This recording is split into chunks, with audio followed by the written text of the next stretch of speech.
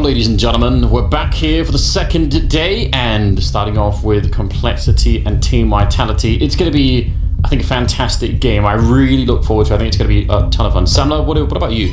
Oh yeah, dude. This is good. I mean, how fortunate are we? Because coming into this week, I'm just like, okay, who we're going to get to cast, kicking off the year, best teams in the world, and you and I get to cast the first seed on the first day and the second seed on the second day. I know. It's pretty good. I'm not going to complain. I'm not going to complain too much here. And I mean, I think there's a very, very good reason why they're seeded second here. But I really don't think people should be underestimating complexity either. They're a really dangerous team for a bunch of different reasons. Obviously, we haven't seen the full effect of JKS, I think, really yet. I think that's sort of not lived up to the expectations. I don't think that means it couldn't, but I just wouldn't underestimate them. Saying that though, I did pick Vitality. I think everyone did. The entire talent lineup went for Vitality. It would be in a this one. stretch to go against Vitality right now. It would. They are. I mean, you've got Zywoo. He's in contention for the top 2 player in the world, right? Like first or second, it's up for grabs between him and Simple. Yes. Not only do you have that, you've got young fraggers that are really coming into their own, and Masuda, for example. I mean, like there's just so much there for Vitality to work with. Whereas Complexity, that's what they were talked about a lot on the desk. It's just constant stories of stand-ins for these guys. They just cannot seem to get a roster to stick together for a long period of time to build on. I know, it's a little bit upsetting because they have such a great core, so we'll see how it goes. Starting here on the CT side, it's Vitality, Complexity on the T side, flashing their way in the middle and running right into Sidewin. That USP, a one-shot headshot to bring down Config. They're going to keep going. They want to see if they can wrap on that B-bomb side and go straight for RPK, but he's taking out JKS, so one arm of the attack already done with, although a little bit trickling into the bomb side there. Misuta showing up just as RPK died, so suddenly it's a 3-on-3 with the bomb down, and they actually have a P250 there on Blame.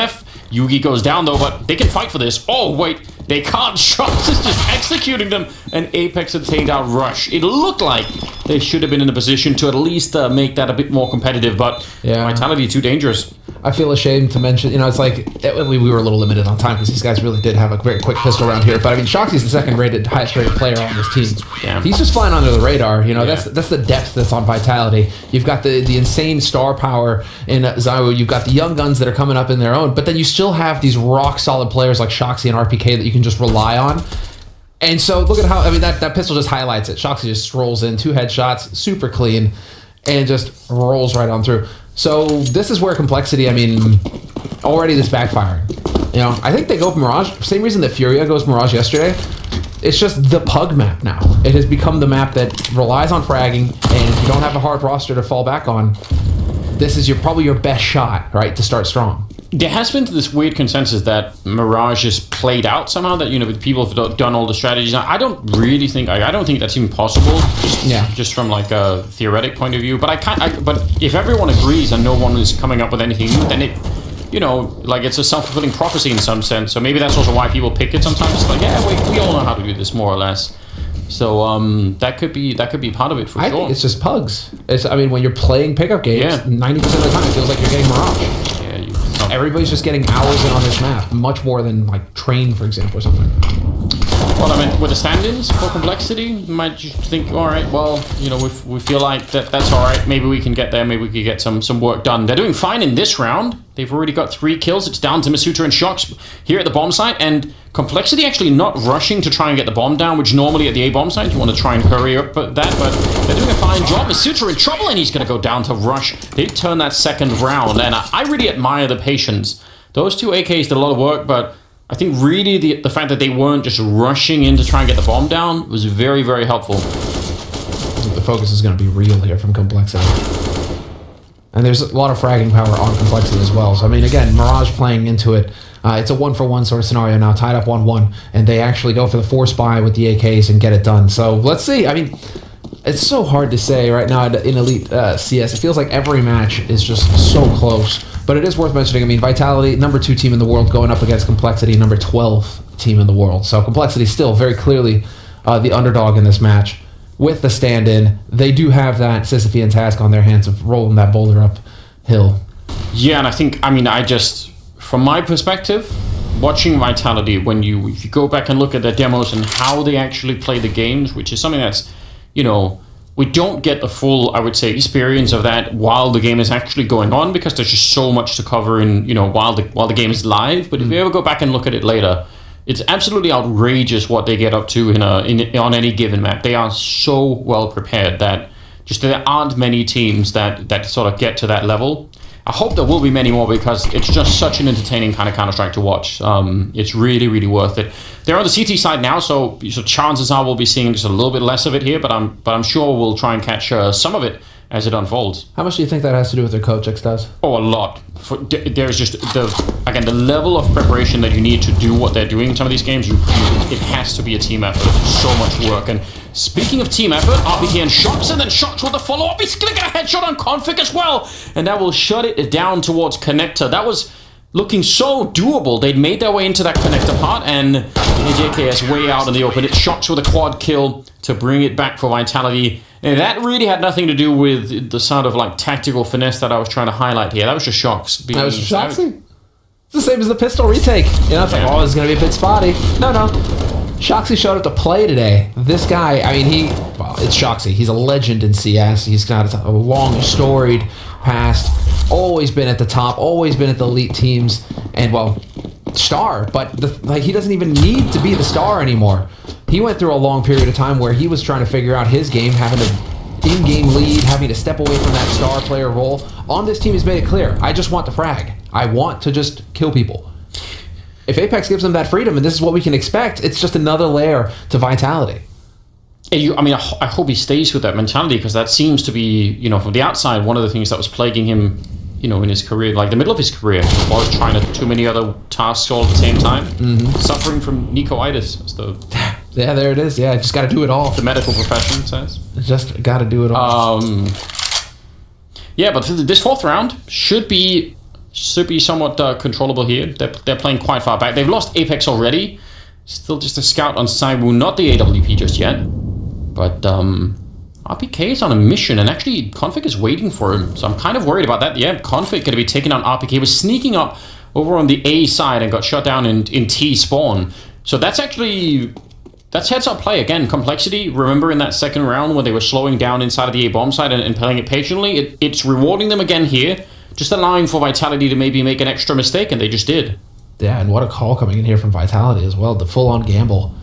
Willing to just risk it. Might as well. Save the AKs.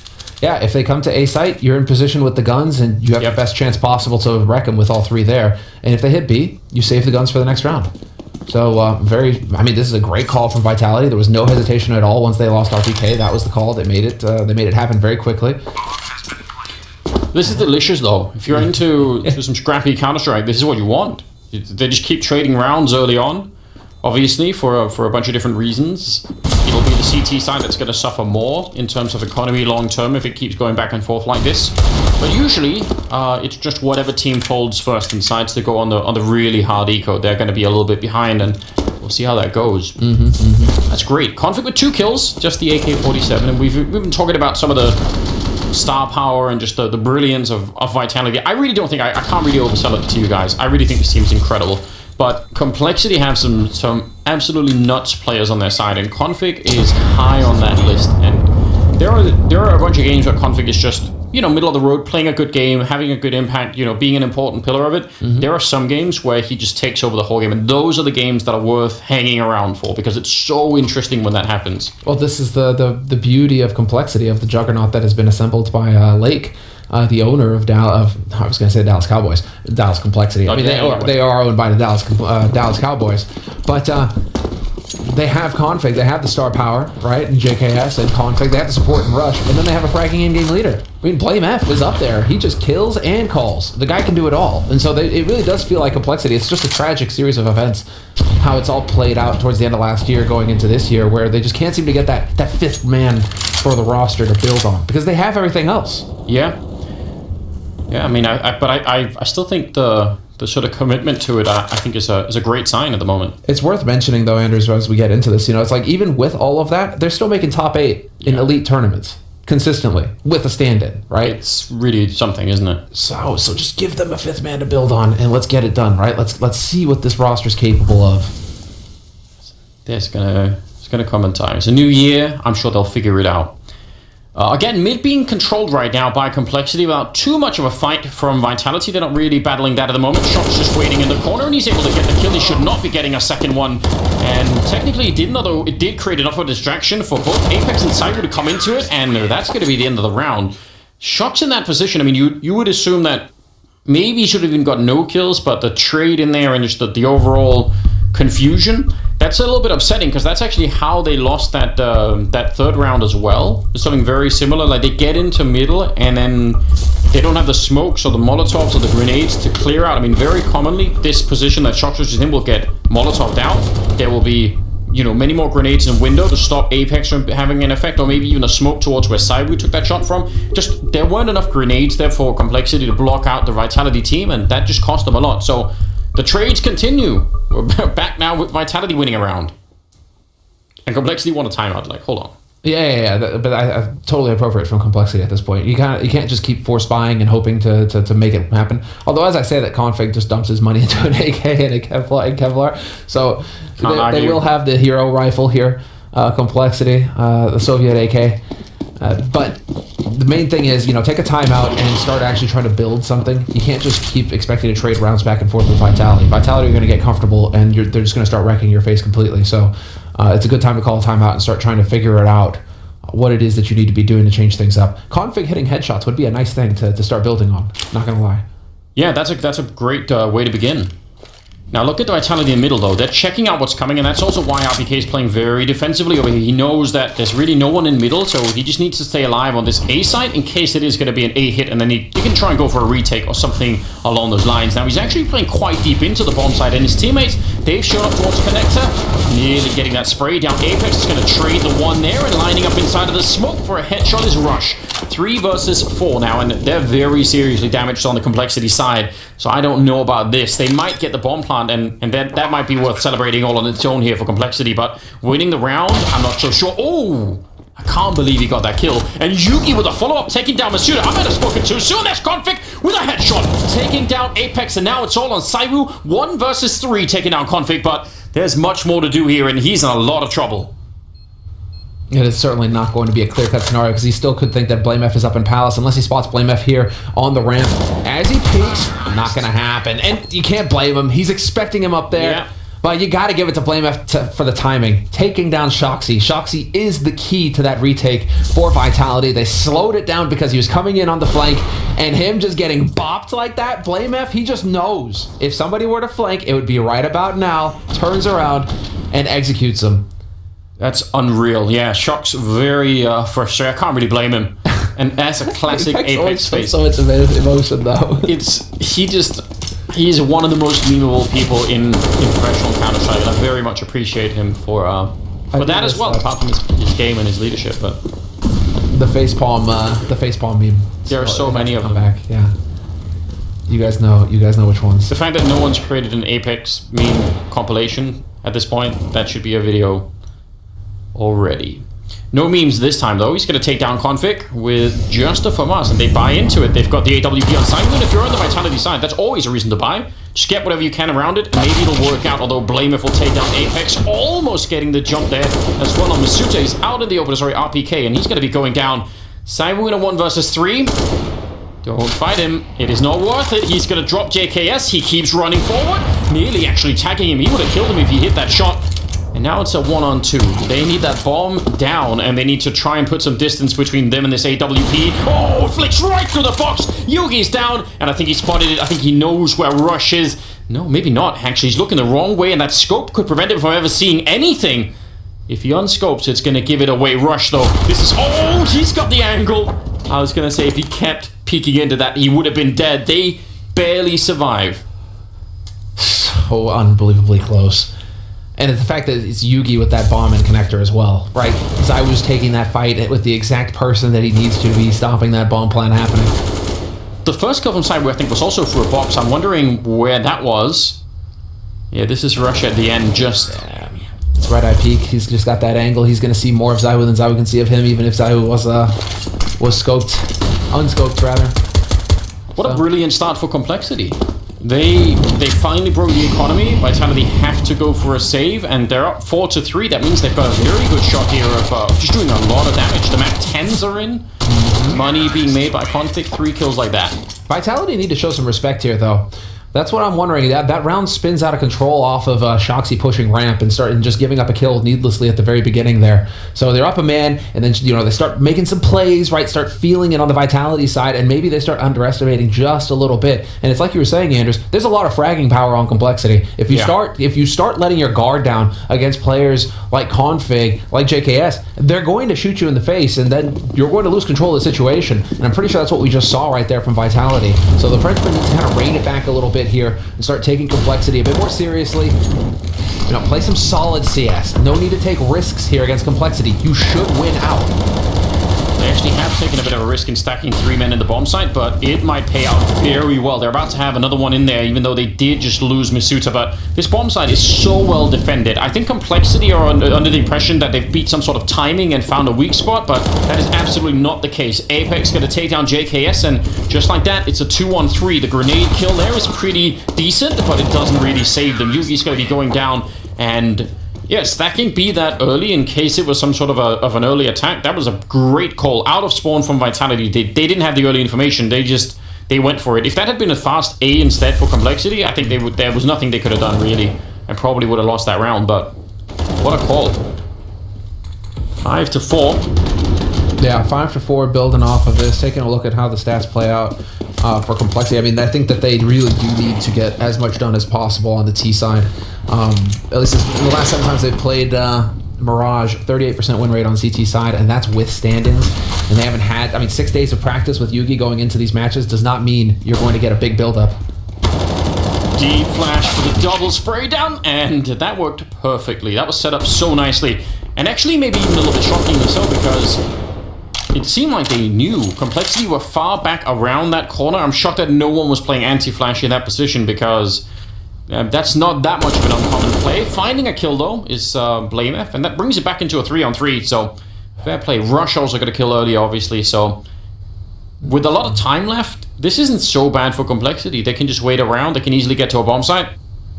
Yeah, Vitality keep giving kills that they don't need to. Misuta being pushed up there, that's really odd. Because of this. Now look at the spread here. What happens is that BlameF slows it down, and Vitality have to spread back out again across the map with 3 players. Apex now has to sit all the way over on the B site. He had to rotate over, and now RPK all by his lonesome on the A site. There's soon to be 3 players here from Complexity. If RPK doesn't frag out, he got spotted, and there it is, the headshot from JKS. Brilliant stuff here from Complexity. It's working out wonderfully. Shoxy's going to be the one here. First one for Vitality on the site. Going to find the first kill on Rush. Gets the second as well. And now we're into a one-on-one. It's the best situation possible for Vitality. Apex, he's already snuck in. He's just waiting there. BlameF spots him. He's not going to miss the opportunity. A triple kill here for the captain of Complexity.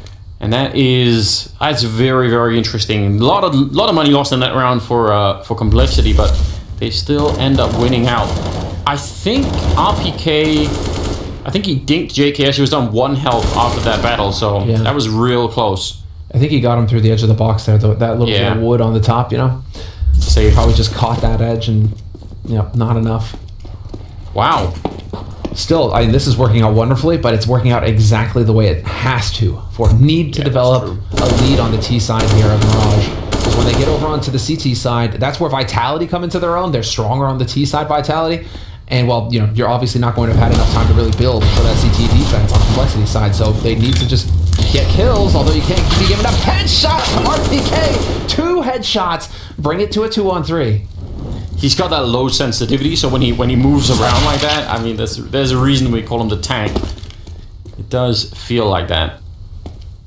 Misuta 1 versus 3 with the Deagle, and bomb is being planted out there. Does make his life a little bit more tricky, and he'll go down to JKS at the end of it. So yeah, 7-4. Things are looking real good at the moment for the Complexity side. This is very smooth. Ooh. You guys are going to see what I'm excited about here. Zawu, he was waiting, and then he goes for the glass cannon off. So we're getting a double AWP set up here from Vitality. This is how they're choosing to change things up on Complexity. They're going to go into the full turret mode here, set up and look for shots. And here's Zawu already finding the first one, top mid, config down. More bodies here for him to take shots at, though. He's got to be careful. Grenade lands on him, and with no body armor, he does take a lot of damage. Apex is going to go down, but Saigo's still in here. He's so crazy. You know, I mean, I can't really escape, but going back for more fights here and not just waiting for teammates, that could be risky. 2-on-3, though. It is looking real good as RPK defeats Rush over at the A side of the map. So now Blamef and Yugi. Blamef got the message. Timing. Bullet to the face. Saru back here. Just peeking for information. And they know where Blamef is, so now he can just run away. They know where both the remaining players are. That is, I mean, it's very, very bold play out of Saru, but that's what he does. He's going to be the perfect spot now. Just falls all the way back. And now with 55 seconds, I mean, that's the one thing, the boon that Complexity have here is that they still have so much time on the clock. 50 seconds, and Yugi's already rotating over here to A. If he catches the flank, fantastic. If he makes some noise, even better. And he's going to try and draw some attention over here, leaving Blamef to clutch it out on the other side of the map. And he is not going to win the duel versus RPK. 1v3, Blamef already having taken a bullet to the face. And Zai was ready and waiting for him as well. Zai was not backed off. Oh, yeah. But he gives up the angle. He does, actually. I mean, he's got no armor and he's sort of low on health, so maybe he's just thinking if he shows up and puts the bomb down, I'm just gonna hang out and wait for everyone else to come, and then we'll retake and win like that. No one's moving. Didn't hear him drop apparently. Now they're gonna start to realize, and Blamef, he is gonna go straight for the bomb plant. See if he shoots him through the box or not quite. He's gonna go straight for it. Doesn't even matter. Nice round out of time. Only the 2 kills, but just the presence in middle really shut down the whole thing. So a 5th round on board for Vitality is really good. And no bomb plant means no buy in this round for Complexity. If they forced it up here, I feel like that would be on a whole new level. Well, they got so much success earlier from just going for force rounds, right? It's looking like they are going to elect to hold into just the Deagles. Pretty much a hard eco. Yeah. Deagles, some Kevlar. No, not even a single flash grenade picked up, funnily enough. Like one flash grenade? One flash chucked over? Always one. Always get one. Yeah, that's interesting. You never know if it could be the difference. But yeah, so we're going to be seeing some deagling perhaps in this round.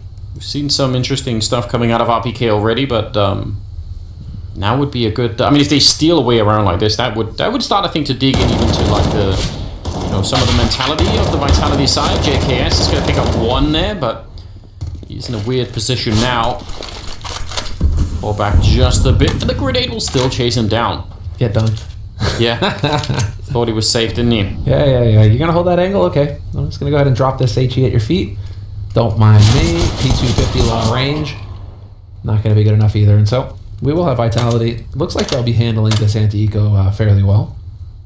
I mean, if they get out of this having only lost RPK, that's actually pretty solid. You just give him the FAMAS next round from Masuda and move on with your lives. Yeah, they're going to be fine with it. That is, even though we're getting kind of late into the first half here, we just don't want to have to play the 15th round with anything lacking. Apex doing a fine job at the end, and again they were only as Deagles. It's an ace, but you know, stretched out. Maybe not the most impressive one, but it all counts. It all counts at the end. 7-6 as we move into the 14th round. And I mean, I still think Complexity have done a pretty good job here getting the 7 rounds. Whether it'll be enough, I think we'll just have to wait and find out. I do think that the interesting bit will be how much the game changes when Vitality are the ones in the driving seat and they can sort of decide what to do.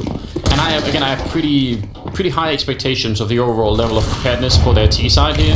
Right. So I think it's going to be tough for Complexity. The T side for Complexity is the T side for Vitality. We don't have a whole lot to go off with though. They've only played the map, the Mirage, twice in the last 2 months. Whoa! There you go. Ready for him. Yeah, you think flying that conflict plane through the skies is going to help, you know, stay clear of the Saibu flak cannon? It just didn't. It blew him right out of the sky. He is so amazing to watch. And again, the same pop flash that we saw earlier, but this time Yugi actually beats it. Shox is going to help out with a little bit of a kill there. Still a 4-on-3 in the middle.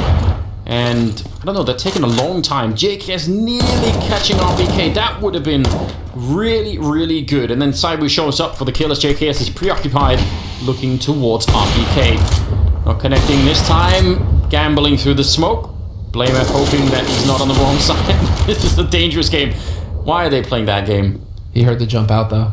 Now does he go Apex? Does he just do it? Just jump out the window. Run him down. I don't know what they're going to do here. 35 seconds, 2 versus 4. I'm not even sure what the plan really is. In terms of money, I mean, they're going to be in a lot of trouble in the next round. A bomb plant here would be critical, but you could even make an argument for saving the AKs, because they really won't have a lot to work with. They don't have the round loss bonus. There are a lot of things working against them right now. Bomb plant would do a little bit to help that out, at least help the rest of the players pick up something. 10 seconds, and Yugi, he's the one with the bomb, trying to see if they can walk into it, but Blameth goes down. Yugi is going to get the bomb plant, so I still think that's very little sort of consolation at the end here. They're not going to get much more done. So an $800 bonus, but they do lose both the AK-47s. I kind of sort of wonder if that's even worth it, but they'll get 3 lost rounds bonus plus the 800. I mean, yeah, it's not going to be the wealthiest buy. I still think the 2 AKs might have been better. Well, let's see. What is this? He's just here to jump. He's just too good, man. I don't understand it. I just don't understand it.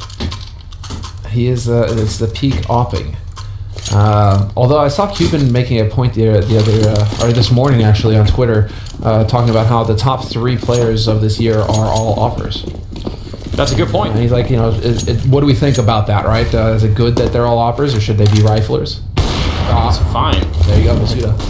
I don't have a problem with it. I still think I think it's fine. I don't want to change anything. You believe in the big snooper rifle? Yeah, I think it's in a fine position. I think people just need to do more, or we just need more oppers, you know, or everyone start opping. It's gonna be fine.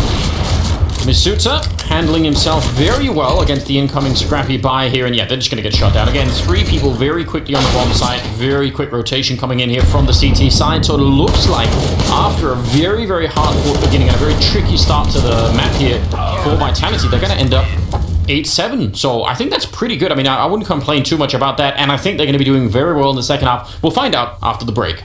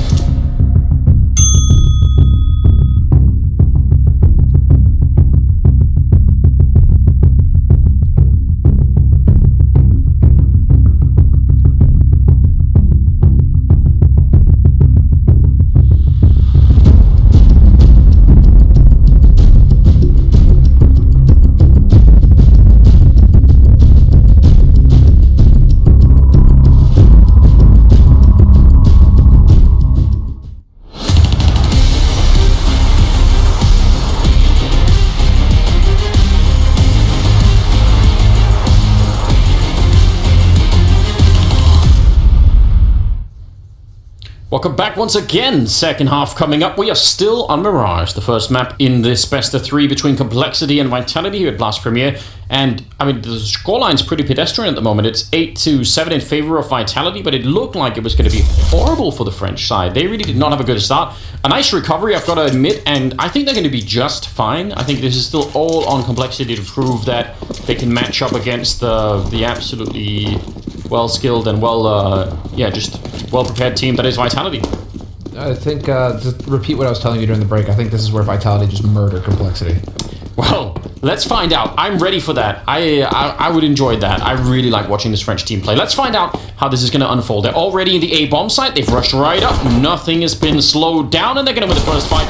Gunning for more RPK. He's just ready for it. He's got many, many more bullets to shoot there. Finally going to start to fall back, but the bomb is already being planted. RPK continuing a quad kill. All of them headshots. And that was essentially a 1 versus 3 for RPK there. He was just fighting them all on his own. And Blamer, he would have loved to have come in with a late lurk here, but there's nothing left to lurk. RPK has already taken everything from them.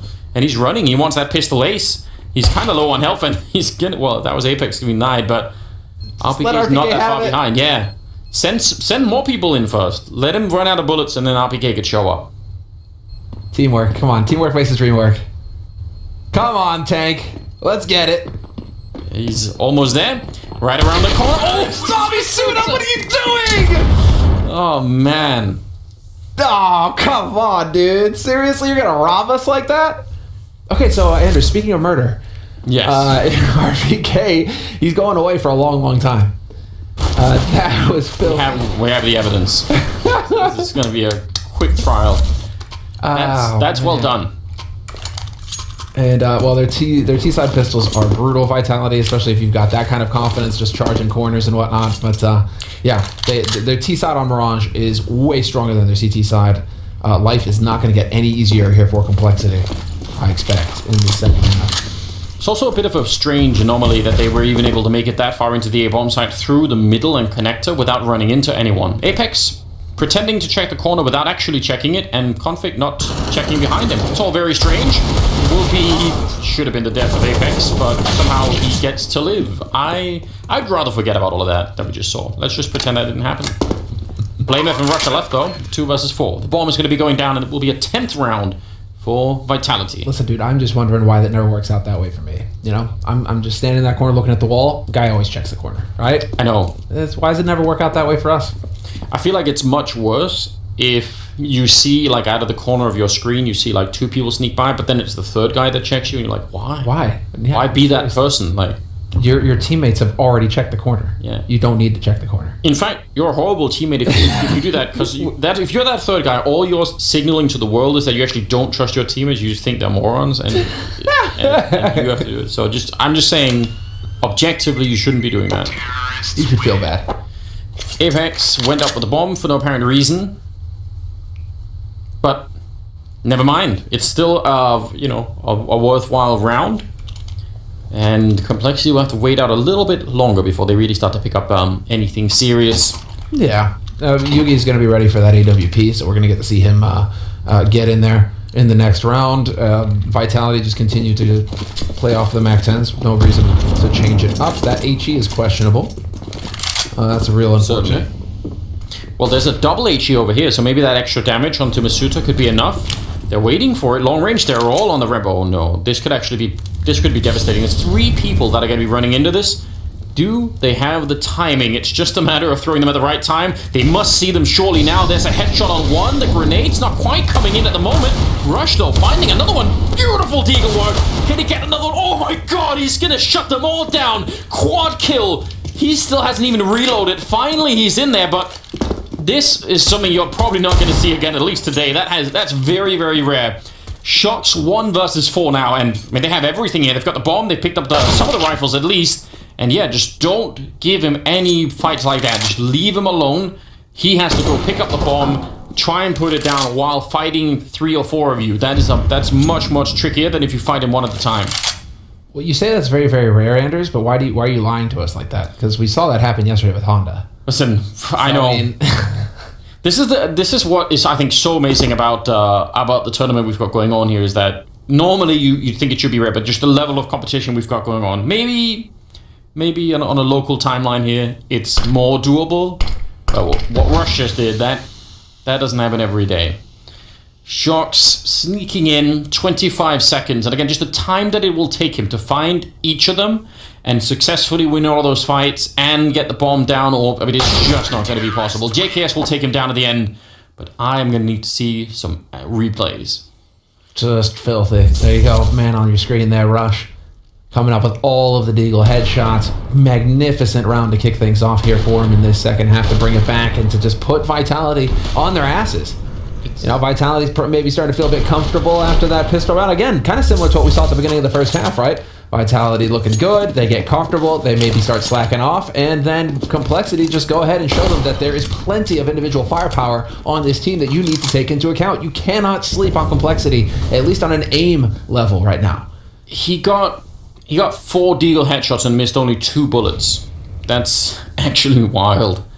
And it was pretty intense. It's not like there was a 10-second gap between all of those kills. They were actually coming for them. Well, look at what that does to Complexity. They were just saving in that round, and because of that, it's straight in double orb and a lot more to work with. They've got a lot of money all of a sudden. Complexity, though, trying to surprise them at top mid, and that's going to lose them Blame F without any retaliation. Cyber nearly went down, but still a 4-on-5 here, and mid control in favor of the Frenchman. Yeah, I think it's dangerous. I think they're going to be able to do a lot from here.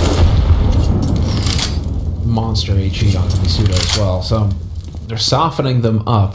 Now, Vitality have now got control of mid. RPK is making his way over here as well, and Shoxy has been lurking Palace this entire time and just holding very patiently. And so the opportunity to go here onto the A side is still here so long as Shoxy stays alive. There's the flash over the top, and they are going to start pushing JKS. Not going to hold the line side with there to overwhelm him. It's on Yugi now. He's got that AWP. He's looking for a target, but nobody has crossed him yet. They have grenades, but they could try and push them away. They're not quite going to smoke that position. So there they smoke the jungle, but RPK and Apex will pick up a kill each, and there's just not even a chance for a retake. And that's shocking. This was yeah, they got the early kill. They get into that 4-on-5 position, but Complexity, again, they're so far back on that A bomb site, which is sort of a weird replay of the pistol round where they just ran all the way up there. Something similar happens here, and it just catches the CT side off guard. Conflict is going to be found by Apex, so everything is washed away here for the CT side. And yeah, they had a lot of money, but a double up means they're going to be hard pressed to put together a buy in this round. Wow, he needs that kill, doesn't he? It's so nuts. That's Blame is going to be kicking himself. He's just thinking like, that's, every other time I'm just getting that, and it's fine. That's so nuts that he does not get that kill on Zyro. Hey, well, Vitality also, it's Complexity. They're going to play aggressive. Blame F, he's going to play aggressive. He's going to try to make plays happen. It's his calling card. It's his style. Thing is with Blame F, though, is that he plays aggressive and he gets kills. So that's why we're so shocked that in that situation, he's not walking away, at least with a 1-for-1. There's JKS, though, chiming in with the Deagle. He's still got that aim, and Misuda gonna catch Yugi in the back. Unfortunate. Complexity losing that scenario now puts him into a 4-on-4, and Vitality accelerating onto the B site. Oh, no scope from Conflict. He can't land a second one, but they forced into this round. Complexity. I'm shocked that they did that. That is putting a lot, maybe putting this map on the line to try and do that, because this is going to be 12-8 if they win this round Vitality, and then Complexity will really be out of money, and they can go on to maybe in a 13th round, and at that point you don't have a lot left to fight with. So 2 versus 3 though in the afterplant, and there is no kit in play at the moment, so they need to be a little bit swift about this. Misuta, he's thinking about it, maybe fighting at that window. Could be dangerous if he goes down. It's going to leave RPK on his own, but he'll successfully win that fight. And now it's suddenly a 2-on-2, and time is running out here with the CT side. It's RPK to continue the spray, catching Blame F in the air, and they're going to win that battle 12-8 now, and Complexity again out of money. And this time, I don't know, could upgrade some pistols, but it's not going to be pretty. Man, and Niveris is kind of grinning behind them. You see that? It's already going well in Mirage. Dust 2's coming next. Niveris is going to get subbed in. And he gets to start wrecking face as well, dude. If the team is fired up after this map going into the second map of this series, yeah, Vitality, they are truly a terrifying team of players right now. Clearly one of the top favorites in this tournament as well. I mean, expected in all of our predictions as well. Everybody, well, I mean, at least 3 of us predicted Vitality. I'm the only one who predicted Astralis. I'm standing by it. I got Astralis' back. I'm actually shocked you got to keep Astralis to yourself. I would have assumed that a couple of more people would have done it. I seriously thought, I was so surprised. But hey, I'm fine with it. It's all right. I'm just surprised that you, Andrews, are the trainer. I really enjoy watching the French room. It's been a French Counter-Strike. It's been a mess for years. I'm glad that it's back and doing better, and I think Vitality are leading the charge really well at the moment. But it wasn't always so. I mean, back in the day, there always had a couple of good French teams out there doing a lot of work. Shocks with a couple of kills here with the AK-47, and I mean, they shouldn't be quite so shaky in some of these rounds. I want to see Vitality win some of these rounds where they're just against pistols a little bit more convincingly. Last round as well. I mean, that was a force-up, but still, they almost gave it away. Now it's Convict, though, and yeah, they're going to be just fine. So it will be that 13th round on the board. And I wonder what Complexity will try and do to make up for this. Now they're at a point where, you know, in terms of rounds, they may need to start to, if they have anything left, if they have any neat tricks to pull out, now is the time for it. And there are many on, I mean, this is one of the reasons why I really love Mirage, is that you can actually do so much on the CT side. So we'll see if they're going to be able to. Throw away. Not happening, unfortunately for you, dude. Config, no saving that AK. Nice shot called by Zaiwu, though, so a little bit of props for their due. RPK, though. See that HE right on top. Boom. There's no weak link on Vitality right now. That's the true difficulty here for Complexity in terms of aim, in terms of kills. Wherever you go, you're just going to get shot by everybody on Vitality right now. So it is kind of playing out the way at least the stats told the story. All right, like the way that the stats were saying, Vitality just looks so good on T-side Mirage. Yeah, you did tell us, and you said it would be murder, and so far that's been true. It's just when you can count on everybody to hit their shots, like RPK, Shakti. There's no weak link on Vitality. So when you're on T side and everybody's got an AK, you're so dangerous. It's just if everybody can entry for you, well, then anything is possible. How do you deal with that if you're Complexity? And right now, the answer for Complexity is going to be the double AWP. They want to go back to the turret sort of style and hope that they can catch Vitality walking into crosshairs. Well, this may be close, at least, to the last stand here for Complexity. If they want any chance of rolling this back and really picking up this game, which I think they badly need to, because I think Dust 2 is going to be a nightmare for them. Vitality are such an impressive team on that particular map. And of course, as you said, they're gonna tag in Navira, and he's got some very, very good stats on that map all on his own. Yeah, exactly. It's not even like that doesn't make sense for them. But this is going to get real interesting here for Rush. He's alone. Contrast that with the 3-man stacks that we saw when they were playing on the opposite side here. Vitality had a great defense over at B. It's Rush alone with a single smoke. He can't even Molotov them to slow them down. Now, Blameth did just show up. He's not going to do enough, though. Rush will get a single kill. A good follow-up, though. Taking down shots and trying to hide inside of the smoke. That's actually really impressive. I thought that would have been done already. But a little bit of teamwork there, and at least Rush getting a double kill. But with that damage and the value of that double AWP, they should absolutely back on out. I have no idea why Complexity are pretending like they're sticking around in this. They're hoping that Vitality continue to make the same mistakes that Vitality have made so far this map, that have allowed Complexity to get a few extra rounds. This should be a much more one-sided scoreline. Yeah. If not for Vitality getting over-aggressive, letting their guard down, and giving Complexity chances to get back into rounds that they shouldn't. Yeah, it's probably true. Complexity is just like, are you going to do it again? You want to come and push us? You want to come? But not this time. Vitality hold their own. They stay patient on that B site. They're going to back on out of here, no problem at all. That's going to put them up on 14 rounds on their T side of Mirage. And yeah, Vitality are just looking so good. They aren't even having that because that's what we saw a little bit yesterday, the pain point for Astralis. That first map took them a little bit of time to warm up, to get going, right? First map of the year after coming back from the break, your first official. And it was definitely, like the 30 rounds of just slog back and forth. And then the Astralis woke up and, just got the job done in, the remaining 2 maps. Yeah, not even that, you're right. But yeah, Vitality, they needed like a half. They needed like 10 rounds to warm up. And now we're just seeing what they're capable of. There's such a huge gap right now in what we're seeing. Yeah, such an incredibly impressive team. 14-8. Vitality 2 rounds away from picking up the first map here. Yuki, though, gonna out-op Saiwu, and that's the perfect start you want to any given round. Just take him out of the equation, and then see what you can do. Blamef is kind of keeping an eye on middle, which I'm really happy about, because that connector in mid into A, that's been a huge weakness for them so far. Nice shot as well from Config, a little bit close, and if you miss that shot, obviously you are absolutely going to be dead. And now, just trading favorably, they've spotted out Apex, or at least now they definitely know where he is. And they're going to win that fight too. JKS doing a little bit of work there with the double kill of his own. And 9-14. That had to happen. It did happen, and now they just need to continue. There's a lot of money on the French side, so that they're going to be buying once again here. But that's great. That's a little bit of encouragement here. Oh hell yeah, he's got the Ridley Scott op. Dude, the Xenomorph op, I'm all about it. I just bought that skin immediately once the operation came out. All right. Well, hey, anything to do with Xenomorphs, man. Come on. I'm not disagreeing, but it does make me sad that there is no good new alien. Oh yes. A little bit of a missed opportunity, and RPK will take down both. Headshots in the middle ringing out. What a lethal player he is. 14 to 9 here. And now, as they're fighting again, that A-bomb side, there's nothing he could do, Yugi, in this position. He's just so trapped. From middle, if he tried to fall back, it would have been Shocks covering him here, and Rush is now alone 1 versus 5. So, and that was all the celebration they got to have. The Complexity is that one round, and then it's Vitality right back in the mix. RPK is 21-14, by the way. He's top fragging in the server.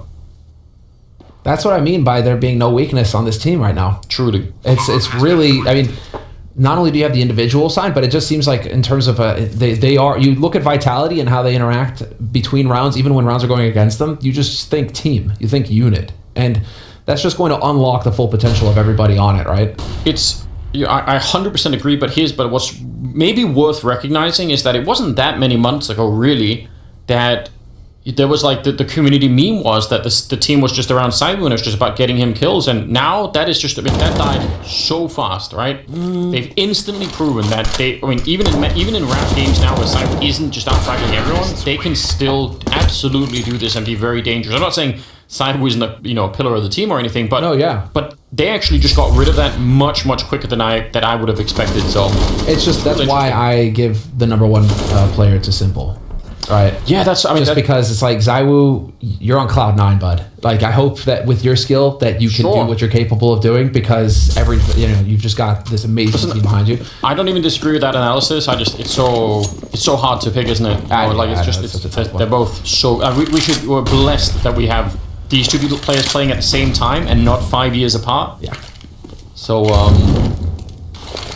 let's just cross our fingers and let's get him in an arena real soon so we can really enjoy that. 25th round, and it is map point for the Vitality side. So right now all of the pressure on Complexity, as it has been pretty much all throughout. And again, it was a 7-8 win in the first half for Vitality. They just barely got away with a little bit of a lead there. The second half has been completely different, and that is that's real interesting. Yeah, Complexity have picked up 2 rounds in the second half. Yeah. All right, taking him down through the box, or through the smoke at the very least. I was trying to stay covered back there. 4-on-4, and Rush is a little bit forward. JKS looked like he wanted to go investigate the A ramp, but he really hasn't.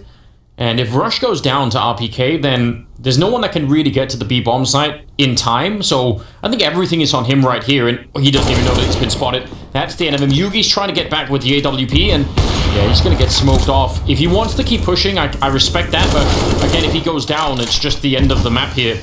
In the middle, Apex will pick up Config, and that leaves just 2 versus 4. Bomb, not even being rushed. They're trying to be real careful here that they control as much as they can, and you will get dropped. So JKS with the UMP, very well done overall. I mean, I think Vitality, you just get a feel for the underlying confidence and level of preparedness. It's really impressive.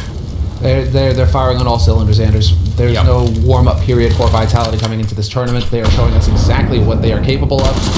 And, well, JKS is going to put up a bit of a fight here, but he is going to get taken out. Shoxy finding the final kill of this map. Dunzo, Vitality taking Mirage in fine fashion. Yeah, I mean, I to some extent, even the scoreline there of 16-9 was looking, maybe a little bit closer than you would have thought. I think that could have been different. We'll go to a break, and then we'll be right back with map number 2.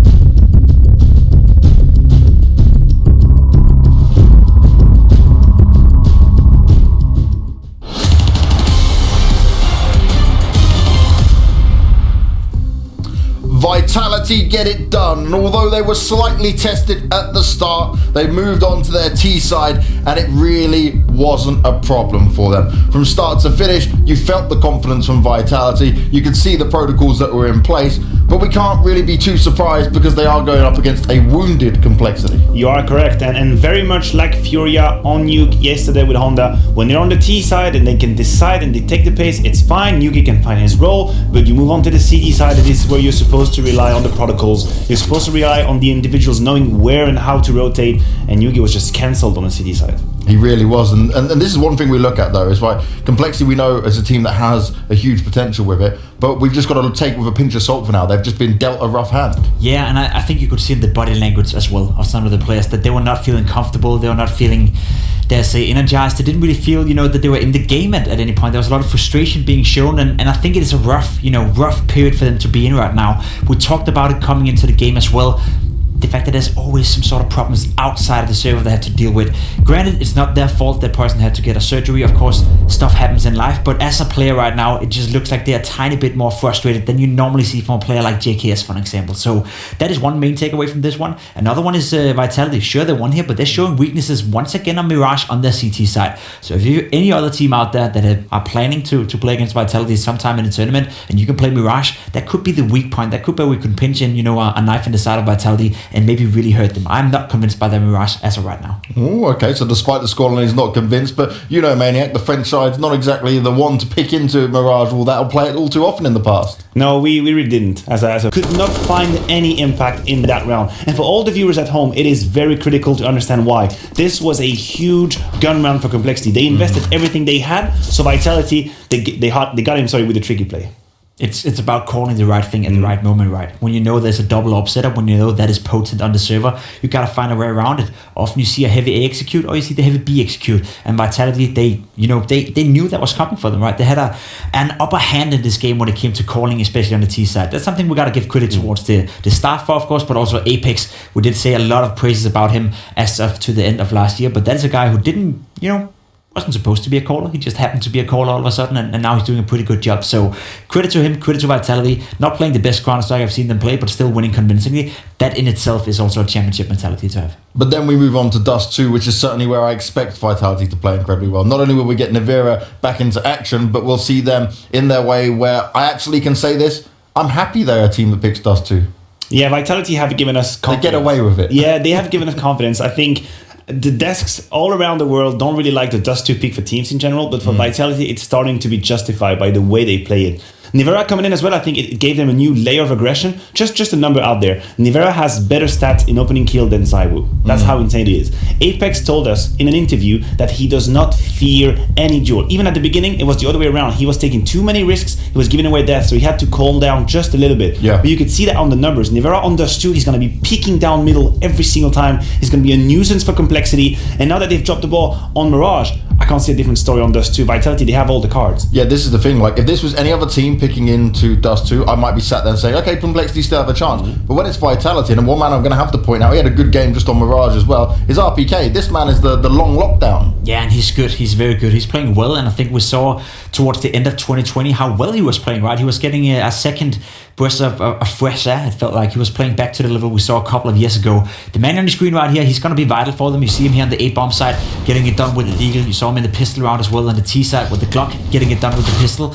He's just dare I say, quiet player without being quiet. He always shows up. He always gets you 20 frags, sometimes 25, sometimes 30, and that's enough for a team like Vitality. So if he's going to continue to play at the same level as he has been as of lately, the last 3 months has been very impressive. Sure thing, Complexity, they have another guy to deal with outside of Zywoo, outside of Nivera, and outside of Shots. RPK is a luxury to have as an IGL. He's an absolute luxury. You just say, Cedric, look, you're going to play long. Anything happen, you get 2 out of them. You kill 2 of them. That's your contract. I don't care if you need any flash. Just ask us. You got to get 2 down. And you just say, okay, I'll do it. And he takes them down. He's so nice. He's so reliable as a player. So describe this to me, right? Because you know him. We don't get the blessings of many English interviews with him. He just doesn't do it. So give me the kind of persona and the idea behind this man, because RPK is a legend when it comes to French CS. I think RPK is like one of the best teammates you could ever dream to have. He's a very easygoing guy. He's never going to spill any negative emotion in the team. He's always going to be calm, focused. I'm about to say, I've never seen him show emotion. You're not going to see RPK being mad or like being aggressive towards a teammate. Never ever. He's also just going to get any position, any role he's given, and he's trying to make the best out of it. He will listen to critique, he'll listen to feedback, he'll adapt, he'll work. He's very nice and stable. He's one of the very best teammates, and even people say in interviews like RPK is one of the best teammates you could have in a team. I think you can compare him to Sipnix a little bit. It's the same personality in the sense that he doesn't stay up the pot. He's not negative in any way. He doesn't rage. He doesn't create any bad emotions or negative emotions within a team. He's just a reliable teammate you can always count on as a teammate as well, understanding that you always know where he is on the server. I doubt you ever wonder what RPK is doing. You know he's towards long, you know he's taking care of himself, so you don't have to worry about him. He becomes a non-factor for your own teammates, so you can then focus on the opponents and focus on your own play. So that in itself is also an attribute. You don't see that on the scoreboard, but you can see it in Saivu, right? I don't think Saivu would be playing at the level he is right now had it not been for RPK as well. He definitely helps elevating a guy like Saivu. Yeah, there's a system around this, right? And there's a system that's allowed Nevera himself, who will be coming in for this Dust 2. It's what we come to know and love with it. This man, right, he sits in the sidelines, he watches, he swaps out for Masuta, and he's straight in, all guns blazing. We haven't seen him start slow every time he's entered. No, it's pretty much from 0 to 100 real quick. Very, very quickly. Nevera came in as an absolute, I don't want to say God, I think God's too much of a word, but his starter was insane, considering he was playing in Heretics before in a decent level of competition. I'm not going to say bad level, but a decent level of competition. He was thrown in Vitality. He was integrated in a way that was successful as well. He was sitting with them for like 2 weeks before he even played. He watched them play, he learned his role, but then when he kicked in, man, he was not slowing down. A quick question, right, because I've got to be real quick on this one for both of you. Nevera, next year, where do you reckon roughly he would end within the top 20 players? I'll say he'll make top 10. The top 20 of 2021. So you're giving us 2 years, a window of 2 years of play actually, at the end of 2021. The 2021, yeah. All right, I'll say he could be in the top 20. Okay. I don't think so. I don't think he'll be able to replicate what he did here in 2020 to that level. I think he'll be up there. He'll be in the conversation, but within top 10, I highly doubt it. Within top 20, there's a possibility, but there's a lot of good players around there. And if RPK and Shox is playing the way there's not enough frags on the server for him. Okay, well, there's outside the top 20 for Pimp. There's me going in for the crazy top 10, and you're in the top 20. We can clip this, we can use this, we can come back to this, but overall, there doesn't seem to be much hope here for Complexity. Nah. All right, I'll hit you up. Nah. No, it doesn't. Yeah, it doesn't, because again, if we go back to the profile of Yugi as a stand-in right here, if they had taken like a crazy outgoing all-pro, just taking all the jewels, disrespecting the structure but making the difference individually, I'd say why not? Dust 2 is a map that would fit that profile. Yugi is more of an all-pro that's going to do exactly what he's told. He's going to hold the position and hope for the best. Dust 2 is not a map that fits that. And in terms of system and protocols, they're outmatched. Vitality are the better team right now. Well, Vitality are looking for the 2-0. We're going to move on to the break. We're going to move into Dust 2. It's time for us to see if Complexity can stand strong or if they will fall at the first hurdle. We'll catch you after the break.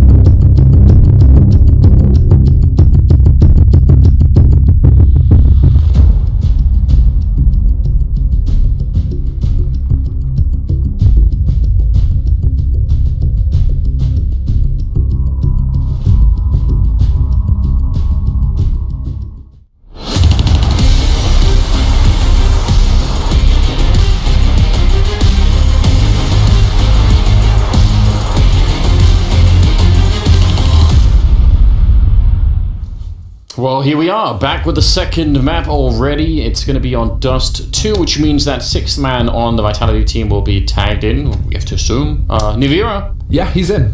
We have it confirmed on the desk already. Perfect. So, and he was warming up. Really big shout out to Blast for once again pushing that bar with the innovation. Sending the cameras over so that the managers could actually give us like that free cam as well in the player room. So sick. But yeah, we were getting a little bit of cam footage there of Nivera warming up and getting ready to go. Little did they know we have spies Everywhere. Genius, absolutely genius. No dead angles now. That's it. No, it's wonderful, isn't it? Well, I think this is going to be a very, very tough fight now for Complexity. The desk did also mention that they were looking a little bit frustrated. Oh man, they've got some interesting memes on that team. Shox is there. Apex right now, just very casual looking, but the faces that man can make are just amazing. I don't understand why he doesn't sell it more.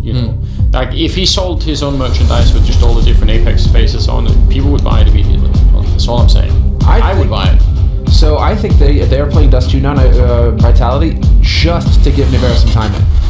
Just to get him a map in and warmed up and ready to go so that he can get his feet wet.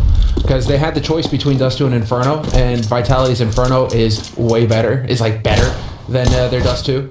So for them to go Dust 2, I think is them just saying we don't need to go to our A game to beat Complexity, and let's get Nivera some time in the server. Well, here we are. They've pushed up in the middle of the map. They're going to catch Saibu up, but it doesn't really matter. Config falls on the A-bomb side, and that means there is a clear path to get here. They're just waiting for the smoke, and then they can make the jump across and get the bomb down. Yugi and JKS, though, are back from middle on the catwalk, now taking a bit of a fight, but out in the open, JKS getting caught, and now it's all on Yugi, and he is going to get trucked by that Glock of Apex. It's just down to Rush now. 1 versus 3, but I don't think there's much he could do. Again, they don't have to fight him. They don't really have... They can if they want to, but the safe way, the 99% way to win this round is just to leave him alone, and he could never really get up there. So, great pistol round. I think the fact that Saiwu got one of those kills in middle before he himself went down definitely was a little bit of an issue. All right, losing some patience there, but eventually they'll pick it up. And that's a team ace coming out from Vitality. Everyone picked up a kill, and they're off to a good start. Now... I've been watching very many demos of Vitality playing on Dust 2, and what's really interesting is actually that, so broadly speaking, their T side I think is actually much less impressive than it should be. That's exactly what the stats bear out, Anders. Yeah, it's weird, isn't it? Because you would think a team like this, and again, I'm sure maybe that could even be one of the reasons. Like, it could just also be that they're thinking we're so confident we're going to win this best of 3, and we actually need we need to improve this T side for tougher opponents down the road. So let's try and do that right here, and let's try and see what can be done. It's just getting in here, but it's just like what played out on Mirage as well. I mean, they start on their weaker side, Vitality, and then they end on their stronger side. So it's just the pressure, the onus is on Complexity to come up with the goods at the beginning of the map. I mean, Complexity need to get as many CT rounds as possible. Case in point, during the grand final of the Blast 4 series, they played Charles on this map, and they lost 6-14 on that map. But it was I think 11-4 in the first half. Just Vitality getting nothing done on their T side, and then a lot done on their CT side. So I expect something similar could definitely happen. Nivira picking up a couple of kills there with the Galil, and that will give them the B bomb side, no problem. A really clean and pretty easily executed B split, and against just pistols, don't expect anything really differently. Although I will say that a somewhat known variant of this B split that comes in a lot for Vitality is one where instead of just doing it cleanly through upper and middle, they'll take someone onto the catwalk. They'll have Apex up there, and he'll make the jump down in the CT spawn with the rest of the B split. And I think that is just really cool. It's not that they necessarily invented it or anything, but I've seen them do it quite a bit, and I think it's really worth looking out for. Well, they're going to lose a couple of players here at least, but... Yeah, at least they managed to recover that AK, and they can pick up the Galil as well, so that's nice. In terms of weapon management, they'll actually get the guns that matter. It was looking a little scary, though, there with RPK just hanging out. Config could have just backed off and saved that AK. It's a little bit unfortunate he didn't. And so, well, chance missed, but the round was still going to go to Vitality. It's a 2-0 lead now for Vitality on the T side, and they're just looking so loose and confident, man. Look at Apex coursing around with Extaz right there. Right now, Vitality are definitely feeling the confidence that they are the best team on this server. There's no hesitation. There's no doubt about it right now with how things have played out on Mirage. And so going into Dust 2 here, It's like Vitality can just go full out and just say, this isn't even my final form. Because they're not even on Inferno. They've just kept Inferno in their back pocket. We get to see that later on in the tournament. I'm sure you will, and that'll be worth watching too. Ooh, RPK alone here with the kills. That could be interesting. They could try and steal that away. That's something to work with. Apex making a lot of noise, running right back into config. So that was pretty careless, and he pays a price for it. 3 on 3, and a little bit of focus may be needed here for Vitality. There's absolutely no reason they should be losing this round. And losing RPK, down there in lower dark is not great, but it shouldn't really matter. And I just think maybe a little bit of focus there just to make sure that they don't give up anything else. Pushing out long, that's one hell of a shot coming up from Blamef, taking down Shocks, and, well, they're going to fall back a little bit, but they can't fall all the way back to Catwalk because the bomb is planted in a really awkward position here. That's a nice shot. Now they're going to go straight up fight. It's a one-on-one, and Blamef is real low on health, and he's going to go down. Didn't even need the headshot, but he got it anyway. So that's way too close, and I don't even think that was not even necessary for Vitality. So, a little weakness there that I think, Complexity would have loved to have exploited. That's what we saw in Mirage. Yeah. Vitality start getting a bit ahead of themselves. They start horsing around a little bit, and then you start getting kills for Complexity, and rounds get a whole lot closer. That time they saved it, but on Mirage, we saw a couple of rounds go Complexity's way that really shouldn't have. And so, Vitality need to keep their game tight here. They cannot be slacking off. Not against Complexity. Complexity just have too much firepower. That's not what's holding Complexity back. It's the lack of practice as a team that's really hurting Complexity right now because they constantly have to play with the stand-in. If they could just have that 5th man, all right, that full team to build on, Complexity would be so much more of a threat. But also, I think there are some other teams in the pool right here that Complexity, with maybe some of the lack of structure, could match up better against. Just that Vitality and Astralis, I think those two teams specifically, they're going to be so well prepared. It's very, very hard to beat by just having firepower, because I think they have so many ways of dealing with it. But we'll see. We'll see if there's going to be a chance here. They almost did it in that last round. Nivira sneaking past the Molotov will slow him down. He would have loved to have crept past and just try to get that done. He's right on the edge of the Molotov, and he's going to get shot in the face. Config, that is a critical kill. Saiwu, though, is in B, and he's actually flanking them, almost catching that one. Apex goes down in the meantime, and Saiwu, he's spotted out too. He knows where they are. Has he been seen yet? I don't think so. This could be a really round-changing thing, but Blamef, the timing could not have been better. I don't know how they knew how to look for him, but that is actually a saved round for Complexity. They could have lost that even up until the end there. That is well played. And it's so insane that Blamef is there. Yeah. And that it just doesn't, sometimes it just doesn't work out for you. Sometimes, it's just like the guy goes right around the corner, you barely miss the set, the timing does not line up, and you aren't able to make that magic happen, even if your name is Aiwu. So now, well, you're going to have Vitality. It's looking like we do have a tech timeout getting called here. Vitality is in the lead 3-1. Yeah, but now the fact that they lost the 4 rifles and Saiwu won that 1 versus 2 in the last round, they can't really buy anything here. They're actually, they're not in trouble really. It's early on in the game, but just in terms of money, that's going to be very, very annoying. Could buy a glass AWP, glass cannon AWP on Saiwu if they wanted to be real crazy about it. I wouldn't recommend it, but it could happen. It could. I imagine we're just going to see, AK armor instead. They're going for it, dude. They go for the Force, but... Yeah, they're going for the Force. I thought that they would actually just play the long game and go ahead and say, right, okay, we'll let Complexity have a second round, and then we'll just proceed to smash them from there. But they've elected to skip the round and go straight to the smashing, Anders. Vitality, 2 rifles and a handful of nades along with some pistols. They're going to get in there. Well, let's see if it works out the way that they've planned. 3 early over on long for the Complexity side on the defense. And actually, look at that. They're pushing into upper dark. RPK is waiting right here. Could be a good position, but JKS is going to be just a little bit quicker. And with a slightly more powerful weapon, takes him down. He's on the board, JKS. That's his first kill. Yeah, for him. With an op, no less. Whatever it takes, right? Yeah, whatever it takes. Not sure what to make of that, but fair enough. Double off setup here as you... Oh, nicely done from JKS. Catches Apex perfectly, and that's 2 kills for Complexity. Double op on Dust 2. Name a better duo. Now, I think when you force into a round like this, it's maybe fine if you don't win it. You can justify it if you get enough damage to the opponent's economy, but so far, that's not really happening. Nivira trying to do a little bit of a job there. they need even, I think, another kill, and preferably get one of these AWPs away, because otherwise this force doesn't really make a lot of sense. Now, yeah, Cywoo spotted it out. He also wants the bomb plant. He's very conflicted at the moment, and finally he's going to go straight for it. Shots down the middle. It's going to be a kill. The double spray would have been amazing, and, well, he's very much locked in. Fire in front of him. He can't stay here either, and he'll get taken down from Yugi. So 2 kills in a bomb plant.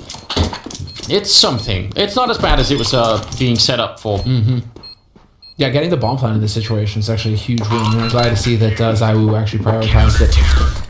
Yeah, that helps them out. Just getting the money in, and your next round is going to be everything you possibly need, right? It's not going to be some weird force guy. And so here we have it. Double AWP setup. Now Vitality are going to be aware of that. The ops were saved, and so we'll see how Vitality like to try and change it up here on their half-buy round. Because they are not going to be going for the force here. Vitality, this time around, it is going to go just to the pistols. Well, that's also why it was so confusing that they forced into the last round. Yeah. Because, you know, it did put them in this slightly strange position. And the other reason why, because I don't really mind if teams force, but it's just when you've got Cywoo as that super weapon with the AWP and you're on Dust too, wouldn't you just, you know, rather have that as much as possible instead of having it force an AP? But never mind all of that. Blame F in the middle, and that's going to be an incredible trade coming out of Vitality. 3-on-3 now. The guns are a little bit further back. Hard to pick up in the middle there. Config is sneaking in to try and catch them, and Rush is waiting right here with the org in position. So Config is actually, I mean, he's moving the wrong way essentially, and they're looking for it. If they catch Rush, this could be a 1 round very, very quickly for the French side. You could see Nivira's really thinking about it. They don't have any grenades or anything to check this with, so that's the only downside of the moment. But walking right in front, he's going to get the 1 kill, and Nivira spins. I can't believe he got that headshot. And Config, he's almost getting shot at the side of the head. Takes a lot of damage, and now 2-on-2 and a 1-on-2 as Config picks up the kill. It's Apex, and he is being burned out. I don't know what he can do. He's sitting inside of it. Oh man, tough call. For a split second there, I believe Nivera was going to hit that shot on Config, and it was just going to be just this insane Deagle clutch again. And it could have been his mark yet again on Dust 2. We are going to get them. Yep, saving both AWPs. Plenty of time for the defuse, no worries at all here. So Complexity focusing on the important bit, which is saving these ops. Let's see from Apex's perspective, because JKS also died against Blame F down here. Wait, what? Nah. That wasn't him. Don't worry. Okay. But he tried. He tried. I guess that's what dinked him. It must have been because something did come. So that's why we got the replay. Great job on the replay, guys. Because I guess that the other one that could have shot him was Nivira, but he obviously went into the B bomb site. So, wow. That's a little bit mental. Here we go. Cywoo spawning close to long. He's going to run straight for it, but no one will be there to greet him. And as a result, he's going to say, all right, fine. Then we're taking long. And why not? Yugi, I love this, though. Pushed up really aggressively towards the catwalk. Trying to get that position. It's going to be flashed away. And shots at the same time will actually take down Config. So maybe not the best start here for Complexity, but they have tied up the scoreline at 3-3. Exactly. And again, it's worth mentioning, every round here on the CT side for Complexity is worth its weight in gold. Yeah. They really need to just try and just get as many as possible here. So them being tied up 3-3, them still having the double AWP to play with, I mean, this bodes well for Complexity. Vitality are the ones who just go for the usual meta right now, which is to swarm long, take it over, and then use this to force Complexity to spread out. The thing is with Blame F, though, he's such a baller. He's like, actually, no, everybody just group up together. We're going to just hard stack this. Yeah. If they go B, who cares? But if they go A, we're going to be ready for him. Now, I wonder how they'll react, because there's going to be a double smoke going down here, and some teams will try and flash their way through and fight, and that's exactly what we see. Right through Rush with a beautiful double kill, and Yugi will pick up one in the meantime while all of that chaos is going on.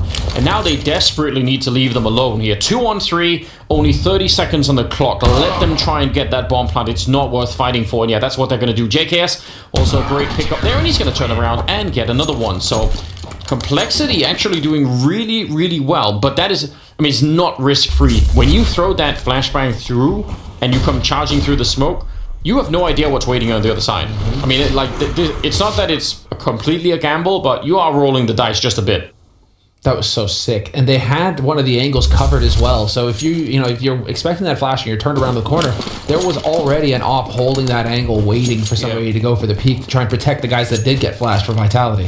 So it's layers on layers here for Complexity. But what a call from BlameF, dude. That is sick. Just get all 4 over there and say, right, this is it. This is what we're doing. If it works, perfect. If not, well, we look silly. Turns out they take the lead now in this first half. But again, also potentially, right? If they'd come to the other bomb side, they would have at least saved the double orb and everything else. I mean, there's a lot of equipment in the balance there, so yeah, it's a huge risk. But you could maybe understand what's going on. They are set up for, I think, just timing on B. Yeah, all grouped up, Tech-9s. Let's go. Got a couple of flashes over the top and just hit that ground running. And Rush here, he's about to be in for a whole lot of action. Lurk smoke goes down, and they are going to be through this smoke. Surprised he's not just holding down Mouse 1. He's hoping to hold on just a little while longer, and his teammate is going to show up to support him. JKS with the double.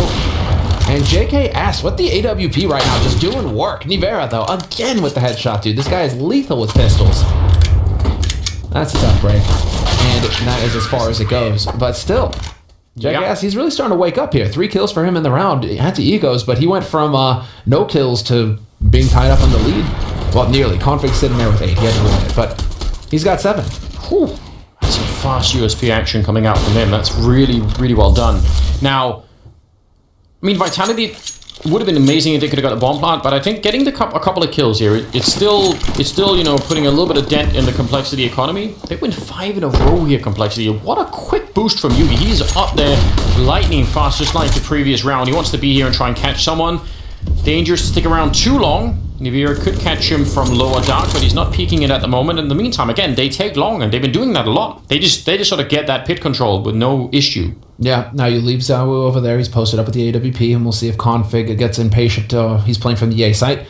In the meantime, Yugi still just waiting to see where is the reload. And Apex with the bomb gets caught. Rush is still here, though. Nivira knows it. Looking for the duel. Not quite going to find it. He is now stuck. Yugi misses the shot. Cannot let that happen. You got to get that kill. Wow, man, if he'd have got that, it would have been really good. Finally, they would have been a little bit up in this round. Now it's a 4-on-4. Still a minute left on the clock, and JKS just making that run past. That actually looked very dangerous. They're sensing that it's going to be a little bit of pressure towards the B bomb side, so they're starting to lean that way. JKS getting over on that side to help out Rush. It's only 1 smoke and a Molotov left on RPK, so that very limited what they could do here, Vitality, in terms of incredible executes and all the rest of it. Well, getting the kill on Config, and there it is, Nivera. Taking down JKS in mid, and that means that all 4 can group up here, ready to go for Vitality onto the B side. Rush is all by his lonesome. At least he's got the AUG. He can still do this. If he plays these angles correctly, he's doing a perfect job. Bazaiwu with the trade. Shuts him down. That was so sick. If somehow Yugi would have got that shot, Time would have probably won in the round. Instead now, he has to walk into the middle, and Shox is just playing in a position that's very hard to clear him out from. I don't know what Yugi's meant to do. If he picks up side, we could probably defuse the bomb before Shox could even show up, but that is part of the problem, isn't it? How do you take care of Saiwu in this position? He's very hard to catch, and he's going to be covering that position just fine. Shox will eventually turn up for the kill, and it will be another round for Vitality. Having just lost 5 in a row, so I don't know. In Complexity, we'll have enough money to buy, and I don't know about this particular round. I mean, this is such a good start for Complexity, catching the bomb out there, but I don't know, JKS, it looked like he should have been able to see them even walking through the door, or at least he should have been close to. They really caught him off guard. Man, Rush did everything he could there, though. Yeah. 2 kills, played the angles, tried to turn it into a series of duels, which is exactly what he needed to do. And it just does not pan out for him there, so tough break. But this is going to be the first tack timeout getting called here by Complexity, and it's probably the correct time to go for it as well, considering that was a bit of a frustrating one to give up. And you're now going into a bit of a weird round where it's not going to be the strongest buy for you. So now, well, I mean, again, it's the T side for Vitality, and I'd be curious to be the fly on the wall, right, in the team speak for Complexity to hear what they want to adjust, because right now Vitality, I mean, they're going for the long take early. Yeah, it's been pretty consistent. Well, and they've been allowed to get that so many times that you start, Well, it's the nade game, isn't it? It's that, but it's also Complexity not putting too much effort on it. Just saying that they are putting everyone over at long. So now they do want to fight for it. Apex is making the jump out, and let's see how long he's going to be able to live here. I mean, if it's a long time, he could be buying, just a lot of distraction, but eventually he goes down. And are they going to react behind it? Yep, out the middle before anyone else shows up, and it leaves JKS alone inside of the B bomb site. They might have just traded Apex for a round win on the B side here, and that would be worth it. Quick trade there, and yeah, that should be a bomb hunt. They're actually trying to come through, but Cyber's just going to stop them. Doesn't care about flashbangs or anything. He's going to take down Blamef as well. My God. He's so sick. They knew that was such a sick read. I mean, hindsight is 2020, but what a sick read. Complexity. They're clearly done with the shenanigans at long from Vitality, where Vitality keep getting players into pit. They decide to address that, and Vitality are one step ahead. Apex, man, dude, he is really shaping up into a god tier in game leader. It is so sick to see. He is, and it's sort of significant that it's him out there, although I suppose anyone could have called it. But when, he doesn't just get killed by a single person and has no idea what else is going on in the round. Like, he sees more than that. He knows there are more people there. Yeah, so he's the first line of that information. So he's just instantly going to call it in and say, go, go, go right now. Yeah. And there's no hesitation. They're really quick about it. So sick. It's so sick. This team, I mean, it's just a killer unit. Yeah. No hesitation, as you point out, right? If you're in game leaders, calling the shot and you just go. That's exactly what had to happen there, and now tie it up 5-5. I actually saw them run pretty much the same strategy against Astralis, as I said, in the grand final when they were playing back in December. Now, another cool strategy that they ran was very similar to what they've been doing here, where they take long, but then they had a strat where I think they ran Shocks and RPK up Catwalk to basically sort of, attack the A-bomb side from two directions, but they did it very, very fast. They were on that Catwalk so quick, and they didn't stop pushing, they just kept pushing, and if there's a 3 or 4 man sort of push from the CT side down at long to have that fight and take that control, that can really catch you off guard. Now, it looks like Complexity are not that vulnerable to it, because they do have this early boost with Yugi all the time here, so they would know that was coming, but if they get the timing down right, it could be incredible. Now, Vitality have elected to just go ahead and play on the Complexity stacking A. It is going to be a whole lot of action here for Rush in just a moment. He has only got the Deagle, but we've seen what he's capable of. Only the 1-for-1 trade, but that's good enough. Him going down without anything would have been a bit more expected there, but at least he was able to get the one, and now Vitality will be able to get the bomb planted. Complexity with that AWP, with that AK. You want to get those guys out of harm's way. Just save those for the next round, and then leave your pistols kind of hanging around here and hoping to catch an exit. Shoxy should be close enough to hear Blame F step. Yep. He's going to hear a whole bunch of them stepping here, so Shoxy's going to be at risk. Oh, JKS is going to catch him in the back, isn't he? Yeah, out of his field of view for a second there. Could they get another weapon? Yeah, second AK picked up. Can they keep it is another question. Actually, that's a nice shot out of JKS. I would, let's say, try and stay away from this. If Vitality lose another AK, yeah, it's a bit annoying, but it's not going to be the end of the world. Whereas if Complexity could keep both the AKs, which it looks like they will, that is great news. That's for losing a round. That is really a good job here on the Complexity side. They've set themselves up nicely. That cost them a lot, and it cost the Frenchmen a lot. So if they can win this next round, it's going to get interesting again. And I actually think they need to. I think the fact that Vitality have 6 rounds already is horrifying to Complexity, or it should be. It should be, considering their CT side is very solid. Vitality, stronger than their T side. Much like the way how things panned out for Mirage, where their T side was stronger than their CT side, and yet they're still just able to come out ahead. And so Vitality have really set themselves up for success on the second map of this series. And this is after beating up on Complexity on Mirage. So Vitality right now in the lead, 1-0. Looking very good. And they catch Config out in those long double doors. Been a bit of a pattern now, a couple of different ways, but Nivira playing on his own, and then the rest of the squad, the other 4 on the team, doing whatever they're doing somewhere else on the map. Classic grenades for a B-split. JKS knows it already, and he's going to go down anyway just as they pop inside the bomb site. Rush, I have no idea how he could ever live through this. Nivira was just at the window, so even if Rush got a double kill as they came through, it wouldn't even have mattered. He would have been dead almost certainly no matter what. So Blame F and Yugi far away, saving what they can, and Vitality could even go hunting for them, I think, if they wanted to. Yeah, this is the one where it feels like Vitality are just not fully in control. Complexity are going to be, they're in that phase where we've pointed this out in the past, where certain players are going to feel like they need to overstep, like they need to overstretch themselves to really make the difference happen, right? And so Config with that push there at the beginning of the round, right? That's the first time we've seen that kind of aggression from him there, at least not since like the pistol at the very beginning. So, I mean, him going for that now is playing into Vitality's expectations, where they're going to start thinking these guys are going to try to make plays. Let's just hold angles, shoot them in the face when they do, and then capitalize off of that, right? And it's the slippery slope for Complexity now, because if you keep doing that, Vitality are going to keep punishing you. Well, Vitality, they have money in the bank for a buy, so they're going to go ahead and see if they can get these guns off of Complexity. Blame going to get traded 1-for-1, so no AK, but Yugi holds on to the AWP. Yeah, so worth it for Vitality to throw even an extra kill. Man, it looked like he almost could have caught the timing there.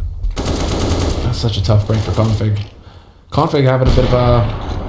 I mean, he's kind of cooled off a little bit. Early on, he was at 8 leading the way. Now he's just at 9 kills, Config. So he's kind of cooled off going into the last couple of rounds of this half. And now he's got the Deeg, so let's see what he can do. I mean, that B-bomb site's been such a weakness, and they're testing it again. If Cyber got that kill right there, the rest of the team were ready. They could have got almost immediately, so BlameF is coming into the middle towards CT spawn to try and help out, and that is normally how you would try and deal with a weaker B-bomb site, is you would be ready for this type of a B-split to happen. So I can't really even blame them for trying to do this. We'll see if it's going to be quite enough, or if it'll still be an issue. Well, this is after conditioning Complexity to have to worry about A-Long. And so if you're going at the very beginning in these halves, let's see it already. JKS going to get the punish on Nivera. Big shot there. Man advantage now for Complexity. What was he doing? He's just trying to make plays. I think he thought that he had done a lot more damage to JKS and thought he could just have one-tap him with a pistol or something, but that wasn't really within range. Simon and Apex pushing up on Catwalk, but I think Yugi's found out, and BlameF surely knows now. He's in a little bit of a fight there. Gonna win that one against Apex. Yugi will start to fall back, which I think is a smart idea. Just again, even if they get the bomb plant here, it should be 5-on-3. Shot through the wall to take down Config and Saimu. I mean, he's still alive and kicking with that AWP. Bomb is finally going to be going down here. A big chance for Complexity to do something. Although Shox is, looking to shoot them in the back. Saibu instead goes dead on against Yugi, and he's going to win that fight. Shox goes down. This is not over yet. RPK is here, and they need to find a way to take down the French sniper on the other side. He's going to miss his chance the one time, and now all three are coming for him. He sees his chance, pulls out the pistol, and he could have nearly had JKS as well. They do have a kit, and they're going to be able to win the round, but he is so lethal. He is such a beast. Because I was fully expecting him to join the Ace Club so far. We've had 5 aces in a day and a half. Yeah. So far. Pretty solid ratio so far of aces to rounds in this tournament, shaping up nicely. But again, this is a big round here for Complexity, and going into the last 2 rounds of this half, it will be a full buy for both of these teams, and I'm very curious to see now if this is when Complexity realize that they've been gamed by Vitality, and they remove that focus from A-Long and start shifting it back over towards B, because Vitality, after conditioning Complexity to worry about A-Long at the beginning of the half, now they've got a bit more of a presence towards mid, now they got a bit more of that presence towards long, and now we're shifting back over. Dude, it's games within games here. These guys, they're on the read. It's going to be a late take from A-Long here. And Config with the nade in hand. Not what he wanted. Definitely not. He's going to get caught, and that's a bit of a problem. Yugi now trying to make up for it. That's such a bold play. And actually, he did get the shot on Apex, but probably not worth it. 4 versus 3 now. Bomb is all the way in pit, so it's going to take a little bit of time to recover that and get it up there. But they have all the control they could possibly want here. And Complexity cannot... I mean, they can't really lose these rifles, as much as it sucks. Unless you get some random kill here, maybe you need to save. I think so. Unless you were to get it immediately, right? Yeah. As the bomb gets planted. The bomb hasn't been planted yet, so they've got that going for them. So again, there we go. Double flashes. Over the top rush. No fear. Charging straight in. Zywoo's got the angle on him, though. And Zywoo's not going to miss a shot like that. Easy peasy. JK has to blame that flash to Y for Complexity. And while they have yet to get the bomb planted, Vitality, but already Complexity backing off. They're just... Bomb doesn't even need to be planted. These guys are already thinking about saving. Yeah, and I mean, I think from both teams, I appreciate how they were playing this. Vitality just not rushing to get the bomb now, because that's one of the few ways in which they could lose the round. Is who knows if there's like an extra HE and you don't want to be planting and getting double naded. So they're just taking it slowly. They had the time for it anyway, and Complexity realizing, we can throw away from us and maybe it'll be alright, but the M4 and the AWP not so much. Oh, that's just unfortunate for Yugi. Yeah. Trying to make a big play at the end, but it's going to be 8-6 in favor of Vitality. And again, I can't really stretch how much of a problem that is for the complexity side. They are going to have to... I don't even know what level of preparedness they're going to have themselves on when they go into the T side. But it's going to be a bit of an uphill struggle for sure. It is. You just got to hope that your guys are going to hit headshots, right? I mean, a lot of them. For complexity or vitality right now, I mean, it's going to be Navi or Liquid who you're going up against if you drop into the lower bracket. And it's worth pointing out, guys, that this is a double elimination bracket. We're not in groups here. Right now we're in the upper bracket. You lose this, you go to the lower bracket. But if you lose there, you're going home. That's it. And it's $600,000 first place prize money. So you do not want to be going home early. There's a lot of money on the line here. So we're just jumping down the middle more or less and trying to get the timing as Blamer. He's going to get the 1 kill. I mean, that's even better than it could have been there. It looked like he was just getting overwhelmed. 3 versus 4. Config alone up on that A site. And he's got data shuttle with almost no grenades to try and stop anything with here. But once again, Vitality slowing it down, holding a little bit of a break to make sure that they've got everything lined up. An amazing grenade lands right on top of Vitality. Could this be enough? Config comes in, a bit of a kill. The bomb is on the ground now, and he's backing up, trying to not get flashed, and they're going to win the round 7-8. They get one last in there, which I think is a damn good job. I mean, I'm quite impressed by the fact that they managed to win that round. Could it be enough for the second half? We'll find out after the break.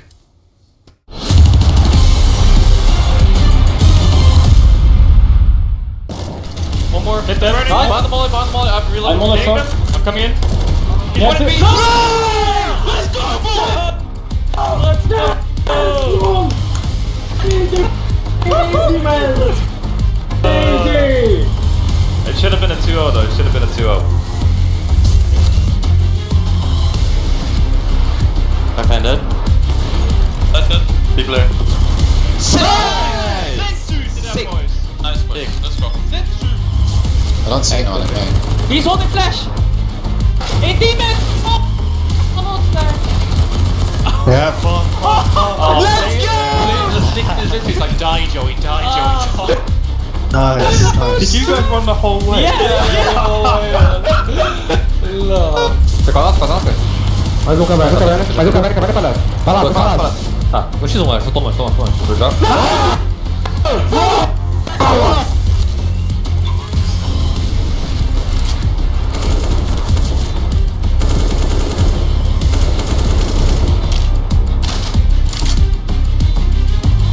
Passou.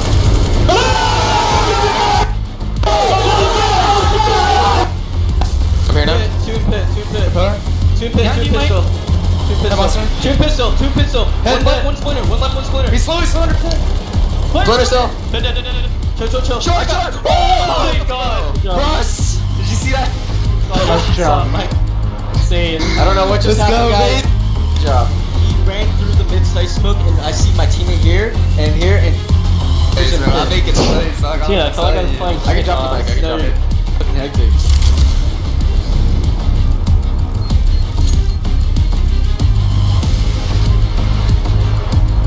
Nice! Yeah! Oh my god! Playboy! I think that's your spot. Yeah, that's the clutch spot.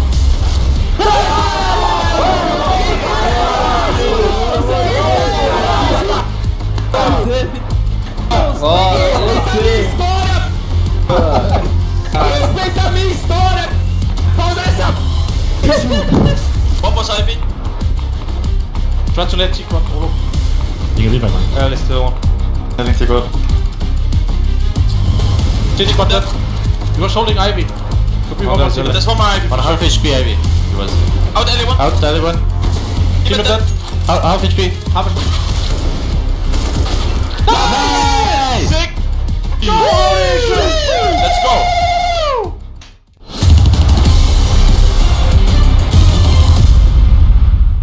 That first half was Dust 2 split right down the middle between Vitality and Complexity. 8-7 in favor of the French side. So That probably is not good news for Complexity. They definitely needed more. And that means they've got their work cut out for them. This second half is coming right up now. They're going to be on the T side. And I just think it's going to be tough. But I would love to be proven wrong. I would love to see them do something more here.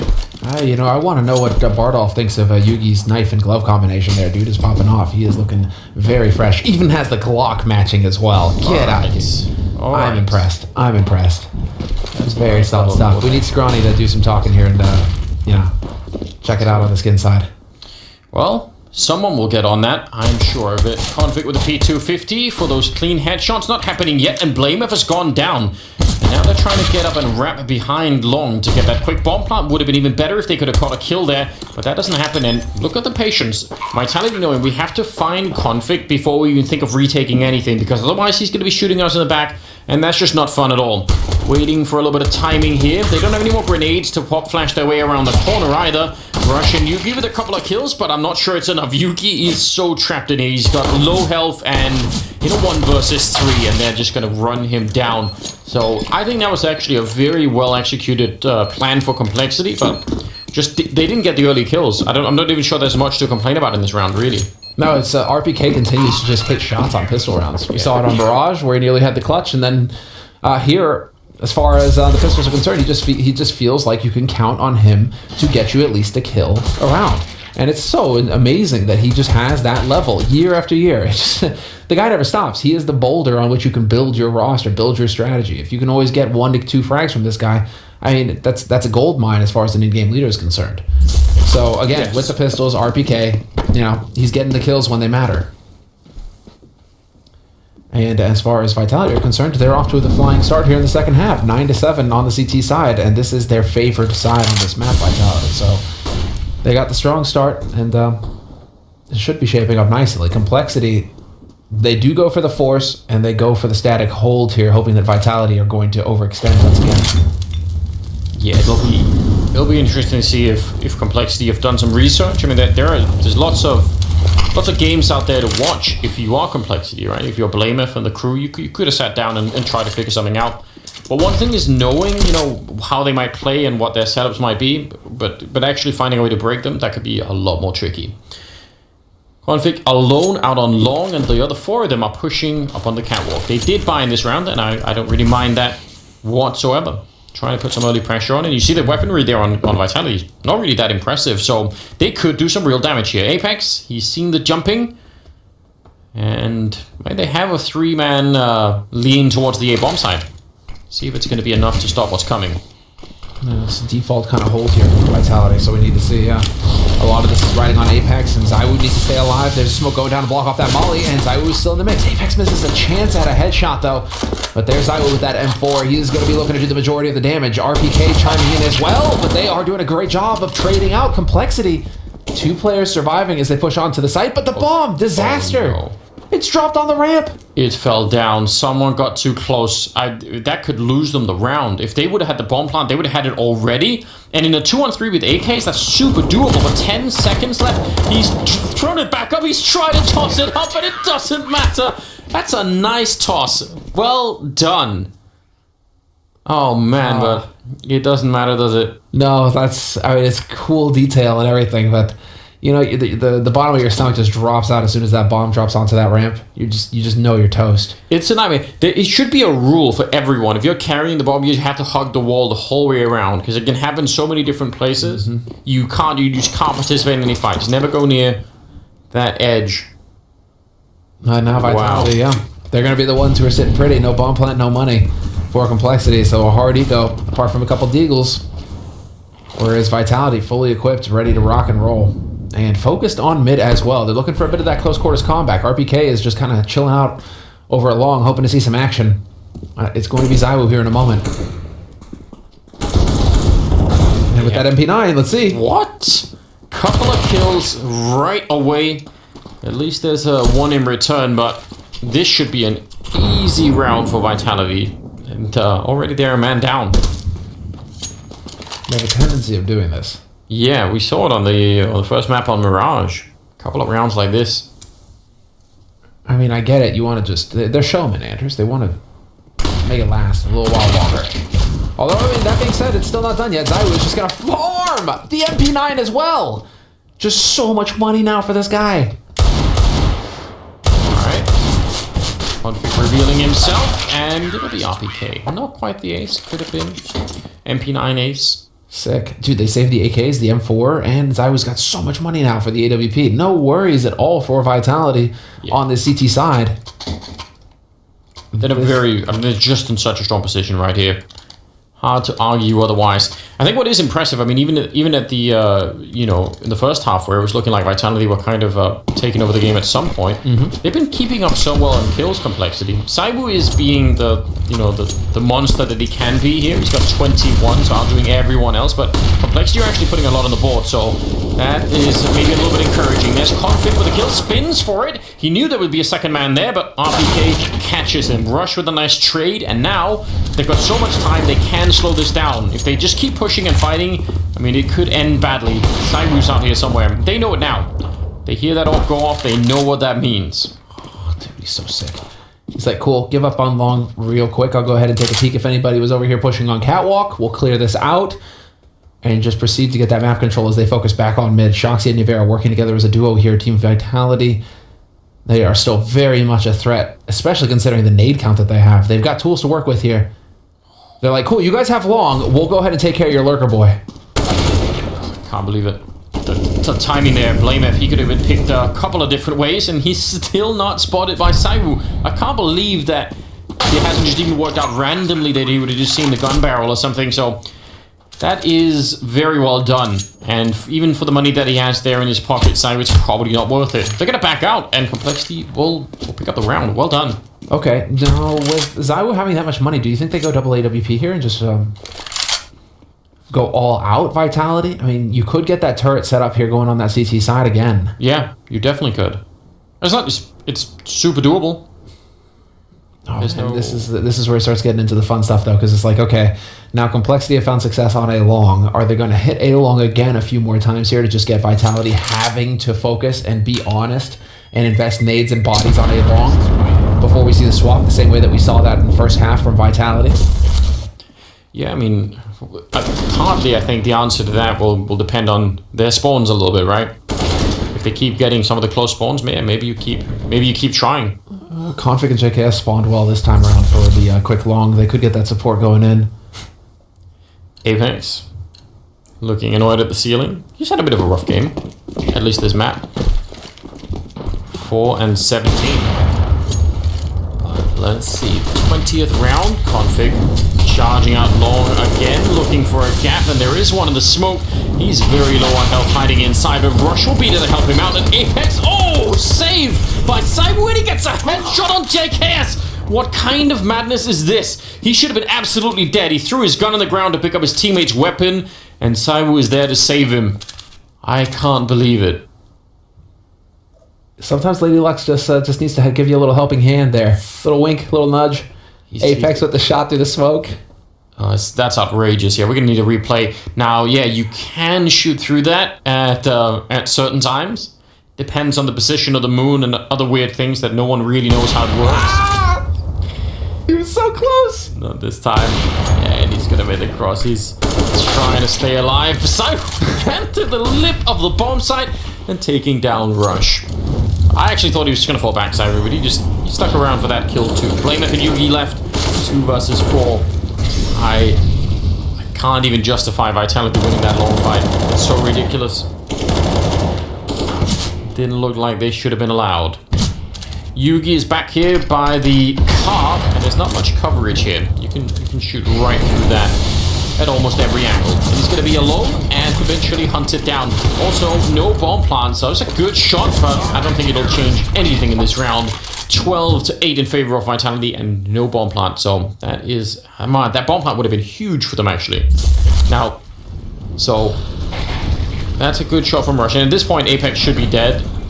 I just can't even... Eye in the sky, man. Eye in the sky. Zaiwu was always watching. Yeah. What is really this? That is such an incredible turn of events out there on long. And that is putting Zaiwu... he's at 23 right now, so pretty far in the lead. He's hanging out up there with Rush. from Complexity. Rush sitting at 18 kills. And Rush has found success on that long take, but it's looking like now Complexity are going to have to back off of the early take on long. They've been adjusted to here. Vitality are the ones instead who are going to be focusing. This is going to be a very quick A split. Config and Blamef up on Catwalk looking good.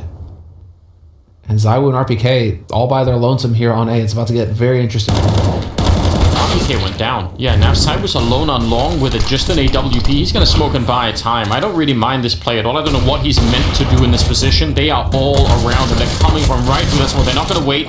Surely going to keep going. Apex, and Zywoo gets a kill anyway! It just takes so much to get rid of them. Nivira is here with the second AWP. Not going to get that flick in there, but Apex fighting them anyway. JKS, he's going to get hunted at the end. Just normally in that position, you would be lucky with an AWP out there if you get a kill and just go down like that.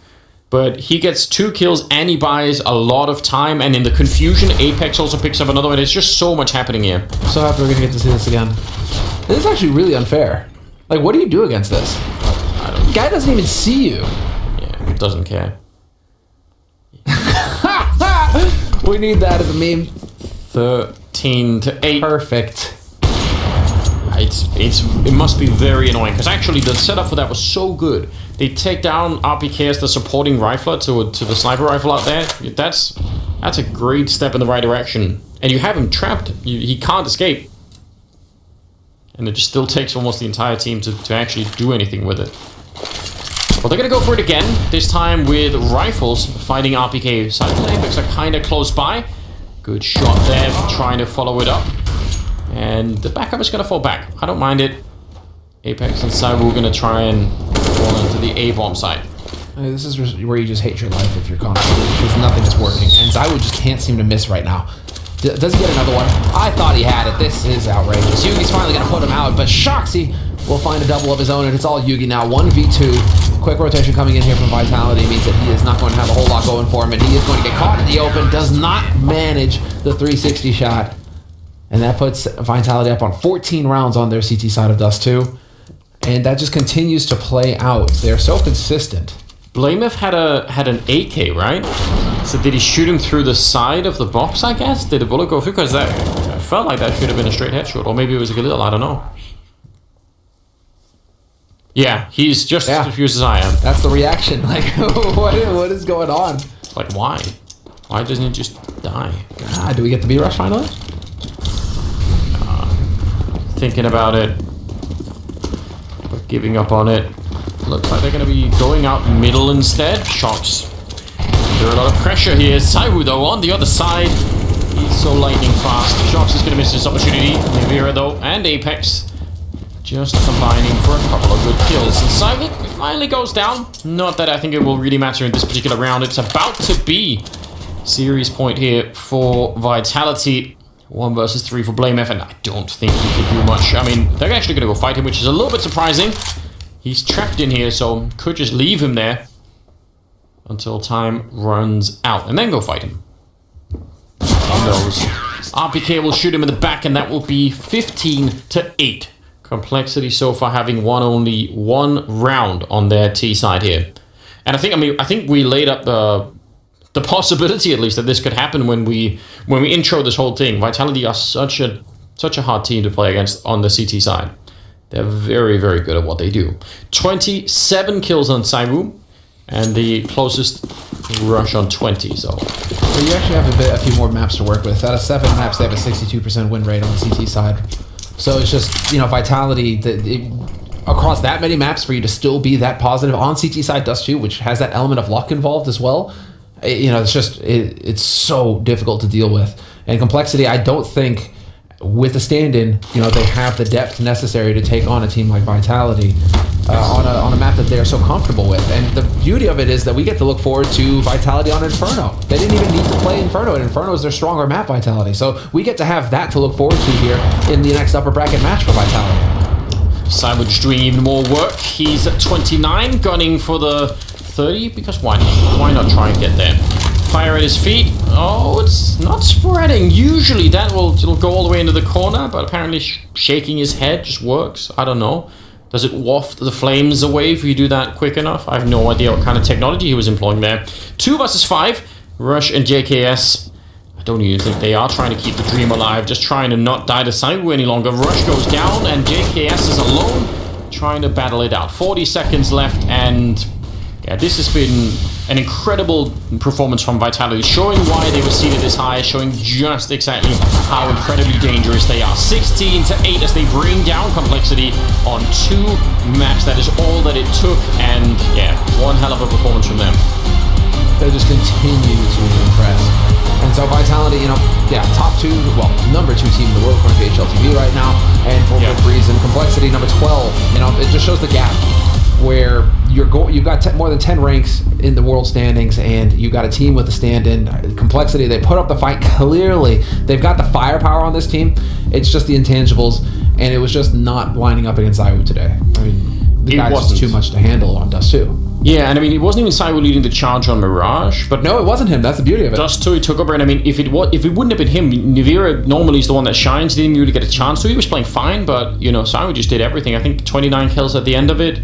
No one could stop him. He was just they had no answer for that. No, and I think tactically as well. I'm really impressed with Apex and X-Stats. I really like the T side from Vitality there. Looking better. See clearly the game plan going into it. And so if they're already that prepared for a team that they didn't really look like they were taking too seriously with their map pick, going forward here in the upper bracket, it's only going to get better. But that is pretty much what we expect from Vitality. Those guys are monsters. Yeah, they are. Now, over at the desk, we do have a wonderful lineup ready to break it all down for us. So Banks, take it away for us.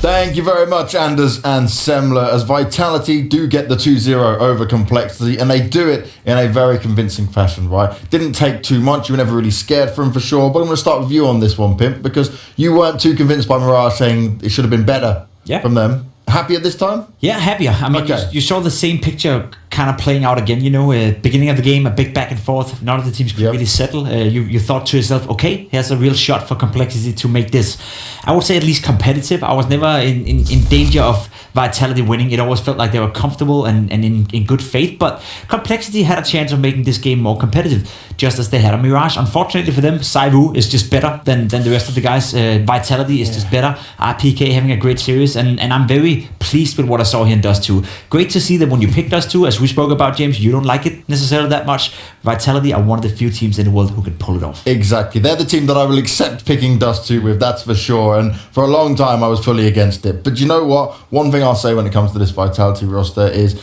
they certainly don't make the mistakes that they used to of old, right? You can see the progression with this team, and I think this comes from, even with having the 6-man roster, them themselves getting more comfortable with it, because it was something new for them to explore. I agree. I think it's a little bit of everything. Vitality now, in terms of organization, I feel is the Astralis of a year ago and a year and a half ago. They feel like they are really at the top in every process, right? The way they approach the beginning of the season as well, being all together in that boot camp. I think we, and I personally, had a question of what kind of shape Vitality would show us in that first event, in that first day of the year for them. Yeah. We saw Astralis drop a map to EG with a little bit of a jitters. Was that going to be the case for Vitality? Absolutely not. Sure, they had a, I want to say, shaky first half on Mirage and on Dust 2, but when they needed to, they accelerated the pace, and that was it, no question. And then when it comes to this, though, we were talking heavily on how good it is for Vitality, but we expected this from them. For Complexity, I think even with the scorelines not being so great, considering they're with a stand-in, there's all this mental stuff they're going through, they're still an incredible team, and we can give them some props in that regard. Yeah, I guess it's hard to put much stock into it, right? Because they didn't really make either of the games competitive. They didn't pressure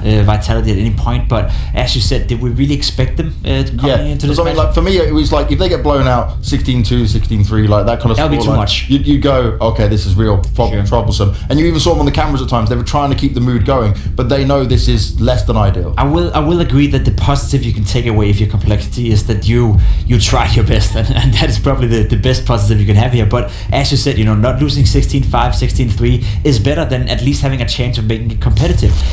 On Mirage, I felt there was a nerve in the game. I felt there was a chance for them to make it closer. I felt they had a chance of actually, punishing Vitality for some of their mistakes. Dust 2 was very one-sided for my taste. I think Vitality did a good job. So if your Complexity, sure, you showed that at least on one map you had the chance of making it competitive. The thing that is annoying or a little bit sad on the behalf of Complexity guys is that they didn't make it, right? They didn't took the chance they were gifted by Vitality. They were showing maybe a little bit of jitters in the beginning, but even so, they were still very convincing. They were very convincing. That's what we're looking at here for Vitality. But Maniac, you've been looking at some clips again for us, this time alongside what Apex can do. It's a great pleasure for me to show some of the strategies that Vitality were using on that Dust 2, and it's something that Samuel brought as well at the casting desk, the fact that Vitality, they looked really prepared on Dust 2, on that T side, and I believe I have found a round that showcases that, Vitality down 4-5, they're sending Apex out there towards A long, he's using the smoke just to stay alive for as long as possible. Now, what you need to see is how much information he gets. These are 3 CTs plus 1 flasher. That means it's a heavy lean, and you see the reaction coming in instantly for Vitality. Taking middle, smoking down CT, and look at Zaiwu. Look at the understanding of what's going to happen. He knows he just needs to trade.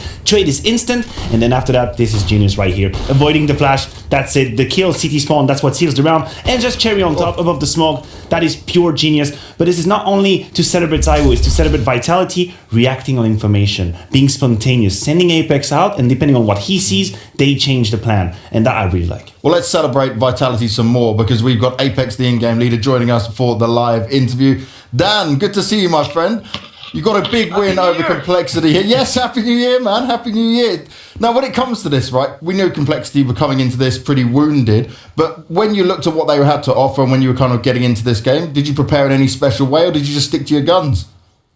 No, we didn't prepare at all for that game because, as you said, they have a stand-in, and we were pretty sure they were not playing the same they did in 2020. So, no, we focused on ourselves and just focusing on the game and how it happens, and just changing a few things during the game, but not before. Now, obviously, you guys ended the year doing very well overall, and we were impressed with what Vitality were able to achieve. Coming back into this year, what did you set yourself as early goals and preparation going into this bootcamp and getting yourself ready for the global finals? Well, yeah, the main goal for the team is to be as good as last year, at least. Goals are always very high for us, and that's the most important. But yeah, we were focusing on ourselves. It went pretty well on that one, but that wasn't the best opponent we had today, even if they are strong individuals and they were not prepared yet. So yeah, we're trying to focus on ourselves, to reinvent ourselves a little bit for coming to 2021. Dan, talking about 2021, it's a bit special here because the first tournament is actually a huge one right after the break. Can you tell me a little bit if you feel like your team is already at 100%? Do you think you need a bit more time? I don't think any team is at 100%. What I've seen from the team, like they're not at the level they were at the end of 2020. And that's normal because we had a big break. I mean, two or 3 weeks break. And mainly the team play that I see is not the best from every team. But that's normal because you need to, when you don't play CS for a bit, it's like, it's high level. When you don't do it, it's just getting down. But yeah, a team will be at 100% maybe in a month, but not now, I guess. I understand now. You're going to play against the winner of Navi versus Liquid, and I just want to have your opinion on that one. Fallen in Liquid, what is your take on it? Do you see it as a potential success? Is it going to be complicated? Well, I think that game depends on Navi. If the A game of Navi or not the A Navi. And if this is A Navi, I don't think Liquid has the resources to beat them yet, because they're really new and they just like few days practice. Unfortunately, with a new in-game leader and Hopper, which is really not easy. Mainly, I think like Navi is gonna pick Nuke, and it's really hard. Maybe that Fallen didn't play the map for forever, so I feel like it's gonna be a tough one for Liquid, and depends on Navi for me. Dan, you talked about your goals for 2021. You achieved a lot in 2020, and you said you wanted to be just as good. That in itself is of course going to be tough, as you were one of the best teams in the world. Now, you also said in an interview that the major is going to be the big goal for Vitality. Can you try to explain to us and the viewers at home how important it is for you and Vitality to win a major? Well, I've won the major, but that was like maybe 15 years ago, I feel. Unfortunately, with the French team, we didn't have like the best team to do that, to achieve that. And I feel like from 2019, the mid of 2019, we are able to go far in this big tournament. So as you might know, Major is the biggest tournament of CS, is so far the best tournament you can feel. So yeah, winning it is something that it's like the stars at the Champions League in football. It's on your heart and it's forever there. So you will have just a lot of memories from this tournament, and I still have a lot of ones, and I hope to achieve way more.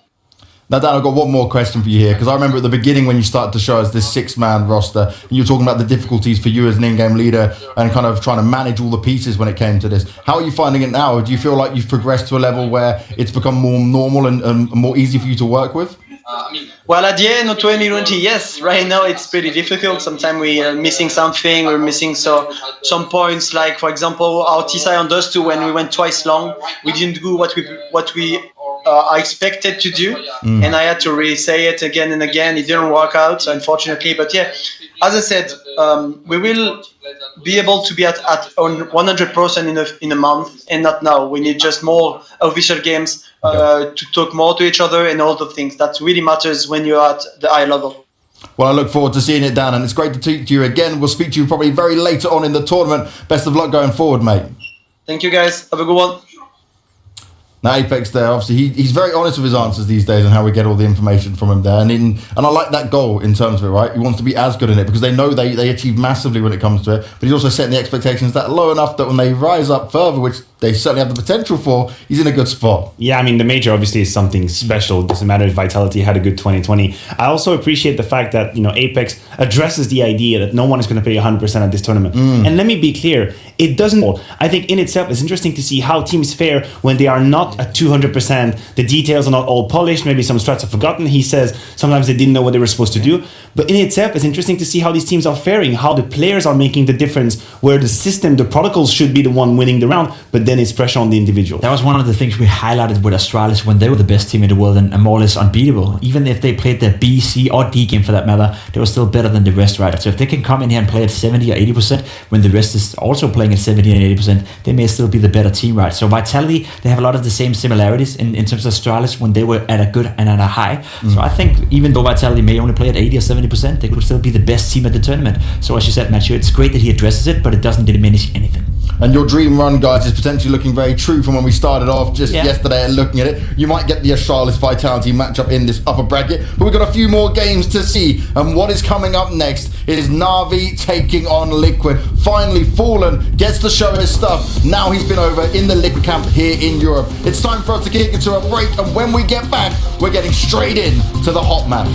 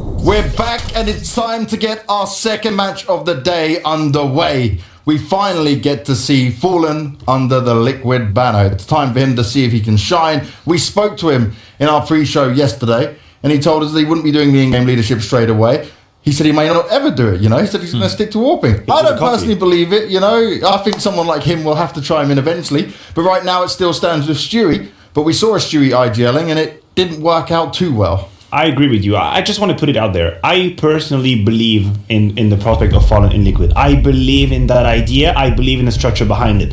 Do I think Liquid today have what it takes to go for a championship run? Probably not. Because this is a very deeply rooted change they're making, trying to bring an IGL, a new sniper. It's going to take time. What we are looking for today is signs, ideas, feelings. How is this five behaving together? Who is doing what role? Is the secondary AWP on NAF or Stewie?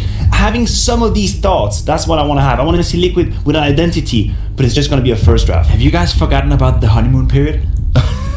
Have you guys forgotten about what happens when you bring in a new player that's just going to motivate everyone? It's like being in a relationship, James. You go in, you find a new girlfriend. The first couple of months, everything is just flying on this high sky, and you have a deep dive at some point. But we talk about the high sky right now. Maybe that could be it for Liquid. I'm not saying that's going to be the case, but we've seen plenty of teams when they're bringing a new versatile player to the lineup, one that is as experienced as Fallen. You get into this honeymoon period. So who knows whether or not Liquid they're feeling themselves again. We know how good they used to be. Nafly being one of the best players, at least one of the best players in the world. There's so many skilled players within Liquid. So for me to say that they don't have a chance against Navi, I'm never going to.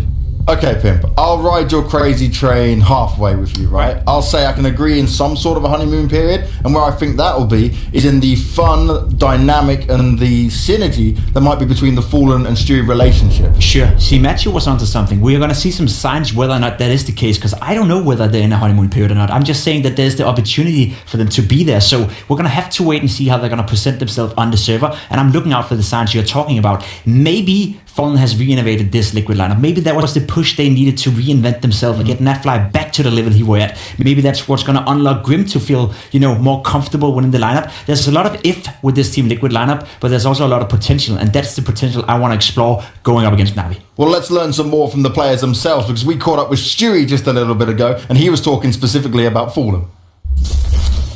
We heard from Fallen yesterday that you will still be taking on the role of the in-game leader in the squad for the time being. So what kind of ideas has he been bringing to the table? What has you been talking about with him, as you alluded to there? I think the way I like to call, I think about the big picture. I don't really have those mini plays. I think I have those players around me that think about that. A player like Elige who loves to find opening kills or, cheeky ways of getting his opening kills. And I think Fallen helps me with keeping my calls more simple, and I think just having him on the team helps me call a lot smoother because there's a lot less micromanaging to do, and he helps me mid-round call, so it's a lot less pressure on me. I think he's been researching and watching demos when the past few months when he was still under contract with MIBR, so he's brought a lot of new stuff, new things from new metas, and he's just trying to implement it here. What's it like also being back on a team with Fallen as well, considering some of the past teams you've been on him with? What's the relationship like now? I think ever since I left MIBR, you kind of still hear that they kind of miss me on that team. I've done a great job on there, even though things didn't pan out the way it should have. And I didn't get enough time on there, but I've always thought Fallen was one of the best teammates I've ever had. He's not toxic. He doesn't say anything negative. He always has a good mind for the game, and he's always looking to improve, and he always looks in the positive direction. So I think that's something we need, and now that we have another voice as well. So I think having him on the team just takes a lot of relief, takes a lot of pressure off our shoulders of me and Elige. Now, one thing you've got to look at here, right, and if you've been following either Stewie or Fallen or any of the Liquid guys on social media, you'll see the fun and the antics that they're having together, right? And that kind of reunion and the high respect that's being shown there in the words from Stewie about Fallen is very key to a relationship in and out the game. I agree with you, and I was thinking about the fact that, yes, Fallen comes with a lot of tribute or respect for his name, which is great because I think all the players will have it at heart to actually perform and be a good teammate, but also for Fallen, it's time to step back up to the great level, right? He cannot be just too comfortable in his position. He needs to write a new chapter. A lot of people write him off, as in that's the end of his career at the top level. He's not going to be able to make it. So this is the better of two worlds. You have people who respect him, and Fallen needs to make a statement. Now, when you're talking about statements, though, I'm going to move on things to this Na'Vi roster, because right now we have 2 players that can make statements, and then 3 players that we never really know what we're going to get. Yeah.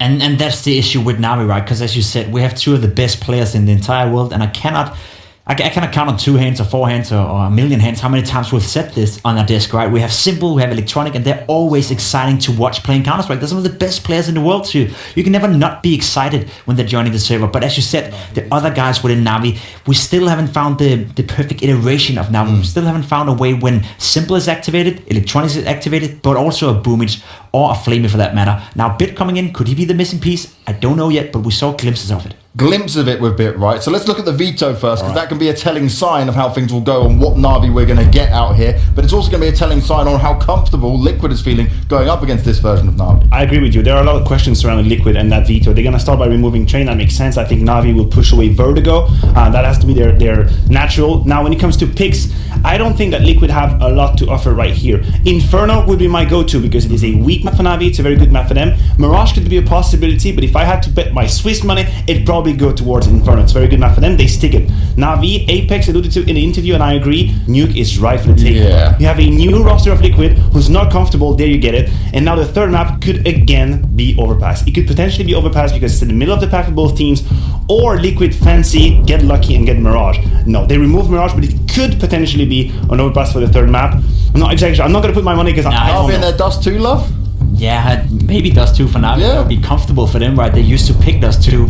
All right, we got Dust 2. We do get the Dust 2. I see no real surprises in this video, right? As you said, it's pretty clear cut in terms of vetoes and what maps were up for the taking. Dust 2 is a third deciding map. I'm not too sure if I'm comfortable if I'm Liquid here. Na'Vi used to play it a lot, but Na'Vi also struggled quite a lot on Dust 2 as of lately. So as for the veto, I think both teams are fairly happy, and it was never really interesting in the sense that we kind of knew what was going to happen, right? Now, Bit normally plays on Inferno, so we want to take a look at this Na'Vi lineup and see if he is going to be kicking it still on there.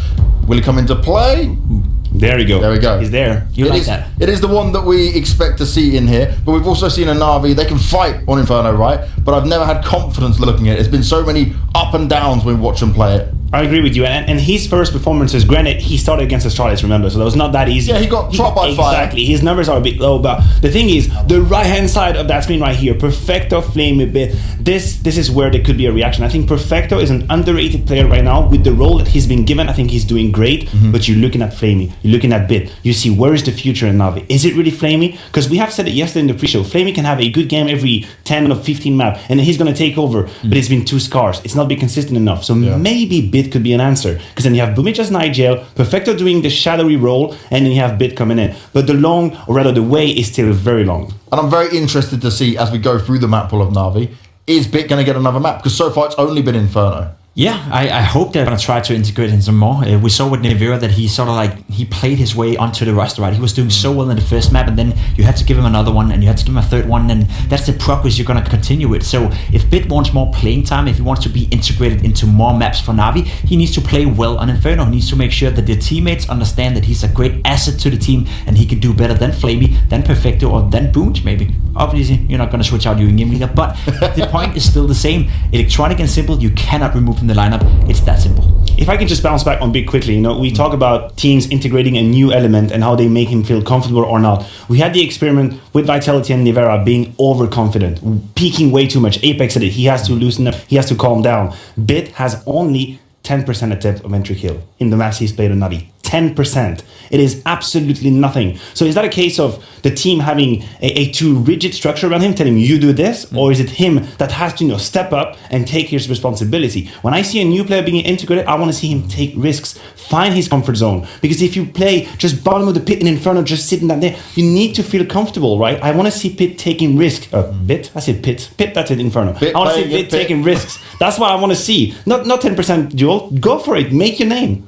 And one thing there, right, you want to see him slip a little bit so that he can catch himself and learn from it. That's the way you learn from the harshest mistakes of it. But when we come into this Simple and Electronic show, that's the two we always say need to deliver time and time again. But I'm still really worried when they come up against any team, even Liquid that's got a new player in here, that sometimes even one of them can't hit the mark, and then we're really in a bad spot for now. Yeah, and to put it into context for the viewers out there, you look towards Astralis for an example. They of course have Dupree and Device, but the third star in Magic, he's a very potent third star. Hell yeah. He can be the best player on the server. That's always been the problem for Na'Vi. You of course have Symbol being the best player in the world, then you got Electronic being fantastic, but where is the third star within this lineup? Where's the guy that is going to pick up when Electronic is slacking, or once in a while when Symbol is not having a great game? You need that third player to be able to step up to the occasion. Flamey wasn't it.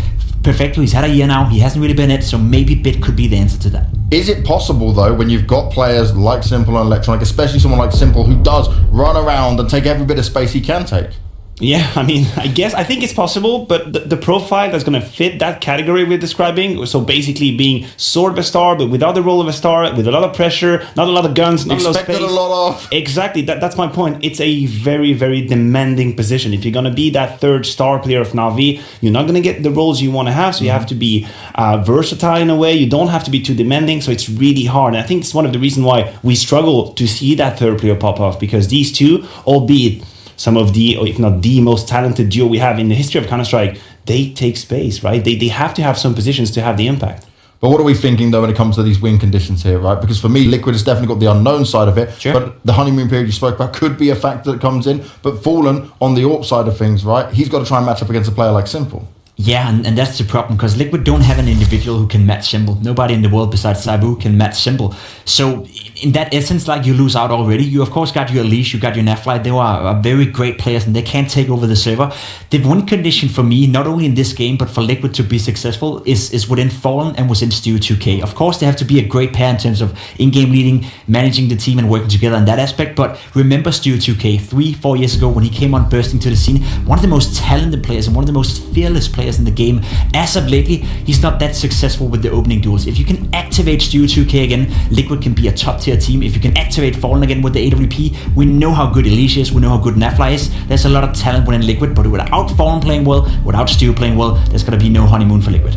Well, let's see if there is going to be a honeymoon period for Liquid. This is two of the most legendary organizations in esports. Another rematch here from the Global Challenge. Will Liquid be able to push Na'Vi to their limits, or will Na'Vi roll over them? You'll find out after the break.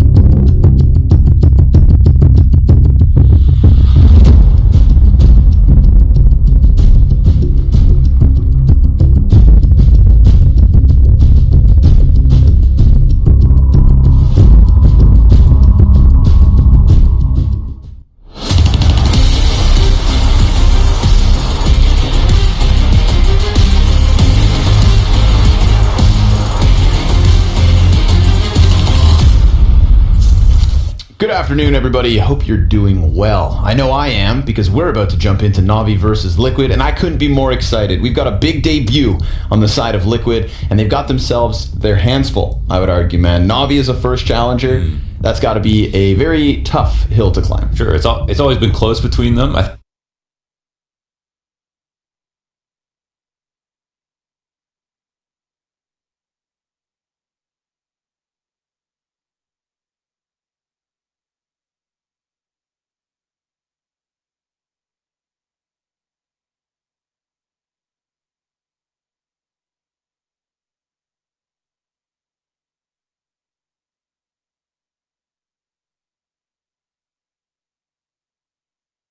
Vitality and Na'Vi, I'd rather have Na'Vi for Liquid at least. Sure. But I still think it's, of course, a losing battle. We have Na'Vi rated by HLTV as a top 2 team of last year because of their consistency throughout. I put them at 3rd personally, but still, they were just to show that they were very, very strong competition. And Liquid, on the other hand, weren't even the best team in North America. So that was a real bad year for them, I would say. They ended really well with Elige at the IEM Global Challenge. Yes. Super strong ratings, and there's no questions about him. No question about Grim versus European competition. He was great. Losing Twist, bittersweet. We know how good he can be. We know he was kind of off and on Liquid. So maybe this is one that will benefit both, right? The team that Twist goes to, that's exciting. We know what Twist can do. Fallen coming into Liquid, well, right before MIBR dissolved, Fallen was at a real high in terms of performance. He went up almost 0.20 in 2020 in the first 6 months, and then dropped off very heavily after all the dramas with MIBR. But really did show that he did have some gas left in the tank, and I think would have been interesting to see if everything didn't go so awry, how good MIBR could have gotten. He, in this interview today with Mira on HLTV, said that he wants to achieve peaks that he hasn't had in the last few years. But he also said that he wants to be an opper/support player for the team and not be the primary caller. Still let Stewie do that, but support him. I think he's capable of all these things that he's saying. I do think the boldest thing to say would be to claim that he will reach those peaks again. I think, he's won a couple of majors. He's had a quiet couple of years. He's 29 years old. There's certain things where, it's unlikely, based on what we know about players at this point in the career, that they're going to jump back that high. Yeah. But if there's someone you want to give credit to, someone like Fallen, if he says he's going to do it, I'm going to give him the credit and say, sure, this is probably his last or second last chance to play on a team of this caliber at this point in his life, and he can retire wherever he wants. So let's see it. I like the idea of Fallen as a supportive to a guy like Stewie 2K, who has tried to bite off arguably more than he could chew, trying to lead this team, right? There was a period with Liquid where we were all thinking to ourselves, this needed more structure, this needed more in-game leadership, and you saw Stewie's interview prior to this with Freya, mentioning, of course, that, Fallen's there for him in the mid-rounds. And we can't forget that we've also got Moses in this equation as well. So clearly we see these, support beams being placed behind Stewie to try and elevate this structure of Liquid to a new height. I think it has the pieces it needs. Does it have the time, though? So far, this is very fresh. And to be going up against Simple and the likes of Na'Vi, straight out the gate, is a challenge, man. That's a burden. We look at some of the rankings, right, for 2020. Yet again, we have Simple and Electronic taking over the leaderboards. And, I don't know, man. Team Liquid are, I'd say, piecing the ideas together, but not yet performing. Obviously, they haven't had a chance. I don't know if we get that today. I hope we do, because I do believe in this project. I believe in the idea that Team Liquid are bringing to the table. It's just a matter of performance. What reaffirms to me that I'm hoping for a close game today, Launders. Let's be real. Mm-hmm. And I think that because that is possible because of the likes of Grim's previous performance in Europe. We saw him show up with some people having very low expectations, and he did not hesitate. He hit his stride and performed well enough that Liquid still have the individual pieces to, I would say, go toe-to-toe with Na'Vi. Yeah, he's got the second highest blast score, tied with Naf, I think, after Elige, who had 87, Grim and Nafly at 84. That's because the Blast Showdown, the Blast Fall Final, Grim was really fantastic. I don't know if they played at the Blast Fall Final, I can't even remember, but whatever events there were, Grim was fantastic. He was averaging for his first six, maybe 7 maps in Europe versus top tier competition, 22 to 23 kills. And it can be an arbitrary number. He could have been baiting for those kills. But if you watch the games, he was just putting up great sight holds, playing smart, refragging well, not looking nervous, great on pistol rounds. Like, just looked like a very, very strong player. So I have high expectations for Grim to just put up a very consistent performance, for Elish to go above and beyond, for Nafly to be there right with Grim. And sometimes the maps come down to if Stewie will play well. And of course, now we've got the whole unknown quantity of Fallen. And there's also the interesting question of, is there potential for the map pool to even include Train with Liquid now that Fallen's on the team? Because if there's something they're missing on Train, it's someone like Fallen who can op on CT side and can also call a full T side on Train.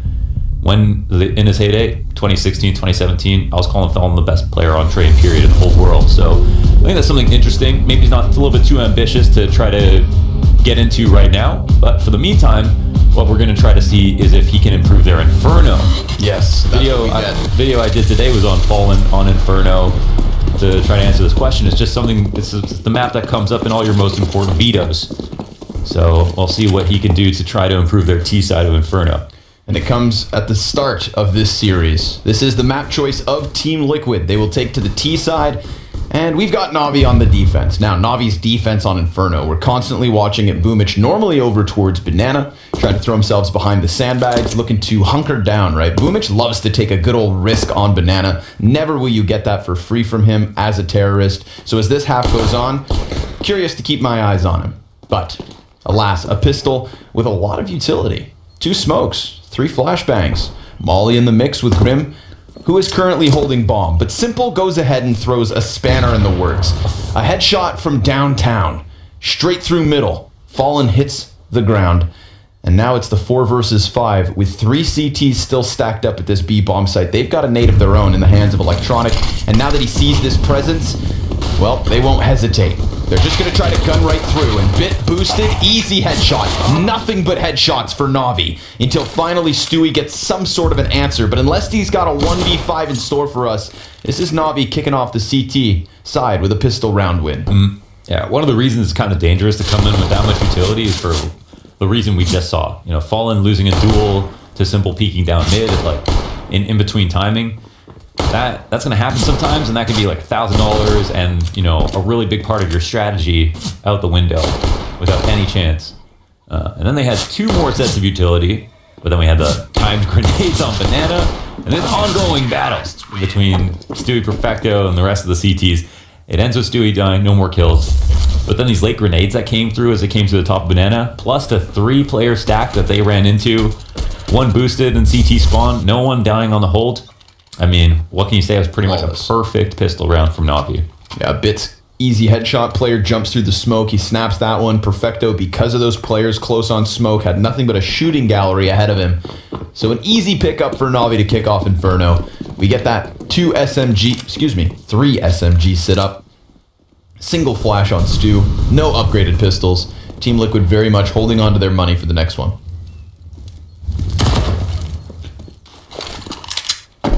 We did see back on MIBR, Fallen was opping on the T sides of Inferno, even with KNG on the squad.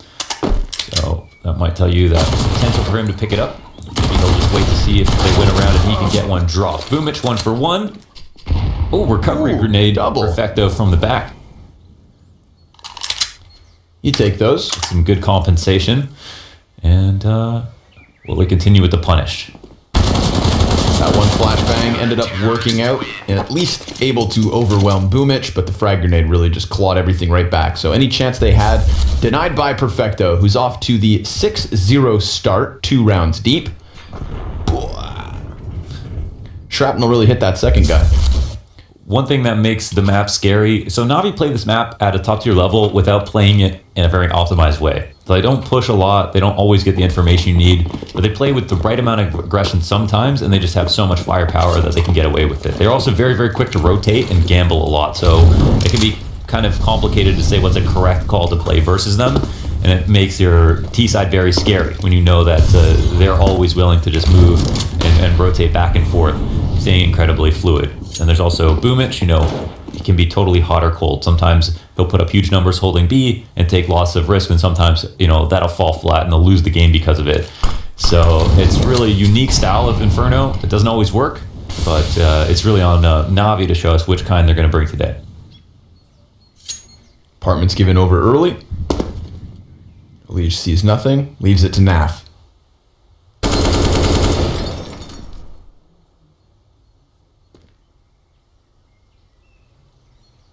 Fallen's got the molly for short side, but nobody's playing forward here from Na'Vi. It's just simple, peeking the side of Arch, leaving his other 2 A defenders to sit back closer towards the Balk. Simple eats a flash, falls off slightly, but of course still sticks around and may very well go into a bit of a peek here. Stewie, he's got his back turned, and Liege, well, he's the casualty, but Stewie quick trade frag. Nobody on Arch does pull Bit back. He's drawn over with that ump. And now Team Liquid look to sink their teeth into short side. Good AK challenge here for Naf, definitely favored in the duel, but Bit does a good job of closing that distance and getting up close and personal. Stewie's going to get his second kill, and A-Site has fallen in the first gun round of Liquid. Not bad. Good couple of entries, they get in. Stewie plant the bomb, Fallen will plant the bomb. So he's always got the bomb on his back. I'm going to have to get used to seeing him in that Liquid jersey. That's a little bit of a strange sight, but yeah, super clean stuff. They had the keys once they got that Arch trade as well. They could have wrapped around to the site that way, and it's a situation where the B players weren't pushed, so they weren't making any hasty rotations. Comes down to the site hold, and Simple only gets a single kill. So that's nice. They can upgrade one gun. They'll probably keep on with these 2 Galils. I don't think are there any guns they can upgrade to? Surely there's an M4. No, there was just umps and a FAMAS. Oh, okay. I think most of the SMGs were over on A. Right, it's a total bonus round here. Let's see where it takes us now. Into round number 4. Liquid, they're going to be happy they won that, but there's still 2 saves, and they know now Na'Vi are going to continue to buy. Very low incentive to go for the retake. Somehow Fallen gets that kill into pit. Looks like the bicycle, maybe the bicycle he was spamming at. All right. I was thinking to myself, how does Electronic fall so easily? A great player inside of pit normally takes one with him. Not in that round, but now the M4s are indeed out. Simple on the A1S. Yeah, don't copy Simple. Don't try it, kids. Listen, there was a phase in like the last bit of 2020 where he was taking the silencer off the USP just for shits and giggles. He better not do it with the rifle. That's a little bit much. I don't know. Ooh, did Sui get spotted? Yeah, he did. They threw the shallow grenade there to try to punish him. He didn't realize it either. All right, see how the approach is on Banana. Double molly first. Boomich, who can sometimes stick around, decides to fall back ever so slightly. Stewie looking to lead the charge here, down to half health already. Yeah, little bit messy. I guess they get the information that they want, but yeah, you know what? It didn't cost them that much utility. It looked like it did, which is kind of the perfect mix, right? So we'll see what the CTs think of this. Felt the execution was coming through. Now they're thinking about a fake. See how they don't have any information? This is just how Na'Vi play.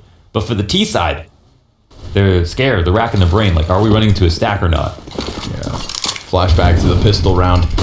Simple's going to get all the closer towards the CT spawn, and Boomich, perfect. Gets his kill versus Grim.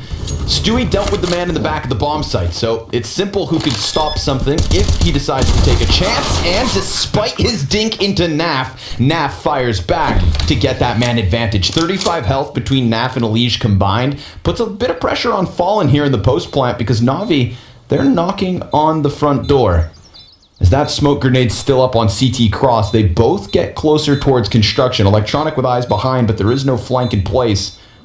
Bit contemplates his options and looks to walk away. This seems like Liquid are going to tie up at 2. Couldn't even confirm that damage on Nafly, even though it seemed like he felt like it was there. Oh no, the save get punished by Fallen, and that's majority alive for Liquid. 2 rounds, 1 in a row, and a real rifle round 1 versus Na'Vi. So, you know, a point for pride, just a round win in general, something good for the economy. Very important round to win.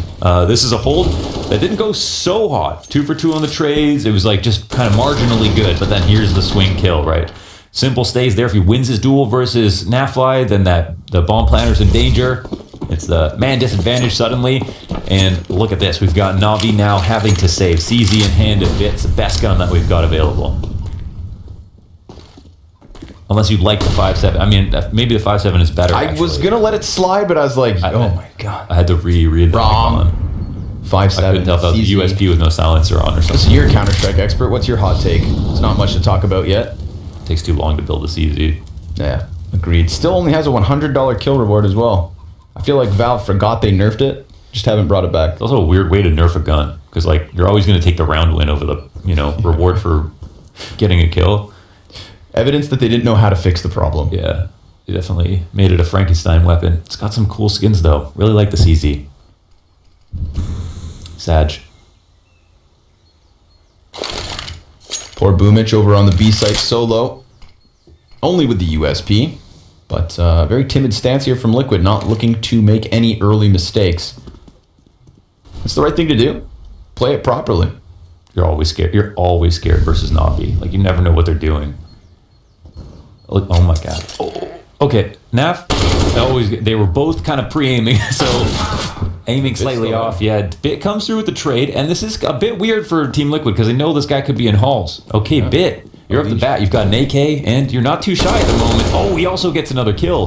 That is a 4v3 situation in favor of Na'Vi now. Alish, he decided to go for the space creation as opposed to taking back the AK. He could have hunted down Bit. Instead, he positions himself in pit, and we have 3 kills for this counter-terrorist right here, still lurking, looming in the apartments, and weapons to be picked up by the other members of Na'Vi. This is costly when it really shouldn't have been. Alish? He better lock down this round because these 2 CTs coming up from short side, they're the ones who are well equipped, and he throws the flash for the peek, blinds himself. Fallen just cowering back into the corner of the bomb site. Perfectly timed peek from Alish. Fallen wide swing. He's going to have to get this flash. But Bit with an ace makes it costly. Doesn't take the round. But that's what you said. Versus Na'Vi, you should always be scared. Yeah. They left him unattended for just a second in the halls, and he really squeezed water from Stone. That was so nice from Bit. Every moment of that play, it's the refrag and then the continuation kill. So here's where he gets the gun initially. And this is a spot where I think at some point this third player that he kills was holding for him for a second. And Stewie, and then he went to turn to get the frag on Arch, and that's when he went out for the kill as well. Look, staying very close to all of his teammates, kind of using them as bait, considering he's got the better gun every single time. Always delivering the refrag. Very, very cool stuff. I wasn't too impressed with Bit coming onto the team. It didn't really feel like he was given a lot of structure in terms of where he was playing on CT side. But of course, we see why he's picked up, right? It's kind of like the Honda thing. Like Honda yesterday got 3 aces in 3 maps and ended the series with 60 or so ADR. Not an extraordinary overall performance, but really huge highlights because the lack of chemistry, but the abundance of talent. Liquid very much coming out on top of this early damage exchange on Banana. That was Boomich naded to 14. Bit got wallbanged by an op.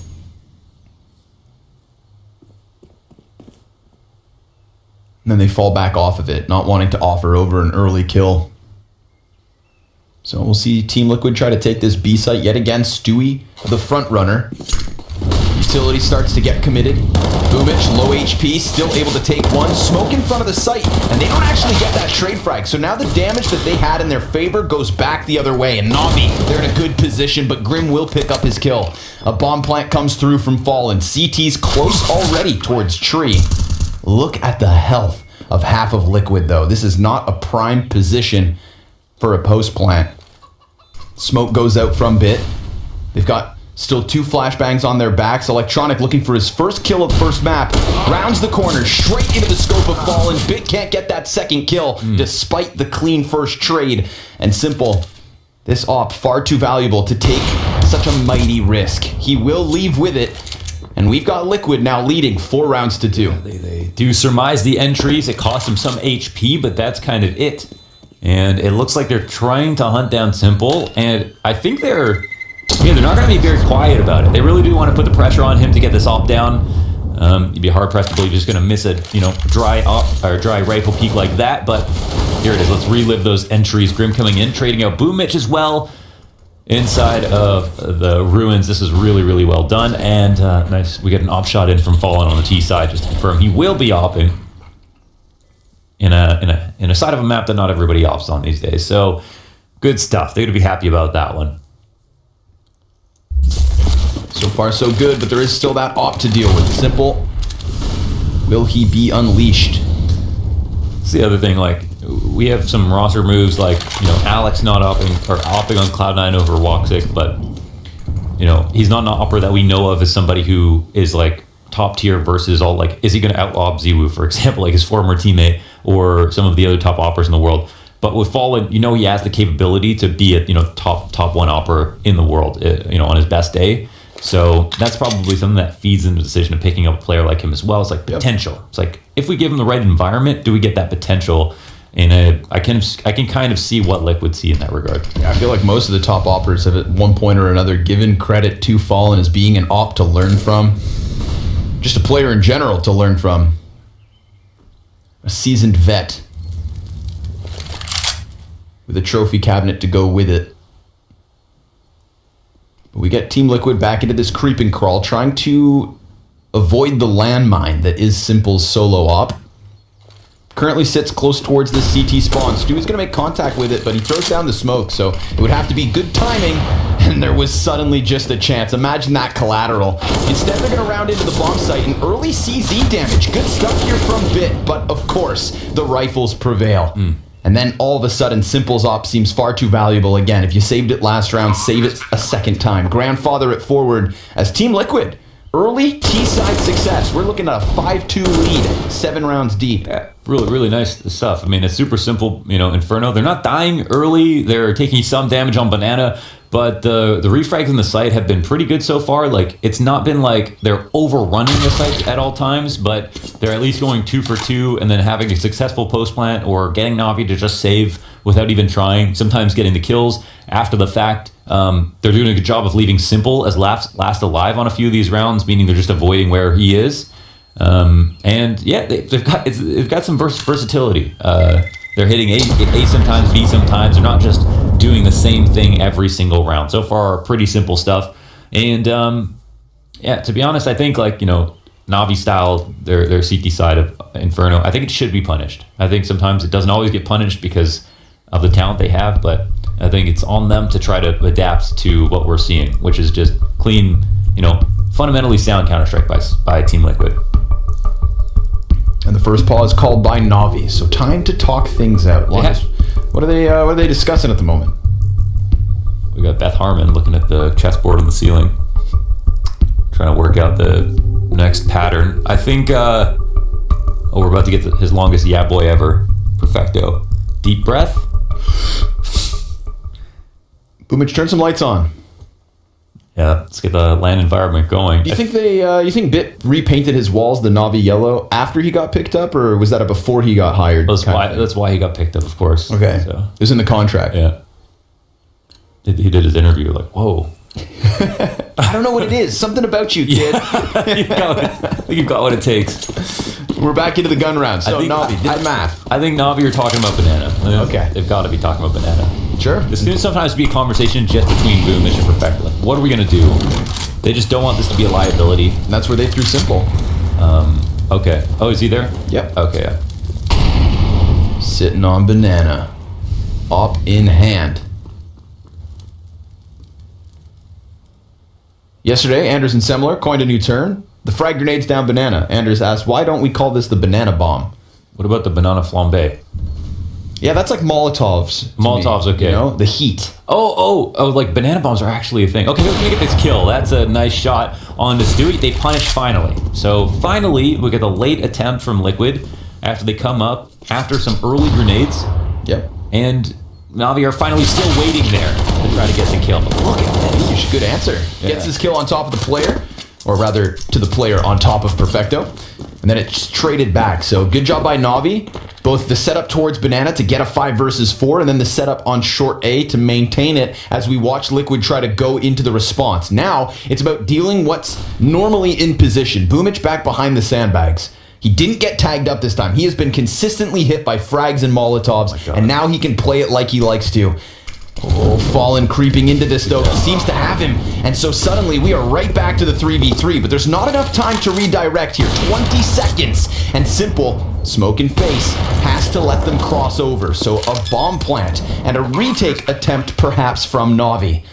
They've got the utility on Electronic, and Simple's position has got him information and a kill. There is still that moment, though, that has allowed for Grim to cross back into the dark, and Naf, he's going to get that quick headshot. So it's on Naf and Grim versus Perfecto and Electronic. Time ticking quick, bomb halfway gone, and the utility starts to sail over.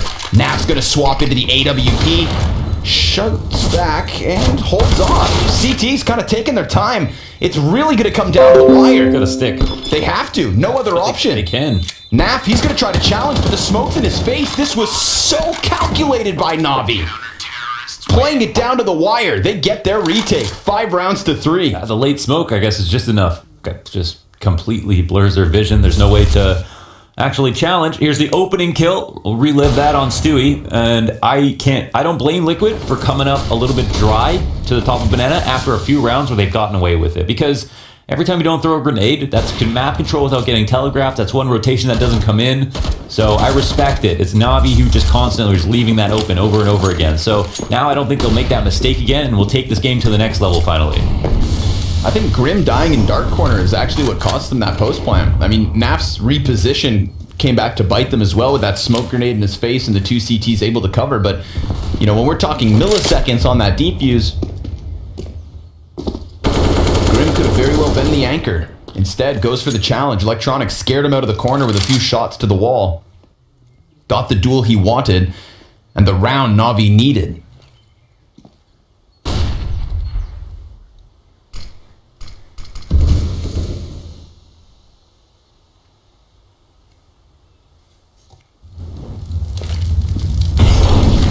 This Molotov designed to push Simple back.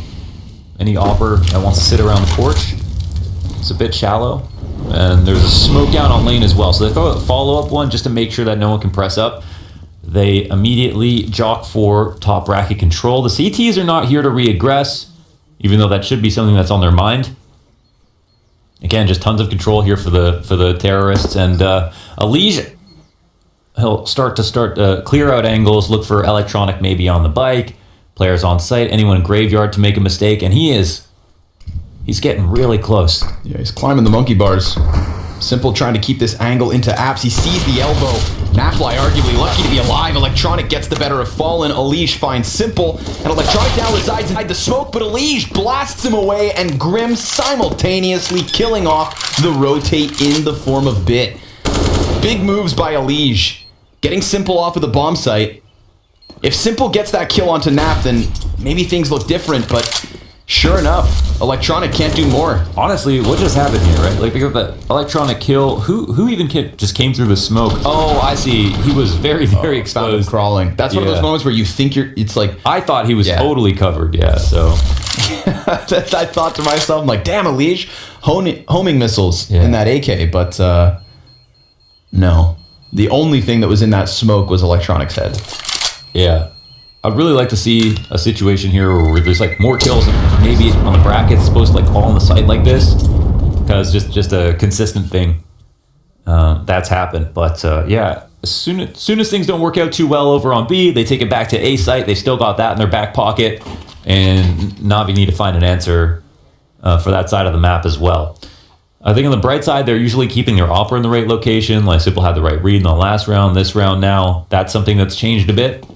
But they've got to refrag better. I mean, what more can you say? Economy yet again on the line here. If Team Liquid can win a 7th round, right here, right now, they are looking at a dominant first half. Molly's exchanged yet once more. Stewie to the front, and there's the peak. Boomich, double kill. There we go. Big pickup. Off of the flash from Perfecto, Boomich connects the dots. Might be the first time they've tried the late re-aggression. And now they have the rights to turtle if they want to. What'll happen in the 3-on-5? It's not out of the realm of possibility. We had, one trade on the last site hold on A and late rotation, so I wouldn't put it past Liquid to be able to pull this out, even though it's kind of unlikely. There's still only 3 CTs here. Lige tries to fluster the player inside of the pit and then uses his own smoke grenade to try and challenge sight. As Naf gets Simple, this is a big pickup. Oh, electronic dying to Lige as he just flies down into the sight bit. Now the pressure's on him, and Fallen takes it. We have gone from the 3v5 back to the 2v2. Stewie may have died early on, but Simple also falls without a kill to his name. Electronic tries to move into Little Pit, knowing Electronic is up in the apartments. Or rather, Lige. Then just swoops right down in onto him. So, alright. Bit of a weird situation. This A site falls again without very successful trades, if not any kills at all.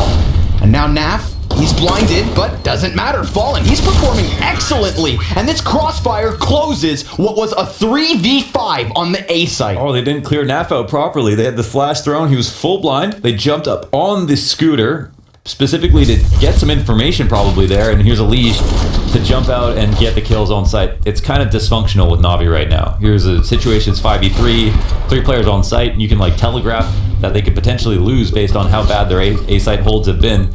Even though I said it, I didn't really believe it. I thought they'd at least, get 1 or 2 trades, but yeah, it's just as disappointing as I guess their darkest thoughts were telling them right after Boomich got those kills. That was supposed to be a free round. That's not something you can really explain, and you kind of are, you've got your A players communicating with each other, coupling up and discussing what they want to do, and depending on how much information they get, it can affect the round over on the A site. But they're usually far enough away that the A site players and B site players are separate, right? They're kind of communicating with themselves. What kind of setup do we want to do this round? How do we want to hold the site? But it feels like we've got some ideas over on B, but not so many ideas over on A. Kind of the same stuff and just lackluster holds over and over again. So, I mean, this round, it is just simple with an M4 and the rest on pistols. I'm looking for this next round to see some new, maybe innovations to try to stop the attack. Damn, Team Liquid off to the races. Fallen currently the kill leader for Liquid as well, 9 and 6. And he's been in some pressured spots too. That 2v2 in the depths of the bomb site last round when he was coming around short corner as well. Bit kind of had his number, but Fallen just slowly creeps into it. Doesn't jump the gun. Hits the one shot he has to get that bomb down and succeed in the post plant. Fallen now throwing out his smoke utility, sailing into the A site, where we do still have majority numbers. This is Simple and Bit going for a boost outside of library. So Simple's M4 on top, and the Deagle just beneath it. But just because they throw the early utility doesn't mean they commit. 40 seconds left of the clock, and we see Liquid starting to sniff out Banana. We'll see if this draws out a rotation or creates an opening. Again, just that one M4 on the field for Na'Vi. Smoke perfectly timed. At the 30-second mark, that forces Liquid back to the A site, which is exactly what Na'Vi need. This is Simple's round to go big. Or the 2 pistol players inside of the site create some kind of a wrench in the works. Simple, he is going to get that first kill. Naf easily trades. Electronic now pops up, but the CZ betrays him. And Naf with the drive-by Tech 9, 10 seconds. And that bomb's gone down. Still the 3v3, but Fallen's kill on Simple, that's the big one. And now a very, very unlikely situation as the CTs will begin to fall back already. They've recovered the M4 that they can take into the next round, but it's another round 1 from Liquid. And hey, we're looking at well-directed CS right now. I could talk about Na'Vi's problems, but it's the team that's exploiting those problems that also needs some love. Liquid are moving well with the clock. They're being versatile when it comes to A and B site. They're picking different timings for their attack. These anti-ecos are even looking quite structured, and there's never been kind of a very, very disappointing situation where they're just totally messed up.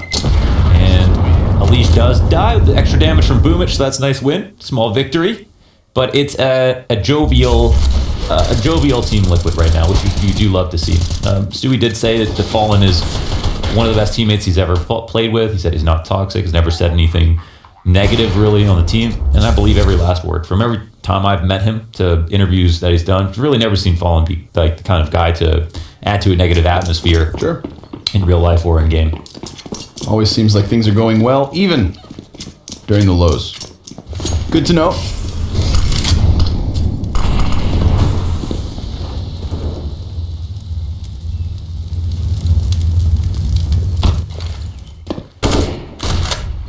Boomich falling back ever so slightly. It's fallen to take a bit of chip damage.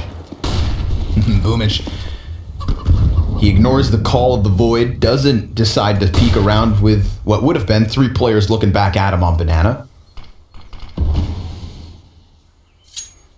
I feel like normally we see Na'Vi playing more for that banana control. We've had one round where Perfecto flashed Boomich around the corner and got the fight they needed, got that early establishment of the 5v3. Putting Simple in position to get an opening kill as well has worked for Na'Vi. We'll see if they have alternative solutions, but they did rotate a man over to the B bomb site. They went and re-peeked into banana. They saw nothing, and that's actually the ruse that Liquid are looking to play off of, because it's now at this point that Team Liquid come back to banana. And of course, Na'Vi, having had 3 players here, have gone more into the default crossfire between CT spawn and oranges. And sure enough, Liquid about to knock on this B bomb site. The commitment with the utility, smokes and Molotovs aplenty. See if Boomich can maybe catch them with their backs turned. Perfecto still just looking downwards. Boomich, sure enough, good for 1. Perfecto. He doesn't get the chance to fall back into the bomb site, and therefore Liquid have yet another post plant. 3v3. Yeah, not another post plant alone. They've got the op as well, and Simple's op is not quite as important as Fallen's right now. So he's sitting on emo. They've got everybody in the perfect positions, plus bottom banana control. This is a very, very losing position here for Na'Vi, and they've already been pretty disappointing in the retakes. Let's see if they can kind of show us a different face. They've got that one flash if they want to commit to it.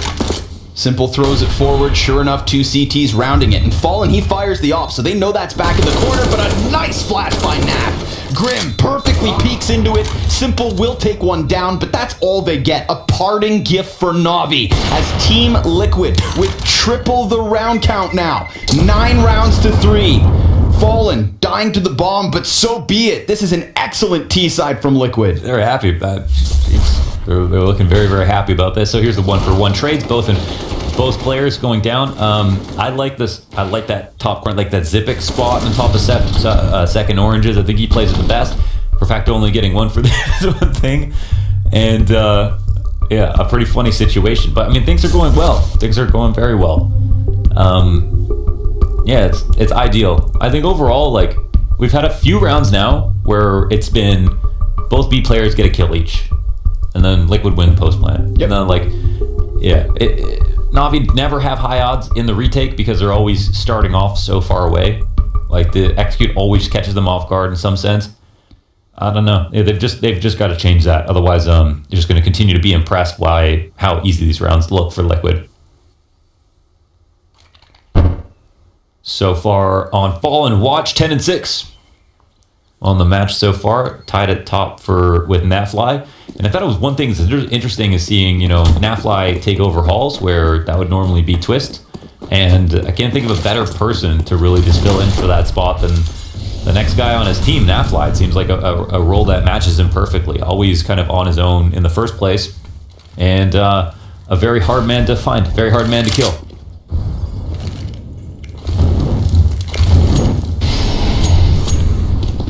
Looking like, what on earth? The 2 people, I don't even know what just happened there. Quick little knife fight. Yeah, a little Genji battle. Boomich takes a bit of a gander, doesn't see too much, so he smokes it up, and Grim, more chip damage, this time from his enemies. Okay. Simple's gonna creep into this. Or is he? Well, yeah, it might be a little late now. We'll see how patient Fallen will be. Bombing back as usual. Simple. Will he go at that extra inch is the question. Fallen runs away from the angle to go set up a grenade. And Boomich finds a kill on the archway, but it's immediately refragged. Yeah, Stewie trades it. Shadow advantage for Simple. Good trades back and forth, Grim and Electronic. We do still have 2 CTs in sight. Naf trying to find a way out of the apartments. Doesn't know where he is or where he's going.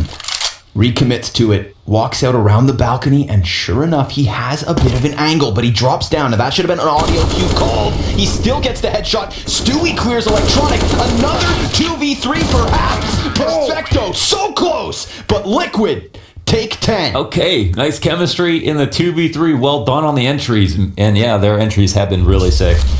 Another couple of good refrags to look back on here. Stewie with the one in the archway. Stewie from the sight box. Nafly to the back of the site. And of course, this 1v1 out in the open versus Perfecto. Comes down to the last bullet, really. Moses is happy. His hair's growing back already. It's like one of those Play-Doh trolls. Chia pet. Frag grenades and Molotovs thrown to the top of Banana. Nobody there to receive them. Boomich has had enough chip damage in this half. He lets it slide. Very quickly, skating through Banana control is Stewie. They've got what they need. 10-3 half already. And still room for more improvement. We've got 2 CTs posted up in the apartments. Elige looking for the second, gets the headshot, sure enough. And he could just go for space creation, pushing out the Valk, but instead he doubles back, and that's going to cost him. Simple ready on the boiler. This leaves Liquid closer towards the B site, which could play out perfectly for Navi. Perfecto eats the flash, falls back, and Boomich gets chipped slightly through that smoke. So now off of the boost. Oh, he gets the kill to Fallen. They find that timing, no re-aggression. With the bomb planet 2v3, they've got the off. Oh, he'll look for the flick. Boomich gets the trade, and then Boomich gets another one. 1-on-2 spot. Grim, can he pull this off? Clean headshot, looking for the second. He'll peek out and grab it. That's Boomich down. 11-3 up for Liquid. Grim, his 10th kill of the game, gives Liquid their 11th. And there is only 1 round left in this half for Navi to try and scramble anything to talk about. They win 2 rounds to start the half, and then 1 in the remaining 13 thus far. This is nuts. I don't know how you could have, like, if this was meant to be a close game, Launders. Sorry, but there's a moth flying around here. I think it's a butterfly. Dude, it almost landed on my face. I'm sweating bullets. Can't be any scarier than Liquid Art of Navi right now.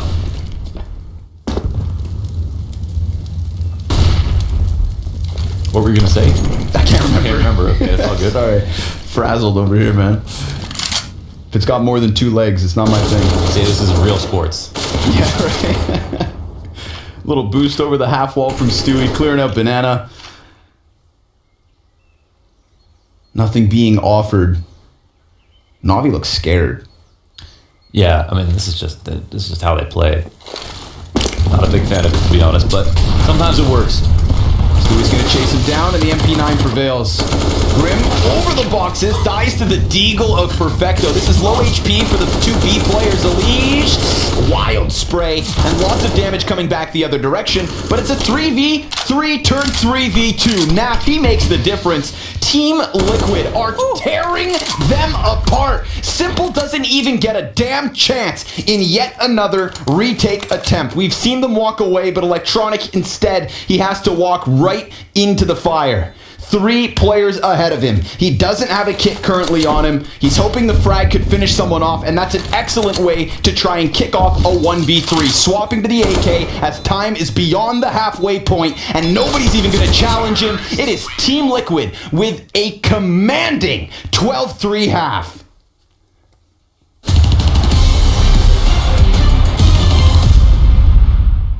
I faced them a lot of times. They always crushed me. I'm gonna actually go with Astralis one. Sorry, NFP, but...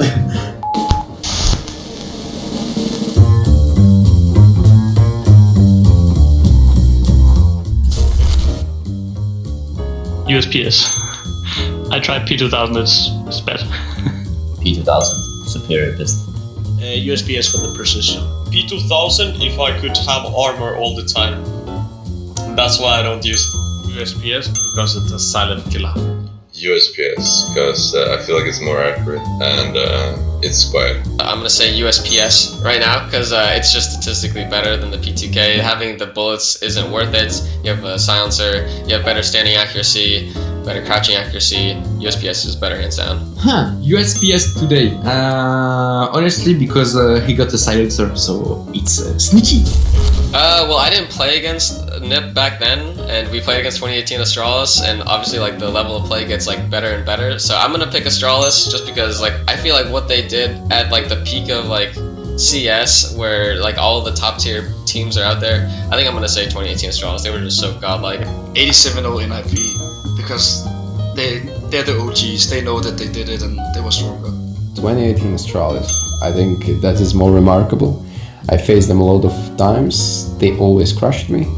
This is how I repay and I credit them now. 2018 Astralis. 2018 Astralis, because it was just perfect CS, as they say. 2018 Astralis for sure. I definitely take the Astralis one. I'm gonna actually go with the Astralis one. Sorry, NFP, but GW or Kinyas? I would go for my ultimate Kinyas. I would say JW. He's more like more of the dirty player. He can play everything. He's more of the aggressive player. He can take an AK. He can take whatever he wants to, and he's a really good player. Yeah, if we're gonna do peak Kenny S versus peak JW, I think peak Kenny S just wins hands down. Like, he was just such a monster when he was like playing at his very best, where you just couldn't even get close to him, and he's just like re-peaking you and just owning you. So Kenny S for sure. JW, depending on the map pick, because I feel like he can be a nuisance with an AK. Kenny S. It's a tough one. I'll say Kenny because he'll probably be watching this, so I have to.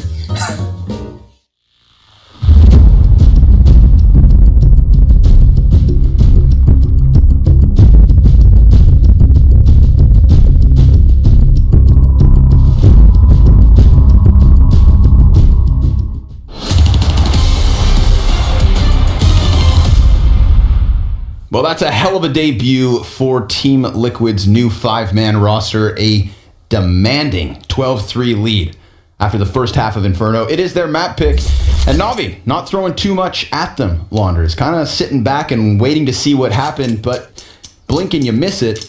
We are now 15 rounds deep. Yeah, I think we just got like kind of one of the worst versions we see of Navi versus a really, really impressive start for Liquid. So this will be interesting, and what I'm going to be following here on CT side is mainly where, if Nafly is going to be taking over Twist's positions when we move out to the rifle round like we saw on the T side, or where Fallen's going to be playing. A lot of questions here that we'll have answered with this new 5th on Liquid. In the past, it's been Stewie and Grim over on the B side as well, so we'll see if that's changed at all. At the moment, Grim's over at Graveyard, but it is just a pistol round, so that doesn't necessarily mean anything.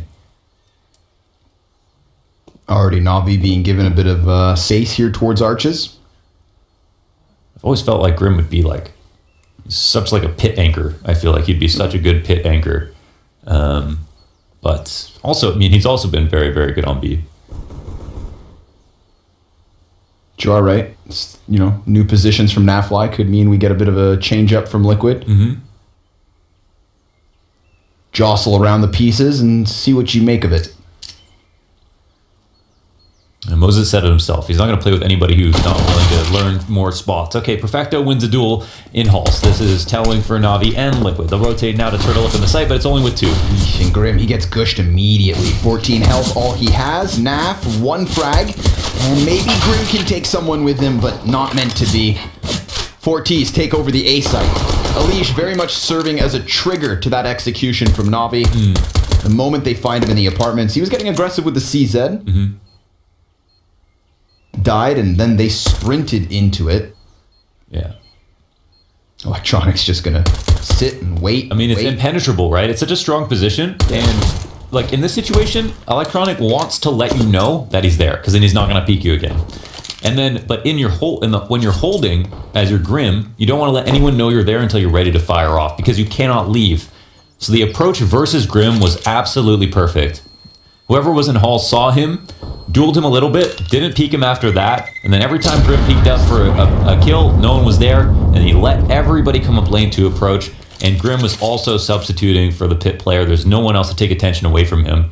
So they dealt with everything perfectly and created and knocked him down like a stack of dominoes, starting with Alish in the Halls. We get the buyback from Liquid. I mean, they've definitely got the wiggle room. They've earned a chance to throw caution to the wind. Coming to the ump and the scout. Double deagles between Alish and Grim. Triple Mac 10s. Tons of grenades. Navi, their margin of error is so slim. It is, and, you know, from what we knew from the last quarter of last year, Liquid CT sides, totally fine. It was mostly their T sides that were questionable. And even with pistols, it's going to be scary. Oh, hell of a way to kick it off. Bit gets blasted by Elige. Boomic is not going to waste any time, though. Throws that smoke, charges forward. Nap boosted, gets 2 kills. He hits the headshot on Perfecto as he jumps over. And sure enough, Stewie, insult to injury. This force buy could pan out with 5 guys alive, unless Simple can take them back. But he's already on half health, and he hasn't seen anyone to shoot at. Doesn't even have the bomb. I picked Navi to win the whole tournament, but I won't lie, I'm feeling a little bit uncomfortable about it. A bit nervous, huh? Tiny bit uncomfortable. There's still, potentially 2 maps left in the series of Astralis and Vitality, but they're looking a little bit too shaky. This morning, Anders, he reached out to me. He knocked on my door out of nowhere. He took me by the hand. He said, "Connor, come with me." And he predicted Liquid. Told me to do the same. Didn't explain himself. Didn't say why. He just says, "I know." Okay, so what was the come with me part? He took me on an adventure kind of deal. Okay. Did you go somewhere? We can't talk about it. Okay. Did you go outside? Well, all I know is we both picked Liquid. Okay. So it worked. Yeah, and Semler already knew too, so...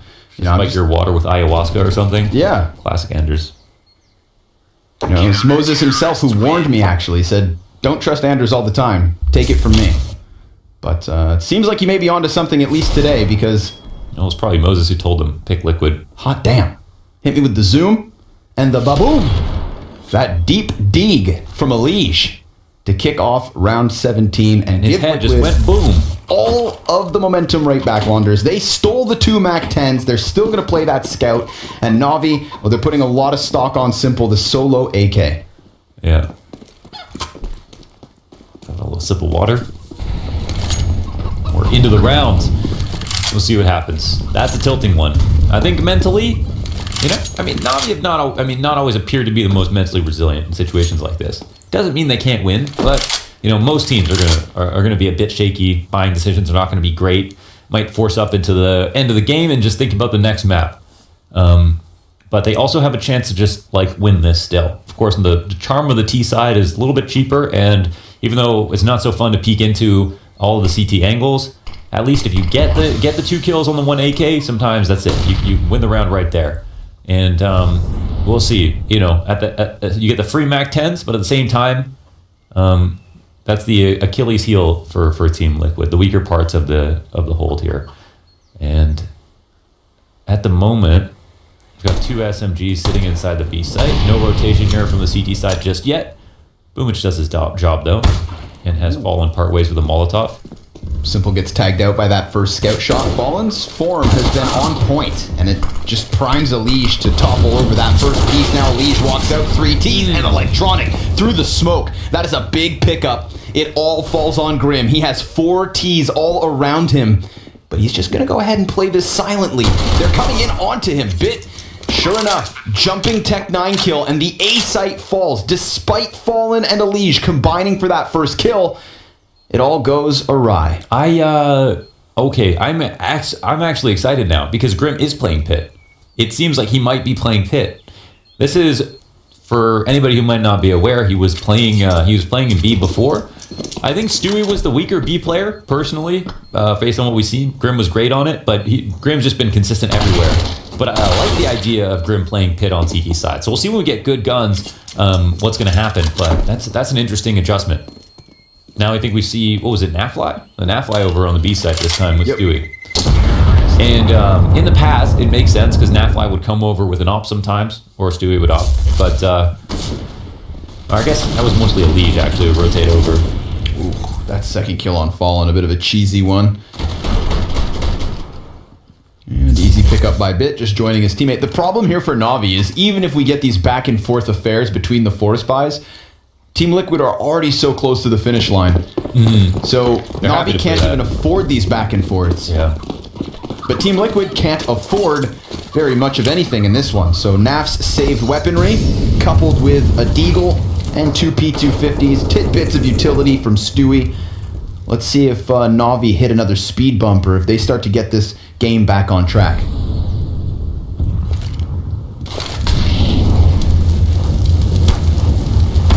Oh no. Not the ability to pull out a smoke, but Stu goes down, no kill. Boomich gets across, into the coffins, and they can go ahead and plant the bomb. 3 CTs barreling down mid. Can they get the kill? Electronic sitting here waiting, and his spray gets adjusted, but he'll end up dying eventually. AK looked like it was kind of in a safe spot, but that flashbang, as you mentioned, allows Nafly to get his hands on it. Ooh, and that kind of magnetizes everybody from Na'Vi back down banana. It's only Elige and Boomich on the bomb site. They might be able to punish exits real well here. This might be a free one for Elige, in fact. Yeah, there's no way Boomich gets down without making sound. So if Elige just waits it out, he's got him. Oh, but a quick little flick from Boomich. And that's that. Captain Boomich stayed up there for as long as he needed to. Yep. 4 survivors for Na'Vi. What's the part of the ship that's like you stand up at the top? I don't know if you know this, but the crow's nest. Okay, you do know this. Yeah. I knew you would know it. It's where you can just see everything. You mean like the centerpiece? It's where you pull out the one guy has the telescope. He's always napping up there. Right. Land ho! Yeah. Sorry, now I'm role playing. It got me all excited. Dude, you should totally RP on Twitch, dude. Yeah. I think that's what you should do. Crow's nest. Not as much room for it in CS, of course. Maybe Sea of Thieves or something. Okay, 13-6. And Liquid, they've got the Alp on Fallen, they've got the nades they need, they've got M4s and AKs on everyone else. So let's see, full strength rifle rounds. What will happen? Ooh, nice nade. Special delivery.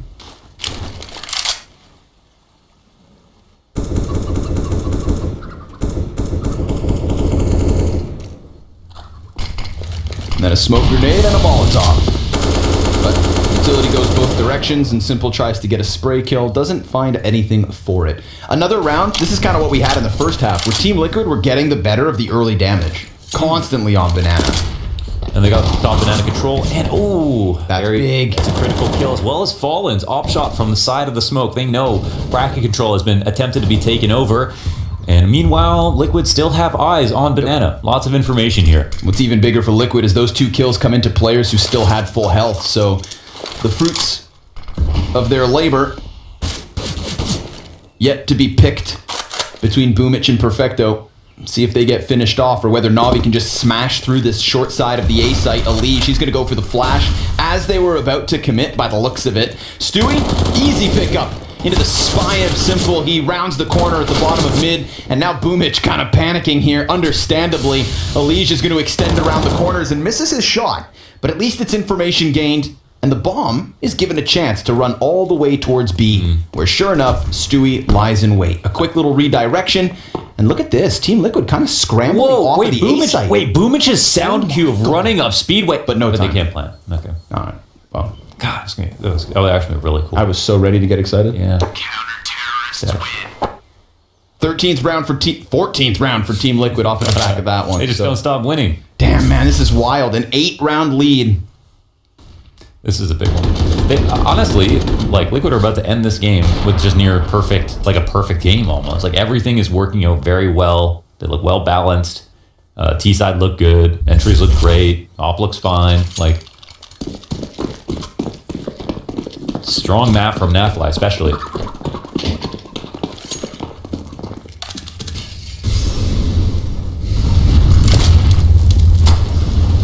Ooh, quick from Perfecto. That was all grenade damage. Utility. Yeah. The fire at their feet sends them frantically back into the frag. On top of it, 2 kills immediately. We're at the minute 30 mark. Those Na'Vi haven't seen anybody, and it's a 3v5 already. You might have seen Stewie's haircut. That was just about it around the sandbags. But hit him with the fresh fade. Yeah. Molotov up into the apartments. That's going to push Bit into the smoke. And Elige finds a headshot. Things going from bad to worse for Na'Vi. But Simple, maybe a saving grace towards A. If they can just get into the bomb site, that'd be everything. But Fallen has not missed many shots today, and he gets the better of Simple yet again. Team Liquid, 9 map points. I'd love to see that kill matrix between Fallen and basically anyone else. These nades are no accident. Info from Stewie, good timings. The catch all grenades at the top of Banana specifically, denying the fast come up. They read Navi's attack beautifully. And that's an idea shut down, which really hurts, really hurts if you're Boomich, whoever called it. Just like, okay, that didn't work, whatever. But we don't have many opportunities to bring this game back. They're on their maybe final stand. They've got a mix of pistols, well, 1 AK on Perfecto, a scout on Simple. This honestly should be the end of the game based on what we've seen from Liquid so far. Pretty solid on anti-ecos, and even ecoed Na'Vi once themselves. In the second half, no less. Few flashbangs to throw out as they try to sink into the A site, but again, the utility, that little stutter step from Na'Vi. Had they all just run inwards, that frag doesn't find the mark, but they stuck right to it. Elige finds the landing, and a smoke to follow suit. This is a wild situation. Justified map pick from Team Liquid, looking good. We do, of course, have Nuke up next, and Dust 2 if needed. But will this show end early on Inferno? Elige, he's going to get boosted up, sees 2 players over towards Arch. Simple's close. Oh my god! Called out, and he tried to bait there just because he thought, like, there's no reason for me to fall off, and Elige still calls him out. Fallen looking for the perfect timing, off of the flash, sees them, takes down Electronic. Oh, and he hits the flick to Boomich. A headshot for Grim, and a first map from Liquid in just ridiculous fashion. I mean, celebration justified, because this is the first map from these 5, and what a scalp to take. I don't think Na'Vi played that well. They definitely did not play well. They didn't play well in the first half, but you have to credit the team that punished them. Everything went really right for Liquid. T-side looked great, CT side looked just as good, and yeah, nothing but great things to say. Now we just want to see who can challenge Liquid next, but before we get any of that done, there's still 2 maps potentially left in the series. That was just Inferno. Yeah, sure enough. We'll be going to the break with the analysts after that, and we'll see you guys soon for Nuke.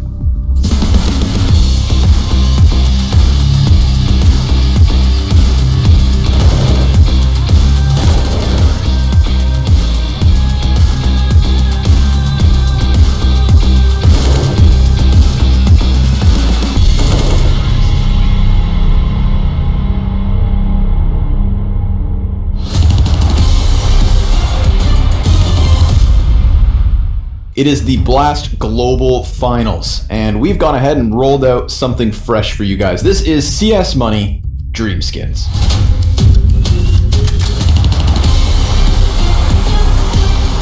Ethan, you're back in Europe. How are you doing today? Doing good. We're here for a while, so we're getting cozy, but how are you doing? I'm doing great as well, man. Today we're going to be talking about AK-47s, my man. We're gonna bring up the CS Money 3D skin viewer. We're trying to find your dream skin. I got a few questions first that I gotta gather your tastes here, Ethan. What is your favorite color? Probably like a gold skin or like a yellow. The yellow gold, the trims on that one. All right, good to know. Do you like the metal finishes on skins, or are you more into like the hand paint jobs? I like metallics. I think they're clean. I definitely like them over like the paint skins for sure. Do you like gritty skins, Ethan? Do you want something that looks like it suits the battlefield, or do you mind walking in with something that comes out of a treasure chest? I definitely need it sparkling. It needs to look new. Is it safe to say that you get factory new skins? I'm trying to save money. I'm all about saving money. So if minimal wear looks nice, then I'll get that. You know what? That's a good answer, man. Because minimal wear to factory new, let's be real, it's not big of a difference. Ethan, based on what you told me, based on your tastes, I've got 3 skins I want to show you and get your thoughts on. The first option is the AK-47 Bloodsport. It doesn't have as much yellow, but it does have a little bit kind of on the sides here. The nice thing about the Bloodsport, I think, is the detailing, bro. You get into some of the writing here, right? It tells you about the recoil value. It talks about its weight up in the top right. Now, option number 2, the fuel injector, a metallic finish, doesn't have any kind of a paint job to it. It's got the right color scheme. It's got the right metal finish. And if yellow's your thing, then I think that the fuel injector has to be what up there at the top of the list. The final option, the Empress. It's a little bit less gold, but it still has that kind of that trim to it. And like the Bloodsport, we're talking detailed, man. And so these 3 skins, which one are you gonna move forward with, man? Which one have I sold you on today? As soon as you showed me the fuel injector, I realized, I'm super into cars, and that skin is purely based off cars, as you can tell. And then, yeah, the yellow just pops, so, I'm probably gonna go buy that skin right now, honestly. Ethan's gonna move in with the AK fuel injector. We go from the skins to the stickers. This, I think, needs to be nice and clean. I'm gonna work with the G2 E-League Atlanta. It's kind of got a bit of like a carbon fiber look. I think the colors kind of match. If you were able to just make it the logo without the background, I don't know if you can scratch it. Can we call this the Ethan Special? Are you sold on this AK fuel injector? Yes, sir, I'm sold on that. There we go, folks. Another episode of CS Money Dream Skins. This has been AK-47s with Ethan. Thank you very much. It's good to be on the show.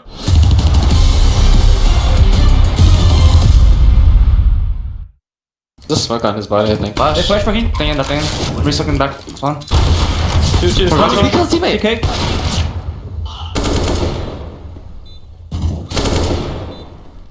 I'll be one. You good. He's trash. Nice. Good shit. Go. Nice shoot. Well, Liquid come in to show up in a big way, and they serve Na'Vi not only a defeat, but a real stressful one at that. No one stood a chance to it, and from the get-go, it was Liquid all the way. That is the most confident Liquid we've seen in quite some time. I agree with you, and I think the clip we just played paint the perfect pictures. It's a picture of Liquid winning all of the clutches. Any scenario, I think the opening kill were so heavily in favor of Na'Vi, and still Liquid were always able to pull it back. In that clip we just here it's a Grim and a 1v2 at the end, but there was a 5v3 being lost by Na'Vi. It's a 4v3, a 3v2. So Liquid, they always fought back. They always remained calm in these situations. They had a couple of interesting details. I liked the finesse coming out of Liquid, like the counter boost towards short after the smoke is being landed. Elish finds a kill. The boost towards long, Fallen boosting Elish as well. A couple of flashes. They had these elements, and the first signs that we were looking for, well, they're positive. Well, you just mentioned something there, so we've actually got the TeamSpeak clip from that moment. So let's see how it actually played out. You guys want to work on They just spoke. Yeah, I'm on your rush right now. I can smoke middle for you guys. I have the flash for Bike if you want to do the Okay. flash. I can molly Pope. I'll smoke middle. Okay, he has a flash for Do the match backside. small, okay? Okay, we're gonna push side, okay? fine. Let's push side here for big green. Yep. Get ready. Molly block first. I'm ready. 1, 2, 3, go. Flash first. Flash. Default. Default. Nice. Back up, Pete. Pete one. Nice. Last 2 B players. Last 2 B players. I got it. And for a team that's in boot camp and for a team that's newly put together, that's some quick communication. Okay, it's one player coming in with it, but it's impressive stuff from the start. Yeah, and he's taking shots to the team, right? You can listen that the teammates of Fallen is listening to him. His value and his voice is holding a value to it, right? So whenever he's speaking up, whenever he's saying something, they're listening, they're doing what he's telling them to do, and as you heard, it was working quite well there. So Stu said coming into this game that, yeah, I'm going to be the caller, but Fallen is going to help me out with being, the mid-round caller and help out whenever he can. And as Matthew said, all the signs that we wanted from Liquid, the positive ones at least, we got them right here. We saw Fallen activated, we saw the team player of Liquid activated, we saw Stu 2K in some moments being activated, so a lot of positives coming out of Liquid. And what I'll say there as well, right, when it comes to Fallen, you're looking at the highlights he's got here, it's the key kills he was able to grab as well, was the ones that were at times missing when we look at the old Liquid coming out from an AWP. They were very impactful, and I liked his positioning. Like all of these CT rounds, granted, Liquid didn't play a lot of CT rounds, but he was being the glue between the B side and the A side, and he was asking for flashes, he was asking for information. You could see the experience he's had, because again, the man on your screen, he's got a ton of experience in Counter-Strike. It's not a small feat to say that. So I want to see him utilize that experience, be in the right position at the right timing. We're not hoping for Fallen to have simple-esque AWP. That's not what we're asking for him. He needs to be at the right position, at the right time, and get the entry kill or get the impact kit, and he did. Hitting the key shots and also refragging and playing off each other the whole way. I have a clip I want to show to you guys, because as Matthew said, that's kind of highlight for the game here. Liquid were playing from behind, but the trade fracking game in this game was stellar. You have this round coming up right here, Simple playing aggressive with the AWP, and you're just going to see trade after trade after trade coming out for Team Liquid right here, and Na'Vi for that matter. Na'Vi are going to win out the trade. Simple gets a killer, gets traded, then the instant trade coming out in a 3 versus 2 now. Point of view of Nafly, he's showing his position in apartment. You're down 2 against 3, you think to yourself, this round is over, but Nafly and Stewie, they find their way in. Crawling out of the smoke, making space for himself, jumping down to pit. Na'Vi not really in a position to deal with that, and all of a sudden a 3 versus 2 that should have been a Na'Vi round goes the way of Team Liquid. And as Matthew said, that happened not only one time but plenty of times in this matchup. So the trade fighting from both teams were decent, but Liquid, whenever they came into a clutch scenario, they were the better team. And it was also Liquid feeling confident and showing that they're actually willing to take these chances, willing to take these duels. When it comes to Na'Vi though, it wasn't just a slow start, it was disconnected. Yeah, I have a really hard time painting one picture of Na'Vi. I think this was a confusing map for Na'Vi because again, you consider the first 20 to 25 seconds of the rounds, the things were looking good. They had the entry kills. They were being quite strong in the first line of defense, but then somehow they were being a little bit complacent in these situations. They were giving away kills when they had full control, and I could see how they would be frustrated. Now the question becomes that level of preparation for Liquid. Can we expect that in the whole best of 3? Can we expect that level of detail on Nuke and then on Dust 2? That's going to be the key factor for me, because if this is the Liquid with a very little practice, right? They've been together for what, 7-8 days now practicing, they said. This is already the level they have.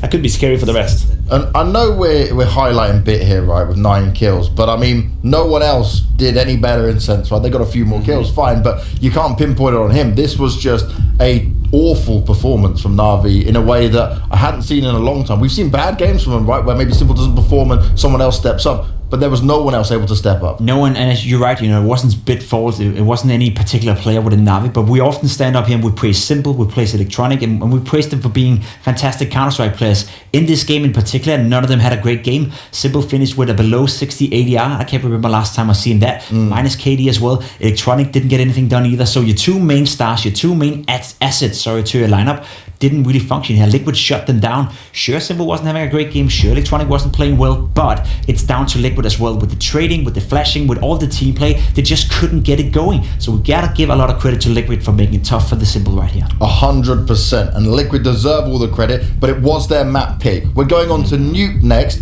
Question for me is, can they be in that same kind of form? I agree they can trade and hit their shots, they're smart players, but can they be that set up and that well prepared when it comes to Nuke? Yeah, there's a couple of things to consider, right? First of all, as you mentioned, can we expect that level from Liquid? I don't think so. I do believe that the Nuke pick would be quite obvious for Liquid, and if there ever was a map to prepare, that would be Nuke. But then the other coin, or rather the other side of that coin, is that Nuke has become the pinnacle of Navi's map pool, and this has been one of the latest. Out of nowhere. Yeah, exactly. It's been one of the latest development for that lineup. I can list you some of the results we had right here. Navi beating Astralis 16-9, beating Liquid 16-10, beating again Astralis 16-12, beating Vitality 16-5, G2 16-3. These are legit results. Navi have built something on Nuke. They have understood the map now. They completely master it. So now, in terms of expectations, we can be very harsh on Navi. This would be unacceptable on Nuke. This is their map bid, this is their foothold, they need to play better. And we talk about teams coming off the break, right, and finding their form, finding their groove again. We had an Astralis to drop the first map and then, okay, quickly run it back. We saw Vitality though, they went straight for the 2-0, but it was maybe against a team that was slightly more wounded than anyone else could have been. And now we come into a Na'Vi that are down 1. Do we have any confidence going into these next 2? I would say so. I think Matthew is onto something when he's saying that Nuke should be a different playground. There's a case right now to be made that Navi may be the best team in the world on Nuke. We said that about Heroic as well for some time, being Astralis as well. But Navi, as of recently, they've lost 1 out of the last 10 games, and that was in an overtime game against Vitality. Otherwise, it's been pure straight W. So within the recent couple of months, and in Blast in particular in this tournament, right, leading up to the global finals, they've been playing fantastically on Nuke. So if Liquid were able to make this game competitive, if they were to take away Nuke from Navi, that would be a gigantic surprise. Navi are heavy favorites here, and I expect them to win as well. And when we come into this, though, continuing back onto this Liquid side of things, for me, what's been most impressive when we looked at that TeamSpeak clip is the comms and what's being added. This is the level we wanted to see be brought to Liquid. But I guess when we come to the interview and talking to them potentially, we can learn a bit more because we don't know how much further this can go. No, we don't. And I guess we have to wait and time will give us the answer, right? But if you think about that roster and you think about the qualities of that roster with players like Elige, with Naf and Fallen, these are the 3 players, even Stewie in a way, you have players who are supposed to be able to come up with solutions on the fly and understand the situation, come up with a plan.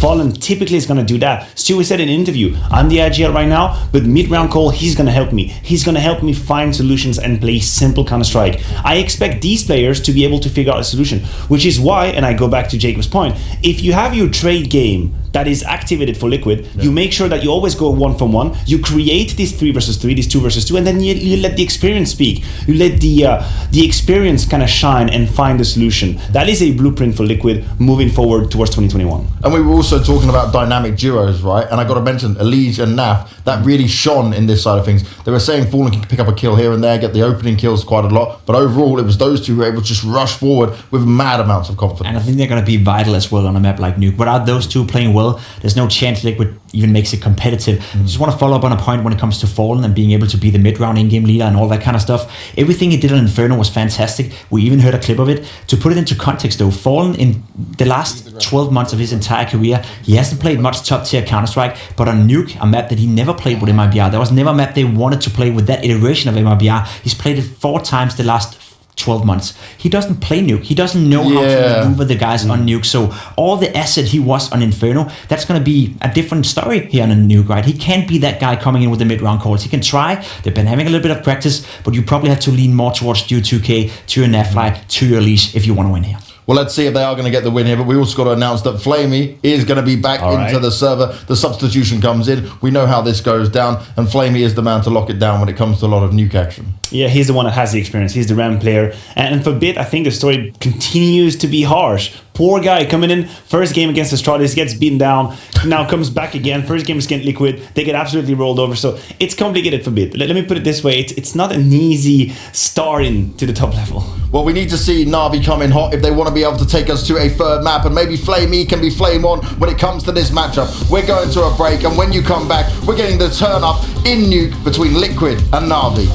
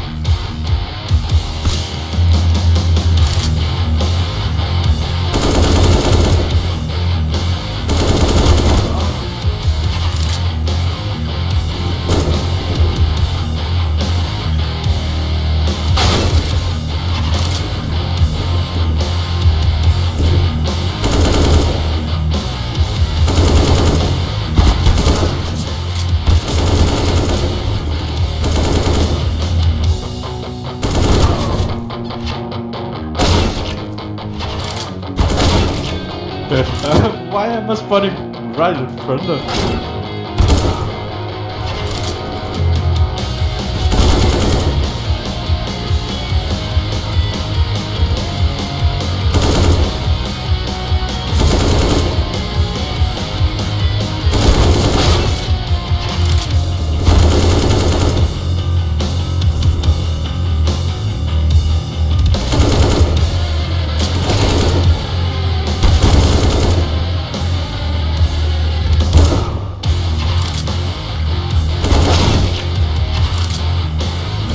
Oh,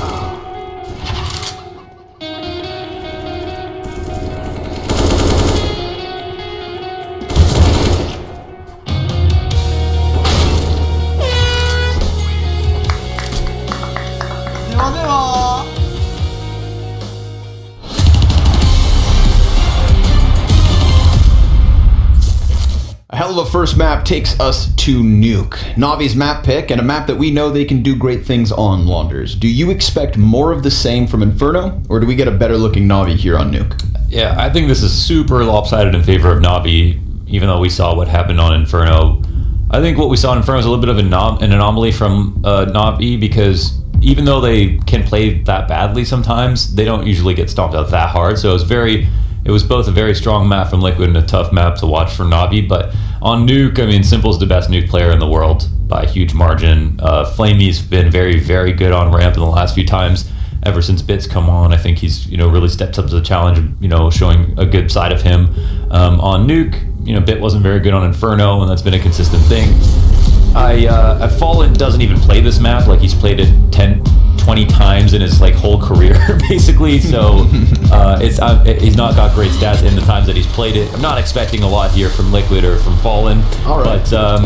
But we'll see what happens. I mean, of course, Liquid play the map. It's just mostly about how good Navi are versus how much Fallen doesn't have practice on it just yet. So hopefully Navi look a bit better than they did on Inferno. Well, let's see, man. Let's see whether Liquid can just hunker down and hang on. Oh, okay. Boomich flies around the corner, straight into the crosshair of Elige. Opening kill here for Liquid outside. And so many targets to shoot at Elige. He's just picking them apart with damage. Simple gets tapped back. Stewie finds another. And it is a single point of health for Electronic in a 1v4. He's dead. Elige, quick 4K to kick things off on Nuke. Wow, that's good confidence. He handled business out there. Didn't really have anywhere to fall back. No cover, nothing. Just had to take all the fights and was moving around with a lot of confidence. Good stuff. Nice pistol. And now we'll look for a response. Just thinking we're going to see... I'm looking forward to seeing what Navi CT side looks like. I think that's specifically where Simple is the best, but I think across the map in general, they're all going to be quite good. Some of this will come down to the calls between Boomich and Blade. I hope to see a lot of tack timeouts. I feel like that's where Blade gets to talk the most and come through with ideas, and hopefully they create a nice balance between some of the ramp hits and outside takes. Looking for the scout kills. Fallen had some nice scout shots last map. Mm-hmm. Was pretty impactful with the damage. Yeah, he just had a great map, right? Really good. Yeah, let me go ahead and look at the stats for that one. So he was either first or second best player, honestly, I feel like. Yeah, I believe NAF was still a tick ahead. Oh, okay, yeah, true. That's true, NAF. But like you said, first or second should be in that second slot. You get them numbers, crunch them. 16 and 12. They did okay. They did okay. Only 1.20 rating, and they basically didn't lose any rounds, so it's definitely part of the big wins. Simple met by a smoke grenade. He was looking to put his face through the door. But instead he has to wait. 40 seconds remain. Door swung open, fires some shots off. Not really anything to talk about this time. Navi just walking around, doing what they do. As Electronic is the first casualty over towards that ramp. So let's see if they can burst out onto the A site, maybe find Grim unprepared here behind Hut, but he has Stewie to help him. And there it is, bomb carrier down, but Simple, sure enough, does get two with the D. Fallen, double headshot, 3 kills on this round, swaps to the FAMAS to close it. So Liquid, good conversion off pistol. If you guys like reading... Who does? I know not a lot of people read anymore, but if you guys don't mind reading subtitles at least, with the visual assistance, like Zeus interviewing multiple people over on his YouTube channel. You were telling me about this. He has been doing very, very long form interviews with some of the Navi players, Electronic and Boomich most recently, and they're like an hour and a half interviews, and you can watch them with subtitles on his YouTube channel. They're really, really interesting. And it's always good to see a player talk in their own language. Yeah. Because then, of course, they can be more expressive. You can see the full extent of their vocabulary. And so that's a valuable resource I think everyone should check out. Electronic crosses over to the secret stairs, and Elige maybe not so ready for that one. We've got Navi in their first gun round with an early man advantage. And a route open towards B. Mm-hmm. See if we see any kind of shift in the defense.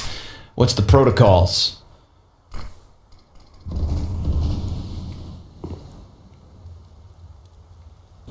Perfecto and Flamey with the bomb. Maybe going to challenge this ramp room, looking to pincer down onto the B site. Naf, good for the first one and the second, and almost that third kill. Simple 7 HP left over.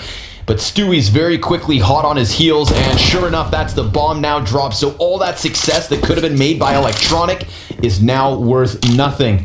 He is with his teammate, of course, and they can both double up from ramp, but you'd think Liquid, they just need to lock down this bomb for the final 40 seconds. Yeah. Coming up through the lower site. Nobody here to help them with a lurk or anything. Not a very fun situation, but there's only 3 CTs left, so of course, you're going to think about trying this. Also, when they're low, there's an opportunity for a trade, but it's Fallen to win his duel, and eventually the kill comes back in favor of Na'Vi. 20 seconds up, fire in front of Electronic. Boom in his vision. Winnable. 1 and 2 CTs show themselves, but Grim does win his duel. Yeah, it's a crucial pickup from Grim. Little tap on the shoulder, well deserved to close out that round. First gun round from Na'Vi falls not flat, because it comes down to the final 1v1. Look at this. But it was all on Naf. Dude, the confidence to play up here is huge. And then they can't trade him. Perfecto really needs to get that refrag. It's just a straight up 50-50. He's out in the open. You can't fall back. I love the confidence, though. You see how the flashes go right by him because they're all designed for the more timid positions you would normally play. The disadvantage? Well, you can't fall back. The advantage, you get a head start on the first kill and you're in an off angle. It worked out wonderfully. So now we see the 2 rifles here for Na'Vi. This is, of course, the buy that they can afford. Mac 10 for Perfecto could be used well. He knows his way around the SMG. But Stewie shuts down Boomich first and foremost. We get that quick trade from the SMG, but then it also falls and Elige locks down Squeaky. This is no exit from Na'Vi onto the A site despite their best efforts from the utility. And the 2 rifles left, well, maybe that is still enough. It is a 2v4 turn 2v3. But there's definitely room for Simple to work here. He's been given an exit route from Squeaky Door, and Grim's just emptying the utility belt. Simple hunts his head as Liquid, well, they decide to push 2 players through ramp, so they're all looking to lock down into lobby. Grim even conceding the bomb site itself to join his teammates, as we've got Na'Vi downstairs. You do not want to try and face Simple and Electronic in a post plant. Let's see what comes of this. Yeah, these are the Hammer Bros right here. So the bomb will go down, kind of out in the open. They'll push it. 3 players up. Yeah, they're going to get some information. Oh, they're playing kind of timidly, but eventually Simple will find his duel. Nafly goes 1 up, and the CTs spread the site. No duel 1 for Electronics. Nafly grabbing both, continuing on his dominant performance over on Inferno. Into Nuke with a 4-0 start from Liquid. What are we witnessing? I don't know, because this is, it's still too early, man. We can't say this T side's going to fall completely flat. There's been openings already, but the economy's playing against them, and we know how much momentum Liquid would technically have off of that Inferno win, so it's like do or die time now. It's not an elimination game, but it sure as hell sets the precedent for the rest of the Blast Global Finals. We don't expect Na'Vi to be sent down to the lower bracket so soon. Kind of being touted as like the 3rd best team at the event. Flashbang at a quick route from Electronic finds himself to Secret, and nobody here to stop him whatsoever. Tons of smokes being used here from Na'Vi, but it covers their approach very well.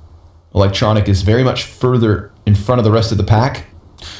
Where is Nafly at? Okay, he's already comfortable in Xantares in the lower site, behind this, just above control, behind the sight box, sitting, waiting. Now, nobody is close to ramp to rotate lower, so I'm really kind of worried for Liquid here. I think this is already a great round for Na'Vi, and it just comes down to how telegraphed they are when they start to come out, because right now, it's a perfect time to hit the site, and they can throw their nades out. Ooh, Naf gets spotted. He gets some damage, but... oh, he'll also fall back. Oh, no way, he finds a way out. And he's wrapping control. He can grab 2. There's a 3rd player on the outside to the right. He doesn't spot him, but he stays alive. Elige, he's going to get that kill versus Boomich. Naf back in with a 3rd frag. Nafly, you slippery snake, slides through control, hits them from the back. Dude, that first headshot on the player next to Vent, sickening. And now Perfecto, 1 versus 5. His position's been revealed, and Naf, cool as ice, is just going to sit here. How many players are going to make that play? Most players are going to sit there and stay with their really comfortable position behind the site, take a duel versus the control players. He's still got an advantage versus the ones who come out the window. No, Naf says, I don't like this. I'm getting out. Simple, you're done first. And then he's going to compromise the most important part of the map at this moment for Na'Vi as they go to try to kill him, jumping out of the control room window. Simple's tilted, Boomich is pissed. That was one hell of a play when they really needed it. Just that was a moment where we see why Nafly is different from other players. Well, what sets him apart? How long will Liquid run this high? 5 rounds straight out the gate. They are officially on fire. And they've got themselves another man advantage as Elige gets the better of Boomich here inside of smoke. Simple does have a scout to play. Maybe trying to find contact versus Fallen. Oh, my legs! Quick kill from Naf. Yet again, same position that he played versus their guns once upon a time. It's even easier versus the pistol players. And a Molotov to just... Oh no! Meant to keep Electronic back. Not a problem for Nafly though. No sweat, no stress. Just Naf things. Simple, no scope. But he falls in the end to Grim. 6-0 start for Team Liquid. Yeah, I like what we're seeing from Nafly, especially, man. Elige was the best player for Liquid from last year by a significant margin, but I feel like if there was going to be a second to get onto the list, it'd be Nafly. I think he was on some people's, and yeah, he's 10-1 right now. He's playing just as sharp as he is smart, and yeah, it looked very, very good on Inferno if you missed it. I like how he's up on the ball. I usually don't like how if a player plays the same spot over and over again, but I feel like that's not a spot where you'd expect to see someone play twice, so I kind of like that. Elige getting hyper aggressive as Team Liquid find an opening. They're not clearing this, are they? Oh, nope. No, they're not. And Fallen, he just sold them on it.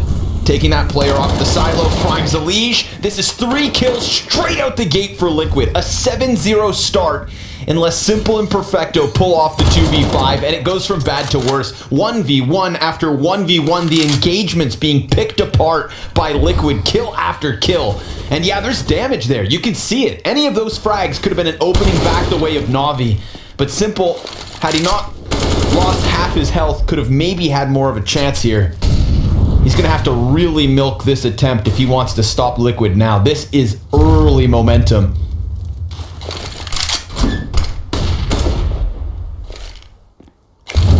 On record, Fallen has one nuke 10 times in his career. Oh, and today could be an 11th if they continue keeping this energy up. Yeah, and not just that, like this would be their biggest, this would be his biggest win for sure. So that's really cool. I mean, this is an important map for them in the pool, where of course everyone's going to try to take him here because you got to test Fallen. If you play it at all, you know, and you know Fallen doesn't, of course you want to test him here. But I mean, he's had, like, most of his maps on record, he's had really, really bad ratings. Most of them were negative. Most of them were just lost maps. He's not played it very much at all, so the work he's doing is showing. Okay, we got Blade in the conversation a little bit. He's talking. I wonder what the idea is. I think sometimes, so what I got from the Zeus interview with Boomich was that he tried to ask him about their dynamic between him and Blade. And he said Blade will just like put together a call sometimes, like a full round, and give them the picture, but he'll also kind of explain what the idea is behind why he wants people to do things so that they know why they're doing their job and not just telling them what to do. And that it works sometimes. And then for the rest of the rounds, Boomich is just, you know, throwing out ideas or going off of what other people say as well. So it feels like I kind of like the idea of that, just like one super fresh call off attack pause and then what you would normally get from your primary IGL otherwise. Oh, just the pistols. They'll go for the outer cross. Fallen, who is 5-1. Looking for a pickup, but it's Boomich to die. Still 0 kills on Boomich, 8 rounds deep. And Elige already in position to keep Na'Vi at bay. They're going to find nothing inside of the lobby, so Team Liquid wasting 0 time in terms of gathering information. They're going to have a very clear picture as to what's up, especially with the wall of smokes telegraphing this play. Everybody should be on high alert. It's just a matter of stopping the individuals. But it's not even like we've seen them get started. Some of these guys sitting on like 0 and 1 kills. Tech Nines and deagles, good for a single frag from Simple. But that's just it. A single frag from Simple and 8 rounds from Liquid. Yeah, no, nothing's working out well. Okay, so reference game. We talk about Na'Vi versus Astralis last year. Well, last year, like a month ago, a couple weeks ago. Sure. Where they were ending out. Remember, we had the 22-1 CT side comeback from Na'Vi and from Simple. He had 22-1. He went 22-1 Og on a CT side. After a really, really rough start on the T side of Coleman. We might be able to get that level of performance because he's actually incredibly consistent. Massive performances on the CT side, but not without a safety net of at least, 3-4 rounds here. And it feels like, okay, for a second it felt like Liquid were not going to give them anything. But now, of course, we got the 5v3. Yep. Things are rolling. Who could stop it? Can Stewie pull off a big multi-kill? I mean, he is 10-3 at the moment. Yeah, he's been very good. We had Elish get caught as he rounded the corner of Silo. Fallen dies to Boomich through the squeaky door. And Stewie, big play from Stewie! He almost gets caught, but now we are right back into the even 3v3. That double man advantage just dissipates, disappears, disintegrates into an even keel. So it'd be 2 3v5 losses across the 2 maps. Maniac's got the full stats on that. There's lots of man advantage rounds lost from Na'Vi in the series already. But here's one where it's like forced, where Liquid make a great play to bring it back. Specifically, Stewie here controlling Squeaky. And now Na'Vi are just without ideas, sitting, waiting, hoping that Liquid will continue to make a mistake. But they've really already made that heroic play, and I think feel quite comfortable with the idea of now just taking it on with the full-on site holds. They have a rotation coming downstairs, and of course, 3 players, an insufficient number to cover everything. But you've just got to watch the Squeaky area, someone lower, someone upper, and then you're usually pretty good. Stewie goes down, Grim on the back of the site. That means Squeaky is kind of open. They could potentially drop. Grim goes out for a peek, and there is no trade in sight. 8 seconds, and they've got to get to the bomb plant zone, but Grim won't let them. Stops everything.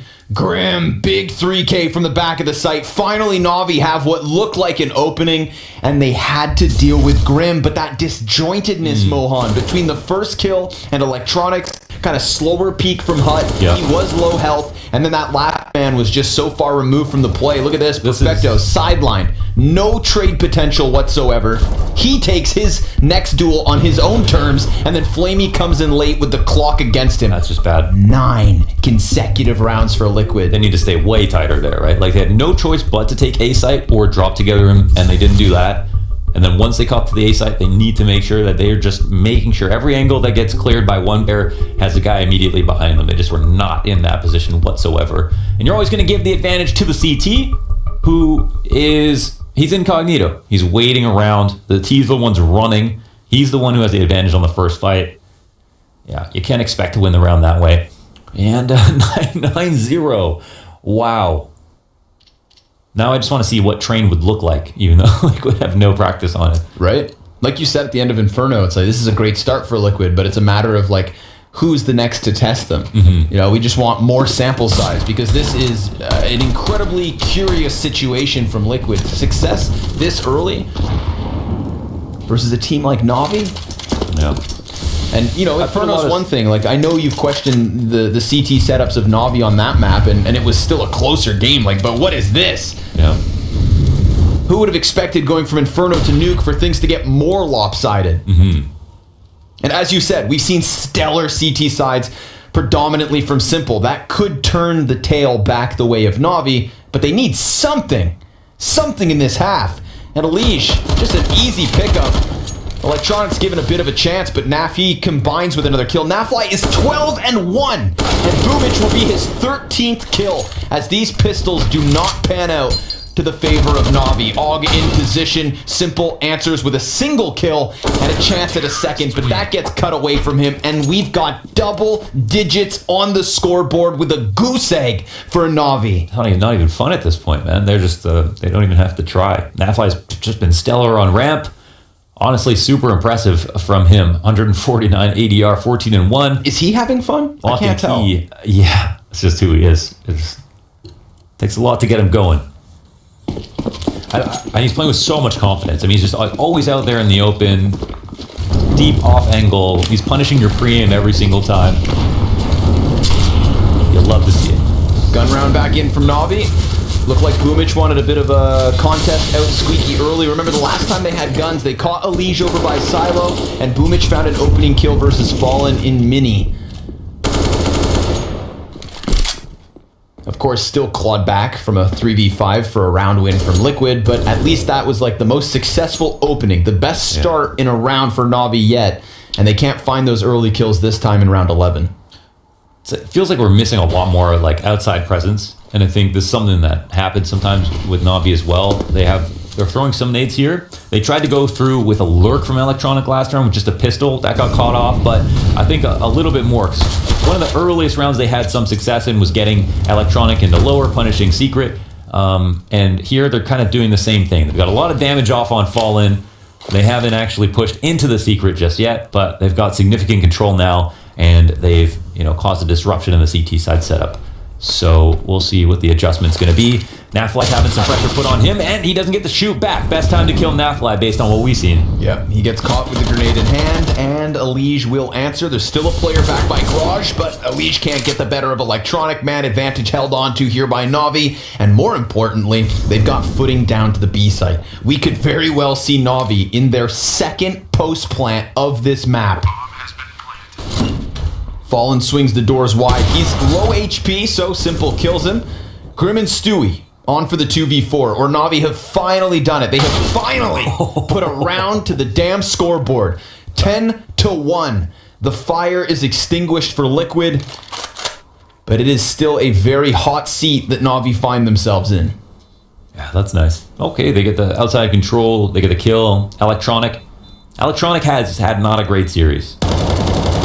Had a really, really great year, 2020. For someone who was talking about this with Maniac, kind of went out of the radar for me. I didn't exactly realize how good he was, but was very consistent throughout, had a lot of great events, everything. But this series definitely was lacking in a big way over on the pit setups on A. Was a huge reason why they were losing rounds there. And this map's not been doing quite that well either. But I think at this point, everyone's been doing pretty badly on Na'Vi so far. You pointed out even Simple scoreline in the first few rounds. There he has one good one. What? 2 players with 1 kill? Is it that bad? It's that bad. Wow.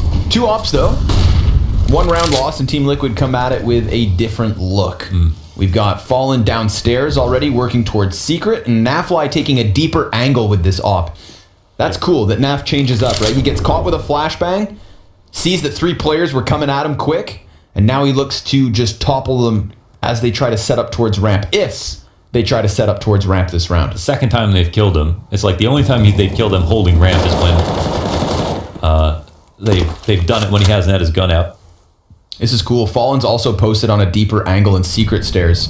So they're very much just kind of hoping Na'Vi walk into these scopes. I still like this better from Na'Vi. They got the fast control outside. They're finally punishing this a little bit better and taking control here. It opens up their options. Now, they still have this syndrome of taking too long for no reason without getting map control. So we'll see if they get punished for anything. But they keep wanting to fight onto ramp, and now they've got a bigger threat with Nafly offing. So we'll see how that goes. But look, Stewie's already in the hut as well. Naf's just got to stay patient. Helps that Elige picks up that opening kill. Fallen, he comes off of his angle, and Elige, he's got a second. Naf's going to drop the shot. A little challenge that he can't quite handle. 2 rounds now. They've found success on ramp. They've gotten the better of Naf, and they've gotten themselves down to that B bomb site. Bomb drop momentarily, and maybe Flamey can find a kill here on A. That would definitely help stop the rotates, but he's tagged up to 37. And the frag grenade, negligible. 10 seconds left on the clock. Stewie, he's going to get the back of Flamey through the wall. Fallen swings the double doors wide, knows the bomb's on site, but these ops have betrayed Team Liquid. Nobody with those snipers picking up kills leaves Stewie in a clutch. It's Simple and Perfecto on the other side. Stewie swaps over to that AWP, and of course, Simple bests it. Okay. Well, we got to chalk that up to some whiff shots a little bit. Big time. Nafly missed a very easy one. So does Fallen. So, yeah, a little bit unlucky in that perspective. But there was a point in that round where Flamey's inside Squeaky. Even though it's 3-4, it looks pretty decent for Na'Vi. They got lower control. they're getting the bomb down at that point, and Flamey ends up getting the kill versus Mini, and then eventually gets traded as well. But it was actually not super bad, and they also got that fast outside control as well. So some things working out well for Na'Vi, even though they were gifted a couple of those kills, and now they maybe are feeling a little bit better. So let's see if they can keep the momentum going and try to compromise the CT setup once again, because this could potentially earn them the save. This is when Liquid are down to their last few $100s. Getting this one could actually give Na'Vi a recovery from 10-0 to 10-5. We would forget how insanely well Liquid have been playing and how badly Na'Vi have been playing. Rumich completely blind, still finds Stewie back behind those vents. Elige one and done. It's Grim's chance yet again here on the A-hold. Fallen's trying to spam through smoke, but Perfecto gets the better of Grim, and we have Na'Vi with an A site under wraps. So sure enough, as you said, everything invested here from Liquid on the line. And it's for that reason I think they transition into the save. Yeah, they have to concede a third consecutive win for Na'Vi. Yeah, it's just too much. They got too much riding on this. They got to take this up into the next round. The rifle as well. They won't be able to buy it. They could win with these guns. Okay, so yeah, we're just cleansed of the memories, right? That Na'Vi have been really struggling super heavily this half. It's still only 10-3, but we got easy potential for 10-4 and maybe 10-5 with their newfound confidence. And yeah, finally dug themselves out of a very deep grave. What? Oh. That was off, actually. Oh, oops. Ooh. Well, listen, he hasn't played this map very many times. Yeah. Wait, the bomb blows up through the floor? Yeah. I actually just didn't even think about that, but yeah. It's got like 20 maps on record, so I think genuinely, like your average matchmaker's probably played Nuke more times than Fallen. Well, you're never too old to learn. That's why I hate this map. That's what he said. Yeah. Zeus on Stewie, M4 for NAF. That's all they've got in this one. Na'Vi with a hell of a recovery mission, but 4 or 5 rounds on the T side of Nuke, you're fine. It's doable. We've seen them pull this off. We'll see. It's a matter of whether they can get the better of NAF without losing too many players. You'd hate to see Na'Vi slip up in a round like this when they're starting to finally figure things out. Elige posted up with the Desert Eagle. We've had NAF opping on this angle and he didn't get anything for it. Maybe the hand cannon pans out.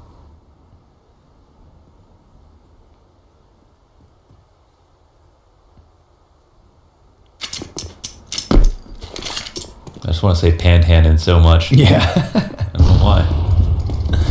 Fight the urge. Resist. Down goes NAF. That's the biggest threat that Liquid could offer Na'Vi in the round. Boomich and Fallen. Sharing the same box. And Fallen punches Boomich out, only to die to Simple as he peeks. Flamey finds Stewie on the rooftops, and it's labored, but he gets there. 8 HP to spare.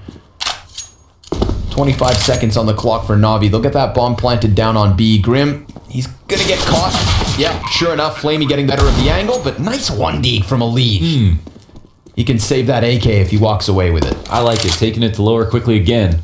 See where this is such a good space now for like a last round. Let's see where Na'Vi take it. If they try to employ some of the same stuff, outside control into a lower hit, if their default goes that way, how the ops will look. If Nafly is going to be opping again, a lot of things will be answered in this final round, and it'll also show us, we get that very kind of confident score line of 11-4, or the shakier one of 10-5 with an option for Na'Vi to really bring it back on CT side. Na'Vi want a third map. Liquid don't want a third map. They have such a good spot here, but I'm sure they are going to be thinking about the fact that they have given up big leads a lot in these last few months. This is going to be kind of a statement game for them, and they've struggled particularly on T sides, especially when trying to close games out. Naf's just getting slowly more aggressive towards the ramp. Simple, he picks up the opening kill. Oh no, Simple, burning. Yeah. What? He was just scoped up, just walking in the middle of that molly, thinking it was behind him, but he's just walking deeper into it on the front. Well, that could be a key frag. That's awkward. This could be, that's a key frag because this is a key round. A 5 versus 4. Oh, turned into a 2v4. Not the way Na'Vi wanted to finish off this half. They had 10 rounds consecutive fall flat. They were bringing it back, and now they may have just tripped up on the final hurdle of their T side. An awkward position to be in. Team Liquid happy to grab what they can. Elige looking for Perfecto outside here. They've both thrown grenades, so they know that they're on the cusp of one another. 35 seconds left in the T side from Na'Vi. They have left themselves enough wiggle room to claw back this second map as Team Liquid stare a 2-0 potentially in the face, but a big pickup versus Elige as Boomich slips down into the B-bomb site. This round is very much alive. And Perfecto, well, he's found yet another. Fallen, taken out of the vents. Naf tagging up the players here on site. They're both in the open. Strong trade frag. It's all on Grim. Perfecto looking for his third kill of the round. Grim, 5 HP. And he sees the feet of Perfecto, so he goes ahead and moves inwards. Perfecto looking to extend. Closes this one with a very critical 3K. Well done by Perfecto to end this half with a multi-kill when Na'Vi need it. 5 rounds in a row. They finish the half on fire. Come back for second pistol.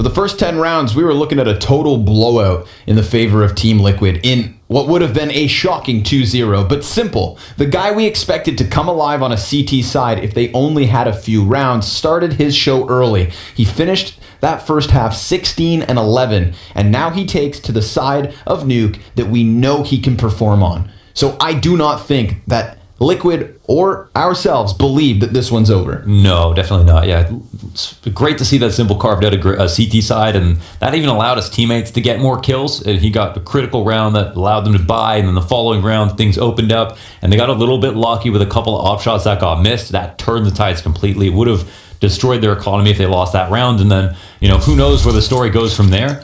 Would just be a stomp from Liquid, but now it's different. We know how strong, and again, Simple is the best CT side player on Nuke in the world by a huge statistical margin. So this is where he can really shine. Already 16 kills. It would be his show to bring this back and make a statement. And this lead from Liquid could diminish. Starts right here with the pistol, of course. Well, Simple's the first man to die on the CT side. We've got terrorists flooding beneath Boomich. Perfecto will hold the line for the time being. Frag grenade somewhat decent, but Elijah's got another kill, and Flamey's got the one and done. So man advantage here for Liquid with an open B bomb site. If they're going to have their hands full with a CT side, then a pistol round win and the consequent conversions would be so critical for Liquid to rob away. Electronic contests the bomb plant, but he can't extend a second time. A retake in the 3v2. Even a plant is enough, yeah, but they're looking to also win the full-on pistol. Elise hits 20 with that kill. Perfecto 1v3 and limited ammo on the CZ. Bomb halfway ticked. Odds are low. And it doesn't look like he's got any way into this round. They're going to make some mistakes, peek, but it doesn't matter. He can punish. 11-5 for Team Liquid. 2 asterisks in those 5 rounds that Na'Vi pick up. The missed shots from Liquid on that op round, absolutely crucial. And then, of course, remember, Perfecto closed with 3 kills as they brought back that final 15th round. So those are like those 2 moments that Na'Vi really kind of slipped through the cracks of Team Liquid. Like Perfecto got a 3K, is that what you're saying? Yeah, in the 15th round. Okay. And the clutch to take it away. If not, they're looking at 3 rounds or 4 rounds best. If this map truly goes the distance, then that's the ones we have to remember from the first half. But there is still, of course, the chance of a force buy win. It's hard cleared by Stewie. How many times do you see someone clear that, but then just give up after a certain point? Yeah, go 80% of the way. Yeah. Simple getting the better of a Liege and then tagging Grim as well. Oh, and then falling through the wall. Huge damage from Simple on the scout. That's why I don't play this map, guys. That's what he said. Yeah, he's dying through the floor to bombs. Tagged by scouts through walls. He's got to ask his teammates, is there anything else I should know?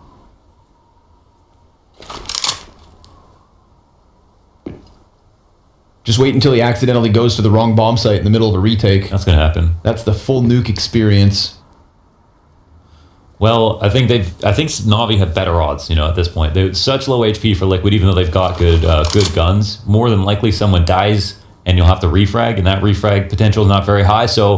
And Na'Vi are already rotated into the right spot. So let's see if Boomich can get this first kill. He does lock that up. Big pickup. Throws the Molotov down. Naf, he's got full HP, takes a little bit of damage, gets caught by Flamey, and that's all their chances, up in flames. Unless Fallen and Stewie, with such little HP, can manage in the final 20 seconds. But they're going to try to go back to the A site, and Perfecto locks them into the vents. Stewie can try and take the chance, but that's also going to go the same way. Na'Vi forced by round win here in the 17th. Nice. Yeah, that's it. That's all that they really needed to just start this half as soon as possible. Sucks to lose the pistol round and to give up the plant, but to steal it right back is all fine. And I think you're going to cause enough doubt here in Team Liquid, who have now lost 6 out of 7 of the last rounds, to really get them what they're scared. So what is going to be the buyback in response? They spent to 0. They get a Tech 9, Mac 10, Deagle, and some utility. So it kind of feels like they've got the same chances as Na'Vi do, except they don't have the added benefit of being on CT side and sitting on comfy angles and picking the correct site. Stewie's going to lead the charge. Perfecto just playing up in the rafters. Boomich doubling back with that MP9, but it is Na'Vi across the kill feed. Made easy by Perfecto on that AK. Nap only working with the Glock, dies out to Flamey's flank, and that is a Na'Vi sitting on 7. That's it. You know, they just feel that's like the game's over. They just feel, you know, they just feel 100% confident now. Yeah. That's it. Like they just are like, and now it just feels like it's 50-50. Whereas coming out of the half, it's like, ooh, it's who knows? Like those last few rounds of the half, ooh, you know, Navi just assuming you're going to lose, but now it's, you know, it's total reset. Tabula rasa. They can chill now. They can clean up on this round, make some money, get the confidence back, start to talk about their plans, and now we'll get to see, you know, simple full strength, and we can see if he can put together a really strong map, and it'll really test Fallen. It'll really test Stewie to put together and execute the right game plans. Nice nade. Ooh. You know what, Fallen? I respect your confidence, man. Block versus simple scout. I don't think the odds are in his favor, but he tries it. And sure enough, Navi converting a round they absolutely were always going to. A 3-round lead is now all that Liquid have left over. I'm going to take a look at when, let's see, Flamey's last nuke matches since Bit has come into the team, because I think they've been pretty successful with him, even though I think his form has definitely dropped off over the past couple of years. Let's see. Looking at nuke, they've got some big wins. Actually, a 4-map win streak. Furia, Liquid, and Astralis. And an OT loss before that to Vitality, and another win versus Astralis. So, yeah, overall, Navi have been rock solid on this map with Flamey. Whoa, it's almost 10 maps in a row. 1 OT loss to Vitality. Yeah, and I mean, it's Vitality. Ooh, we gonna regret that jump. Simple clips his wings, and we've got Navi into the 5v3.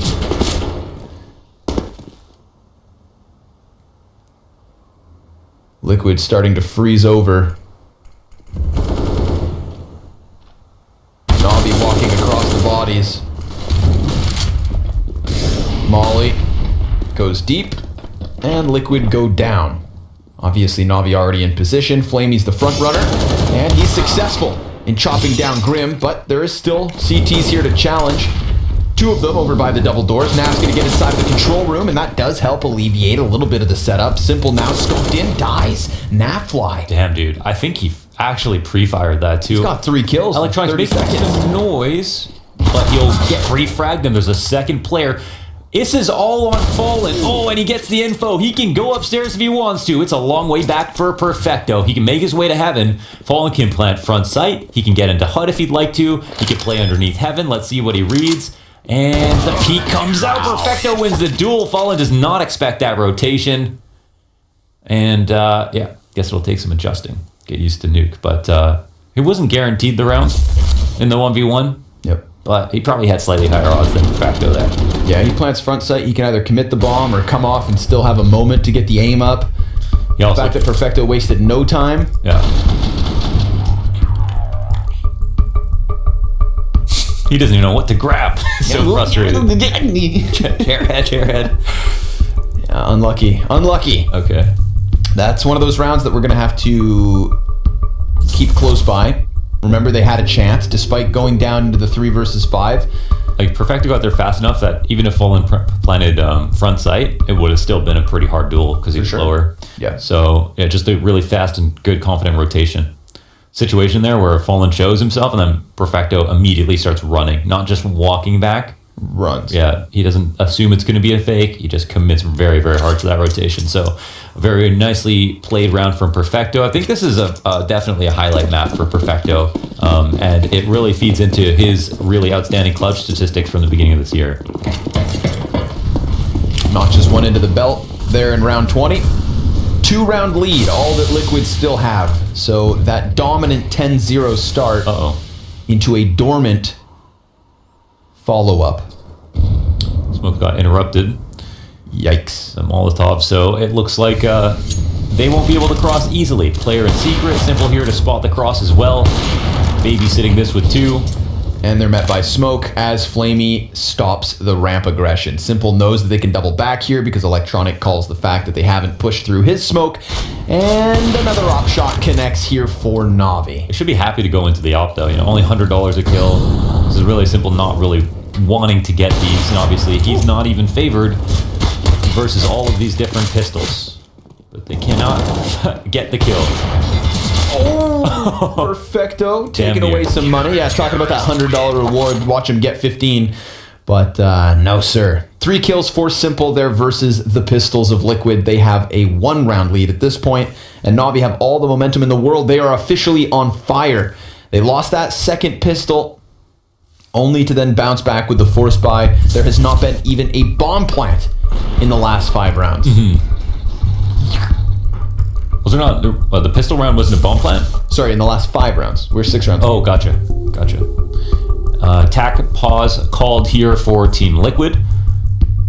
That's 2 of 4, and I think for them on this T side, I think they had the ideas. I think it's partly going to be Fallen's comfortability, number 1, opping with the angles. How much he's been practicing with them scrimming. These are questions we don't know about exactly. We don't know what their confidence level is like on Nuke.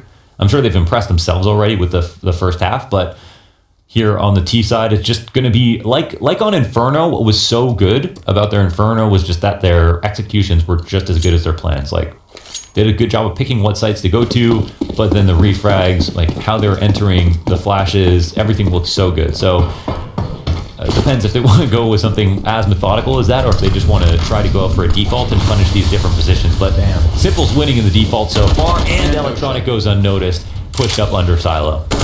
Grim's going to clear that one back. Simple almost falling as well here. Got to be cautious with that op swinging round. Simple, big reposition. I think we got to see that Simple shot again, that first one. Yeah, was Elise jumping? You think so, yeah. Nasty stuff, but Simple's going to get himself... Oh! That is something special. Joey, you know what to do. You know what to do. 26 and 13. Fallen sees the barrel of a gun, so that's a quick, crisp headshot in response. Perfecto could peek the window and die, but instead Fallen is taken aback. And Na'Vi have taken this back. 11 rounds each, as this CT side looks stellar. And let's all... You need a whole protractor to be able to figure out how many degrees this flick was. Here it comes. Through the wall.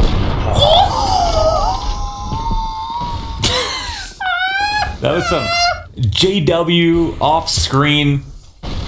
One more time. Barely a scope flick shot. What? Crack of the whip. Sickness. Disgusting. And he, it was a random shot. He saw him too.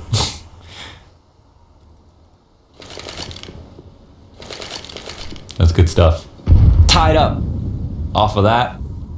And off of his overall dominance in that round. But once again, punishing the default, the opening kill, 2 kills to follow up, outside control, taking control up by him. And he's like one of the only oppers who's going to start opping outside in hell and then end up inside mini.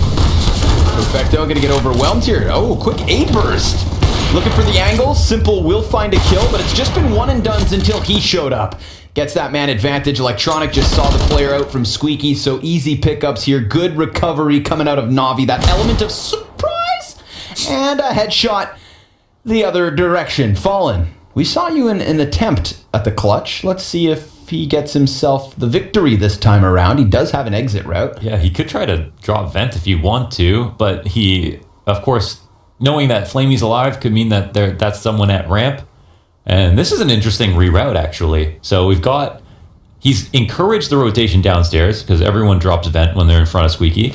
And now he's going heaven, and they're going to have no idea that he's up here. I mean, this is very atypical to play after being, he was. So it's being watched. Let's see if he actually wins. Yeah, it's not the perfect angle to hold from there. Drop down, plant the bomb, and he'll have another attempt at it. 1v1 low HP on the A side. This time versus Sasha the Smasha. And Simple swaps to the USP. He knows a single shot's going to get the job done. Walking into the angle, Fallen crouched. No! Fallen's gonna get the better of him. 3 kills from Fallen. An excellent 1v3 when Liquid absolutely need one. That was 6 consecutive round wins with no bomb plant for Na'Vi until they pull this out. And at first, it looks like the explode onto the A site could have done it all. Simple tries to stop him. And Fallen, this duel. That's so well done, man. 4 HP to spare. Doesn't fall to his death and just slips away that Deeg shot. I've never seen someone use that specific angle. Just so tight and he's just holding on to it. But it works out well. That's some good stuff. That's a revenge clutch. Energizing round win here for Liquid. You could see them. They needed it. So many have slipped by. And that was kind of everyone failing around Simple while Simple was doing a lot. But yeah, that's sometimes the name of the game, unfortunately for Na'Vi.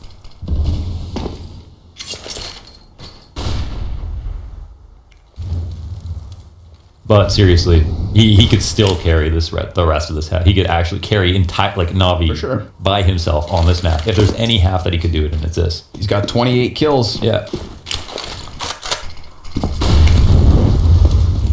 Still 7 rounds to play as well. 30 kills looking likely. 40 maybe on the menu. If we're all lucky. Ramp's open. Liquid wanna maybe... Oh, sorry. Flame is just... It looks like he's lower because he's just deep down there. But he's got a kind of passive angle and Simple holding the cross as well. He'll get his first shot. Flamey can now kind of activate. Fallen looking for the refrag. But Simple will win it. He's just better on the angle. Yep. And now he can turn away, turn back, and look for another almost wallbang in to the person who wants to refrag him. He says, fight me. Come get some. 3v5 situation. Now the thing was, Outer was opened because of Simple's position this round, and Elige is kind of slipping around the credit card, but of course Simple's gonna find him. Simple 3 crucial op kills to deny Liquid any chance at following up with Fallen's clutch. We are right back into the tied game. And that is officially 30-1 for Simple. When you look at the game from everyone else's perspective, Simple is the kind of player who looks like he's teleporting around with the way that he rotates. Like, the fact that he just got these 2 kills turnpike and then Elige dies right here from outside on the box on this angle, he must be so confused as to how Simple could be that deep, that far out in such a weird spot. But yeah, that's just the magic of it. And that's why he's able to carry so much. He's not shy about rotating around. This guy is 31-14 to keep this game tied with Liquid. But we are seeing Liquid play better, at least a little bit better. We're not going to write this one off too soon. But of course the confidence is there. It's back for Na'Vi. Yeah, they've gotten 2 of the 5 T rounds they need to get at least into overtime. I'm going to go ahead and explain how good Simple stats are on this map on CT side. Go digging, my friend. As Team Liquid look to excavate the secret stairs, Simple's just shooting shots through smoke. And of course, he gets 2 of them. Boomich actually takes a dink and dives back. He'll stay alive for the time being, knows they're chasing him down, so the frag grenade's good to shave half of the health off Grim. And Fallen, well, we've seen him on these kinds of pistol rounds make magic happen. Can he somehow do this again?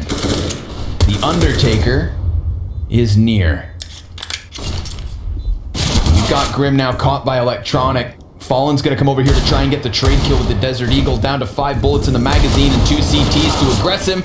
It is a successful retake, and Na'Vi have a lead.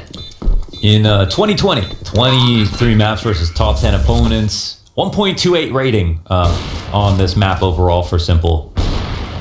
Can you guess what that rating is versus top 5 opponents only? I can't. 1.39 average in the year. We're looking at insane stats, and it's just a stat that's consistent with the scoreline he has right now. And again, we look at the streak for Na'Vi's nuke.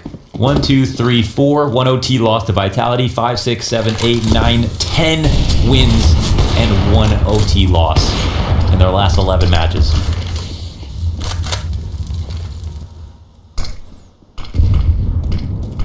Back in with the gun rounds. Let's see if Liquid can pull a Na'Vi and string some rounds together at the end of the half.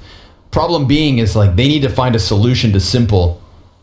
And that's complicated because he's everywhere lately. Over towards the ramp, back outside. Like you said, he almost teleports around at any given moment.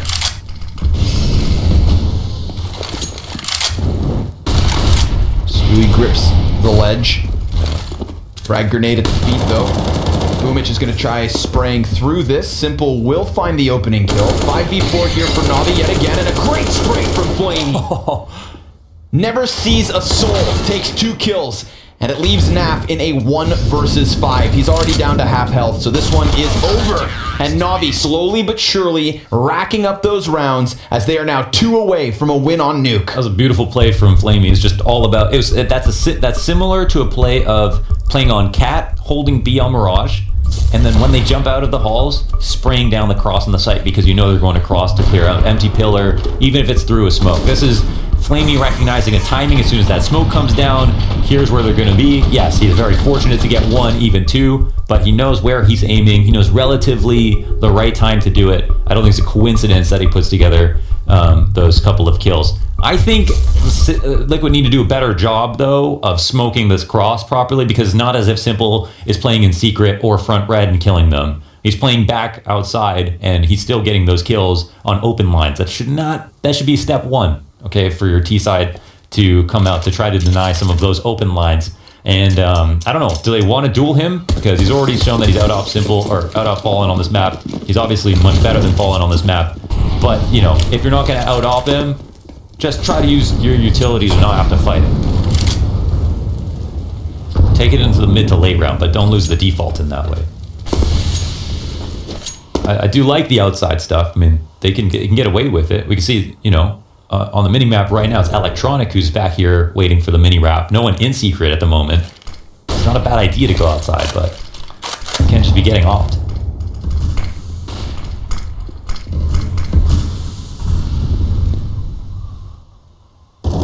Time is running out here for Liquid. Minimal rounds left over. They have not won a gun round yet in this half. And other than the pistol, remember that it took Fallen with the 1v3 to get them their second round of this offense.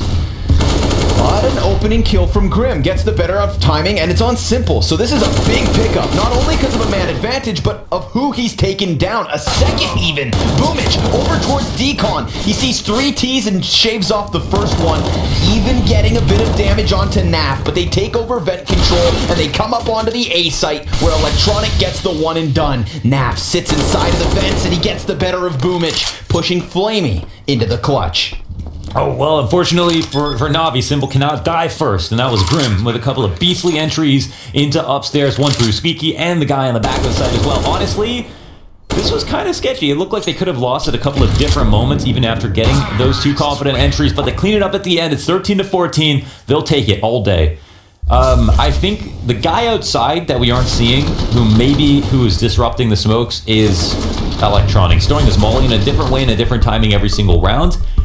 To try to make sure that the outside cross is open. Maybe that's what's been activating Simple the most. I'm not exactly sure, but this round, Liquid do get away with proper smokes on the cross. They get to secret control, and they actually use it as this kind of fast in-between timing fake where Grim just activates out of Squeaky. I honestly haven't seen them do that before, so they'll call a tag timeout to see how they can follow up. I would call that one a messy round win, but victory nonetheless. And because it's so close, I mean, here's where just, if you have any gimmicks, any gimmicks, this is where you don't want to be shy about them. Just go ahead and throw caution to the wind. Does everybody have a gun? Hopefully. Yes, sir. Okay. Maybe 1 Deeg for Fallen. I see an AK on the ground at least. I mean, they won the round. Yeah.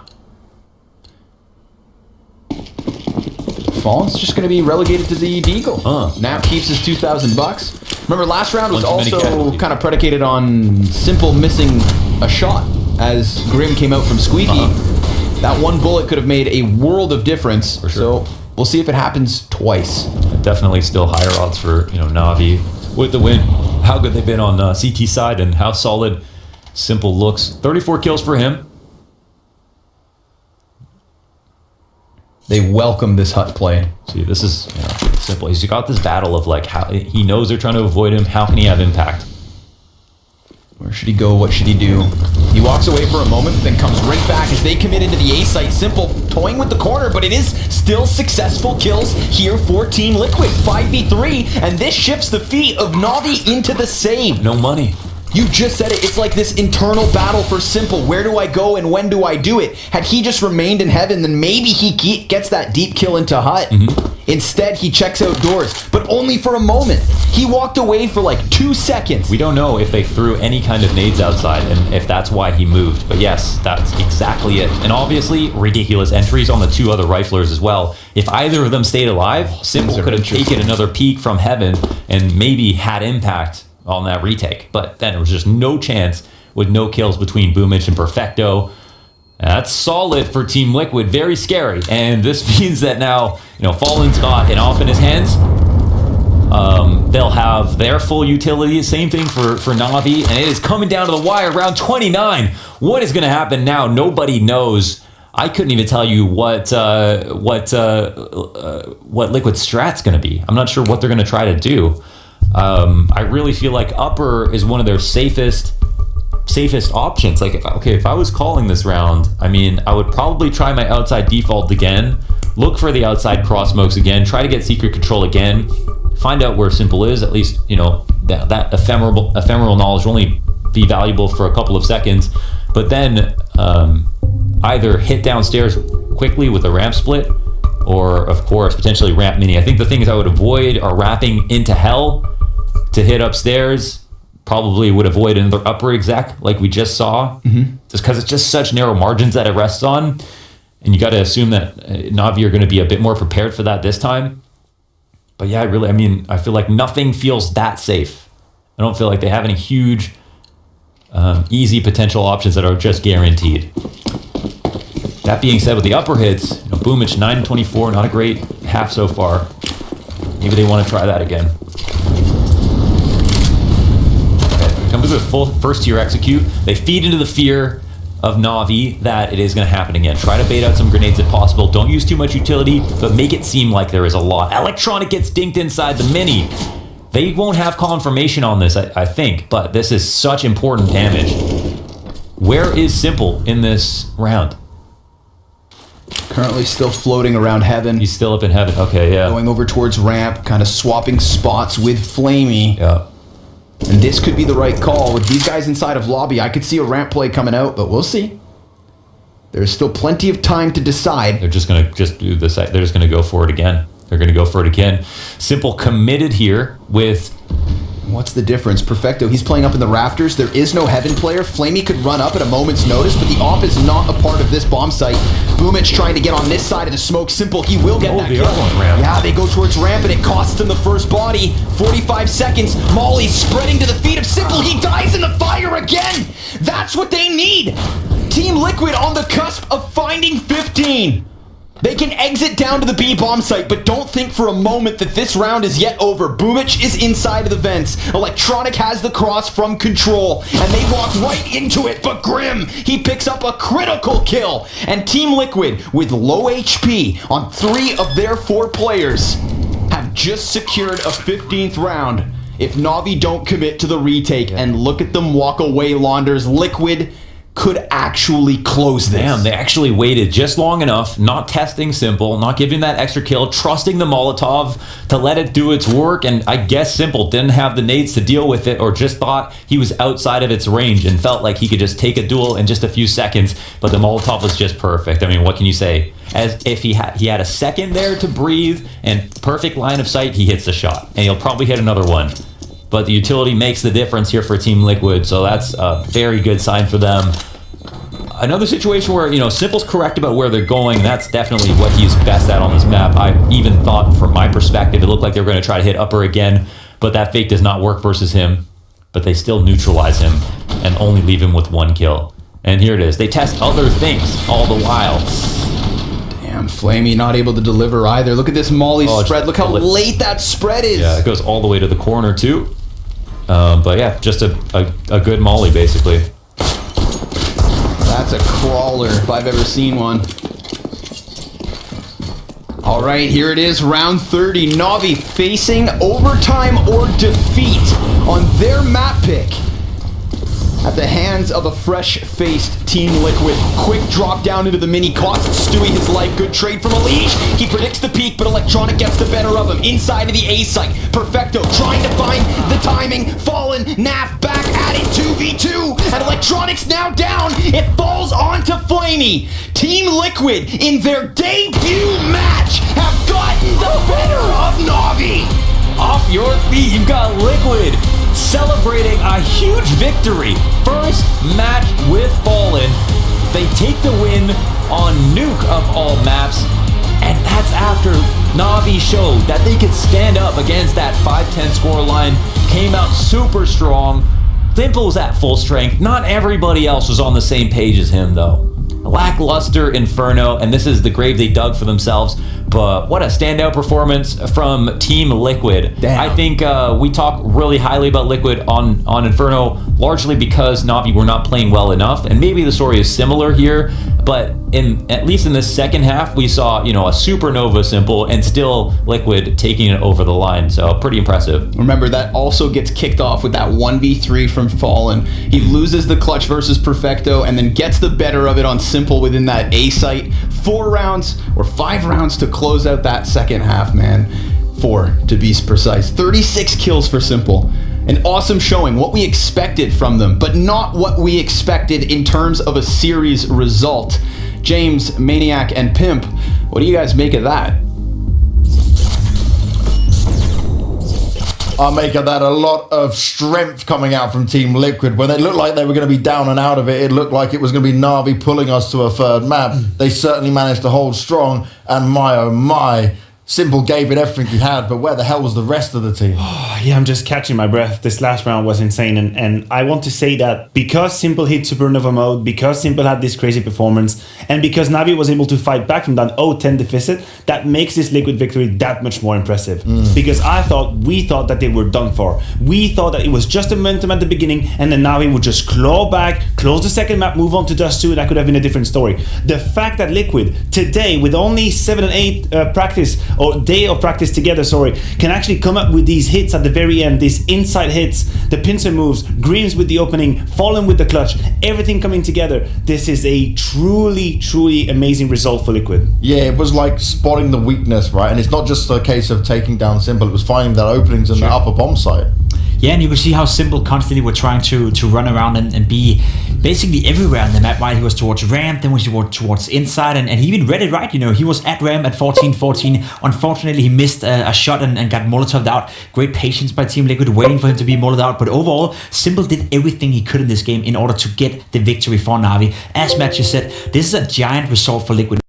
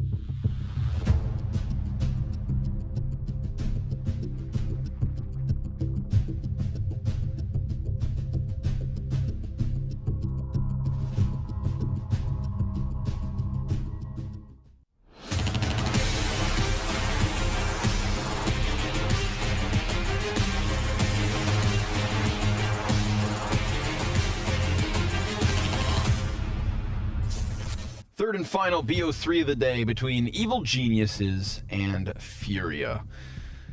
Wanders, this one to me is the most 50-50 of the day. Do you agree? Yeah, fair enough.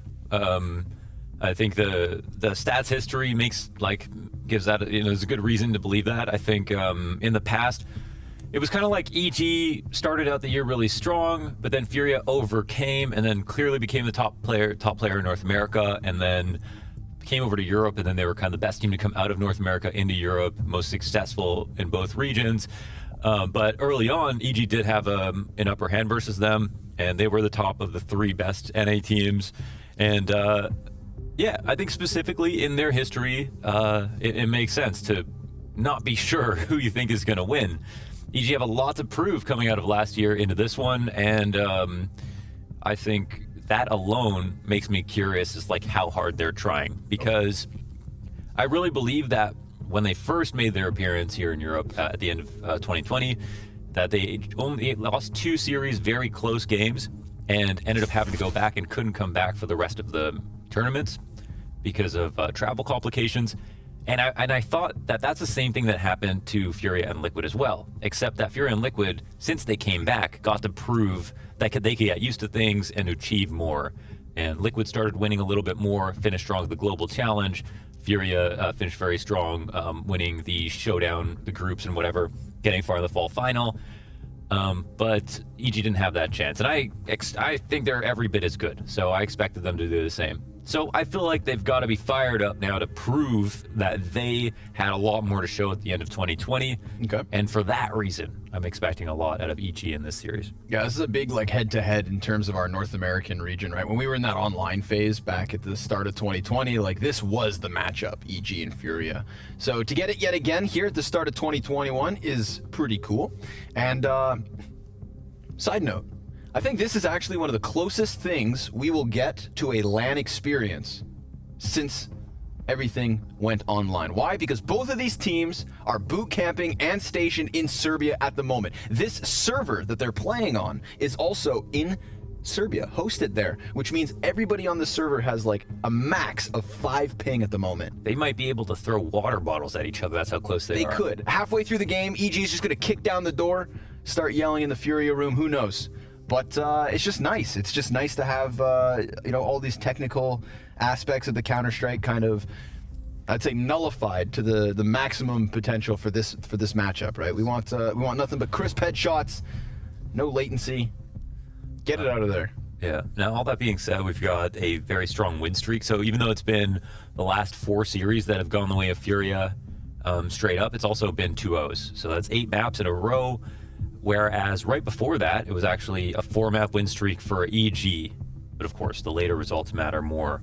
And yeah, I mean, it's kind of nuts to see how much the head-to-head. I encourage you to go to HLTV and check out the head-to-head, because it's just kind of been flipped on its head in the course of 6 months. In the sense that EG were starting out so strong, and then just Furia caught up very, very quickly.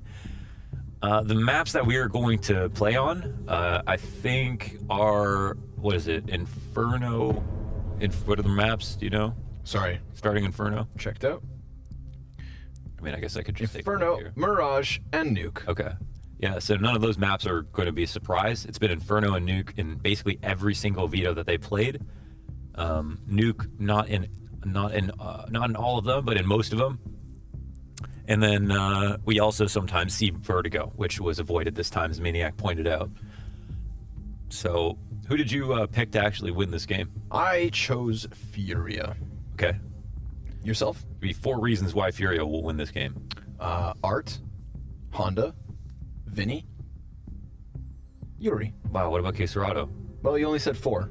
If I had 5 options, I'd give you that one. I'm assuming those are your best 4. So no, 4 reasons why. Queserado. If we want to have, a real discussion, I think that, my number 1 here is starting off on Inferno. I think that's where we get the best version of Vinny. Right? He can be actually such an impressively positive outlier in contrast to the rest of his performances. Inferno is where we seem to kind of get him at that next level. So I think that can be something special. Reason 2 is genuinely Honda. He walked into the server yesterday versus G2 and just slapped them across the head in the opening few rounds with a couple of aces that kind of left me gobsmacked. So I think he's got the potential to be the real deal, and because this is all so fresh, like we saw mistakes once Nuke came around, which worries me as this series goes on. He just kind of gets a little too excited sometimes, makes a bit too much noise, and can be punished for those mistakes. But I do think that he's facing off versus a wounded EG. And EG took a map off of Astralis yesterday to kind of start the whole shebang. But I watched a video from somebody on YouTube saying why EG was supposed to beat Astralis. Whose video was that? Think about it. Take your time.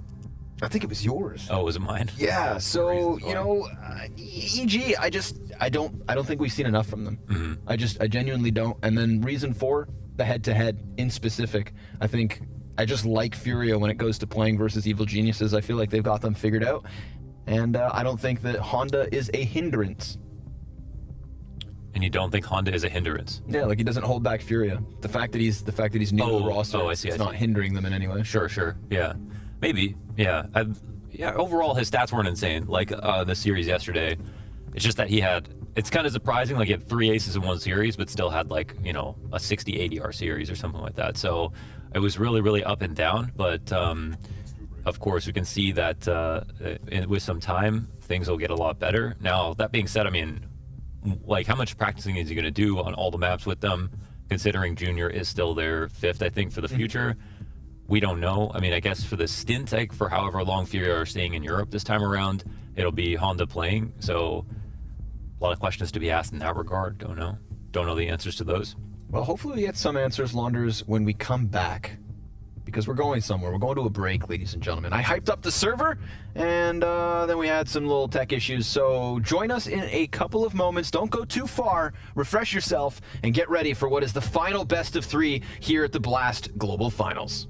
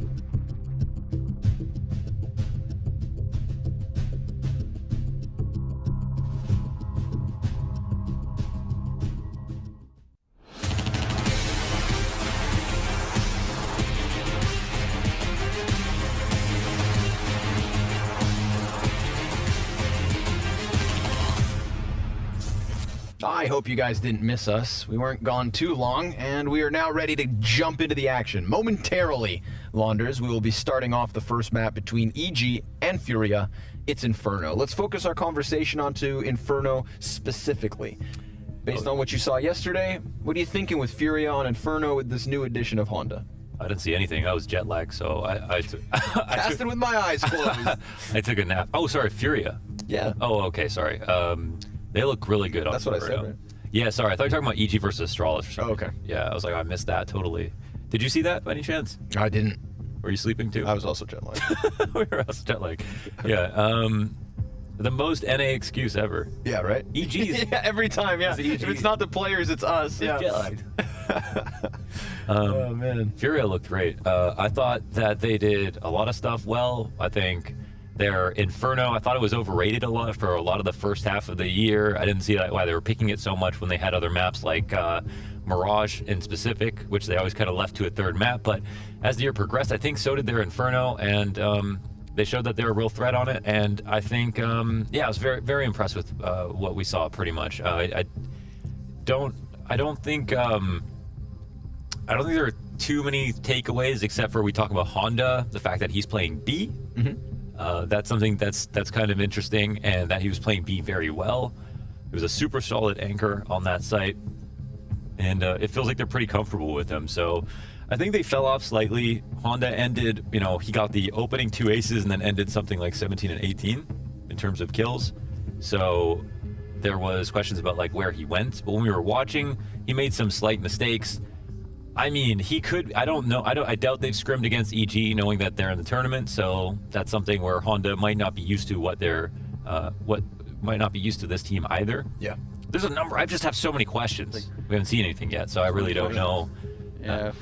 I'm not really sure exactly what we're going to get out of this matchup. But I would be confident in saying they haven't played against each other. Martin, your mic's open. So yeah. Caserado had a super strong year. Henny did too. Of course, Henny's not here. And Henny was a big question for me versus EG. Having issues? But I think we've just got one player who still has an issue. Yeah.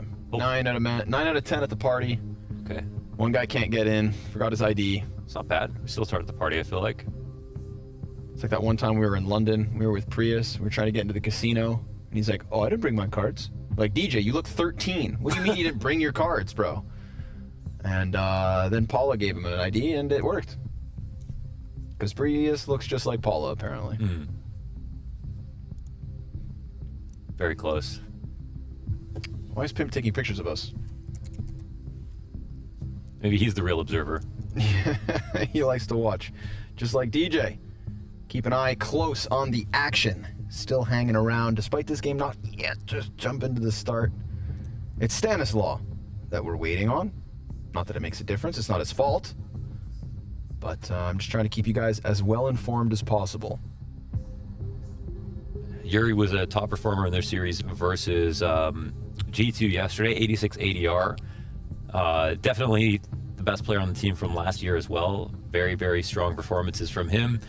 Caserado was up next, and then, Vinny, Art, Honda were in the 60 or below mark in terms of ADR. Art always has the excuse of space is created. We know that. That's what he does. Negative 23 in his KD, but I actually thought he was he played quite well, especially on a nuke. I feel like that was where it was most interesting from him. And yeah, we're gonna focus in and see if Honda's any more comfortable, and if he dies in any unwarranted ways on CT side, and if he's comfortable getting the entries that we know that he can do on T side as well, and see if he can be the Art 2.0, as Art said he would be. Yesterday, Evil Geniuses kicked off that map versus Astralis, of course, with an Ethan ace, a 1 versus 3 ace on the T side, which is where Furia begin this map, by the way.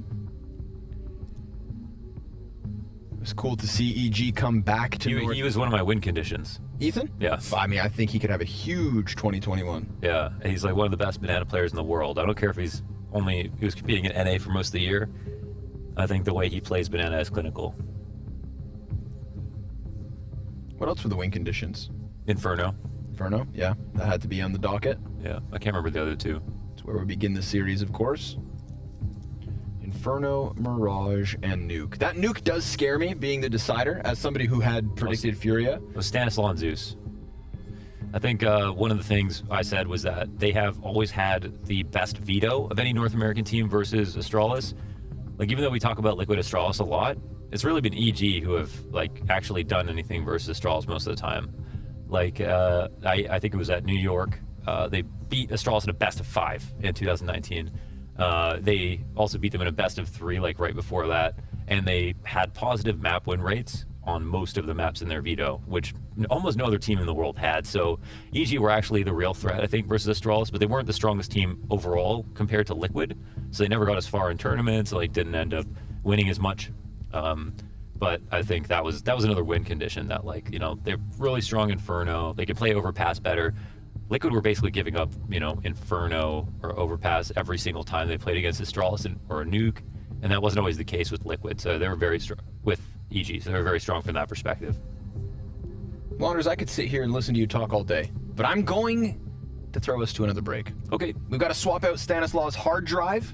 Again, for the sake of transparency, it should just take a couple of minutes. We've got a man on a mission. Looks like Lil Man's over there with the screwdriver. He went to Home Depot. He's getting the job done. So bear with us, everybody. I promise you, each and every one of you, that the wait will be worth it.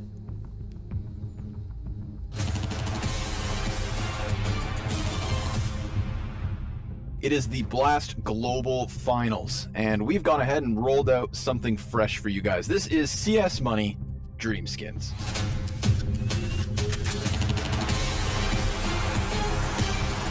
Ethan, you're back in Europe. How are you doing today? Doing good. We're here for a while, so we're getting cozy, but how are you doing? I'm doing great as well, man. Today we're going to be talking about AK-47s, my man. We're gonna bring up the CS Money 3D skin viewer. We're trying to find your dream skin. I got a few questions first that I gotta gather your tastes here, Ethan. What is your favorite color? Probably like a gold skin, or like a yellow. The yellow gold, the trims on that one. All right, good to know. Do you like the metal finishes on skins, or are you more into like the hand paint jobs? I like metallics. I think they're clean. I definitely like them over like the paint skins for sure. Do you like gritty skins, Ethan? Do you want something that looks like it suits the battlefield, or do you mind walking in with something that comes out of a treasure chest? I definitely need it sparkling. It needs to look new. Is it safe to say that you get factory new skins?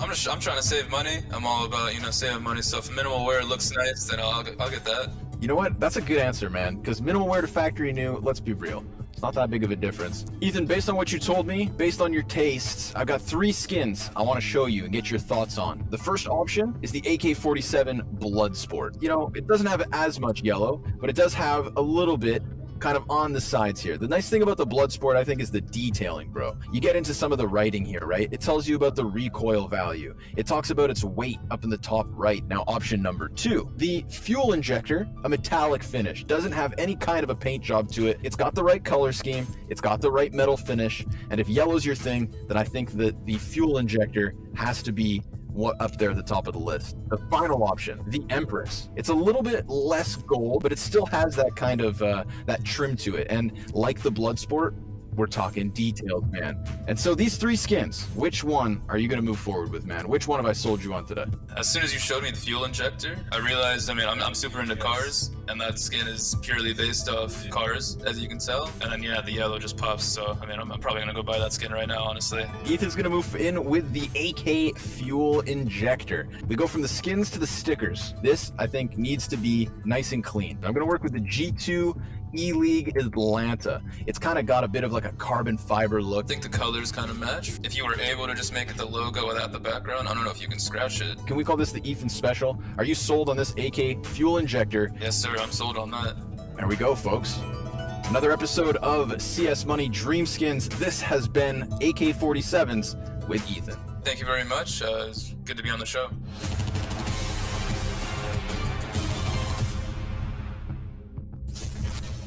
And we're back. For a second. Not too long.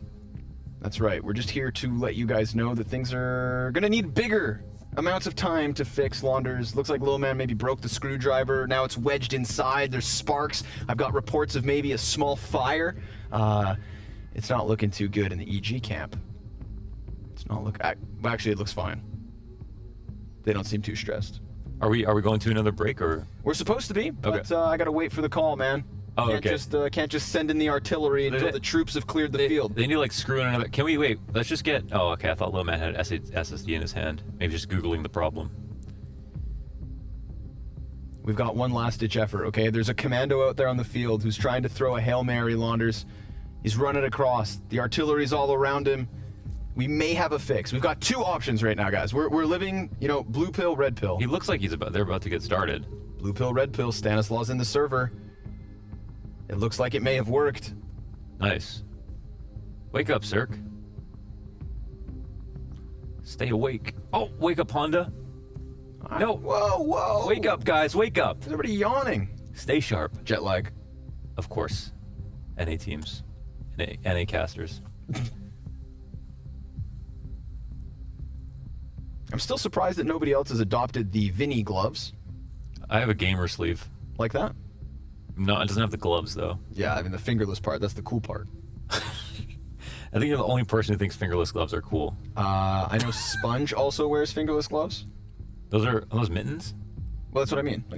Like, it's cold outside. That way you can still text on your phone. You still got, like, agility in your hands. You know they have gloves that you can text with? But it never works that well, dude. Sure, fair enough. It never works that well. I wear fingerless gloves underneath my big mittens. 2 layers. You always make fun of me, Launders. I don't know, man. The other day you tried to plug a USB dongle into your phone. That was supposed to go into the computer. I could have read the instruction manual, but I decided against it. I just looked over and he was plugging like the dongle into his phone. At least I didn't plug it into my ear. I realized that's where the headphones went. You never know what you're going to get. Yep, with corn dog. Ooh. Okay. What? The game begins. Oh, really? Yes, We're that's starting? right. We're not going to another break. I kept you guys on the edge of your seats. The future seemed uncertain. But I know one thing, folks. This game's going to have some fireworks within it. The talent across Evil Geniuses and Furia may be at an all-time high with the newcomer of Honda on the Brazilian side. We'll see. Time will tell. Welcome to the first round of Map 1. Thank you. Let's do this. Let's do this. Let's see if the head-to-head will alter it all with this series. And, of course, we'll just see who can make the bigger statement here. And if EG really are going to play like they have something to prove. Because I think they do. To prove to themselves, the fans, and their place in the scene. Prove something in Europe here. Even if it's still only versus Furia. They've got to do this and then win versus European teams. We're calling Yuri the landlord. I don't care what happens. Okay, he was so good here yesterday. And oof, they can't throw those nades properly. Down to 58. That's one of the flashes they needed. They knew it was a hull pop now. Honda drops the bomb, but Cirque answers it right back. Yuri, dude, he was low on ammo in that CZ, and he still gets the kill. A quick gush back to K. Serrato keeps him committed to the bomb site. Yuri is walking off the bomb, right? Yeah, he is. Slowly. But he actually comes back. Ooh, awkward pistol round. Art, he's just gonna run into the site. Catches Cirque in the sky. Yuri's still reloading this CZ. Gets it back up with 10 shots in the mag. Bomb still on the ground. The CZ's good for a second. And all the while, Stanislaus just hanging out here on the balcony, looking for a chance to swoop into the site. That was a weird pistol round. Weird engagements. And it's not yet over. But Stan doesn't have any Kevlar, and he's got 2 CTs just peppering him back. Art finishes this one, and Furia will take pistol. Yeah, they just totally got played with there. That could have gone in either direction, right? It became a lot less about strategy in the mid-round situation. Art was going to commit very hard to crossing through that smoke. This is just a great shot, but see, he just pushed through the archway and then actually just went back as soon as he got that kill. He's like, I've done enough. Furia pick up the first pistol. A very strong start. No buy up here for EG as they failed to get the bomb planted, even though they had so much presence on the site for that long. Furia did such a great job of keeping the pressure high. Smoke at the base of Banana. They see nothing. No contest whatsoever here from what is a full Glock round. EG have spent nothing.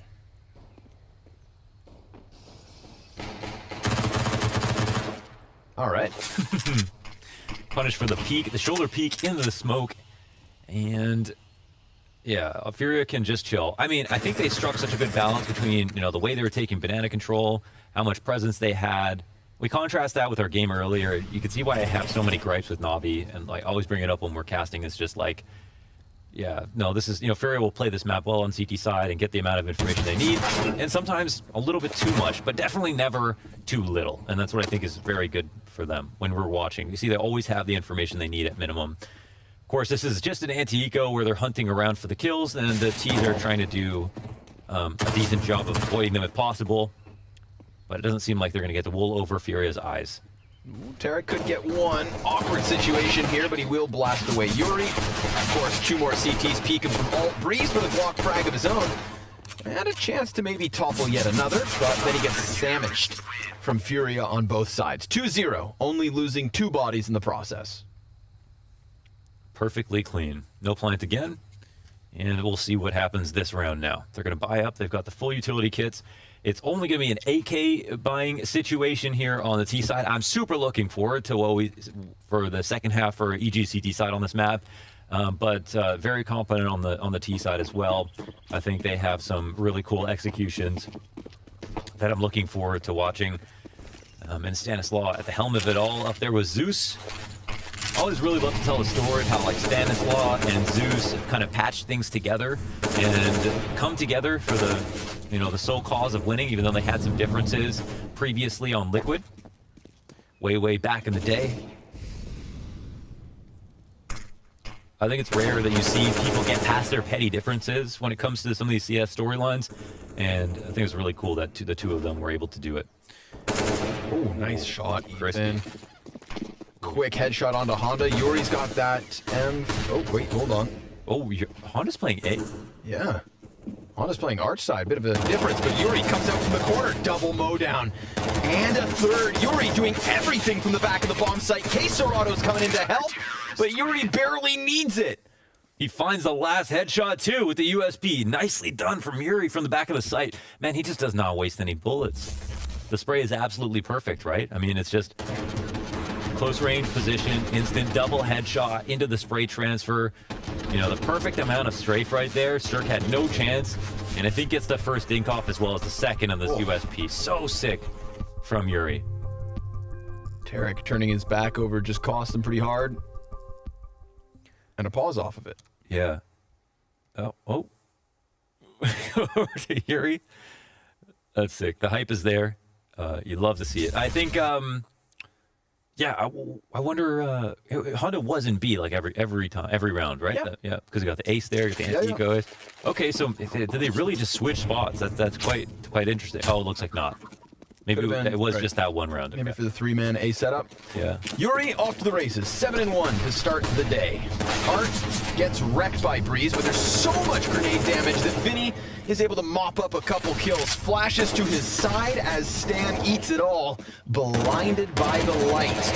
And Honda arrives in the nick of time for a triple headshot close to give Furia their 4th. Yeah, super solid stuff. They lock it down. They're like a wall. Oh. What's that? Can I get the fishbone out? Got a little hair in there. A little hair. 4-0 start here for Furia, and the op is in Cirque's hands, finally. Man, Cirque looked good on that op yesterday as well versus EG. Did he? Versus Australis. I watched not the games, but the highlights. Saw some of his clips. The Bulgarian beast. The Godfather. The Godfather? Yeah, he likes sharing. Like the Godson. But he puts his face on the Godfather's body. You would have. He that's a him thing. Oh, true. He likes it. Okay. That's how he sees himself, He identifies as. Gotcha. The Godfather. Not an Apache attack helicopter? Nope. Okay. Maybe some days. Wow, he's out here. He's going to sandbag. They could both get mollied. His op shot, he's got a rifle right behind him. Rifle goes down. No op trade as well. Ethan gets 2. They can get into B now. The rotations are late, but all the T's are not in place. Yeah. They think maybe there's a third here. And I mean, just the 4 versus 3 in and of itself is something to be happy about, so don't force the issue. Get the smoke. They let the smoke there, top banana. Ooh, Cirque punishing K-Serato as he tried to peek around banana. Wanted to know what was up. and instead he goes down. Yuri and Honda, 2 versus 4. Interesting, because they haven't moved. Oh, man. They're thinking the rotations are going to be archway, which is a fine assumption to make, but it will cost them a kill, and they don't know the second player is here as well. They're looking at arch. But Honda just ate that flashbang. He still hasn't been checked. Tarek almost allowing him to get away with what would have been a robbery. If that wasn't just like a 4.5 second flash, then surely Honda gets that kill. That was very scary. Damn. And then they're basically winning, right? Because they got pit and they got apartments, 2 kills. This is Ethan's 2K. This was so beautiful. Oh, it's a spray transfer as well. Now, Art does drop a shot, but that's a very risky situation, right? Doubling up on sandbags with an op. Yeah. Just terrifying. I mean, and Art made some crazy moves yesterday as well in their opening matchup. The amount of times that he was just smashing his head against the wall at the outside part of Nuke. He just died to Nico constantly. So many times. Yeah. But that's Art. Art takes the risks. Yeah. He also had an op. Like, Nico was just... like, Nico was on another level. That's definitely a game that is worth a second look. Ooh. Okay, then he doesn't overcommit, and he actually does get away, which is interesting. It looked like he was going to get punished for sure. Art takes his place with the AWP. He'll sit and wait. Will he go for the repeat? This is the question. There is an off that could potentially face him. It's just not here right now. Looking for the boost on the half wall. And they re-smoke bottom banana as well. The teams have not come for it, which resets the situation. It looked like they were about to pounce, but not expecting the late smoke. I think this was a good call by Furia. They get the rotations out as well. Not a bad CT setup here. Not bad at all. No, again, properly stacked. Oh, they're so comfy. Yep. Let's see if they can manage the hold. Vinny just slips into that position. You saw him, eh? I think so, yeah, by the way he turned, but we'll see. We'll see. Vinny gonna stare at his feet for the time being. This completely opens Arch. Arch to B would be a disaster for Furia, and there is time to still skate this through, but instead they wrap around into the A site. They're coming to challenge the players on pit. Honda, highly primed, eats another flash and dives behind the boxes as K Serato does all the heavy lifting. 2 kills from pit, bomb cut off, and all that's left here for EG is Stan and Breeze. They cannot exit. Vinny, low health, pops up like an enraged whack-a-mole. He sends them packing. Furia lead 5-1. No shot really, right? They get Vinny staying alive, getting the info, and then refreshing the smoke bottom banana, Art taking his place, staying active on the half wall to get the info, and then just quite simple, right? They rotate over, they overstack the A site. Navi, why can't you do this, man? Navi, please. Please play for information. Furia do this every round, every match. It looks good. Standard way to play. It works well. Come on, Navi, please. They're not the only team, right? Like, Furia are just a good Inferno team, but there's lots of teams that do this really well. But that was just a good example of what it looks like, sound fundamental level. This is all the economy for evil geniuses, so they let this round slip by, and suddenly Furia are having a field day on the defense. Art up close. Hey-ya! Goes ahead and gets Ethan. Stan quick trade though, that's his first kill of the map, and he's only going to get the 1, but we've got the trade train going both ways. 3v3 is what we are left with, and Cirque, AK in hand, fires a shot before disengaging. Yuri on the bicycle, waits for some kind of pressure to be applied here. Again, evil geniuses in the mid-round moment are going to walk at this A site, and, well, it's the proper call. Because of that trade back and forth, we still had Furia with 2 guys towards B, but they've now sussed out that the top of Banana is clear, and they're trying to rotate in time. Yeah, EG are giving them so much space here. They're actually going to be able to fast flank to the bottom of mid. Free kill for Yuri. Can pull out his nades if he wants to, or just take the dry duel pre-fire out. He's looking for 3. He does grab them both.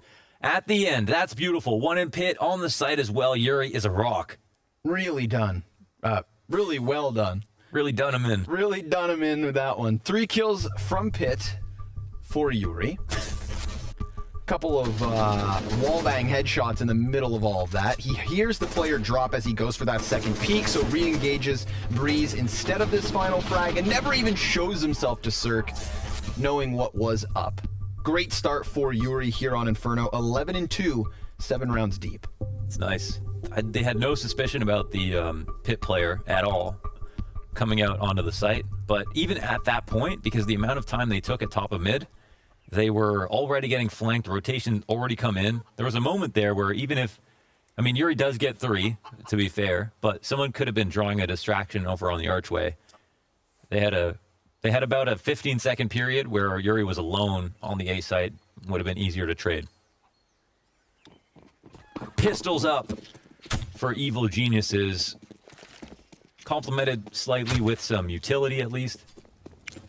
But what is the plan? What's the plan, Stan?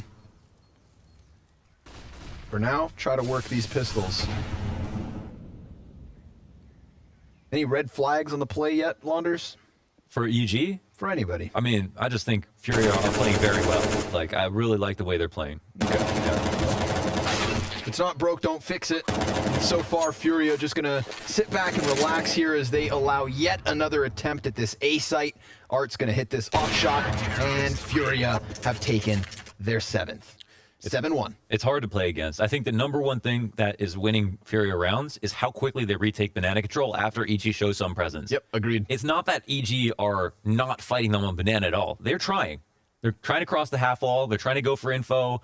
They're trying to find in-between timings. But, like, every single time, Furia know when they're about to leave. Like, it feels like Art just understands Stan, you know, in the same way that, like, Fallen might say he understands Glaive. Like, they just get each other. And I feel like here, every time they've called to, like, go for the retake on top banana or when the peak and stuff, they've always been correct about it. Here are the late grenades. They catch at the top, and that does significant damage. Art, no attempt on the wallbang, but significant damage on Breeze and Stanislaw to start out the round. Even if it's unconfirmed, it still counts. Looked like he wanted to send that wallbang out, but the fire at his feet kind of flustered his fingers, and then he comes back with a crisp 3 kills on the AWP, making it look all too easy. And a 4th, why not? Art just dismantles the setup from Evil Geniuses. We talked about how they were successfully going into banana once EG showed a little presence. Well, EG were standing right there. We need that without X-Ray, right? Because that is the textbook example of perfect pre-aiming. He visualized exactly where every target would come out and did not have to flick at all. Look at this. Every single kill, the way that he peaks is just beautiful. This last one, of course, is just an incredible shot. A flick to match, but going wide on Stanislaw, who had the tightest angle to the top of B. And, yeah, what a showcase from Art. Honestly, just doesn't put that many rounds together that look like that. But I think it feels like he has the aim to do it, but that's like yeah, that's definitely peak Art right there. 8-1 scoreline and pistols for Evil Geniuses yet again. They've got 1 player still in mid and 4 stacked up on the other side of this app's smoke. The Landlord is 12-2. Looking more like a land baron. And he's sitting in the halls right beside them, huh? In the window room. Yeah. He's ready to come up from the back, too. He's going to walk right behind him. He's definitely if nobody watches. Yeah. It's still, of course, an exit here for EG. They're able to get footing on the bomb site. In fact, they're able to get kills. Yuri, had he been just a second sooner, maybe could have raised the warning sign, but instead, we've got this back and forth. Stanislaw would have just heard these players shifting through middle, so definitely EG on high alert. This would be a huge round win for them to pull off with just the pistols. And with a little bit of utility still to work with, they have a chance, but Vinny, he slips through the smoke and breezes over towards pit. Stan still yet to get into the action, but he is coming from apps, sure enough. Vinny can't land it, and Breeze and Stan will seal the deal. It's EG with a second. Well, it was a fine attempt. Like how Yuri played it, totally did a great job. I mean, he came through fast, but it was right as they were exiting, so it's at least one time where EG found like the best timing and didn't wait too long. It could have definitely been uglier than that. They got out. The pistols end up getting the refrags. And I think the guard is down on the A site because Yuri is about to clear out the back halls, right? So for that moment, people from Furia on the site are expecting it to be called as clear, and there wouldn't be like 4 players jumping out on a full exec. But it is just an eco. Ooh, but we're right back to where Art wants to be. Yeah. Sitting in the man advantage. Molly on Yuri. Oh, dude, look at this. He's not afraid of much, but that Molotov actually spreads pretty deep and takes him down to 36. And I believe because Tarek heard that, he's now on high alert and looks to walk him in here. You got to be very careful. I think the angles here are going to favor the guy holding the window in terms of seeing the top of someone's head. And Tarek's kind of just camping this out for now. But Yuri's not standing up, which is key. Just specifically waiting for the jump. Very smart play by him. Maintains his presence in halls. 3 stack on the B site as he can confirm no one else is here. Oof. Flashbang over the top, but this is a heavily stacked site. Good trade by Ethan. Here comes Case Serrano with a single kill and a little bit more damage. Do they expect Honda? He walks right out and closes this 9th round win for Furia. They thought they had it figured out when they killed Case Serrano on smoke. Honda just slips in with an easy 2K and an easy 9th round win. Nice. That's another situation. I think one stat that needs to be counted up is how many times, like despite winning or losing, how many times are the CTs overstacking the correct site, right? It's like based off the information. That's something that you have to watch to know in terms of like what happened in the game. And in this game, it's really just been like all Furia in that regard. Like very smart about when they've moved, taken information, rotated over. It's never been a gamble. Almost never. It's almost always been off of concrete knowledge.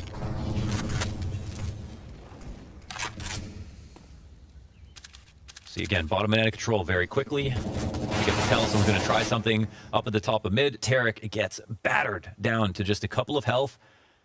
And Vinny is inside the smoke waiting for Ethan, so he has a huge advantage on this fight, yeah.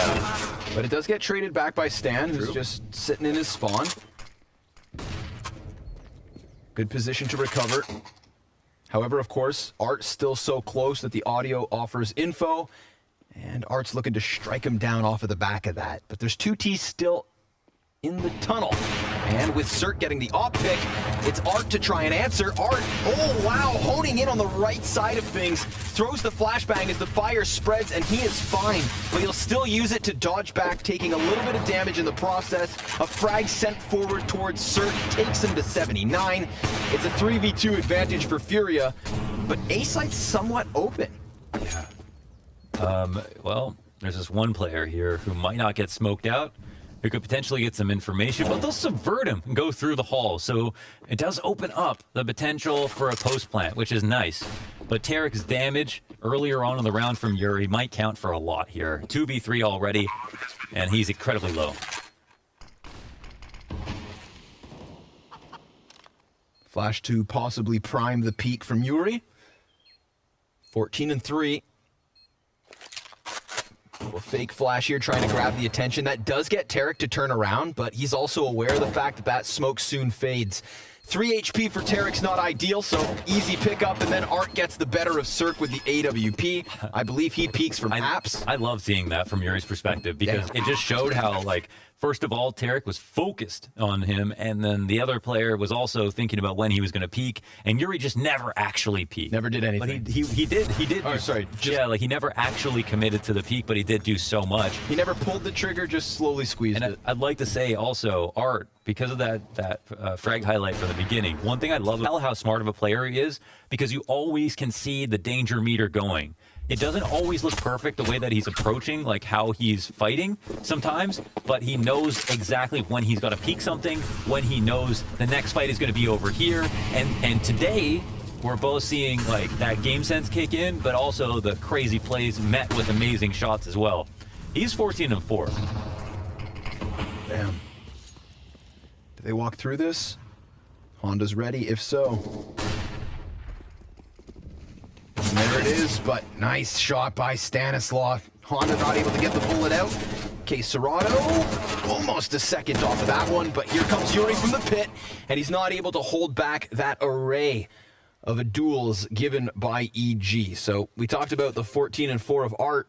Can't forget Yuri was right there with him. 15-3 when you, or excuse me, 14-3 when you said it. Now 15 kills as well, so that's really the left-right of Furious so far, but Evil Geniuses. Oh, they had the identical. I was talking about Art scoreline, but they had the identical kills. Basically. Yeah, that was a little bit weird. Honda, he definitely could see. Yeah, just a little slow on the shot. He just maybe hit mouse 2 instead. I don't know. Not exactly sure what happened there. Maybe he was more blind than we could tell. But that was definitely, an important kill. But at the same time, there's still 3 alive from EG. All 3 of those players got kills of their own, so it wouldn't have been that easy. Stan with 2 for himself as well. So far, strong half, and it's an even strength map from Furia. Maybe more CT favored by maybe a decent margin for EG. So still looking forward to the second half. We'll see what happens. I don't think it's going to be quite like simple on CT side nuke with anything EG can bring. Sure. Especially with this much history versus Furia, but I think it'll definitely be better, at least if not a lot, then a little bit. Let's have another go of it with the op on Cirque. There's just also not really like a star performer coming out of EG at all, right? So the parallels to the whole simple Na'Vi line is kind of hard to make for multiple reasons. For now, they just try to survive. Get a couple more rounds on the scoreboard at the end of this T side and do your best on the defense. Fire spreads the feet of Stan. He's down to half health. Everybody from Evil Geniuses clumping up outside of this B site. Honda's gonna get a flash. The smoke is in front. Does Vinny peek? Ooh, that's great damage, Honda. He ends up getting the kill. And Vinny also able to deliver. Oh, Honda, 2 kills through smoke this round. Damn. Doing a fine job of shaving off the HP and keeping Furia's odds of winning this one nice and high. But Cirque, also high on the boxes, is able to connect an op shot to keep this the single man advantage. Tarek taking to the new box and then repositioning time after time. That's a crucial op shot from Cirque to keep this one even. And Cirque's being drawn into the clutch now. Sees the barrel on CT cross. This is a great bait. Eats the flashbang and dives back. Bomb not planted anywhere near him. He has to let this slide. An 11th round for Furia. He's probably just back out, yeah. There's just no chance. With where the bomb was planted, it was a nice post plant from Cirque. Good attempts, but Honda's great kills. Honestly, like the strat from EG, because honestly, they've been getting outplayed on every single one of these T rounds in terms of trying to deny information or get it back. So instead of fighting that battle, they just take B control through the nades, they risk it there, and then they just move right into the executes. They skip all of the map control part, right? And there's still only 2 players in the site, so that's been their best odds of getting into a site for once. And then they still can't out-trade effectively because of the great spam smoke spams, from Honda, both on CT and in coffins. Final round of the half here for Evil Geniuses, and it's got them a very quick opening. Almost a second from Vinny's famous spray. I think they do the exact same thing. Fast movement, though, really quick from Art. Moving through the apartments, going all the way over towards T-spawn, as sure enough, Evil Geniuses will overwhelm this B bomb site. Maybe K. Serato lines it up through smoke? No. With the fire behind him, he has to kind of give up the angle. Art, Mag 7 and a USP. Being kept in this by Stan, and Stan knows his angles.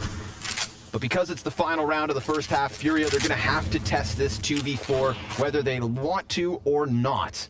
Smoke grenade goes over top, blocks off vision from Banana, and Yuri starts to peel them off of the bomb site itself. Tarek, he is very much stuck here in this open spot. And the trade's not there. Good lockdown by Tarek as his other teammates were smoked off the play, but no consecutive round wins for EG across the entire first 15.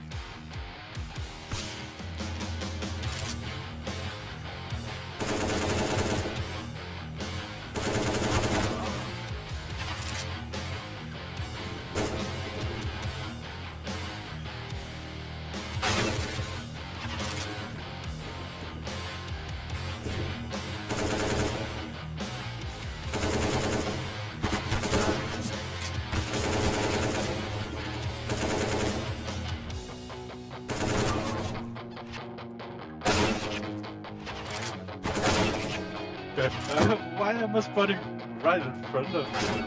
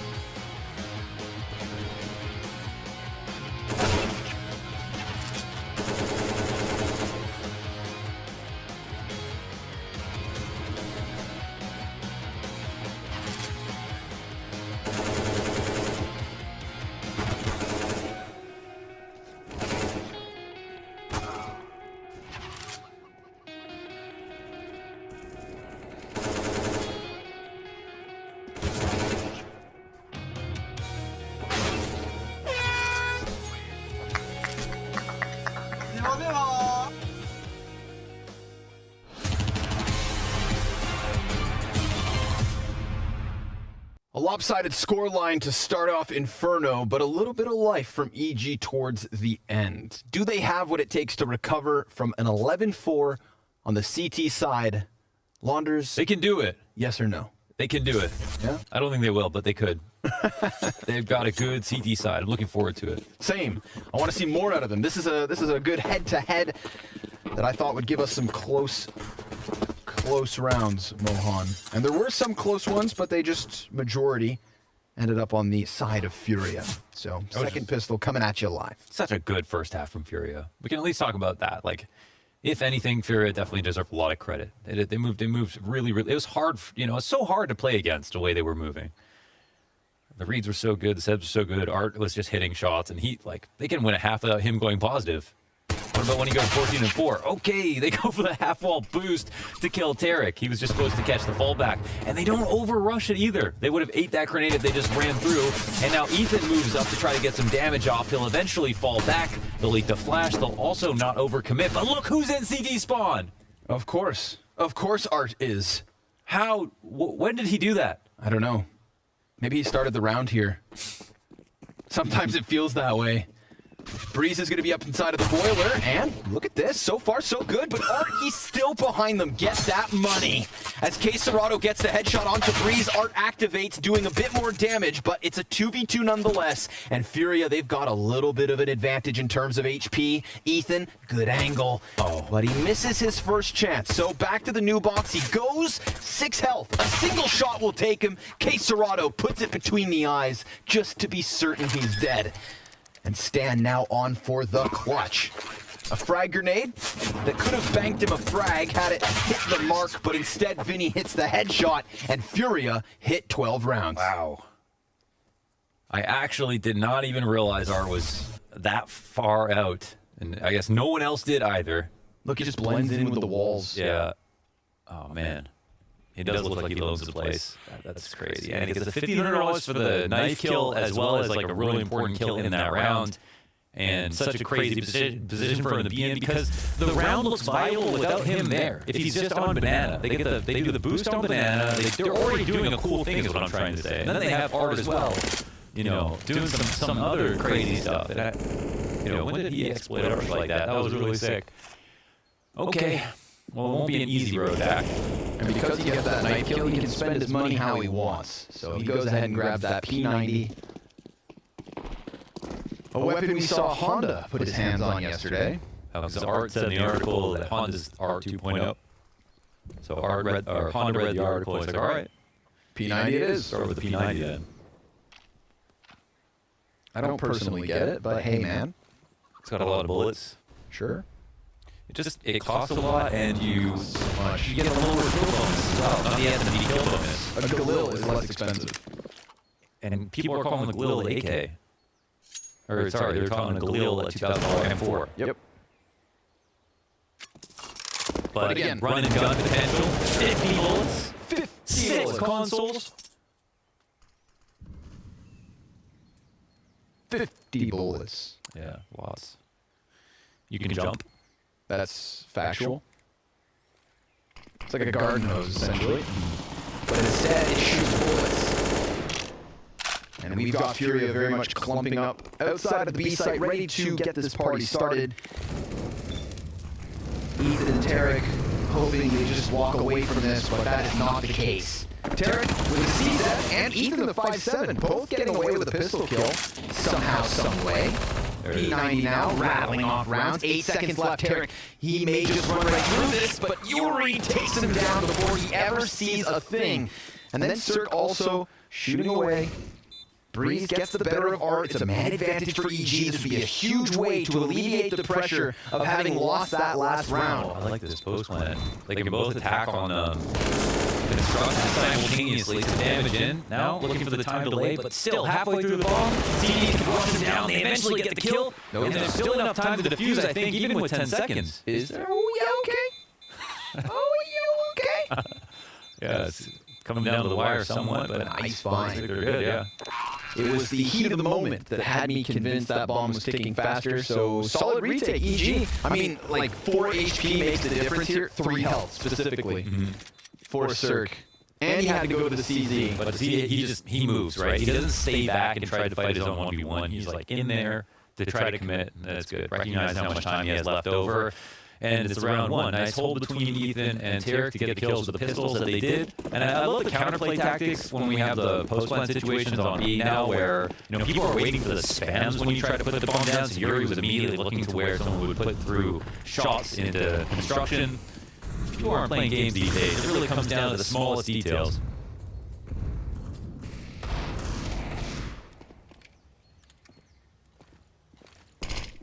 Flashed around the smoke. Art wants to challenge this alongside Quesarado. These are the 2 AK wielders. A trio of Deegs is all around them. Tarek getting wrecked just through the side of the smoke, but Stanislav with that MP9 good for the double. And an additional kill coming in from Breeze leaves just 2 Deegs with bomb at the base of Banana. I think they'll be patient about getting these guns back. It looks like Stanislav's upgraded his AK. They probably want to try to get one on the second player on the site, but he's got a FAMAS. Okay, one here tucked in. Flash comes through. Ethan tucked second oranges with an MP9, but they push through into spawn. Stanislav will recover, get the kill. I didn't expect to see Vinny that far out, but has enough time to set up. And now it's all down to Yuri. Top performer. It's a great recovery round from Stan. This was a 3 versus 5 for Evil Geniuses. And Stan the man, able to rock back those 2 players with his MP9 on Arch, catching Vinny as well, who was looking to use the element of surprise. Fortunately, they both did get tagged. We got the assists here, Cirque and Tarek, and that makes things easier, but close kills absolutely necessary. Maybe even that third one, could have been Ethan alone on B. 12-6. So we'll get a rifle round anti-eco here to set up, and we'll get a full-fledged buy versus buy in this next round. Should be very telling as to whether or not Furia will have trouble in the second half. It's the CT side of Evil Geniuses that won them the map versus Astralis. Beating Astralis on Inferno, no easy feat.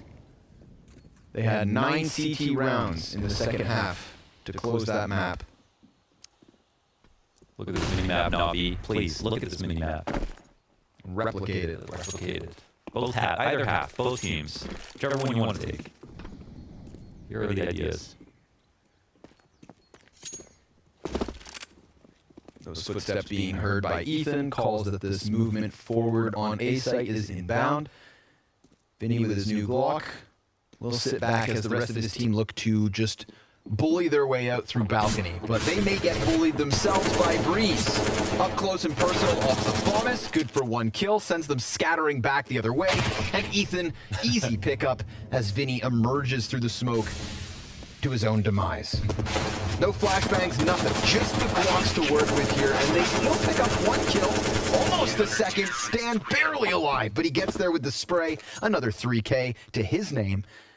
And he had a slow start, but he is now even at 14 Be and decisive. 14. Oh, can we go back to Ethan's cam? There's got some words on the whiteboard behind him. Communicate always. Team play. Information. Oh, it's like a serious one. Be decisive. We are built differently. Okay, Information, survive. Don't lose timing. Okay, well, maybe I can say this like a poem. Go ahead. Information, survive. Communicate always. Don't lose timing. Be decisive. Is that poetic? I don't know. You tell me. I guess it could be. It's some strange. It was like a militaristically poetic. I was like, take up your arms. How would Vince say it? How would Vince say it? Yeah. Better than I did. Okay. Do you have an impression? I don't have an impression. Of Vince. No, I cherish him too much. Have you ever done it? I mean, your impressions are good, man. They're not offensive. Well, sometimes they are. Sometimes they are, yeah. But not towards other. Like when I want to be pimp. 50 subs in the chat, guys. Thank you so much, buddy. Remember, giveaway on Sunday. Sub goals every day. How's your mic? How's my new markers? Oh, man. But enough of pimp. You guys will have to hear from him later. For now, you listen to us. And we watch EG start to mount a solid CT side. Looking for 4 rounds in a row as Furia are back on guns.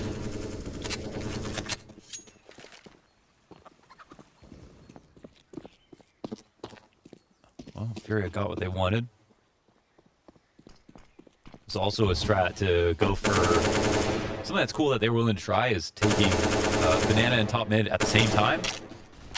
And sometimes that can be a gamble, just like not having enough resources in one place. But like here's a situation where they benefit on both. But we have the re-aggression from Evil Geniuses to the top of mid, and they wanted to deny this so badly. But this is a good play by EG, and they get all that info. Yeah. Oh, perfect! That's the bomb spotted and down as well as it was heading over towards B.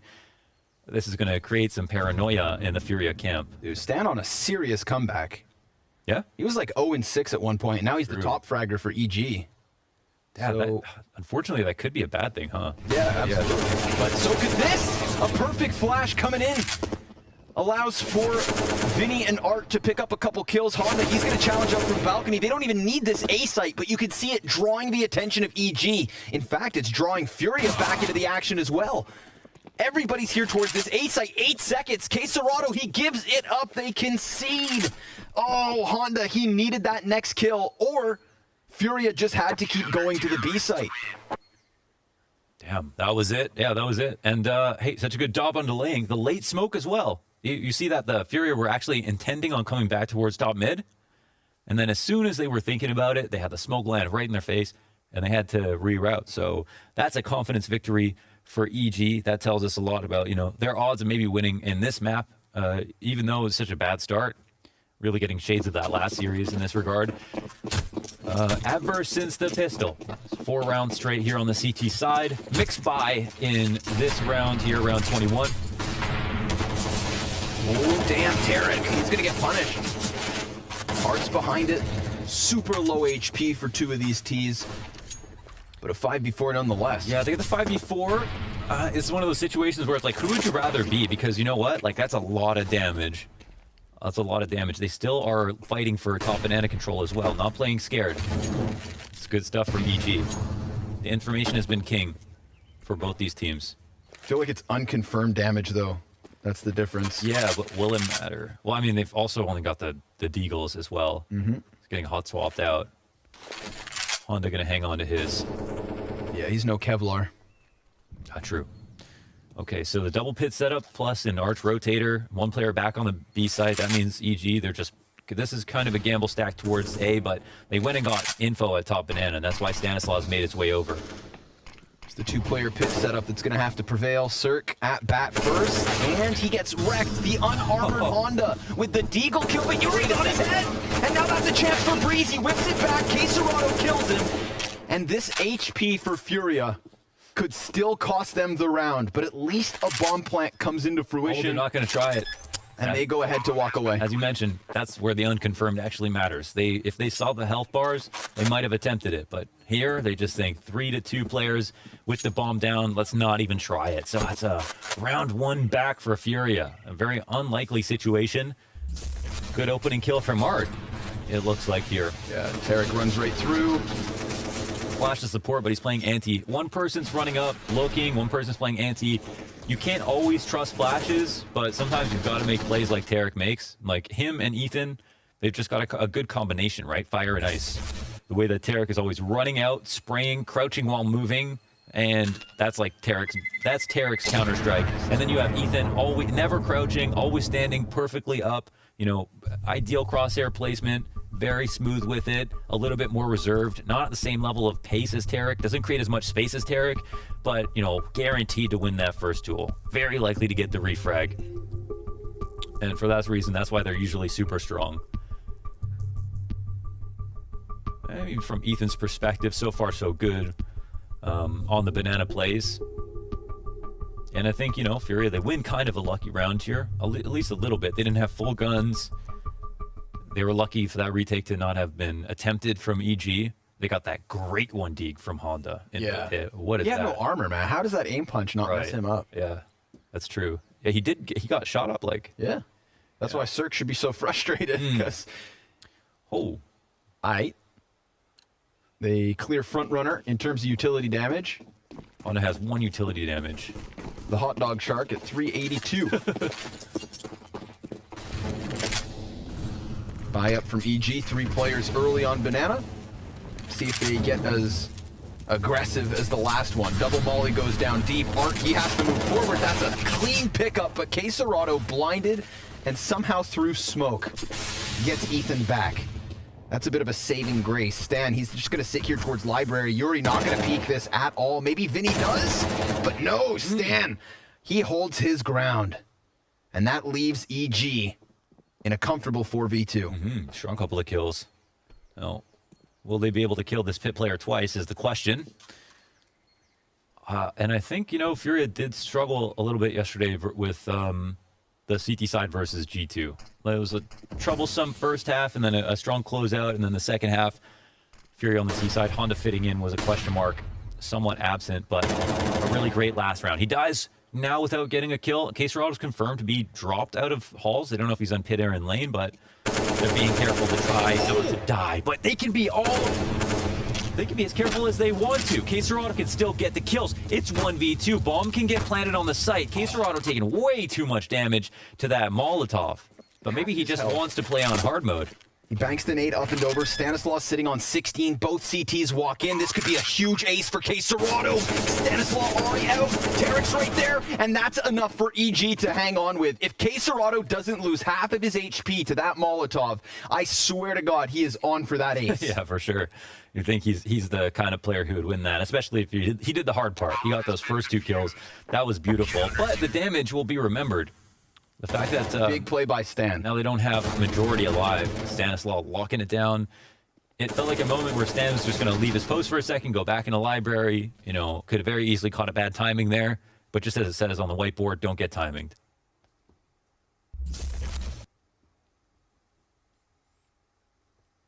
This is close. This is very, very close. Mixed by Art offing, and his KD starting to balance out a little bit. Quesarado strong map. Yuri highest ADR. But EGCT side is way, way, way too strong to just keel over. Got the 2 cubbies set up to try to punish, of course, R traps or CT pushes. You know, you love to see that. Of course, the weakness here is Halls / some kind of like Halls exec, but that's not coming in. Art, however, he finds an entry into B, and oh my God, he has not stopped yet. Holding W, a player in second oranges. He'll get the 1 kill. Ethan, he's still only got an MP9 though. And that's good enough for now. Art fighting and through smoke takes Cirque. 12 health for Ethan. Still alive. Plenty of time. Art's just going on a tear. Doesn't matter that Ethan just locked it down on the B site because Art's killed everyone. That's a huge map from Art, man. He had such a great first half, but now we talk about this. Oh my God. He stays alive long enough to not only dodge this next player, but kill him as well. It's the next shot through the smoke. Beautiful. Despite all of their success, Mohan. Every rotator. all of the rounds EG have picked up because we have gone back and forth over 4. People Look want at this buy. Some people ask me, like, what does it mean to make space? Like, that is it, right? Like, the first kill on Banana plus him holding W all the way through spawn, the rotators dying where they are, that's the definition of making space. None of the rotations can even get to a point where it's, like, safe to throw nades. That's the definition of stealing space. He kept an eye on the back of the site for just a moment, but he also just very quickly left it to his teammates so that he could do and achieve what he did. And that actually primes Furia right there. That round from Art gives Furia a very real chance at getting 15, but they've got to follow through. And we see EG now taking everything from that B bomb site and running it over to the A site instead. Art's pickup, his 23rd kill. Oh, and he just snaps it down into stand. The Berserk Scout's still capable. Tarek's got one off of the Deagle. Both these CTs inside the site, and now Furia know to eject. Well, I thought that was over for a second. It kind of is. It kind of is. Yuri. Oh, well, he's got some trouble. He's trying to get away. The bomb is still here at the top of Banana. The rotations will come over eventually. They would like to stand and fight for a second, but yeah, that's Art. I mean, he took his headphones off. That's job done, man. Those 2 kills, that's all you need. Really sick stuff. But yeah, like you're saying, so the space he creates space by getting the CT and stuffing those rotators, and then simultaneously so he steals that space for himself to make those kills really uncomfortable for the CTs, and then he allows his teammates to have their backs turned to CT spawn, fighting Ethan all by himself. And so we can also highlight how nice it was for Ethan to stay alive for that long, to fend off 3 players, to delay for as long as he did, all the while Art is killing every single player from the A site. That has made that great rotation over.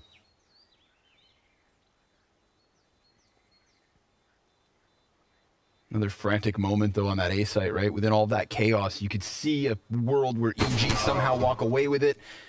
They're looking to hang on to the AWP and AK. K Serato gonna jump right up, deal with Tarek, and almost the second, but of course a no-scope headshot. Why not? 15 rounds for Furia, 6 map points here on their map choice. Another great opening kill here for Art. Now that's the first one of the rounds. Looking for 2. Ow. He was just trying to dodge. Took one with him.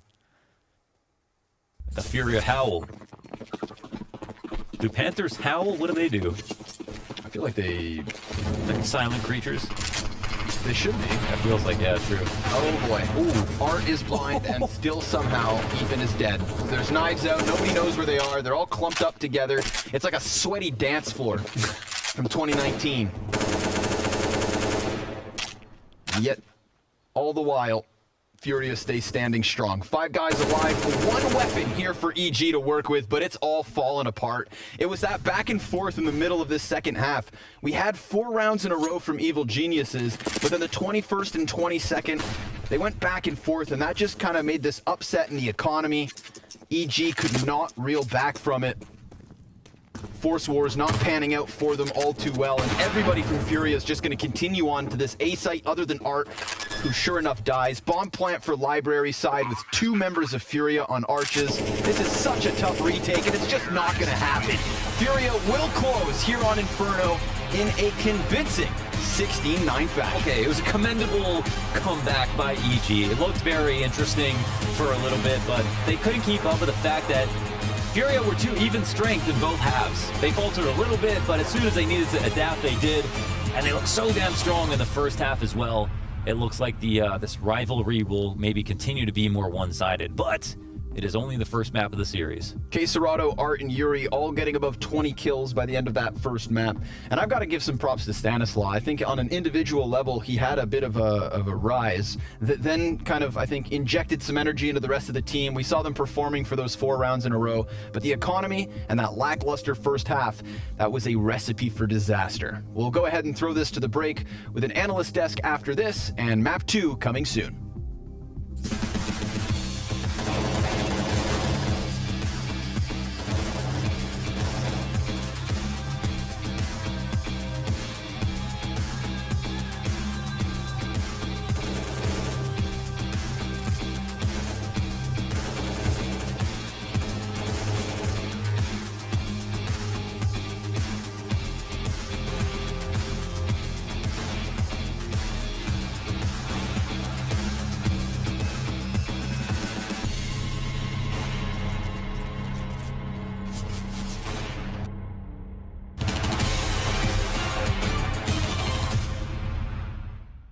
Okay, no scopes only.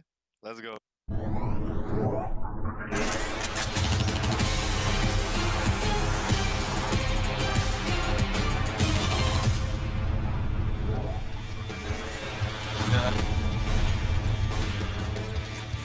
Good start. American. Oh, you battle. waited, Leash. So patient. Yes, we have to wait. Like me and him. Yeah. We get different rules. Where is everyone? They're hiding. Someone is downstairs. People is hiding, waiting. I'm running. Stop hiding. I'm dubbing the whole way. Hear bro. anything, guys? No, I missed. I'm No literally energy. Oh. Yes. Yes. That's karma right there. Oh. Oh, this position is good.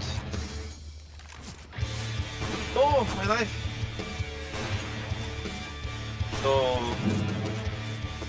Come on, Art. You've been a couple. This would have been your man. Why are you doing that, Shippy? My time. Oh, you're not killing me. Yes, jumping. Oh! Yes! Oh my god.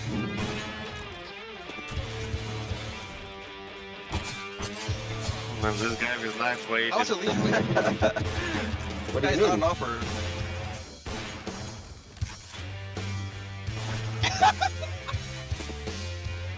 Oh, I had him. Oh my god. Oh, how do you kill me? Ooh, revenge. No scope's on, right? Start now. Okay, no scope? Yes. No scope, yeah. Let's go. Yeah. Dude, Sasha's been practicing his no scope since I will win this. 2013. I will win this. Do that, Tipo. No. Do that, Of course you should No, first. he's only. It's close. The best no scope. You can knife as well. Knifing and no scoping. Okay. Okay. Man, That's shady. everyone hit no scope. Everyone's insane on this side. Oh my god. Get the fuck out of me. Bad reflexes.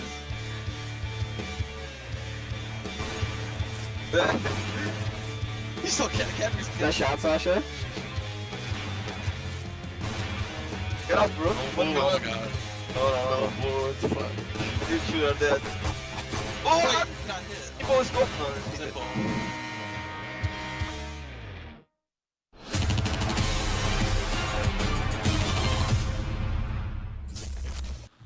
Art has been swinging for Furia over and over again, but most recently he's been missing. Finally, when they need it, when they're limping around with a new player standing in, they find success on Inferno and they slap around EG. A mini comeback started to be mounted, but it wasn't really much hope. EG were far too far behind. It wasn't enough, and it's only fair that we mention Art, because I said in the pre-show that he was taking an immense amount of entry kill and he was not finding success so far. It's a whole different story today. It's a whole different story. 9 duels won out of 12. Art was absolutely destroying everyone on the server. The risks he was taking with the AWP, the space he was creating, the duels he was taking, he was a god. This game right here, he destroyed everyone. And Pimp, you mentioned it, right? The last 8 games they've played, it was Furia winning them all. Well, this was maybe the kryptonite now for EG, because they just can't seem to get it done, even when they're not at full force. It's been 9 in a row now. 9 maps in a row. It's been 4 best of 3s, all 2-0, and now we're about to maybe head into that scenario again. And let's be honest, this was the pick of EG. I was so close saying in the opening segment that maybe, just maybe, is Furia gonna need Henny a little bit too much. But Art, he picked up the slack, as you said. He found the impact with the AWP. He was here, there, and everywhere on the map. Without him, there was no win right here for Furia. But when he's playing like this, when he's playing with this confidence, I would say it's almost my meeting simple in a sense, right? Because he's just going to be straight up in your face all the time. And what can you really do to stop it? And call me a Debbie Downer, because maybe that's what I'm doing right now. But can we hope for Art to do that on map 2 and map 3? Because when it happens, it's beautiful. Just don't get me wrong. I'm in love of Counter-Strike. When I see that, I get all excited. I get passionate about what Art can do. But can we rely on Art finding that many entry duels and that craziness in map 2 and 3?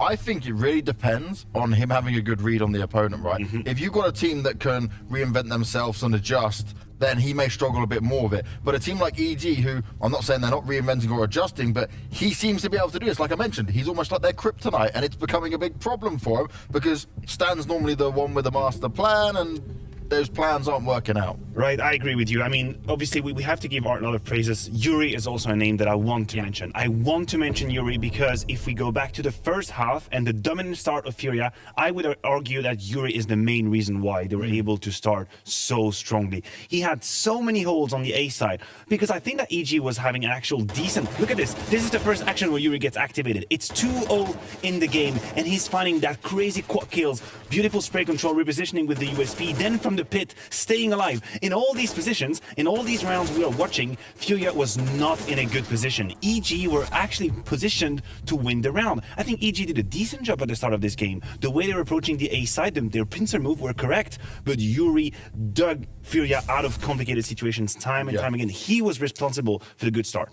And that good start, right, is something that we really need EG to not allow to happen when we come into this second map, because I'm going to say this over and over again. It's EG looked so good yesterday against Astralis, and we were thinking, okay, that's a chance, but maybe this was oversold to us in this way, or maybe it's just a different start they can't play against this version of Fury. Maybe they can't figure it out. I'm starting to worry. I'm starting to worry a lot on behalf of EG, on behalf of North American Counter-Strike.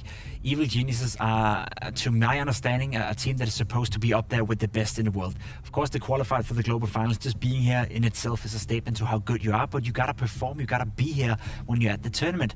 So far, sure, they had one good map against Astralis, but apart from that, it's been looking very, very lackluster. They move into the map pip of Furia now. They're going to play Mirage, and again, I keep mentioning the same two names, Breeze and Ethan. I want to see them step up. Without those two players, I don't think they have enough depth within their squad. Of course, Zerg is a great player, but can you match Art when he's flying around? Probably not, and then you just need that firepower. You need something to ignite this lineup, and I don't see it right now. The body language as well, sure, they're sitting here in a circle and still taking it seriously, but you can see the players, they're frustrated, and that's not how you want to see EG. Well, even if they're frustrated, though, Zeus is a man that can certainly bring them and hype them back up into this, and he's going to need to, because if anything, right, we've seen Furia play out Mirage, and they have been able to push so well, even with Honda. Yes, absolutely, and this is where we circle back to the veto discussion, where I was surprised to see Mirage actually being left out. I thought Mirage would be removed first, because now you end up in a scenario where Furia won the first map, they're moving on to Mirage, which is a map they have played 10 times in the past 3 months. EG have played it once. They've played it once in the last 3 months. So we have to assume that it was a conscious decision, and that they have a plan on Mirage, and that they know, because Furia, they're going in the dark. This is the one silver lining we can say for EG right now. Furia must have absolutely no idea what kind of game plan EG have cooked, because we don't know as well. Yeah, the unknown is the only benefit we're going to see here for EG, and I'm going to come back to you again on this, Pimp, because you mentioned it. Ethan, Breeze are the players we want to see fragging out, and on a map like Mirage, they're going to have to take that kind of control, because no one else is going to do it for them, but also we're going to have to rely a bit heavily on Cirque here. Yeah, Zerg will have to have an answer for Arth, and I think Arth is going to continue to be aggressive, right? He's going to be here, there, and everywhere. He's going to go for all the opening duels. He went 9 for 12 on the first map here in Inferno. If he can replicate just half of that, then they're going to have a big problem on their hands. So sure, the answer has to be Zerg, but you also look towards a guy like Tarek, you look towards Stan. Tarek in particular, I feel like 3 years ago, he's a major champion, right? Yeah. Have we really come to the point where we stopped expecting him to be a difference maker in the game? Because we never really talk about him anymore. He's just on the lineup. And for Tarek to have that status, you know, with being the player that he can be, as of right now, just an EG being a placeholder or just a player that is there to fill out the gaps is not good enough. There's too many missing parts right now on EG for me to get excited about them, and that's why I think they're going to struggle on a map like Mirage as well. We're going to see plenty of duels, and if you don't have the individuals to take those duels, James, what are you going to end up with? Probably a loss. And you bring up an interesting point there about Tarek. He is the only player we haven't mentioned across this entire part, and that's a problem on its own, right? If some player goes missing in that regard, that we're not, because like, for example, we didn't mention Masuta for a little bit, we still mention this guy needs a lot more credit and stuff like that. Tarek is kind of lost at the moment in this, and he's the player that I mentioned was potentially just sat playing Valorant. Yeah, and that's a problem in itself, right? I agree with you. It's been a while since we talked about Tarek and what he can bring. I mean, to the server, to the table in terms of fragging. When we still had the opportunity and luxury to listen to the teams, I thought that Tarek was a very important voice, right? I think he was... He's the hype man. Yes, not only was he a hype man, but I thought he was also giving ideas. He was giving tips and timings. I think he was an integral part and a key part of that whole EG machinery. Now, we don't have have access to that anymore. So I don't know what's happening in the black box. In the server, he is a little bit lackluster. I mean, it's just the truth, right? And then you tell me he's actually playing Valorant here and there. Like, where's the future in that? Where's the long-term future? We don't really know. It's just the beginning of the year, but it's a troublesome prospect.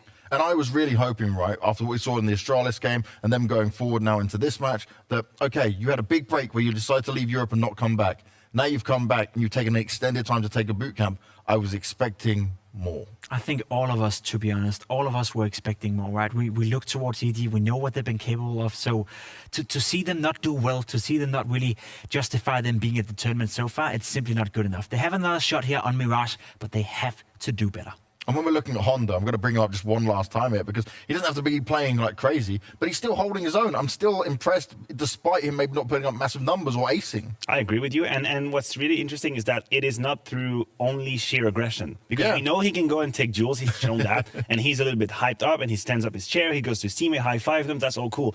But some of these setups, he was actually the third line of attack or the third line of defense. And he was being patient. He was being calm. I have a setup in mind where people bait for him on the B side and he's hiding in dark position. He just lets his teammate fight and then he comes in. So if you can have that balance between being very fiery, very activated at time and also very patient, that's an asset, that's a skill that not a lot of young players have. So are we sat here thinking Fury are going to go and grab themselves a 2-0 now, Pimp? Yeah, I'm afraid so. I mean, it's definitely going to be a competitive game, I'd say. I don't think Fury have enough manpower. They don't have enough, structure with Honda on the lineup just to roll over EG. They have to go out fighting, right? This is an elimination match. Let's not forget to mention back for the new viewers that if EG is losing Mirage, they're out of the tournament. So at least go out swinging. Let's see some potential. Let's see some glimpses. Let's see what you were able to do against Astralis yesterday. Otherwise, James, I think you're right. I think Fury, they're looking hot to win right now. Fury are looking for the 2-0 here as we move on to their map pick of Mirage. Despite having a stand-in, they are holding strong against EG and looking to eliminate them here at the Global Finals. We'll find out if that's going to be the case on this map in just a few.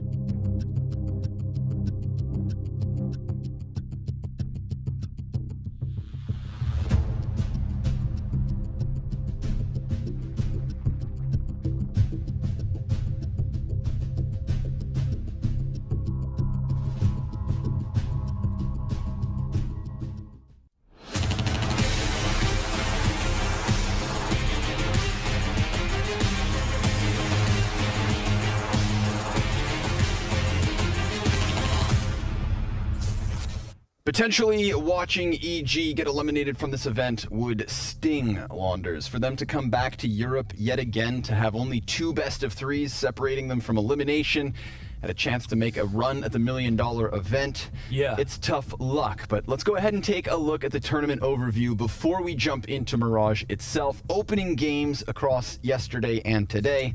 Lower bracket clearly set here between EG and Furia, and then tomorrow, either Complexity or Navi going home. I think there's not been a series so far where the better team hasn't won. And I say that just like there's not been like an upset in a sense. That's just like the correct team in some sense has won, and they played better and deserved their spot. I think these results are very legitimate right now. It makes a lot of sense. It feels like it makes sense to have Furia doing so well versus EG when putting up such a good fight versus G2.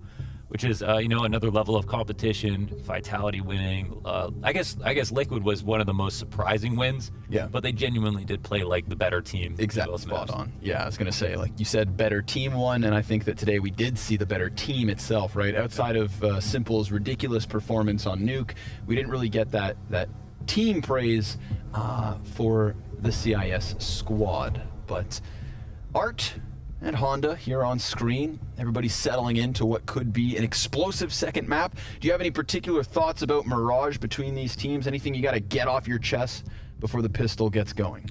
EG have a very good win rate on Mirage in the last year, but they played it once in Europe and lost it handily to OG 9-16.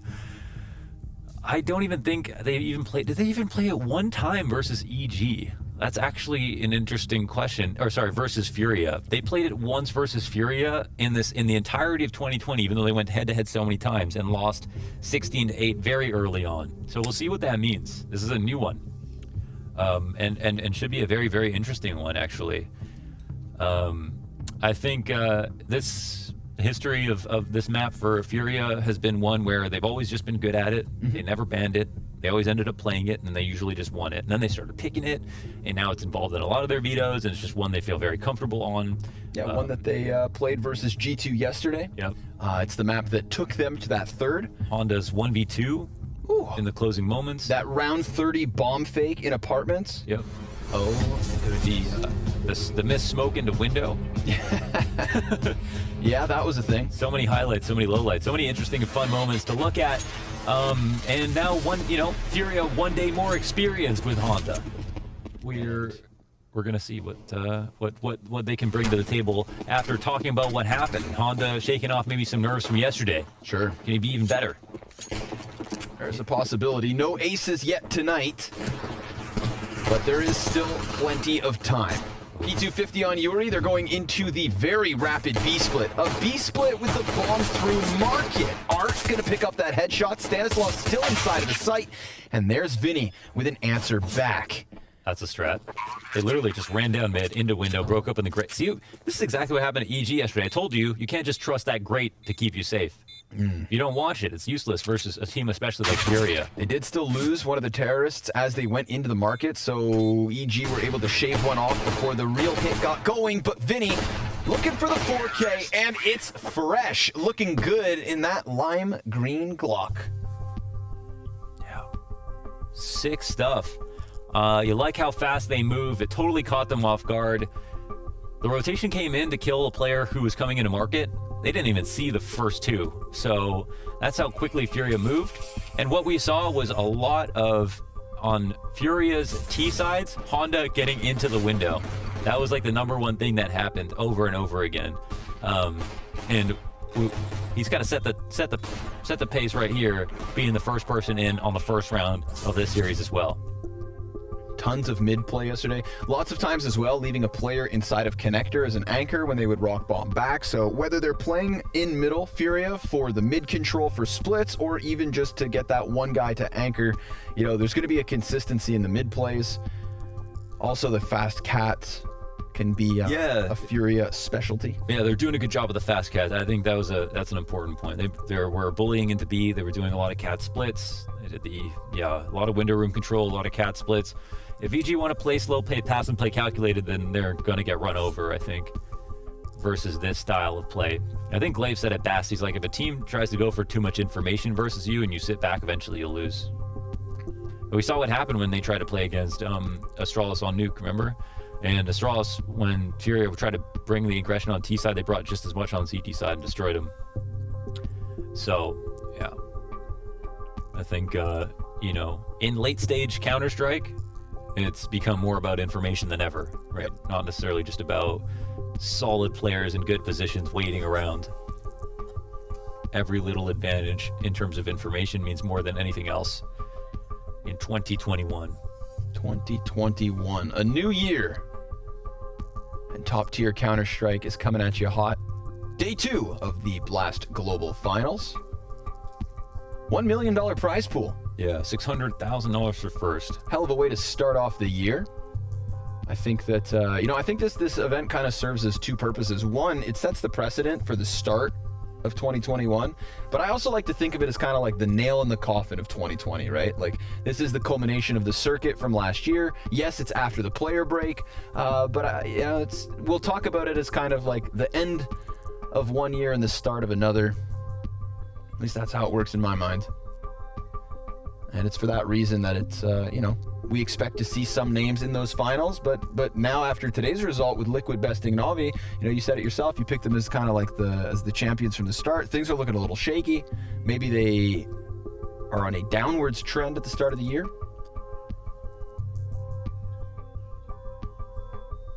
ZywOo's the number one player of 2020. Yeah, that's an interesting one. That's breaking news. I think, yeah, it's probably just comes down to the number of MVPs, EVPs. Listen, the stats are splitting hairs. You can go and argue about like the different things. You look at these two players; they both look like incredible. Like they're just in an entirely different lane than everyone else. Yeah. ZywOo, to talk about Device as he thought Device was the best player of the year for a number of different reasons outside of just stats, like his view on him as a team player. And of course, you could just say like, you know, maybe that's what's most important about being the best player in the world, is that you do consider the team aspect, that this isn't a 1v1 game, and that like it is about also winning and what you do for your team in terms of winning. There's just a lot of conjecture that goes into how much a player actually contributes to their team. Mm-hmm. And in this, you know, a top 20 list, we're talking about kind of like more leaning towards pure stats and just individual accomplishments. And ultimately, it's just for fun. You know, we could talk about it and stuff, but you're not really here to celebrate what one person wins. Man. I'm like, it's literally you don't actually get trophies by yourself. If you're the kind of guy who gets upset about who gets number 1 and number 2, let's just take a second to step back and celebrate the fact that we have 2 players on godlike status, like Simple at ZywOo. It's incredible to be able to. Yeah, and I think they gave me a lot of context for Device. Like I think in 2018 it was so close for me. Device was number 1, but I think after this year and this last year, I started to see like there is a real difference. I think between ZywOo, Simple, and then Device as a third, in terms of just like pure individual skill, I guess. But yeah, like it's like who would you rather be? I think what's really interesting right now is that ZywOo showed me that you can be Device and Simple at the same time. I like that. I don't know, man. Like I like that. Their team is winning. Plus, he's putting up just as good stats as Simple. Yep. I think that's like something else, and maybe we can't exactly understand exactly why from the outside. But I think the bottom line is that, like they're winning. Plus, he's also they're winning. He's contributing to the system. Like for me, I don't rate Navi as having a very strong system in relation to other top teams. They have Simple and Electronic, which are 2 top 5 players, and then they lose some games because their system isn't very good. Astralis and Vitality I rate as being the most optimized systems in CS. When I look at them play, they play the best, and they're one step ahead of everyone else. Everyone else is just catching up, in my opinion. But on one of those teams, or on 2 of those teams, you also have 2 top 3 players in the world, and ZywOo happens to be number 1. Well, those are the best players in the world. Launders, I think you're the best time filler in this world. We're right back into the action, and Art, as if the P90 wasn't weird enough, man's got a sawed-off. Now, what I know from playing Danger Zone is that the sawed-off movement accuracy is actually kind of stupid. So get ready for him to jump out this window and wreck face. It's coming whether Stan wants it or not. Or can Stan... Whether he wants it or not, he gets it. A sawed-off shot through smoke, the scatter somehow works out. And just like that, round 2 is furious for the taking. thought the bullets were supposed to disappear at that distance. Bro. What the hell? Oh my god. This is a real JW moment. Oh my. He's like, I haven't seen anyone in about 3 seconds. Dan's If you're here, you're dead. Oh, if you're hiding from me here, you're dead. I didn't see Van. I didn't see anybody jail. I didn't see anybody bench. You're dead. You can't play our game versus art. No, you can't. You cannot. All right. Very little to work with for EG. That's ridiculous. But they've still managed themselves an opening kill here at the top of middle. Bomb's inside of spawn, and they've got the B site already under wraps. So I think it's a matter of like getting bomb over there.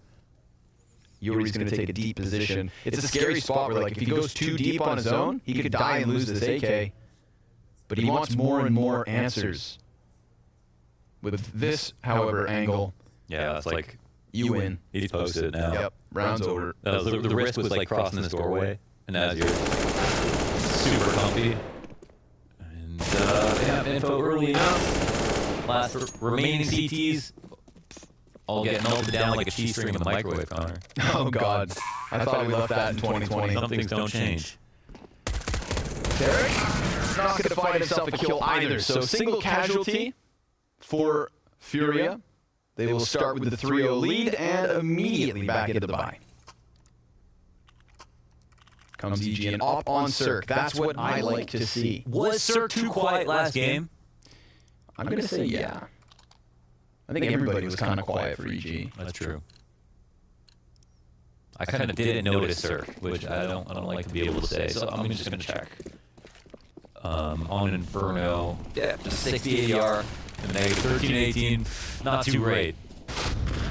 He's up here towards middle of this round, shoots a shot through the wooden wagon.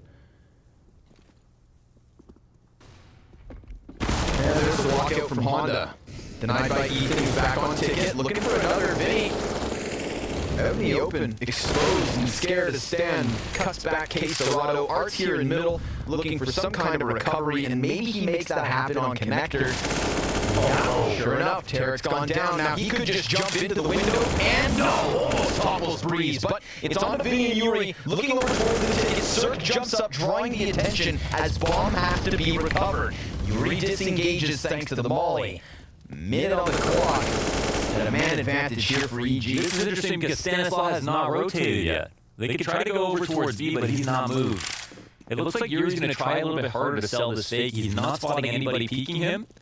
And now Vinny's running over Stan. He just decides to peek. That's pretty crazy. Stan did not move. Crazy. The bomb in the middle of the site. He saw what happened in that last game.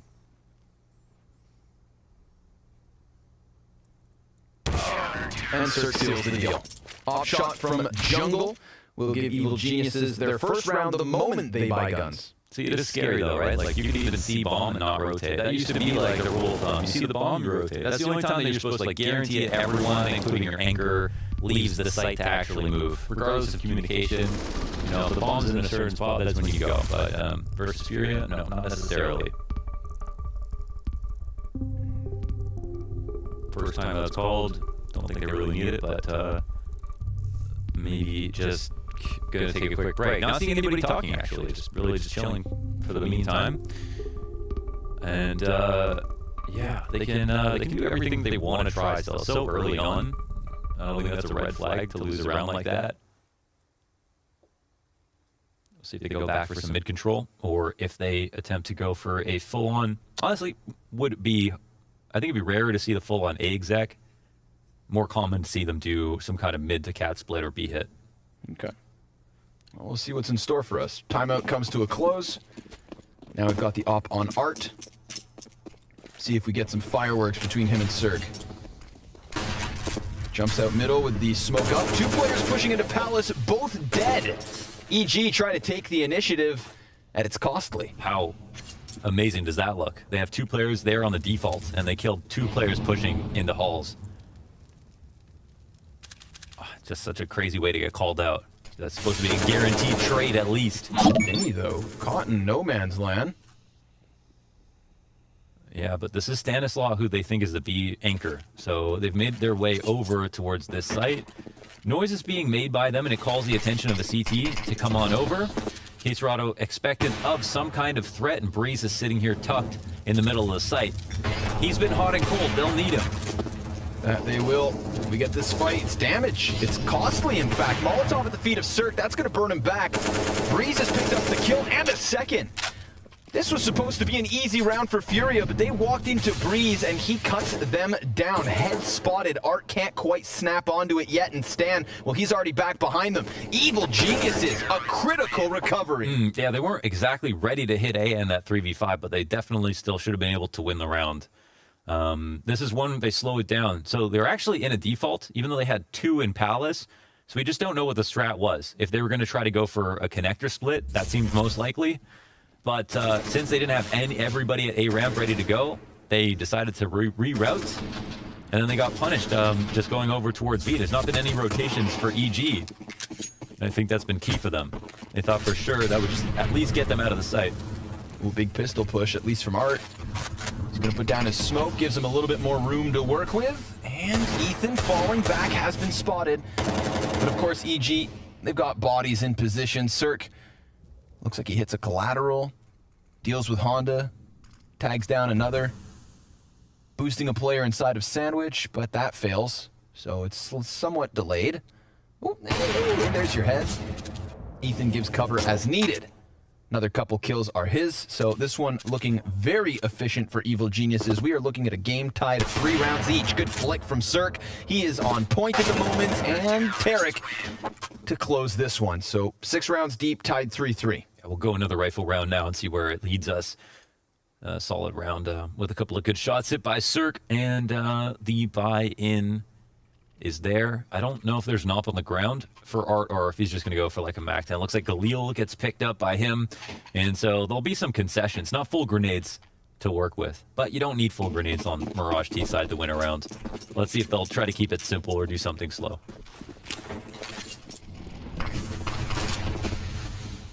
Bit more ambitious, trying out mid. That might be a bit more resource heavy, where they don't have much, but they also just cut noise and start to move up. Got Art at the chair, holding down mid, waiting for a push. 2 T's behind him, sitting at top mid. Ladder room control here for Evil Geniuses. Pretty standard round cut and dry for both sides. No particularly interesting CT plays just yet. Just a kind of a close A-ramp setup with Ethan, waiting for the information to come to them. Now we're getting the T's to group up, it looks like. This amorphous blob at the top of mid, trying to figure out which direction it would like to pull its body. Yuri will take charge. First limb. Stick out down towards the bottom of connector. Shot zings by, and it's going to be the cat split. Breeze is looking to get behind these players as they commit up the catwalk. Tarek and Stan, excellent hold. And sure enough, Breeze right in the middle. Vinny's got the only kill here for Furia. It's him and Caserado in the 2 versus 5. Caserado has to leave the apartments to try and pick up that bomb as Vinny looks to lock things in market. And we do get the CTs conceding some control, at least enough for the bomb plant to go down. But there are 2 counter-terrorists in position, and Vinny actually gets away before Tarek can trade back. This is slowly slipping away. Vinny, he's on for the 3K. Caserado coming up.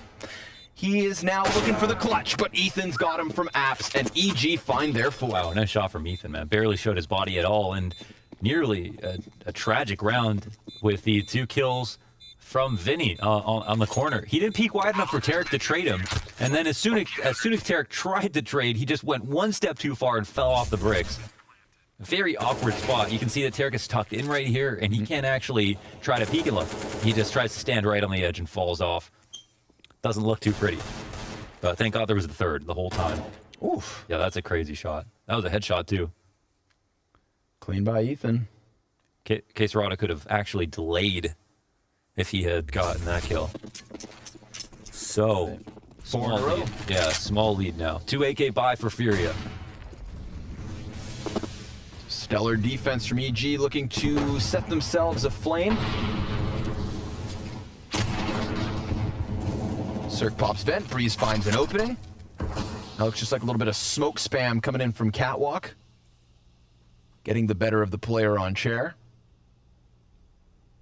Of course, we do have Quesarado down in the underpass, spotted by Breeze, but awkward angle, doesn't want to lose his head. Still great information to call over. Tarek. They're holding the window. Oh, they actually get insert. That shot's right behind him. Swapping to the Deagle works out wonderfully. Tarek, good spray for the second. And it is just Vinny coming out from Palace with no bomb and a player beneath him. Ethan is dead. Headshot connects Vinny. Not long for this world will fall at the hands of Tarek. Evil Geniuses are on a spree. Evil Geniuses are on fire. Okay, a little bit better. I don't know about you, but I still don't feel like this half is over for Furia in some sense. Like, it's been a spree, but the rounds have been close enough. I'm still, like, maintaining some level of confidence here. That Furia haven't puttered out completely. Doesn't feel like they're completely throwing these rounds away. It just feels like Evil Geniuses are playing a bit better than they were in that last map. But we'll see. They've still gotten some interesting rounds out of this so far. Keeping up with the mid plays. Yeah. Tarek, oh man, he should hear a couple sets of footsteps.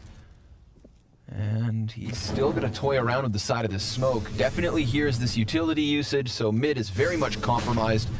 But I think EG have been doing a good job of containing them once they get in here. And sure enough, it happens once more. Cirque towards window, Tarek takes a double. And a 5v2 immediately for EG. Damn. Yeah, definitely a strong CT side. Okay. Yeah. Maybe this does get a little bit out of hand for Furia. They're falling slightly apart here. 2 kills in connector, another 2 kills. And we see that they actually make so much progress for the amount of time. But of course, they need to actually get that kill once they make that progress. And they can't do that. So now I feel like it makes more sense. They have a pause. They call the first one at 3-1. Of course, we're now 4 rounds later. And some really great plays inside of the connector here. I also like the way that Breeze played inside of the ladder room. And when it was a cat split, they did such a good job of punishing in a way that G2 didn't. Furia trying to turn the corner on cat and get into the B site was something they did versus G2 that they could do without even getting spotted. No one was doing spam damage at all. But on these rounds, when they've tried to do that, there's always been a CT to get a kill first. So, see if they can pull off anything similar.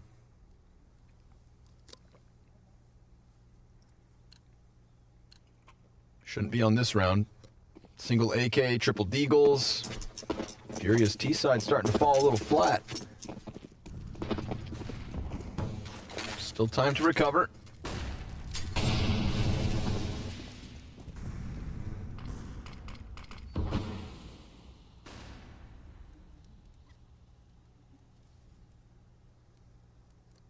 They're waiting all the way back. CT's not making a move, but yeah, they don't have much to work with. Just the 1 AK on Art.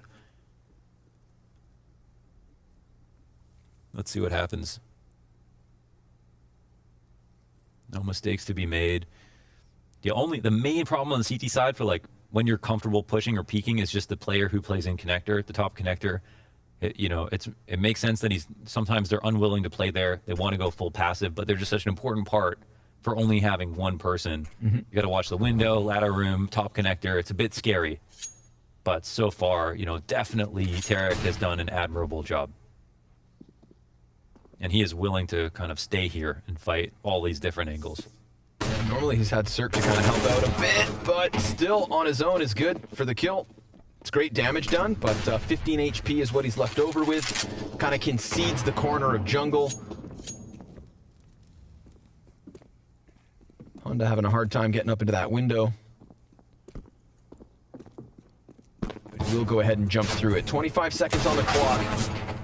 Didn't quite see Ethan crossover. Vinny will get the answer on the Deagle, but Tarek slips right back behind them, drops the bomb, and pushes this one onto Quesarado, who hits himself another Deag. 10 seconds left, and Cirque just hit the off shot, or rather with the Deagle, felt like it. Finishes him off. Like a wallbang off shot, yeah. A couple of nice kills there from EG. They lock it up. And yeah, there's no limit to like the amount of ways that you can attack the window, different timings. Again, it just comes down to like where the CTs are, because a lot of the times people just don't play window directly anymore, right? It's either ladder room or the top of connector. It's just too easily smoked, re-smoked, Molotovs, just abused basically by the T side. So All right, what's going to happen now? 7-3 here for EG. Fury Molly down into connector. A lot of players at the A ramp. Bomb still left back in spawn, but they've already achieved top mid control. Now Tarek will try to punish that. Caserado will be the recipient of a HE grenade with his name on it. 2 players still here in Art. He takes out the key one, the jungle player. This alleviates a lot of tension as they cross the site. It was pretty minimal peak as well, so definitely a punishing shot there from Art, and now that he's got a player towards jungle, he can hyperextend perhaps towards Ticket. It's just such an important player to die, right? The player that was Tarek last round. They literally cross into window freely. Ethan comes out. Ethan now standing on the other side of the smoke. He's looking to stop that bomb carrier, getting called into the void, and Yuri finds the better of him, but the AUG stops that bomb, and Tarek, he's got cover. A couple shots convinces Art to fall back. Bomb now down thanks to the hands of Honda. He's going to get tagged up slightly through connector. EG have great retakes, but they don't have a lot of players. Full nades here. One more kick goes down, that's it. Oh! Well. All right. Nice shot by Breeze, but Honda will answer, and Breeze goes one better. Now 2 kills, full belt of utility. Kits on him and Tarek, but they don't know about Vinny here in jungle, and Breeze is making a lot of noise, so that's an easy pickup to push all of the pressure onto Tarek, but that bomb is covered in smoke, and Tarek, he could just try to stick the defuse with a Hail Mary. Cut off by Vinny, however. That is Furia's 4th round. Good map from Vinny, 14-7. A strong round from Furia, all because of Art. 100% because of Art. The 1 kill in window, he knows he's not double up with Tarek at this, point of the round, right? The op goes down. They literally just run across. That's it. They have nothing else to worry about. Oh, it's riflers in connector? Well, we're 5v4, so we're willing to trade down, take 50-50s. Oh, there's no op on the board? Oh, perfect. I'm swinging wider than you've ever seen, okay? I'm swinging wider than your area code to get these kills. Careful, Art. Dangerous game. He wants a piece of Cirque. Curious to see Art on the primary again, of course. Haven't noticed if Honda's had an op yet on this map. Yeah, it seems like he's not even attempting it. No. He was on his old team opping from what I saw. I don't know if that was all the time, but from the game I watched. Just seeing as that was Mirage, I thought maybe he'd have it. Yeah, definitely. Art's been doing so good, though, like these last 2 maps. Really great day for him. Just scary that they don't need him to play this well to win. Like, to even have big wins. They just don't need him to play this well.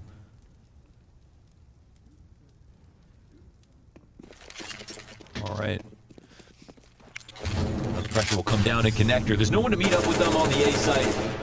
They're starting to lurk over towards B. Last time Yuri's in front of connector, they went up cat. And it seems like that split's coming in again. Protocols here as they turn the corner on the bricks. Breeze up to bat. We've seen him do wonderful things with the AUG. Ooh, a double peek. That's going to be information offered over. Breeze going for a repeat. So many players in front of him, but he finds nothing instead. Wow. They actually just hit him with the quadruple peek. Hit him with all 4 limbs. Tarek, he still has them kind of pinned into the cross, but that smoke grenade saves the day. They're able to move that bomb over. You can tell, look at the damage done here versus Furia. Nobody on a full bar. I'm really a big fan of the way that they're doing these cat splits versus G2 yesterday versus Evil Geniuses today. I think it's something that'd be good to copy and paste. If you've got a team and you want a good one, some of their protocols. They just come through in the mid rounds. They've got Yuri down in the front of connector throwing his nades. And the way they group up and explode's perfect, and it feels like they're comfortable to sit on cat for long enough that they can do the cat bricks boost or turn the corner of all of their players and just fight there for a second. It never feels too... They never seem to be worried about their backs when they're turning that corner, which I think is big. That's definitely the most nerve-wracking part of an execute like that. But once you're in, it's not that fun to fight from the site to the players turning the corner on cat, right? So that's the magic of it, why it's so popular. So 7-5, but the lead maybe slightly diminishes here. Yeah, said it earlier, right? I didn't think this half was over from Furia. They're definitely both just playing well. Yep, for sure. Although we have to give the credit where it's due. Vinny, he is a step above everybody else on Furia.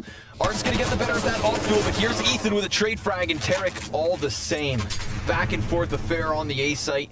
Furia looking to call that bomb over. Art's just controlling weapons for the meantime. It's the opt here. Yeah. What's he gonna do now?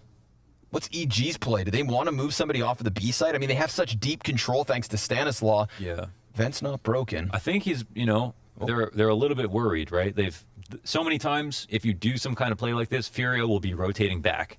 This time they're sitting and waiting. It's kind of like the rarer of the two things that they decide to do. So Stan sitting patiently, it's enough to have two CTs come on over. They could easily hold this together. Minute left. Push isn't coming just yet. He's going to hold his nerve. It does mean there's a lot of emphasis on the hold because the rotation is too long to be relied upon, but they are committed to the A site. Art could walk in and just flick down, but could clear this. Oh, it's going to be tough. They just made noise as well. So, Geniuses on high alert. Breeze tucked behind the triple Tarek. You gotta hit this. And sure enough, he does. Yuri's able to extend out ramp. They didn't expect that second Palace peek. It falls onto Art. And, he's missed his shot, giving Breeze the chance to clutch, which he will.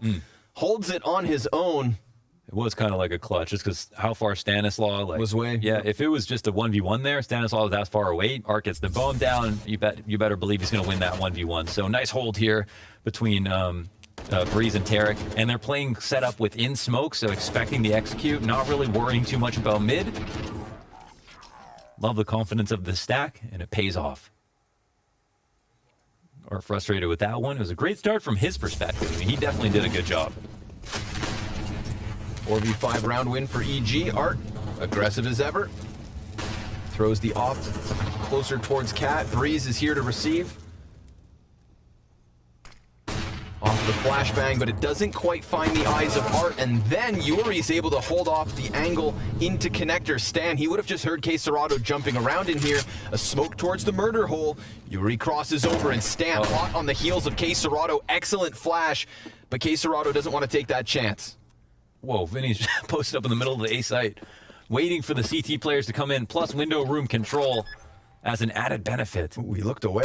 Comes back in and finds the head of Ethan. So good call by Vinny to just take over control of the A site, draws the bomb into the action, and looking like a 4v3 post-plant win. Small thing, but I like the shallow molly. Doesn't have to watch for the push at all. Stan coming in for the angle. Honda just 3 aware for that push.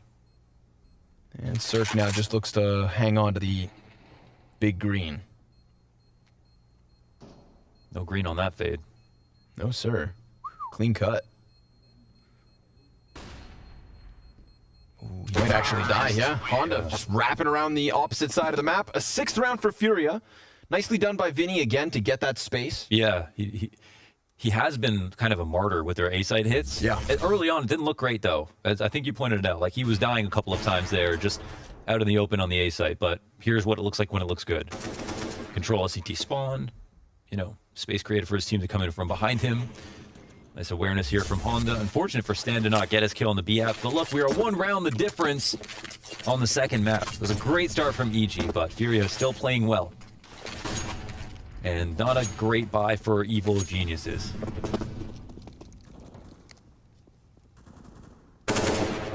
Here he spots one. Low grenades is the problem for EG.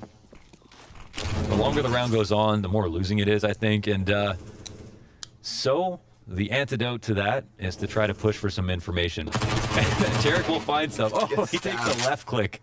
That's funny. Little razor cut across the cheek. Let's keep the ball rolling. Wow, Cirque so paranoid. No one's in the window. So of course they could have been. Wow. Jumps right past Art. I think he sees him, but he might have the nade out. Art senses him. K-Serrato playing around with that flash and smoke ahead of him. Yuri just got the kill Tarek on top mid. Art's going to have to do some combat opping. Cirque's Fomus is pressed against Furia, but they are not. He killed his teammate behind him because Cirque pushed through, and Art was looking for him. They finally find him.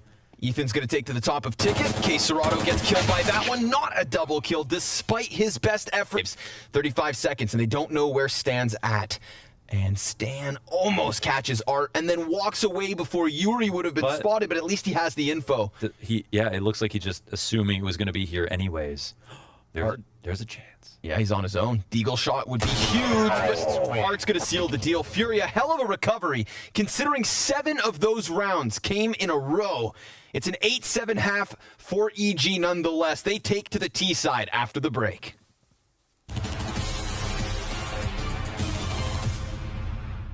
It is the Blast Global Finals, and we've gone ahead and rolled out something fresh for you guys. This is CS Money Dream Skins.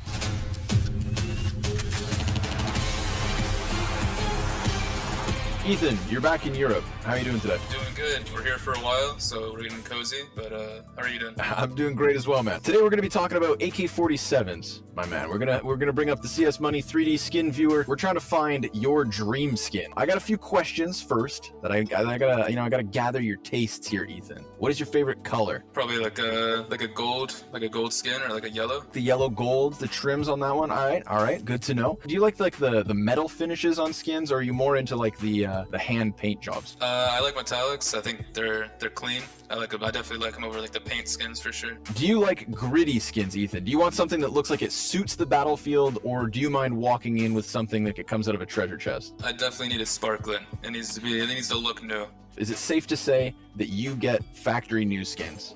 I'm trying to save money. I'm all about saving money. So if minimal wear looks nice, then I'll get that. You know what? That's a good answer, man. Because minimal wear to factory new, let's be real, it's not that big of a difference. Ethan, based on what you told me, based on your tastes, I've got 3 skins I want to show you and get your thoughts on. The first option is the AK-47 Bloodsport. You know, it doesn't have as much yellow, but it does have a little bit kind of on the sides here. The nice thing about the Bloodsport, I think, is the detailing, bro. You get into some of the writing here, right? It tells you about the recoil value. It talks about its weight up in the top right. Now, option number 2, the fuel injector, a metallic finish. Doesn't have any kind of a paint job to it. It's got the right color scheme. It's got the right metal finish. And if yellow's your thing, then I think that the fuel injector has to be up there at the top of the list. The final option, the Empress. It's a little bit less gold, but it still has that kind of that trim to it. And like the Bloodsport, we're talking details, man. And so these 3 skins, which one are you going to move forward with, man? Which one have I sold you on today?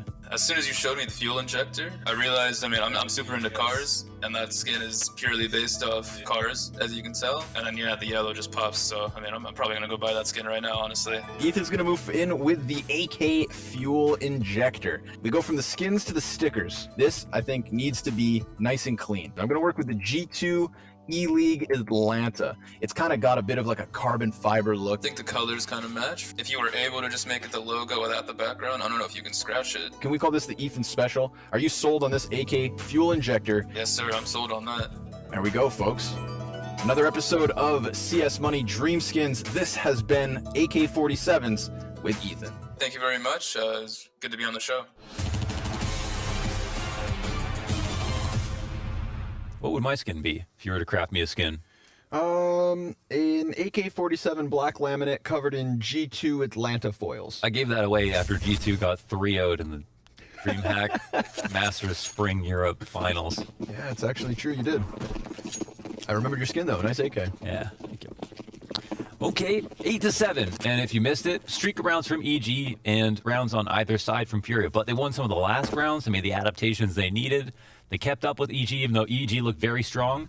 And it's a question as to whether or not EG will play well on the T side. They only have 1 map in their head-to-head history in this last year, and they haven't even touched the map in the last 4 months.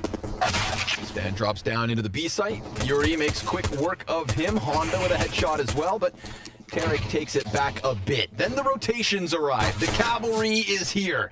And the pistol round in the back pocket of Furia, unless Breeze can do something magical about it. And sure enough, in the 1v4, he cuts down the first player, dodges back into the marketplace, and cannot find Art as he is exited through the window to the Avail of Furia. 8 rounds each. Furia start the CT side with a little bit of momentum. Yeah, and the Glock train is all about momentum. If you get the first kill, the second kill is really easy. If you take too long to get the first kill, then the CTs get set up and they put together these crossfires, and the USPs are just way too strong. So, yeah, just so much pressure on those first few moments entering the site. They can't put together that frag, and now it's all tied up. What will happen here is EG look to score another for our first plant, if possible. That would be money. Well, they already have a good amount of money because they've only spent $300. P250 for Breeze. Yuri, better not lose this M4, buddy. You are all on your own. What was that sentence? I don't know. I don't know. You're our own. Started speaking Danish for a second. You're gonna hoogada. What's a Danish sentence? I don't know. I'm not very good with stringing sentences together. I know a few words. Okay. I know a good amount of berries. Yeah. Blue bar. Blue bar. Yord bear. Would it be straw bar? No, actually. Oh, okay. It's unintuitive. But Art's in tune with what was the first kill. Get these Glocks out of the way. Let's get the action underway. Get the pistols out of here and get us into the gun rounds. That's what comes up next. EG, no bomb plant. So, just AKs now. After losing their match to G2, if you are in the lower bracket, and for EG, they lost to Astralis. But this tournament, it's the culmination tournament of the fall and spring series from 2020. There was $600,000 on the line for first place. $1 million on the line for this tournament, and this is an elimination match for both of these teams, carrying the North American torch, but trying to rip it out of each other's hands. And this could be the last half for EG and another disappointing run in Europe.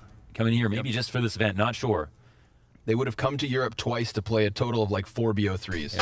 Oh, but that's a headshot. You want and a second goes for the spray. Can't quite contain it for the third. Honda's done after one. Cirque's got his hands busy with bomb. Ethan smoke out. That cost him. Swapping to the AK. Breeze makes the better of it. And it seems as though EG will win their first gun round. You talked about it, that Stan's level looked very high on Inferno. That was great.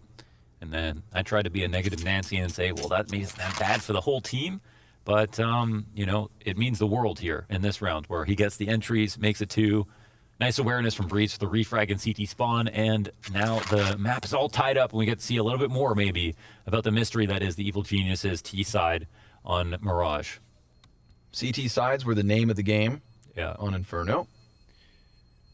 And it was looking like that as well for the vast majority of the first half. Remember, 7 rounds in a row for Evil Geniuses.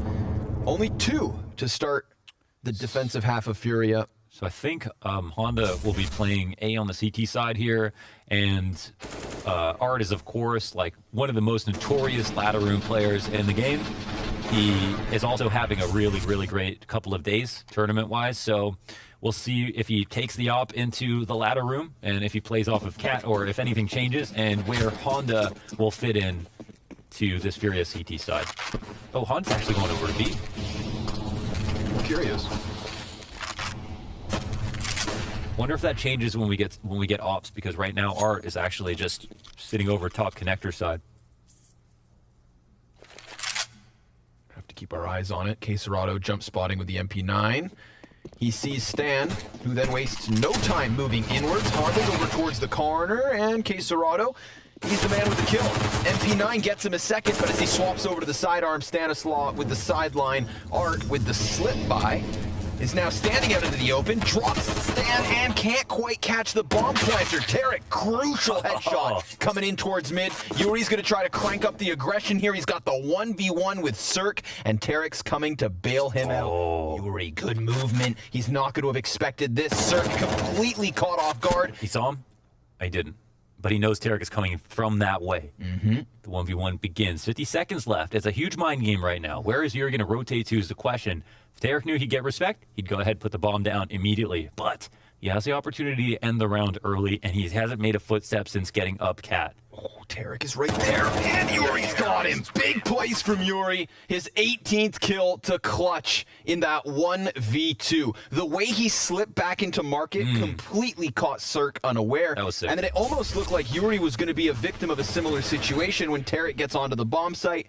But Tarek, a little too wary, doesn't make the most of it, doesn't prioritize plant, tries to hunt down Yuri and loses 1v1. Yeah, just a nice outplay here from Yuri, and catches a great timing. Obviously, a little bit lucky in that 1v1, But what can you do? It looked like Tarek was about to come try to find him in the market, and he was correct that Yuri was, in fact, just sitting there waiting. So now, with that, Furia take a small lead, and that was a pretty strong hit onto the B site, and they've got a couple of concessions here. Ethan with the MAC-10, Tarek on a CZ. But still a similar plan, it looks like, as 4 players are grouped up inside of the B halls, ready to go for the running exec. Here it comes. Again, K Serrano with the SMG, good for just 1 frag. Might be enough, we'll see. Could be. Honda, good timing, gets aggressive, shaves off Tarek. That leaves the AKs in play. Remember, there's a scout on Art, which makes things kinds of awkward. Do they? No, they're just gonna go for cash. Leave Art scout inside of market. Everybody running around mid, nobody makes the jump. 0 for 3. Oh, no, Art makes it in the end, so... Here it is, the challenge off of Catwalk, but this could still be costly. I mean, I feel like it's predicted. They're all watching this direction. Yuri finally starts to turn this one upside down, but with this anchor in the form of Cirque, time is of the essence. They need to get this defuse started now, and that is not going to happen. A costly retake attempt, nicely done by Tarek to quickly clear the bomb site and allow the other members of EG to walk away with the round win. Exact same thing. They just are a little bit one step ahead when it comes to getting set up in the post plant. A little bit quicker to get the bomb down. No Honda coming in, killing the guy on the right side of the window, or Art, excuse me, coming through with the AUG. That was the scary part. Honda does come through and make that play this round, but okay. It's been one round after another, traded back and forth, and that leaves Furia with not enough money to invest. I mean, they do invest. They just don't have enough money for good guns. A exec coming their way. 2 players tucked on the A side. Sorry, just 1. Well, Vinny's got a lot of work to do. Yeah, and then some. And, well, it starts off with a little bit of damage, but they figure out what's up. And that's Vinny now down. 11th round for Evil Geniuses. I am willing to call it.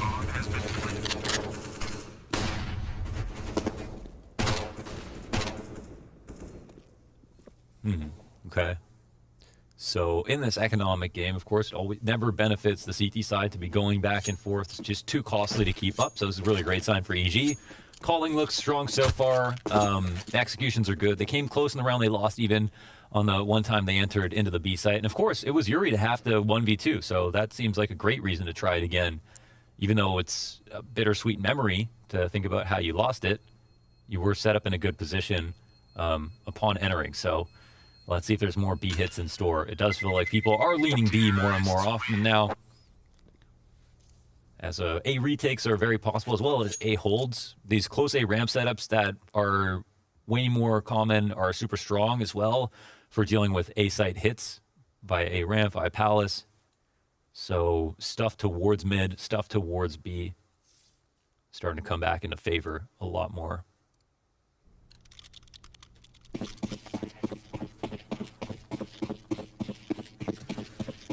Another difficult situation for Furia, and instead of leaving Vinny alone on bomb site, they decide to stack up numbers on ramp. 2 Ts in the Palace, and another double set over in apartments, so definitely able to feel out both sides of the map, but it seems as though they're waiting for the Furia members to make a move. And so far, they do nothing. Looks like another good call, potentially. Is the bomb going to go for the cat split? As Bree starts to peel back out towards the A ramp. T's are prepping to... But are they actually going to go A? Maybe they run into this at mid. We'll see. Cirque's pathing would tell you not. Up on cat, bomb joining close behind him. And I guess they're just making sure they can trade versus connector with the Stanislav coming underneath him. And yeah, it's still open too. Yeah, they're spotting this, but they're gonna see a whole bunch of CTs coming this way. Okay, Art dies in the window. Now they can be calm again. Or do things get weird? Stan, had he just been caught off by that USP, he was jumping across. That could have been the bomb drop down to mid a second time, but sure enough, they will recover. Things look sketchy for like a second.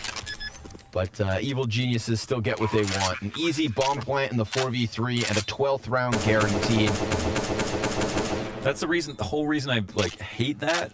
But I understand why it's more popular. Is just because once you get into the site, everything's good. Don't really have to worry at all. But right when you have to fight connector and window and turn the corner and then turn the corner again and worry about CPL, there's just so many good spots for like CTs to try to kill you with pistols.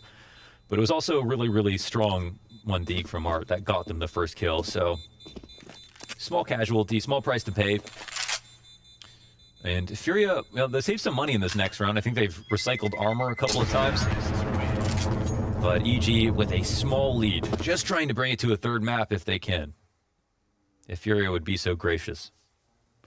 Well, Furia, they had to kind of bite the bullet in the last 2 rounds, and the moment they've got a chance to buy back, we see them take this tack pause. So looking to smooth things. They're third of fourth, third of 4. Does the CT side get rolling back? It's been 3 in a row here from Evil Geniuses. I mean, yeah. For me, I mean, I might even do something similar. I don't know what Stan was thinking about here. It looks like he's not even going to be calling for this round, and maybe Zoo's with an idea of how to approach this. But if I'm EG, maybe I keep the B site hit in my back pocket. But you know, there wouldn't be anything that would stop me from wanting to try that again. I think it's a very consistent thing you can continue to do. There isn't a response so far from Furia. I think if I'm Furia, I'm worrying about ladder room now. I'm going to take this off from Art. I'm going to play on Cat. I'm going to be making the window jump. I'm going to be focusing in on stopping this 100%. And yeah, A site and stuff, they can worry about that later. But just making sure no one can enter into B is the big thing. They do have 3 players here. And Art does have his connector off. They go for the close A ramp setup. That is a really great adjustment from Vinny. He was totally blind. And Yuri from the ramp with a better gun wins his duel on CT as well. But eventually, Cert will trade. Yeah, shoots him through the ticket booth. They've still got this late B hit potentially coming into play. Yeah, and they heard that the bomb is starting to rotate back around. Art is still on Cat, but he's in a position to get shot in the side of the head. And some noise is made, but it's too far away. Tarek takes him out. And they just did Art Games versus Art. Oh, but now Caserado, that kill, he could throw himself into the bomb site before EG get in? Yeah, that's actually a really big, that's a bad way to die. Very bad way to die. It's not uncommon to see a risk like that, but at the same time, because of that risk, they cannot enter B safely, and the info is now in the hands of Caserado. But spotted Caserado. He's been seeing these T's. They're going to be on high alert as they walk in. And sure enough, Stan, he gets the better of it. Honda now, I mean, so far away that I think he goes for the save.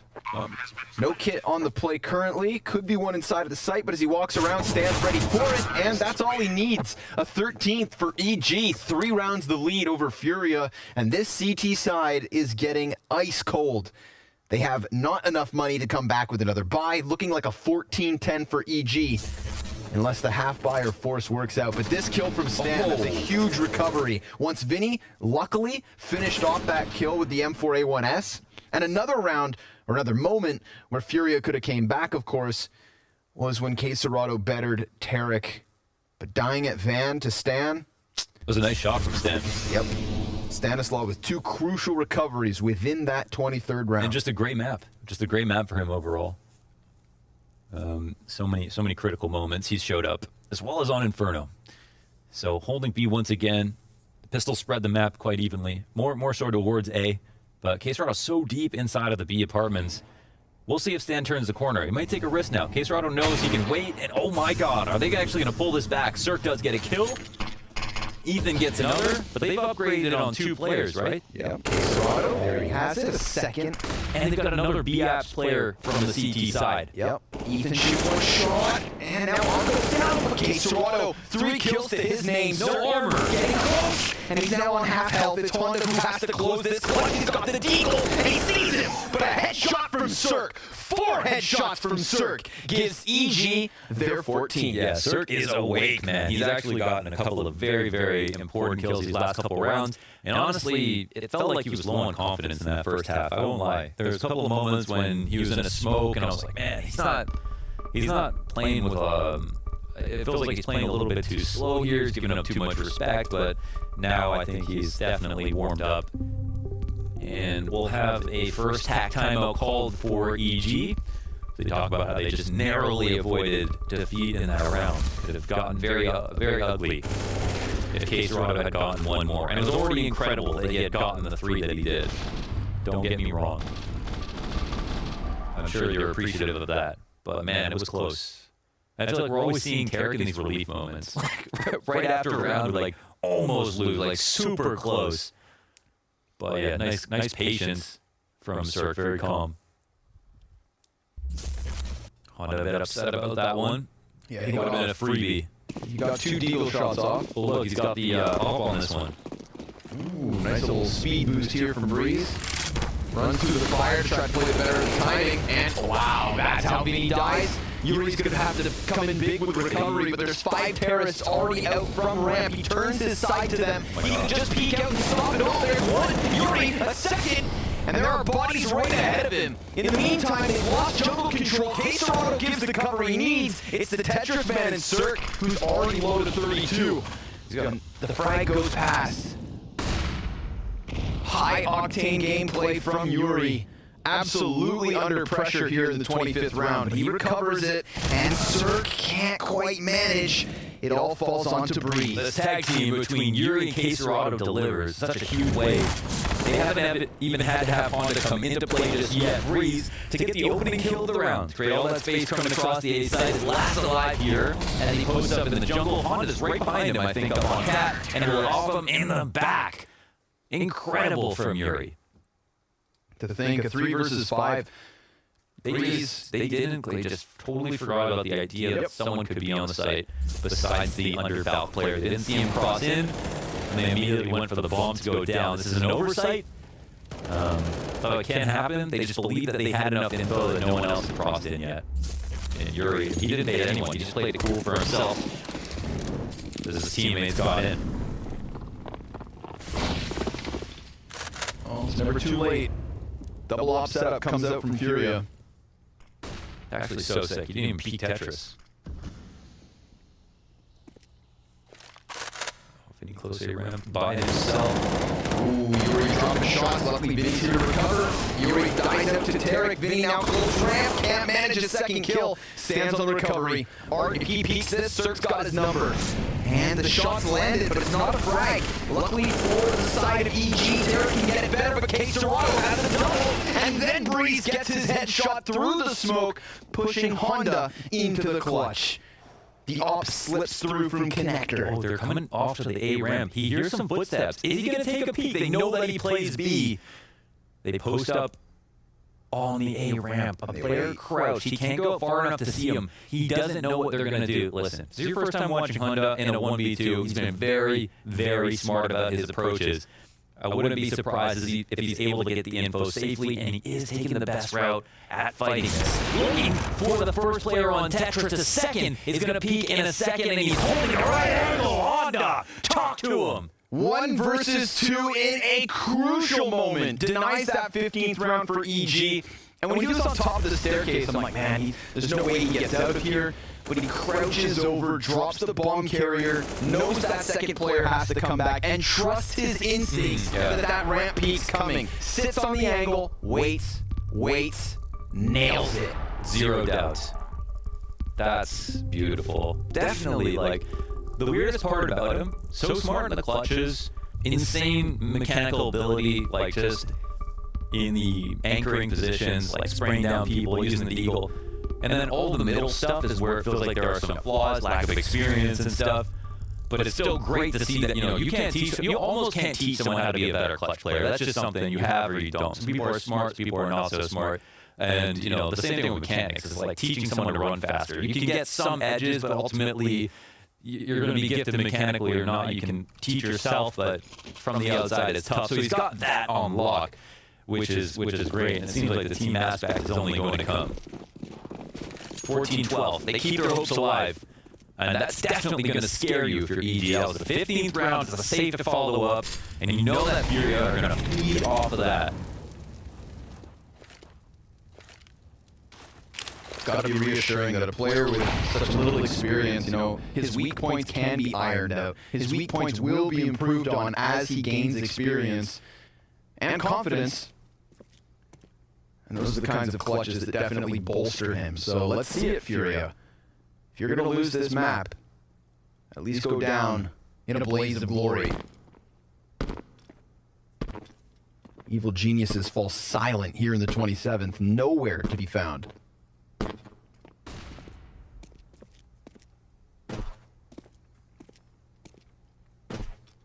Thinking about taking another crack at this B site, and they have all the reason in the world to. It's worked out very well. It's something you can do on this eco. And in these closing moments, you really don't have to be shy about what you want to try to do. It's not necessarily about deception anymore. And I think it's just about exploiting what you know is a perceptible weakness that might be too late to fix. And of course, it is just an eco, so why not throw caution to the wind a little bit? 2 players here waiting to hold, and they're going to test it. Queserado's been strong. MP9 goes to the same spot. Will they find him?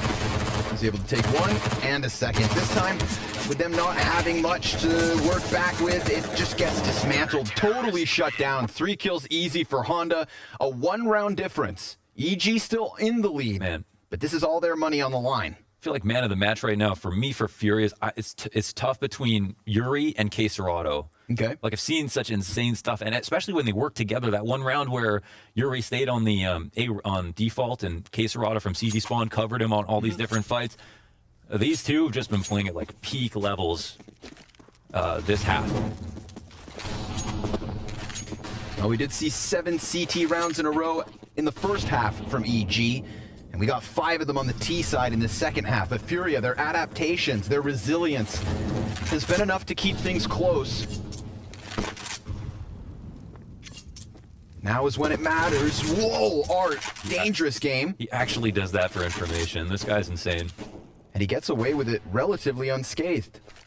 But he does open up the chance for them to boost a player into window, and Evil Geniuses will, oh no. Well, I mean, he saw him again, right? Like, that's the other thing.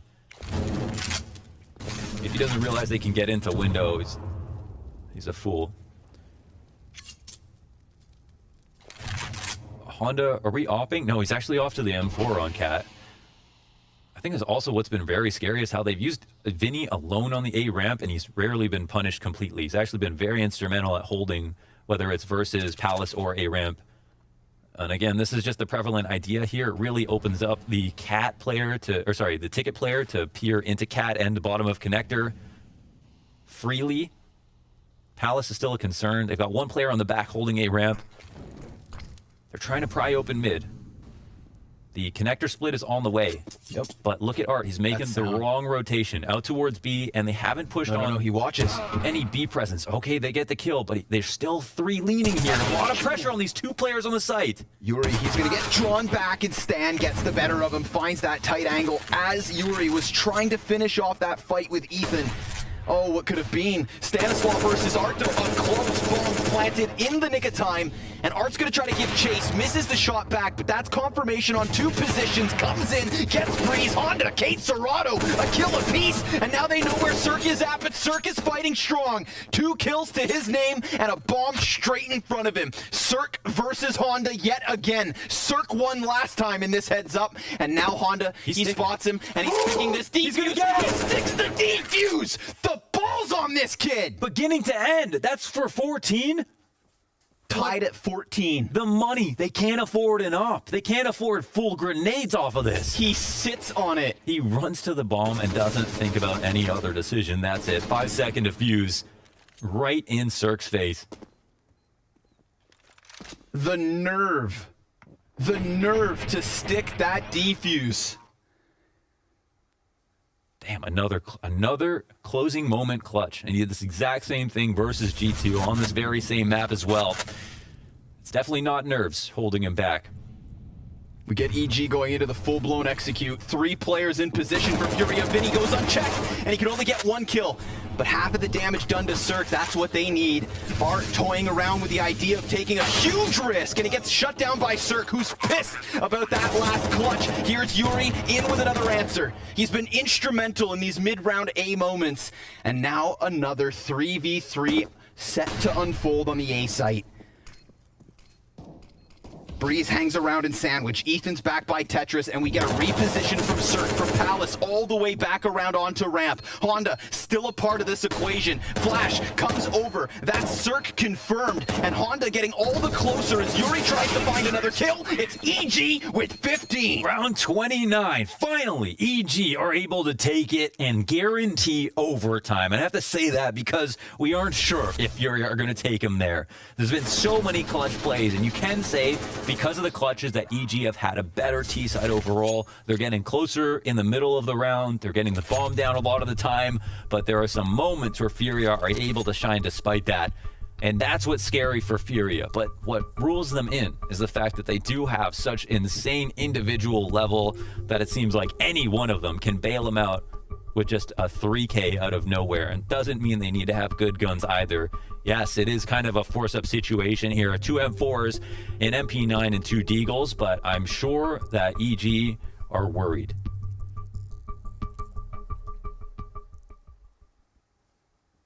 They got to be very more careful about this than they've ever been.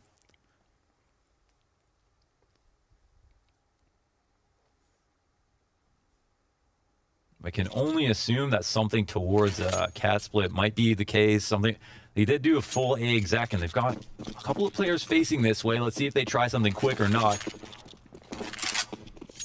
Looking to potentially punish the early A ramp play. 3 are stacked up towards here. Now, Furia are definitely hoping that it is something fast towards A.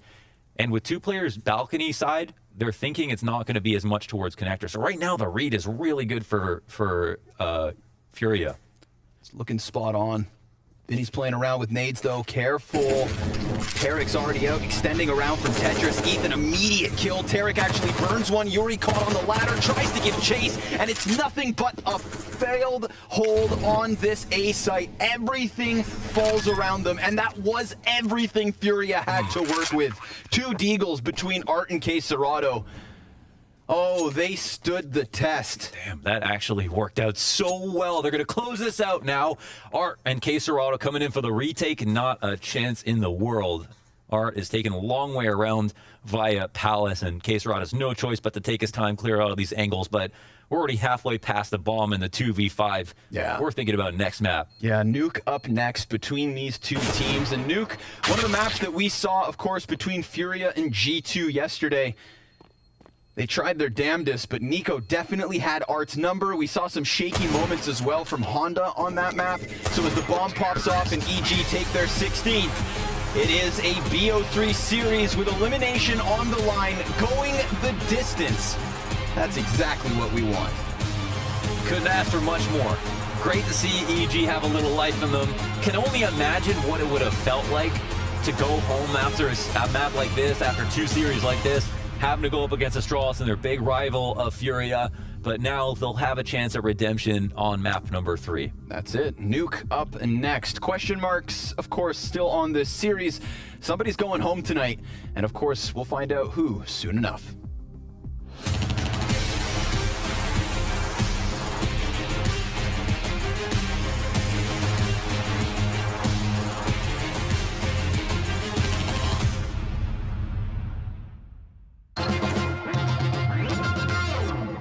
The thing is, when you're in game mode, you're thinking about everything else than your crosshair sometimes. Your reaction time is not really good. Honestly, I would say I'm pretty average. I still think it's pretty good for how old of a man that I am. If you want a great reaction time, you should ask a guy like the Pre or Magic or something. I'm not one of the most talented players, but I think I'm a pretty good player, so probably decent. I'm not so confident in my reaction speed at all. Hopefully, I'm gonna beat one of the other guys. Woo! Not bad. No way! This thing's a scam. Oh, that's so bad. Ooh, okay. I don't know what decent is in this, honestly. My mother has a very good reflex. But I'm not great, but I am good. My mom is better. I need my heartbeat to go a bit up. Oh my god, that was actually pretty good. I'm feeling the choke, you know, I start choking. Yeah. I don't know, it's good or no, I don't know. You know, as a bald man in an older man, things tend to generally just start slowing down. I don't want to make excuses. Okay, not ideal. I think it might be like the 50 hertz monitor on this laptop. I don't want to make excuses. That's what it is. Yes, I knew it. I feeling the choke getting out. Yeah, that's a young man score. To be fair, it's really early. We're not used to. We don't start practice yet, so that's my excuse. Are there any in-game leaders who have done this that are over the age of 30? 164, that's pretty good, but maybe some of the other guys is trying to pre-fight and stuff.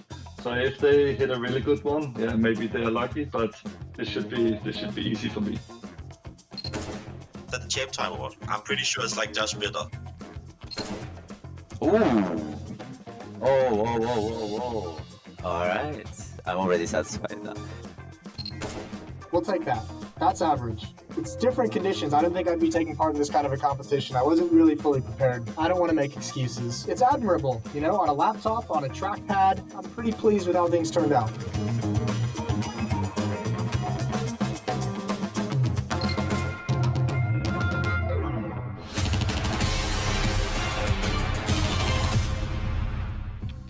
It was closer than close when we go into Mirage, as EG do manage to take it over the line, but there was clutches, there was minute details in every single round. Furia were fighting strong, Honda was trying to clutch out as much as possible, but EG are taking us to a third. They do indeed, and James, I know the scoreline is very close, it's 16-14, but let's remember that Furia won both pistol rounds and converted in both occasions. So actually when it came down to the nitty-gritty, when it came down to the full gun rounds, I think EG was just one step further, they were one step ahead of Furia. We talked about the lack of Henny on Mirage and what it would do to Furia, and I think we had here some of these examples where the double AWP was missing. Not to shame Honda, I think Honda did a beautiful prestation here. He tried his very best with some of these clutches as well, but just I feel like the double AWP was missing. It was Breeze again though, right, coming into his own alongside Cirque this time. Yeah, they were doing good, and I think the entirety of EG were doing good. I think Tarek as well had moments, and Cirque for that matter as well, as you mentioned. So for me, it was EG as a team right now being able to beat Furia. As Matthew said, Furia winning both pistol rounds, yet not able to convert the very so important rifles round. That was what basically made the difference in this game. I do want to touch upon Honda, right, because we're going to see a lot of clutches coming in from him later, but the fact he went 0 for 7 in opening duels, yet found so much impact later stages in the game. The mentality of this kid is interesting, right? We saw him in the very first game yesterday against G2 doing 3 aces, despite having the lowest ADR on the server. You posed the question, what if he didn't do those 3 aces? Would it have been a bad storyline, a bad start for him? Well, probably. Same here. He goes 0-7 in opening duels. You think to yourself, okay, Honda, you're not really having a great game. You're not finding the impact, but the clutches he was able to do here with the AWP, the crucial moments, he was playing them so cold, with so much experience, it almost felt like. So a guy that is not finding impact in the middle of the game, but always somehow finds impact either early on or later stages, it's impressive, and it boggles my mind because I don't really know where to put him. It is a weird one, right, when we're discussing Honda, because he's got this strong mentality. He pulls off some of these moves with the experience, but at the same time, you see some of the nerves that can come in with it. But overall, I still don't think we can expect more from this man, but maybe he will surprise us. I mean, we still have to give him time. I know I sound like a broken record, but it's just a fact. You cannot expect from a player like Honda, with the experience he doesn't have, to not make mistakes, to not be abused by the highest level players right there. But what I do like, and we see right here in this clip, is that he's cold-blooded in these situations. Yeah. He doesn't shy away from the clutches. Would it be the 1v2 that Jacob was voicing over, or this diffuse here straight in for the Cirque? That was the only way for him to win the clutch. No smoke, he knows where Cirque is. If you could just get baited over and over again to shoot the worst connect, no, just stick it. That's the only way, and he has the balls to actually do it. And this is it, right? Honda right now shows the aces, he shows the clutch mode, but even that wasn't enough to help Furia come to it. And now we go on to Nuke, and I'm going to come back to this again. We've seen him on Nuke. It wasn't pretty last time around. No, and Arth was not playing that well last time they were playing Nuke. In this matchup, though, I think he's found a lot of impact. We talked about him in the first game being everywhere on the map, really doing a solid job with the AWP. In this game on Mirage, sure, he was the lowest fracking player, but he went 7 out of 10 in opening duels, so he still found the early impact. He was still being aggressive, as we like to see. Arth if he can continue on this trend and he can find the opening duels on Nuke, I think we're going to see a different beast of Furia coming into that map. That being said, though, I feel that's the only thing they got going. If Arth is not playing well, what is else coming out of Furia? I know Yuri is having some good game, Keserado is showing up, but you need more. You need that AWP presence. Without Henny, a lot relies on Arth. Now, you've had these strong conversations with players before. We've seen it when coaches come in and they manage to make something happen. We saw Zeus at the end of the first map definitely trying to uplift the mood, and it certainly worked for some of the players. It did work. I mean, I think Tarek is a name that we need to mention from map 1 to map 2, and I actually have a clip ready where we see Breeze and him playing together towards the middle side of the map. I think Tarek stepped up massively. Him and Breeze on that CT side were the main reason why EG were able to pull ahead. Furia really tried again and again and again to bully that side of the map, try and take control. But this man, yes, on the first map he was a little bit invisible, I'm going to be honest, but here on Rush he really stepped up. He controlled the connector with the rifle, playing behind the smokes, being very intelligent with the way he was playing, and he had the support from Breeze coming from Catwall. So these two players, you need to have them activated on Nuke, and for two different reasons. Tarek, because yes, in general, he's a little bit too invisible, and we needed him to have more impact. And Breeze, because at some point in time, he was a top 10 player in the world. Now, top 20 in 2020, may I remind you, he wasn't a top 20 list. The 20 best players on Counter-Strike, you need him to step up to that title, right? If you're going to be one of the best players, then now is the time to show it. It's the third map. You lose it, you're out of Blast Global Final. But when we're talking about top players, right, in the top 20 here, Furia took a lot of those spots because of that early success they had with it. But right now, they find themselves in this rough spot. I'm going to come back to Nuke now as we go back round, is that I'm very scared for them because I just don't feel like you'll be able to get much done. And I do not think Art will be able to pull off the performance we saw a bit earlier. No, and I share that feeling with you. I'm a bit scared as well, to be quite honest. Out of the last 7 times they played Nuke, they've lost 6 of those games. The only team that are able to beat on Nuke has been OG here at Blast. And, you know, winning against OG is impressive, right? But you also look towards those stats and you think to yourself, okay, if you lost 6 out of 7 maps on Nuke with Henny on the lineup, you're losing to Astralis, you're losing to Navi twice, you're losing to G2, and you're losing to Heroic. Those are some very good Nuke teams, and all of those games were close games. So it's hard to digest those numbers, thinking to yourself, okay, Furia, they play Nuke to a high level, but they never win their games. Now, EG, are you good enough to beat Furia? Are you going to be another OG? Are you not better than OG, so Furia can't beat you? Or are you going to be up there with G2, Astralis, Navi, and so forth on Nuke? That's the only question we don't know, and I guess that's what we will have answered in a couple of hours. I mean, when it comes to Furia and Nuke, this event, we have seen them play against G2, right?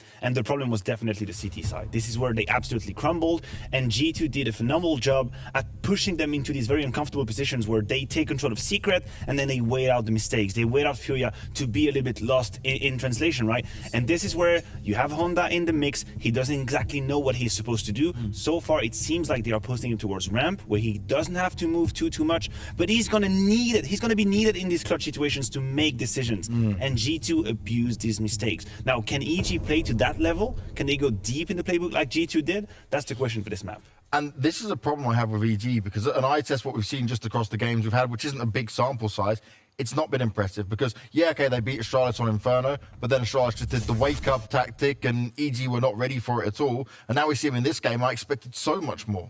Yeah, and I guess that's the thing, right? Because we as fans of Counter-Strike, we remember how good EG were just a couple of months ago, just a couple of years ago. You know, you're talking about EG being this upcoming, promising teams. We're talking about Breeze. We're talking about Ethan. There's so much skill, so much potential. We then see them do well for the majority of a year. And ever since, ever since the hard lockdown, let's say, or let's call it that, of the world, then EG has just been not up there, right? They've been practicing in North America, hasn't been good enough. They've been coming to Europe, haven't been making any waves whatsoever. So this is it, right? This is their chance. Winning against Furia, that gives them at least another opportunity in the lower bracket, and they have to take it now. Otherwise, I'm afraid we're going to see some roster changes with EG. I absolutely agree. Look, I've said it already. We are in quite a unique situation where the first event post-break is one of the biggest events, right? And it is a little bit unfair in a sense, but it's a challenge. Every team had to handle the break the way they did. Now for EG, the storyline here is, do you belong in the top level of Counter-Strike? Because we have to pose the question. The end of 2020 forced us to ask the question, are you still a top team? If you go out here, last place in Global Final, losing to Furia, who doesn't even have the full roster, then what is the answer to that question? Maybe you do not belong at the big boys table anymore, and you have to fight back for that spot. So there is a lot on line. Sure, a mega amount of money, that's also quite interesting, but the prestige and being a top team, it's a question right here. Let me put it very simple. Win or rebuild. That's it. Wow, win or rebuild. That's a statement to make, but is there a way that you could see EG be able to bounce back in this? Or is there an amount of time you would see needs to happen within? Because we gave them the caveat that they were stuck in North America, right? Sure. And they came back over. This time they came over earlier. How long do they need to be here in Europe for us to be able to say they can get back to that level? I mean, as far as I'm aware, it was EG's own decision to leave Europe pretty quick after they got kicked out of the first tournament, right? They were playing over here, they didn't do too well, and instead of staying and practicing like Furia did, like MIBR did, they went back home to America where they couldn't practice. That's why we saw, Terry play some Valorant and all that kind of stuff. We already discussed it. So if I were EG, sure, you can have some more time in Europe. You've been there for 2 weeks now. You've had a boot camp. That should be time enough. But it's not our fault. It's not the fans' fault. It's nobody else than EG's themselves' fault, if you can say that they didn't stay in Europe and got the most out of their practice over here. That maybe would have put them in a different position. So I'm not going to give them any excuses whatsoever in terms of lack of practice or anything like that. If they wanted to stay in Europe for longer, if they wanted to come a week prior to that, they could have. They have been in Europe for 2 weeks now. That should be enough if they're good enough. Well, are they good enough? We're about to find out. EG have got one final map to do it in to try and avoid elimination, but Furia will be looking to take them down and continuing their run here at the Global Finals. We'll be finding out who will be the first team eliminated very soon.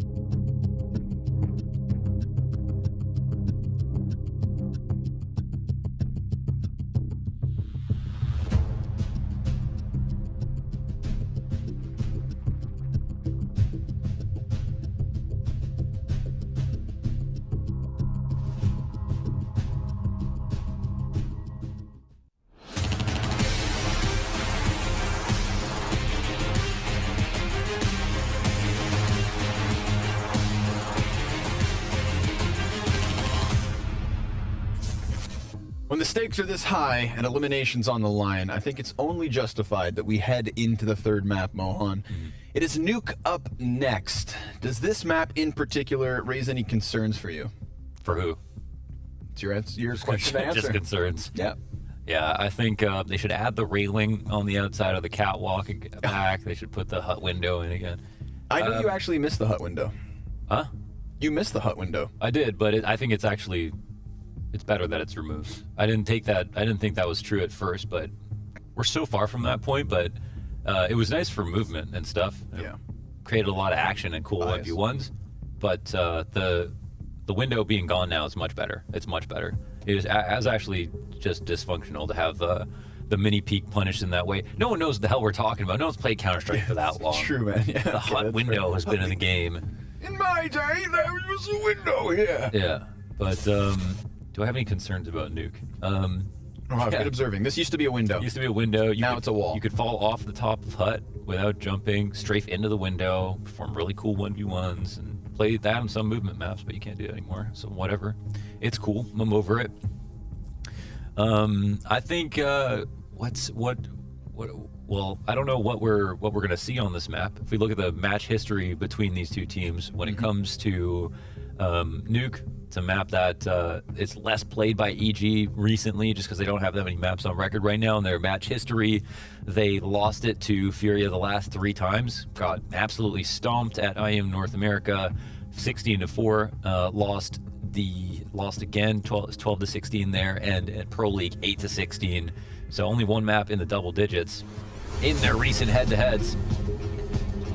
Not looking too promising. Actually, I think it looks like 0-4 in their last 4. So, yeah, it'll be a tough one. But it's a new year. It's after a break, and they haven't had a head-to-head in a long time. So, not going to rest too heavily on those results and just take it round by round. And I think we've got a player dropped out. So probably The moment our introduction music started, and somebody bailed. The nerves set in. So don't worry, we'll have him back in just a moment. It was Stan. Stan's playing really well, so hopefully everything's good with him. The impact was very noticeable on Mirage as well as on Inferno, even though Inferno did not go so well. And yeah, actually, Cirque had a really nice bounce back. I feel like in the second half, on the T side, he went 13-6, 91 ADR. Did drop that 1v1 to Honda. Yeah. And Honda had a really, really cool 1v2 in the second half of that game. Overall, for his performances, he 22-17. Oh, sorry, I'm looking at CT sides. So in total, he's kind of at the bottom of the scoreboard. 58 ADR across the 2 maps so far. Some outstanding rounds. I think big impact when it comes to the clutches and some particular kills that he gets. So still impressed with Honda. It seems like he's not fully there where he's getting a consistent number of kills on rounds they need him, but still having really, really good impact in specific rounds. It's like it's either he wins the whole round or he doesn't really do much for like 3. That's kind of what it is right now. But again, at least we're just getting a showcase of like his clear fundamentals, right? His talent, his clutch factor and whatnot. And then we're also gonna, we're all embarking on this journey of like watching Honda improve as a player. The leap that he's going through in terms of like level of competition is massive. This isn't somebody, who kind of floated around an alternative Brazilian team and then jumped into this. This is a guy who's making a huge jump up to the big leagues. And for that reason, it's like you have to give him time. I think he's exceeded all expectations at this point, and it's only been 2 best of 3s. Yeah, I mean, it's like probably the best best of 3 of any like player playing their first time at pro level. So I think 3 aces and 1 best of 3 is something even most top players have never done in their lives. So yeah, that does say a lot. He was inspired by Zelsus. Went 1 better. 2 better. 2 better, yeah. True. Too good for these shoes. Meanwhile, of course, we've got Junior still sitting back in North America, watching on, cheering his team from the sidelines. Hello, Junior. Tweeting in Brazilian, farming the impressions. Yeah, farming those impressions. I remember killing it. I remember when we were casting him at like the Blast Spring series or the Blast Spring Showdown of 2020. A guy had like 1,000 followers. We're like, hey, come on, let's get this guy all hyped up. Let's get him excited. Now Junior's good for our impressions. We're going to take a look at the ace from Honda from yesterday. Let's do it. When we say the ace, I mean there's 3, so I don't know which one production, but I'm down for any. It's a mystery. It's got to be the Deagle ace. Yeah, here it is. Enjoy the 4th shot. Yeah, that to me was 1, really 2. Okay, so he misses 2 shots in total, and then 3 for 3 on the following shots, and then I think he hits a 4th one as well, and then he doesn't miss a mag 7 shot either. Nope. So he missed a total of 2 shots in this ace. Splattered. third round of professional Counter-Strike. This was the follow-up where he got an incendiary kill to start, a frag grenade onto Amanek, and then just swings out through the fire for the triple MP9 spray. And then if we take it to Nuke for the third ace of the series, this was in the pistol round on Nuke. This one I find is just really good positioning. Like, he gets a lot of guys with their heads turned. You can see Kenny S looking the wrong way. Honda peeks. That's a heads-up duel. Punishes the vent player quick. The fourth kill we didn't actually catch during the round, but it's another Glock headshot. This could have been a knife. Imagine the bad manners. Yeah. But he sticks it to him, makes sure he gets the win, and look, that basically looked like that the whole time, lounging. I would have been terrified about messing that up. Like the knife, pulling the knife out, and he just doesn't stick to the fuse for some reason. Oh my god. Would have been horrified. We have a 3-minute break for you guys. It's on a timer. All right, you've got 3 minutes, and then you guys all come back because we're going to be going into the elimination map between Evil Geniuses and Furia.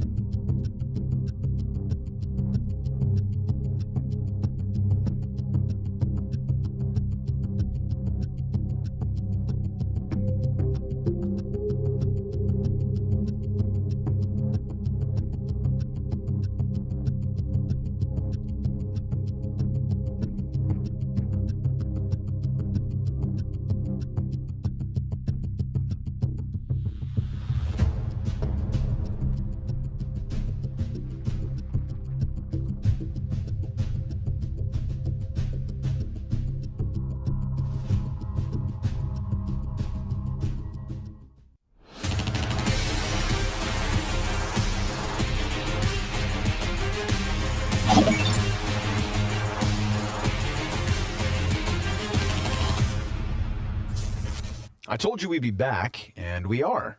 Just got you guys stewing in anticipation a little longer here. Elimination is what's at stake. Look what Prius found. A Honda. Sitting outside of the map. Now he takes over towards the T side, where it is, of course, Furia to begin. We knife for sides on the third map, which means... Wait. Okay, not ready. We got a medic. There's extra money. We're almost there. I was like, oh my god, there's chaos happening. The team is dying. Yeah, they've given up. Let's just reset the server real quick, and we're good to go. Get the show on the road. We'll try to do the whole cool segue with the intense music. And you love skins. What's your favorite jersey? Esports jersey? The new G2 jerseys. Oh, really? Yep. The new G2 jerseys. Favorite jersey ever would have to be the special edition Fnatic jersey. Okay. For the Hello Kitty ones? No, not the Hello Kitty. What? I love those. No, they did a special edition one for, I believe it was Masters Malmo. Okay. And an open in Jönköping where it was the standard Fnatic jersey, but in the Swedish blue and yellow. Oh, cool. I Very haven't cool. seen it. I'd like to. I have it hanging on my wall at home. Oh, you have one? Yeah, I bought one. Nice. Indeed. Speaking of noise, James Bardolph has one of the Hello Kitty ones, I think. Yes, he does. James Bardolph. Hilarious to see him in that. I would argue actually has the best skins inventory out of anybody I know in Counter-Strike. Any players? Vast majority better than any of the players. Because James Bardolph, he's got a style to it, man. So, no, I would say, yeah. If anybody involved in like the CS scene, in terms of like talent, players, etc., I put James Bardolph at the top of that list. What's his best skin?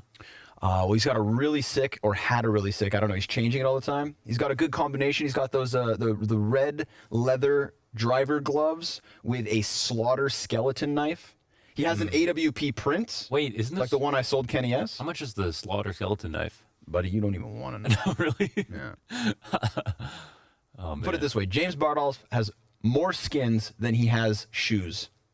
He's got them face-it bucks. Does it well. Probably won all of them in prizes. Yeah. And he's also... Okay, who's second best? Second best? In skins collections? Yeah. I don't even have an answer. I don't know who would be the second best. Yeah. Would it be a player? There are some slick inventories out there. Yeah. Let me throw a bone to Twists. Oh, true. Okay. Twists. Yes, he's got like 6 pairs of gloves. But let's get into the pistol. Okay, we've kept you guys waiting. And now the action properly begins. And a la Furia fashion, it begins quick. They start to challenge outdoors, and it costs them a body right away. Art, however, is inside of the locker room trying to challenge with hell, and he will take down Tarek, but Tarek actually got a kill. Now this CT push into ramp, K Serrato cleans it up! 3 kills with the Glock. El Monstro. And that puts Ethan to the clutch. K Serrato, that's nasty, but this could be even better. Ethan, quick, slick tap into Art. Keeps all of his HP essentially, and, well, on for the 1v3, getting jump spotted, knows where both of these T's are at, decides to try and close this distance. Vinny, not sure which side he peeks, but just dodging him. Very well played by Vinny, who then picks up the headshot and gives Furia the opening round. Clean moves. Very nicely done. Of course, it all comes down to K Serrato, because the trades before this are actually quite good, but then it's pretty much even numbers after the 3K hold spray down. Like a spray down with a Glock, all headshots. Beautiful stuff. I mean, he's top of the game at the moment, out from what we saw in that last map. Him, Yuri. Art's a little bit hot and cold, but insanely hot on Inferno, and pretty decent on Mirage as well. Pistol round of the last map with elimination on the line. Both teams suffering a best-of-3 loss yesterday, and now potentially going to eliminate one another. Fortunately, both North American teams are at half HP, trying to make some presence outside. He was doing the same thing versus G2 yesterday. Jumping around for Mini quickly early into the round. Oh, there's a good peek. The 1-2 from Breeze. Oh, wow. It was a distraction run by Ethan, but Art, he slipped into another tricky spot. He's got a player up above him. Yeah, that's quite a punish. And Art, he knows. Gets Cirque as he tried to stick the landing. Still really nice distraction served there by Ethan. Allows for Breeze to peek into both of those keys. And Tarek, well, he hits the Deeg shot as Breeze comes out with that AK. Breeze, 3 kills on the round. Upgrading into the AK just makes his job all the easier. And Vinny's job seems impossible. But he does get that quick tap into Stan. Now at a distance, that scout's still in play. And he is the bomb carrier. This is one of those unthinkable rounds for Vinny. You'd assume he couldn't win this, but they are giving him routes. Maybe he challenges into the A site. Currently, Breeze is back behind the silos. He's been spotted. Vinny dodges the spam, dives down into the vents. There's a player towards Decon, and he's going to run right into him. Ethan, easy pickup with that MP9. Good reposition in the downtime to give EG their force buy win. Yeah, if he was confident, then he might assume a player's in secret waiting for him there and wouldn't expect him coming down the vent. But of course, he was spotted, and there was someone down there ready in that position. This is a great punish with the double peek. It seemed like K-Serrado was in a very, very powerful spot as Art made progress outside, but they all got caught off guard. A huge round from Evil Geniuses to bring it back, and it looked like Furia really stood no chance. They'll immediately buy back into this with pistols of their own. And, yeah, they make fast progress out of Sweetie, but they are getting Molotov down. A player and a half, but we're already downstairs. But we'll get the plant off. That's all they really wanted. Ethan finds the headshot, so the retake's already underway. He slips out, almost finding Tarek past. The breeze gives good cover. Surge drops down onto the bomb. It's just a matter of making sure nobody goes down here. Even though they got away with the bomb plant, 5 guys alive for EG would be awesome for their economy and the future of this CT start. Terrified. Yeah, right? I feel like there's so many moments here. Like, things could have gone wrong. Living in perpetual fear, but they win. They win. That's all that really matters. This is, the fact that, Furia score a bomb plant is actually pretty massive. They will buy. They will buy. Not everybody can do the same. Art with the full kit as well. Maybe the AK should be dropped over to somebody who's less likely to die with full grenades. But they are investing. This one might catch EG off guard. Depends how they play this. But they're using a lot of utility, so it looks like EG, they're going to be on full alert, for a rifle round. An interesting decision to kind of go for a buy like this and also let the other team know right away. But I mean, Art needs to get rid of his grenades regardless. This is, yeah. Good first kill. Figuring out where Stannis logged off. Art, wow, just pirouettes. Is that like the biggest jump of all time? Did he go higher than normal? Like, I don't understand how he exo jumped over Mini. Long jump world record. Flashbang beyond Cirque, who peeks off at the second one. That second flash looked like it blinded a couple of Furious players, and all of a sudden, despite that 5v4, things are going the opposite direction that Furia would hope for. Yikes. A little awkward outside with that one. Yeah, it was. Cirque very comfortable for this peak. Another punish. They put her to a halt. They're not really doing anything now. They're chilling and waiting, and Cirque has open lines. He can play as passively as he wants to. Just going to check on this angle every once in a while to make sure he's not being wrapped upon. And then he can try to punish the guy up in front, but K-Serrado happened to take that duel. Actually a 3-on-3 position. AK recovered for Vinny as well. 20 seconds. That's what kind of makes things awkward. Tarek, I believe he's sitting on top of the site, so if they boil this down to the last 5 seconds, Tarek could easily just stop the bomb plant. And there's no time to redirect to A. They just can't make it. Or can they? Ethan just literally plugging the hole, stops it with his body. Oh, the body block. I don't think it mattered, but what mattered was not getting the kill right away at the vents. Yeah, Ethan. He didn't have time to plant. Clogs that drain like a hairball. That would have been the perfect fake, really, because it was so late that you just really didn't feel like there was enough time. But the guy at the top of the vent made sure that it was safe to rotate in the first place. So here's the opening. Kill by Cirque. Great job by him, really, delaying, getting information, getting these one of these next 2 players. And I think you were saying it was a team flash? Yeah, one of the PvPs just threw it. Yep. And then, you got to do it by K-Serrado, but that was about as close as a round got for Furia from that point on. Furia still pieced together a purchase, so they are capable here in the 5th round. But if they lose this one, I suppose they do already have 3 rounds of loss bonus behind them.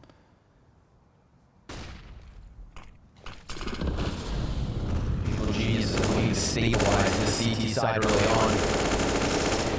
A bit of spam coming through from Yuri. Not much presence shown outdoors, unlike that previous round. Stanislaw keeps his eyes on it, but it's very much ramped the intended target. We've got Tarek boosted on top of boxes. Cirque and Breeze currently kind of mid-rotation towards Hell. So if Tarek dies quickly, if they hard clear this, then maybe there's going to be a couple sets of eyes over towards that secondary peak. Art, he walks right in. Tarek, gonna buy his time. Careful, he might get well played, Tarek. Misses a couple of first shots, goes for the later spray. He crunches down into the cover still. Caserato's able to get him with just the pistol, but damage significantly done. Vinny down to 3 HP. And Ethan, sitting inside of the Heisenberg, could swing this door at any moment, does so, peeks wide, Vinny drops and dies, and then the door swings closed.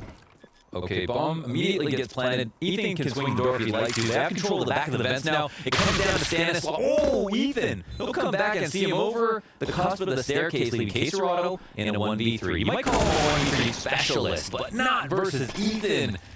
What an amazing round from Ethan. All of those 3 kills were equally as impressive as the last. And a 4-1 start now for Furia. They look at, or for EG, they're looking so much better than Furia in a way that we didn't see on the other maps. I actually didn't like how far he let them out. And the only reason is sometimes when you let players out, you can line them up. But because of the different positions that they can be in, it can be really hard on your aim to get those 2 kills. And a lot of the times, there's absolutely no presence inside the ramp. Like, the third guy might just clear you, boosted up there. But he still manages to get the 1 kill, helps a lot for the second as well. And puts himself in a position to not die very quickly. Arc dinks him like 2 times through the box. Yeah. Still manages to stand. That crouch was so crucial for Tarek just to extend his life a little longer. Yeah. Ooh, that's a clean drop. Did anyone... No one's actually rotated down. This is a very big gap in the defense on the CT side. Stan here's the crossover. Oh, I see why they do that now. They're trying to save 1 smoke by working on that angle. So they don't throw the triple cross diagonal smoke. 2 kills here for Furia, but they get caught by that lobby crunch. 3 guys on EG's side go charging into lobby. Hit it like a trident. In the end, it skewers through, but a bomb plant down on the B site regardless. Yuri's going to hold off on the left side of ramp, and with that smoke on the opposing side, it does kind of funnel Tarek towards this crosshair. No utility for Furia to block off vision. Tons of flashbangs here for EG. They decide to give them a little bit of room to work with. Check out EG just walking outward, silently looking to slip into this retake. Quick first kill. Yuri down beneath him, gets a second, and we're back into the clutch. But Ethan, he's on top of that bomb, and he's got the kid down to 2 seconds. Caserado can't quite find him, and EG take their fifth. Oh, another big move from Ethan. He had to stick it. Really didn't have a choice. The amount of time left on the clock.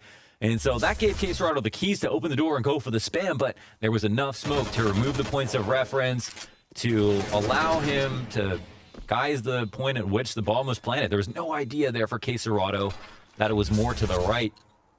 And a 5-1 start here for Evil Geniuses. Thought the post plant looked pretty solid overall. They got down there fast. All of these bomb plants, all of these quick rounds, though, the economy is kind of unstable still for EG, and we're just getting buy after buy with Furia. They compromise a bit of utility each time, but this one's pretty strong. We've got Art back on the op, and he's currently looking outdoors. He just saw Stan, Breeze, fall off of Hell, and he gets a quick haircut. Stanislaw, good recovery there. 2 kills on the side of the smoke. We've got the eyes of Cirque through the AUG scope, looking to extend the man advantage, but Stan is doing it all. And Caserado yet to be able to recover. That bomb's been thrown to the dirt outdoors.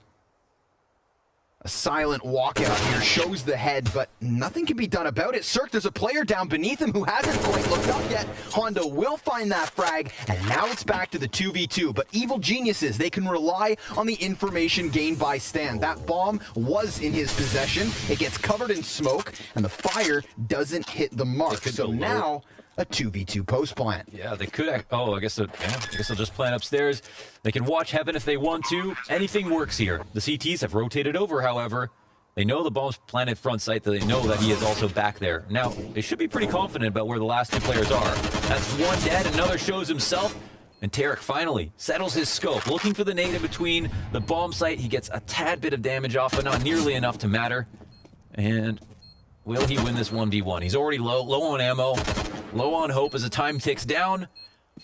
And the duel comes his way, but Caserado eventually just wins. Yeah, he looks 7 like he's shots. favored the whole time, basically, and then doesn't drop it, fumble the ball at the end. So, huge recovery made possible by Caserado and Honda, walking out onto that A-bomb site without the bomb in possession, because Stanislaw did an incredible job outdoors that round.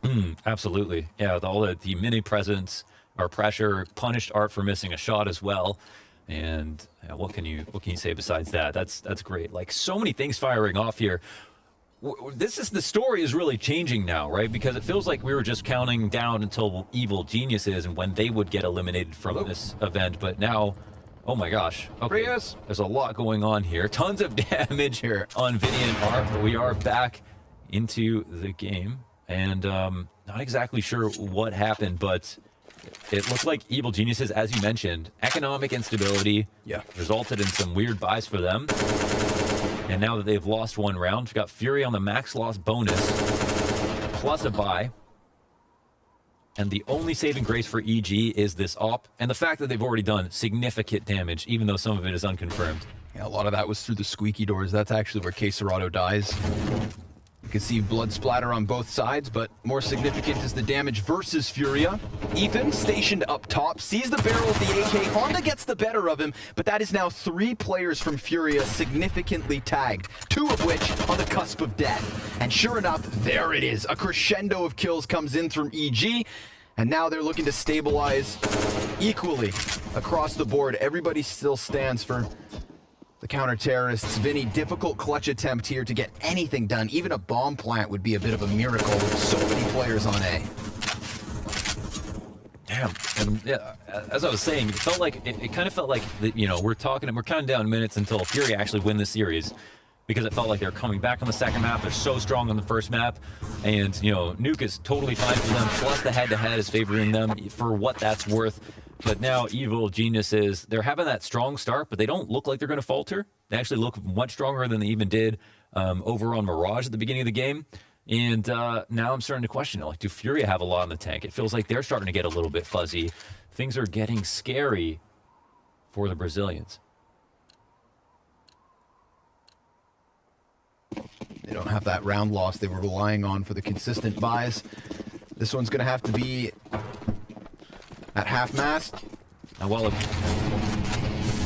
would be a shame that the way that they stay in Europe is versus a North American team, it would still be a huge stamp, because this is a team that was dominating them in the first half of last year. The second half as well, pretty much just never really let go. Also, a majority of the team that came to Europe had a slow start, similar to Evil Geniuses, but then kind of ramped it up over time, right? We saw some significant improvements. So for EG to come back and take a notch off Furia would just mean maybe Evil Geniuses will also have that kind of trend, slowly improving, but doing it fast enough to keep themselves alive in this event. Oh, Ethan, he's going to get that final kill. Nice little scout shot comes through from Vinny, but that's the only frag for Furia, and they now trail by 5. I think attack pause that could be used just to chill out for a second, discuss what's going on, but I think they're definitely not playing as clearly as they did versus G2 yesterday. At the moment, and EG getting very comfortable, looking super solid. Only thing that I think is missing right now, and it feels like there's just a little bit of pressure that's missing when they're going for pushes, like if they're attempting to go for their outside lurk to have a little bit more pressure around Squeaky, take the attention away from the mini guy, keep the Heaven guy busy so he doesn't peek outside as much, try to draw attention as much as possible. Right now, it feels like it's a bit too quiet on some of the server and their T rounds. And they're also getting punished when they're crossing outside a little bit too often by rifles as well. Maybe not expecting EG to play with so much prophylaxis outside when the cross smokes come down, even though they're leaving a gap deliberately. You see this kind of rifler is not being shy about peeking this and making sure to get information. They also want to interrupt the smoke there. Risky business here from Tarek. 3 players on the other side of this. He begins to fade, and he gets nothing. But all the while, Yuri has died outdoors. Stan, pretty consistent in his success outside. However, because Art dropped down through vents... Ooh, they have secret as well. So, yeah, all clear. It's free plant, but there's still some utility here. Lots of health remaining for the CTs, and they're starting to move in on this retake. But Ethan, he definitely gets shot in the back of the head, right? No, but he still dies. Tried to clear it. Still panning out well for Evil Geniuses, piecing together the retake with a man advantage still held on to, and Vinny only 4 HP. A lot of this pressure falls onto K Serato, and he's going to play over towards the decon. We've got the double retake from ramp from Evil Geniuses, and Vinny, I mean, he's calling out the retake angle, but a player drops down onto the bomb. K Serato will get his kill versus Cirque, and that flash could be massive. A little bit of a challenge. The bomb's being stuck. He gets both kills, but just in the nick of time, EG defuse for their 8th. Damn. We're in a waning moment defuse is, but this time it's happening to Furia instead of for Furia. How close is that clock? Honestly, so nicely played, and the flash almost goes deep enough. If he found that pool angle from Heisenberg, that would have been a clutch to remember. Man, he barely, just after, within a second, within half a second. A really, really nice attempt. But still, they lose. And Evil Geniuses are standing up to the fact that Fury have kept so many rounds close that they're, you know, the loss bonus has been in their favor.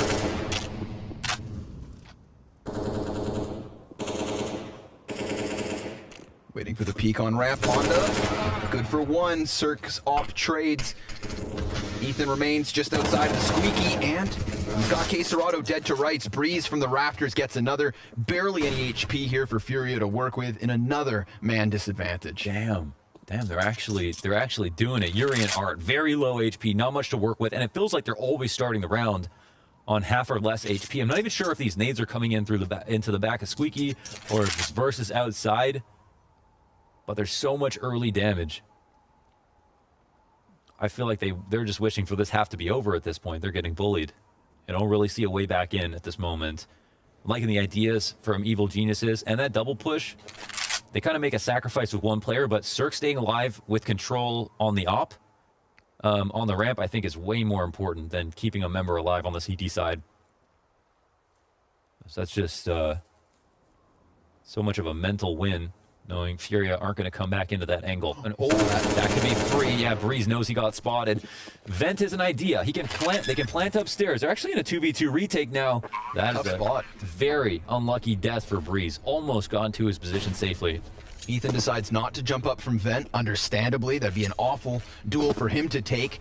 Cirque's gonna go ahead, drop a smoke outside of Heaven, tries to find a better angle. Art is going for a massive wraparound all the way to Heaven. Oh man. Now that bomb is not planted for him. It sits in the front of the site, but if Yuri just buys enough time, then this is pushing Art into a winnable situation, and Yuri gets that kill towards Mini. Cirque's gonna go ahead and tap that bomb, tries to elicit peeks from all directions, and sure enough, Art, he's already out from Heaven. So this is a round win from Furia, a critical kill versus Breeze in the rafters of the A site. No way. I can't believe they actually were able to win that round. Could have been a great play from Art there. One thing I love about it is the fact that EG have been consistently taking a hell of a long time on their retakes. So there's a point where you can actually ensure victory if you know they're going to let the time on the clock tick down halfway. But yeah, Breeze basically took a step into the corner, realized I'm screwed. They spotted me. He comes out for the peak and then loses a duel he was supposed to lose anyway. But at least tried to compensate with some damage, but couldn't delay, allow them to get upstairs, get the bomb down. And Furia, are they potentially back into the game? We've got 2 MP9s and a 5-7 on Stanislaw. Now finally their economy's catching up to them. Crucial round win. It's not the first time EG have been in this kind of a pickle.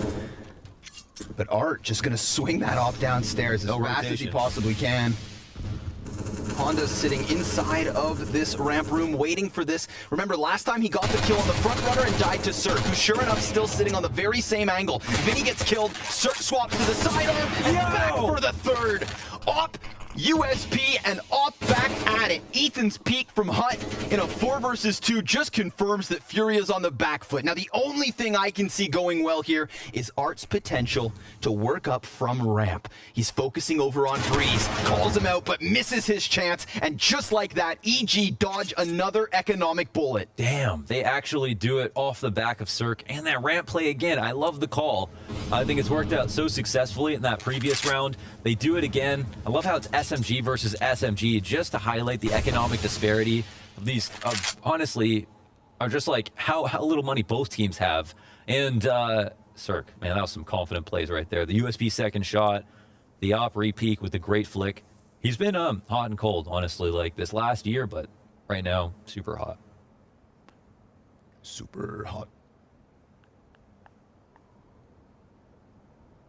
Yeah, they're down there, Yuri. The crowd would cheer. Yeah. Ah, crowds. Miss you guys. So I don't know where this half goes from now. I mean, Furia win that last round. It was really good, but they were honestly a little bit lucky to even do that. Counter-terrorists win. EG just look like the more solid entity. We have some ridiculously close rounds, though, for both directions. You know, if Furia get away with that last one, it's one thing, but just enjoy this. Getting Vinny over Honda's shoulder, coming back with the headshot, and the op swap for a third. As he's being taken down to 40 HP. Vinny's pissed. Yeah. They didn't give him a chance, though. That was so well done by Cirque. Yeah, so he knows how important that would be. That would actually maybe result in an 8-7 half with a comeback from Furia. They could have won that round. EG would have been dead broke. Fortunately for Furia, they can still afford some guns themselves. They've got a very similar buy to what EG had versus them last round. Up in the hands of Art. They're going to go for the red box boost, it looks like. And Cirque is sitting out in the back of hell, and they're just trying to catch anybody floating out in the middle because we have seen Stanislaw coming in and around this box, but he's only attracted to the smokes. Right now, there's nothing there to draw him forward. And Cirque has this hard line. He's not going to leave for now. But Furia also don't cross it. However, Stan, easy first pickup. Been good outside, man. And they haven't found him once again. He puts up a kill, and he gets the info. Yeah, Stanislaw's shown us a multitude of flavors on that outer hold. Constant repositions, constant levels of aggression. And this time, it's the passiveness. Ooh, but Yuri, nice peek into Cirque there. That's his second kill on the round. Trying to unravel this A site. Ethan just staying tucked on the door of Hut. Only flashbangs left here for EG. 30 seconds to the clock, and they start to trickle in. Honda, a little bit of damage, but Ethan able to hold him back.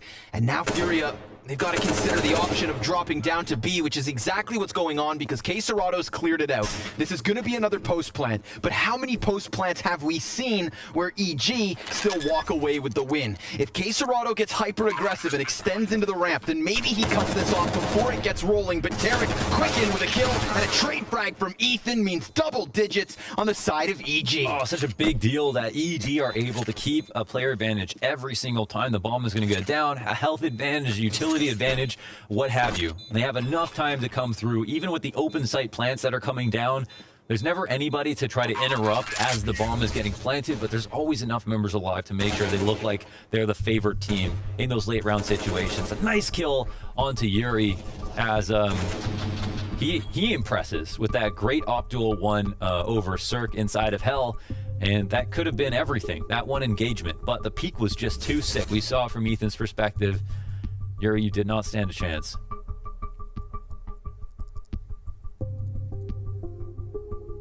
Furia losing out on the chance of bringing back this half.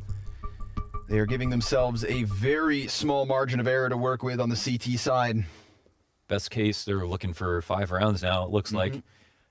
Yeah, won't write it off. I think definitely the T side's are, I think, it's harder to incorporate someone new into the T sides. I'm sure that's what they would say as well.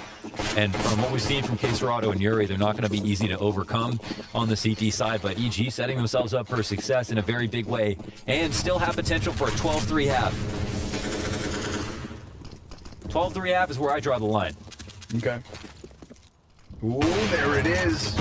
Art gets the better of Search. Stanislav, one and done. Three's able to get himself a double. No, Yuri will find it, and here comes Caserado coming out from Hut. Or rather, Squeaky, excuse me. Tarek relegated to the bottom bomb site.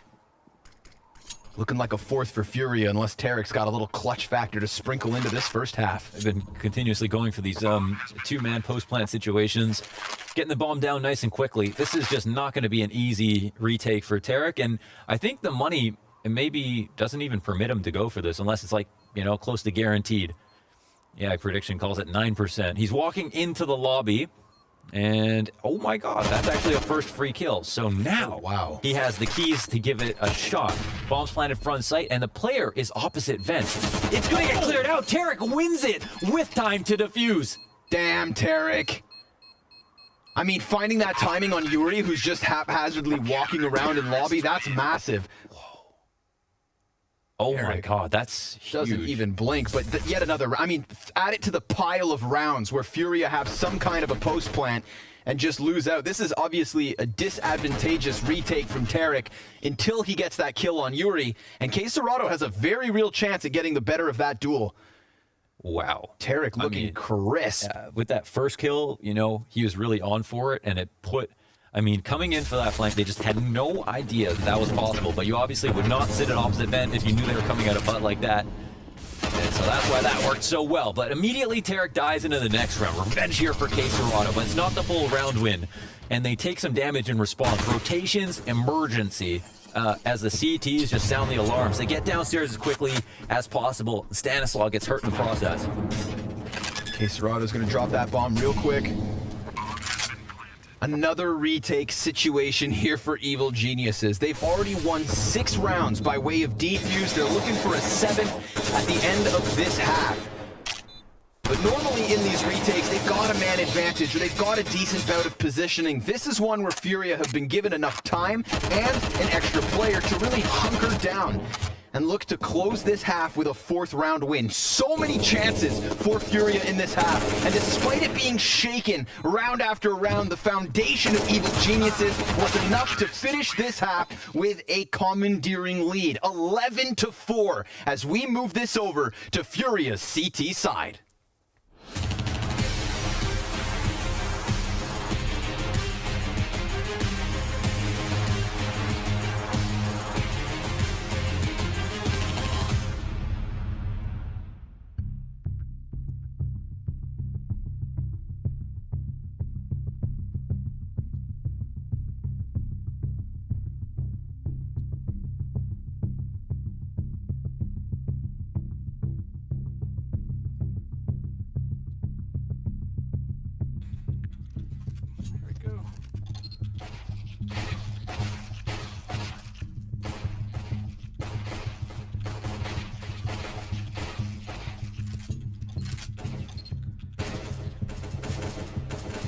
Not have the crosshair for this.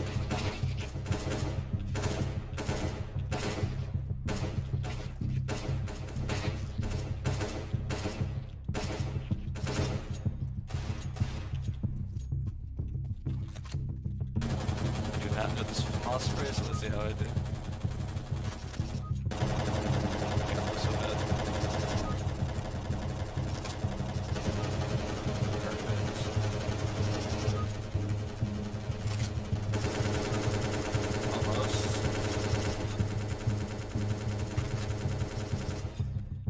Oh man, almost perfect.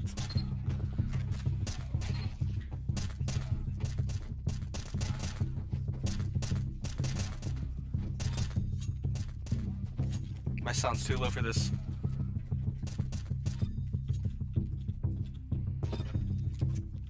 Alright, I'm really bad at jumping and KZing, so this is scary for me. And I can never hit this jump in matches. my gosh.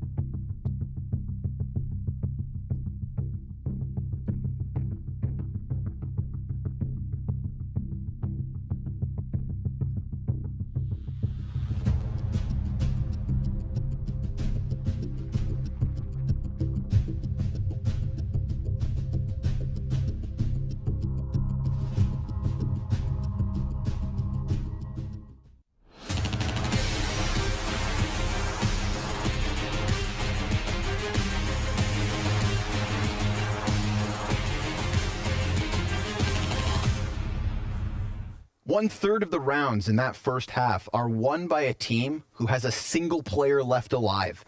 7 of the 11 from EG by way of defuse, Mohan. Could that have been any closer? No, it definitely couldn't have been. I mean, some incredible retakes. Definitely the best we've seen in the tournament so far, consistently from EG, but that's what we expect from their world-class ED sides. Okay, now maybe not world-class in terms of form right now, but they've definitely shown some very high peaks in that regard. Breeze dies here versus K Serato, who has been an absolute rock, and he's showing more of his form on this pistol round after the 3K in the first. And yeah, I think, EG at their peak, definitely contenders, on an international stage. Their CT sides are stuff we talk about. And at least today they're showing a glimpse of some of that form, is all I meant by that. But yeah, they know they've still got a little bit of work to do and some proving to do on their T side as well. And Furia will test it for sure. Yeah, Furia, they have 7 guns. Vinny, 2 of them right here behind the A site, gets the headshot versus Ethan, and it's a pistol round win for Furia.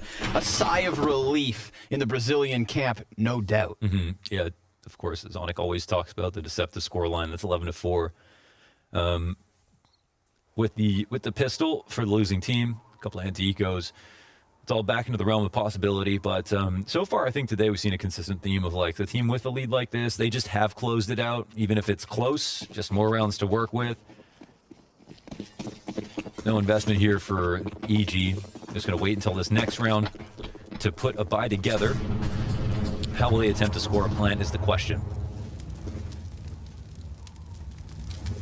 Without a single flashbang, it's going to be tough to get past these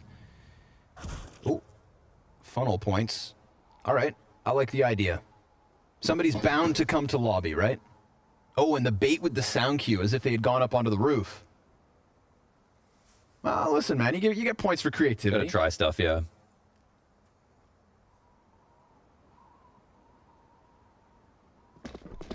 Okay, guys, I think about it. Okay. Get the bomb to the end zone. Name of the game.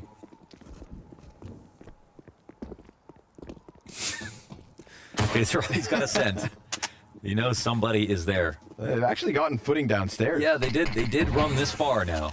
Hold on a second. Has the rotation even come through? No. Okay, if Honda could let them plant. No, let them win. He's in the middle. Okay. Okay, no plant. But now a second chance. No chance, no chance. Ethan, 25 HP? No, not gonna happen. That got weird. Which I feel like is the entire plan of a round like that. Yeah. Get things weird. 84 years later. 12 hours later. Og op. MP9 for Vinny, K Serato, and Honda, I think. Oh, no, we got an M4. Yes, sir. Silenced for Vinny. The A1S. Let's see it. Art playing hyper-aggressive outside yesterday versus G2. Kind of got turned back by Nico. Got dumpstered. Just because of Nico's ability. We'll see if Evil Geniuses can stop it as well, or whether he tries something different here today. We'll find out as this T-side from EG continues on. But in the first round, Art doesn't get too aggressive, goes for a little bit of a peek, and then chills inside of Mini, lets those smoke fades, and now he's getting curious, but Ooh, he falls off of the angles just as they were about to round the corners. We do still have Yuri as well behind blue box, closer towards CT spawn, keeping an eye outdoors as Evil Geniuses group back up in lobby. Yeah. You know how nerve-wracking it is to see this? Look, and they actually have that smoke that allows them to push as well. This is a really cool play by Furia. They're almost like safely clearing this out. And now they close the distance a little bit with their MP9. This is insanely cool. Like, tactically, they're going to boost, but I don't think they'll be able to see anything unless it's the corner of the smoke. And just looking for a boost up into the lobby. And they sit back and wait. They don't want to give them this much space, but there's an op on the other side. Oh, and Art sees more. Second shot's his. Vinny's gonna find the kill versus Tarek. Breeze trades, stand blind, gets another kill, and it's a 2v2 nonetheless. Yuri up in heaven though. Oh, he slides down into the bomb site. I think he's in a better spot now though. I think so too. But Stanislaus gonna circumvent this by going over on Squeaky, and Breeze hits what is a crucial headshot. Pushes Honda, who is having a hard time on Nuke, into the 1v2. Okay. He is 7 and 16. Breeze, did he make noise? Or just maybe he's been told to save. Where's Art's op? Must be over towards Squeaky. I guess he might just try to go for that since it's there. Stan's watching this flank so they can potentially not get caught off guard in this position. This is like the Tarek move, basically, the 1v2. This is exactly the same positions except for we're switching teams. And Honda doesn't get the first kill. Yeah, and there's not as much time on the bomb as well. So they do not win. Wow. Nice. Breeze gets the critical frag instead of Breeze being the critical frag. Yep. As he was in the first half. Let's say that frag from Breeze here on the A site. And additionally, when Stanislaw is blind and gets the frag into the hut player. Because if Stan dies in that situation instead, then all of a sudden that Squeaky push seems impossible for Breeze, or you just let him have that bomb site, play together in your man advantage. So maybe Lady Luck blessing Stanislaw with his blind spray down, but look what it nets them. Yeah. Not only a 6-round lead, but pistols in the hands of Fury. That was such a sick lobby setup too, man. Really unique round of Counter-Strike. I mean, it worked out so well in those few moments. Then they just like push really hard to try to get back some compensation for the players they lost, and they were rewarded. And yeah, EG, worst teams would lose to that easily. So Ramstack here. So they're hoping EG will go for some kind of fake to ramp or just straight up bust out this way. But a couple of players intentionally crossing at this point. Don't know how hard they'll commit. We'll see. Ramp's a great spot. It's kind of like the middle on Nuke, more so than outside, just because it's just connecting A and B, like for the T's coming to take it. Going lower, ramping heaven. Not a place you can plant, but definitely very, very valuable.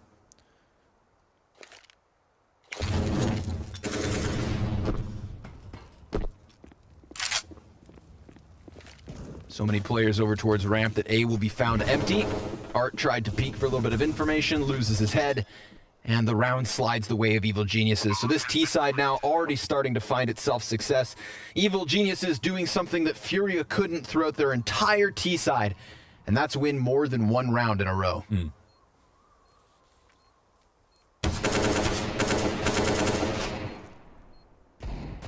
Operation kill without dying. You're already in the easy part of the round. Breeze, I mean, really no point in him even attempting this anymore on 45 HP. They all want to save their AKs. That is definitely the most important part at this point. And they are patrolling their... They might be able to do this safely. Okay. Anyone tell him that they were potentially flanking through the ramp? Circle grab 2, 1 casualty. But EG, 13-6. Yep. And at least we've got an op. I saw that get dropped on into Art's hands. And, because there's no Nico in the server, we'll wait and see if Art can take advantage of outside, because... I don't know, I've never seen anything like that. Like, Nico with a rifle going outside every single round, winning outside by himself. No support on any of those rounds. Killing Art like 4 or 5 rifle rounds in a row with just an AK. And I'm thinking like, well, you can't blame Art for trying again with an op, but he was just getting outplayed. Now, I'm sure he learned a lot from that situation, but at the same time, hopefully it didn't strip too much of his confidence in attempting it. So he might need that again here today. But I guess Art wouldn't be Art if every time he made an aggressive play and it didn't work, he changed his play style, right? He's the guy who doesn't give up in that regard and just continuously play safer until you're playing the most boring, safe version of Counter-Strike possible. He keeps the dream alive.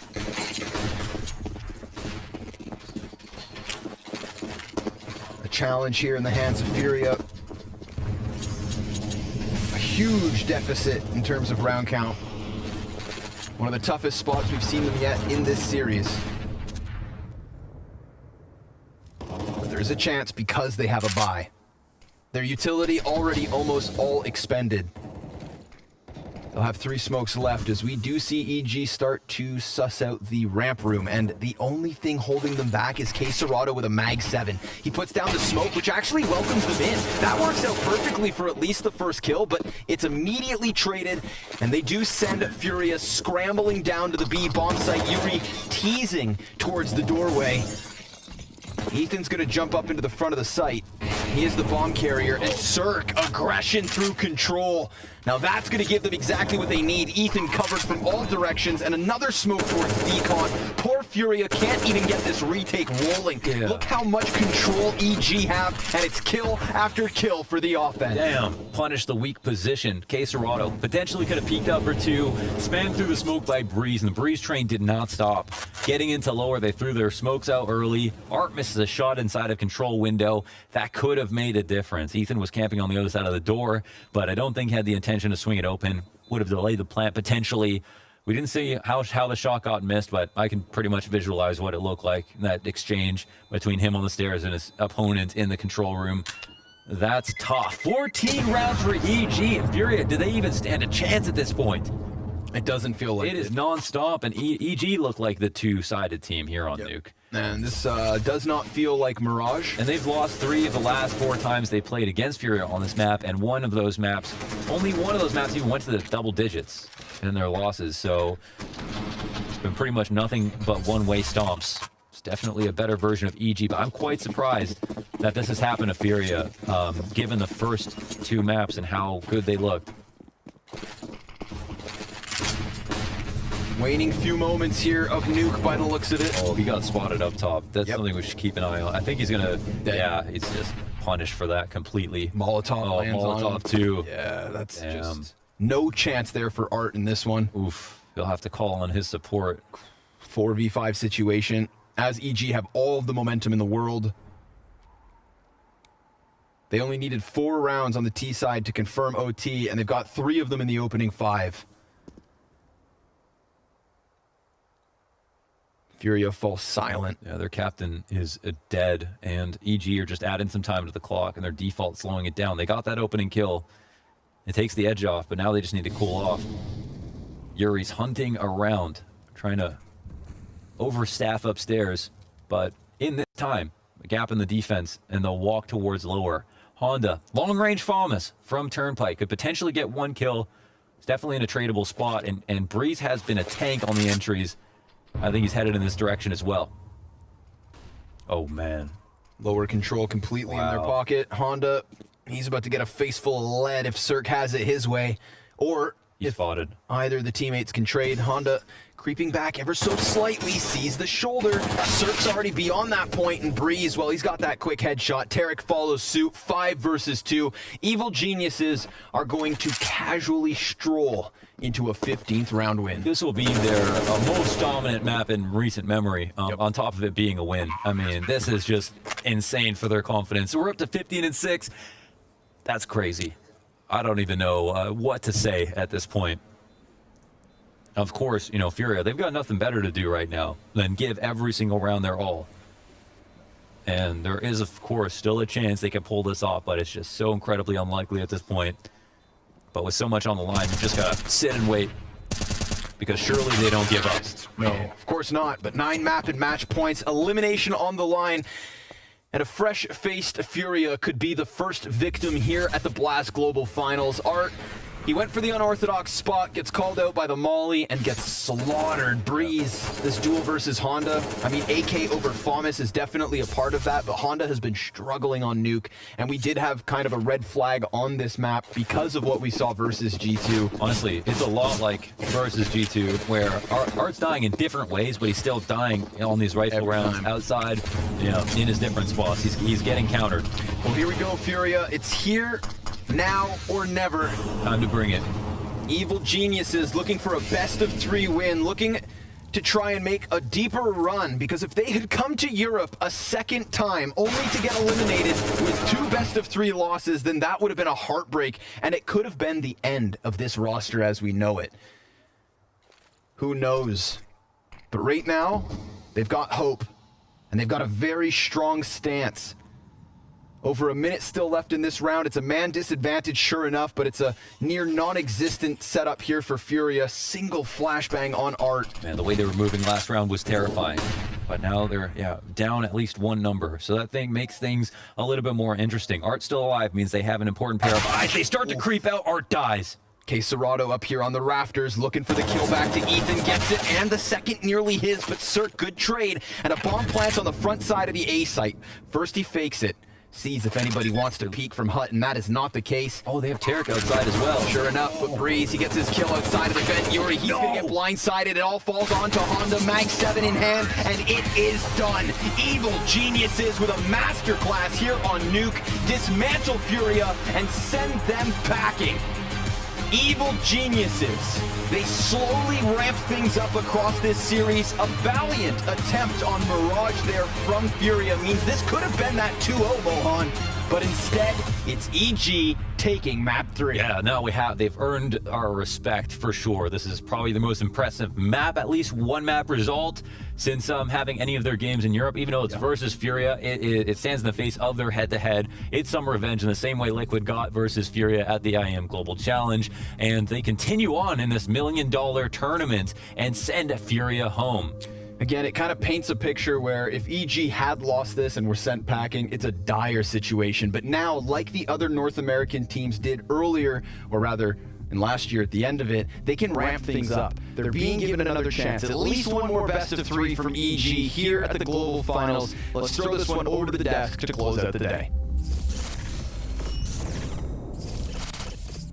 I very much agree with what you guys were saying there, Scrawny Lords. Thank you very much for that fantastic cast once again. When it comes to this game, it was do or die in many ways, like you guys were saying here for EG, and it was so close on that second map of Mirage. But here on Nuke, that was a victory they could be very proud of, but it is against the Fury that we already knew Nuke was going to be very difficult. I agree, and this is why we have to take it with a pinch of salt, right? It is a diminished Furia, but for once, it was controlled from EG. That was the best performance they had in the series, probably even in the event so far, even though they did with us 16-14, it was a dicey game, but here it was, as I said, very much in control. Their CT side, and I think, Connor mentioned it during the cast, the way they were playing these retakes, again, they had the pace, they were running down the clock, waiting the last 15 to 10 seconds, because they were in control. So this is great to see EG. Now they have 1 more chance to fight in the tournament, and I'm looking forward to seeing more.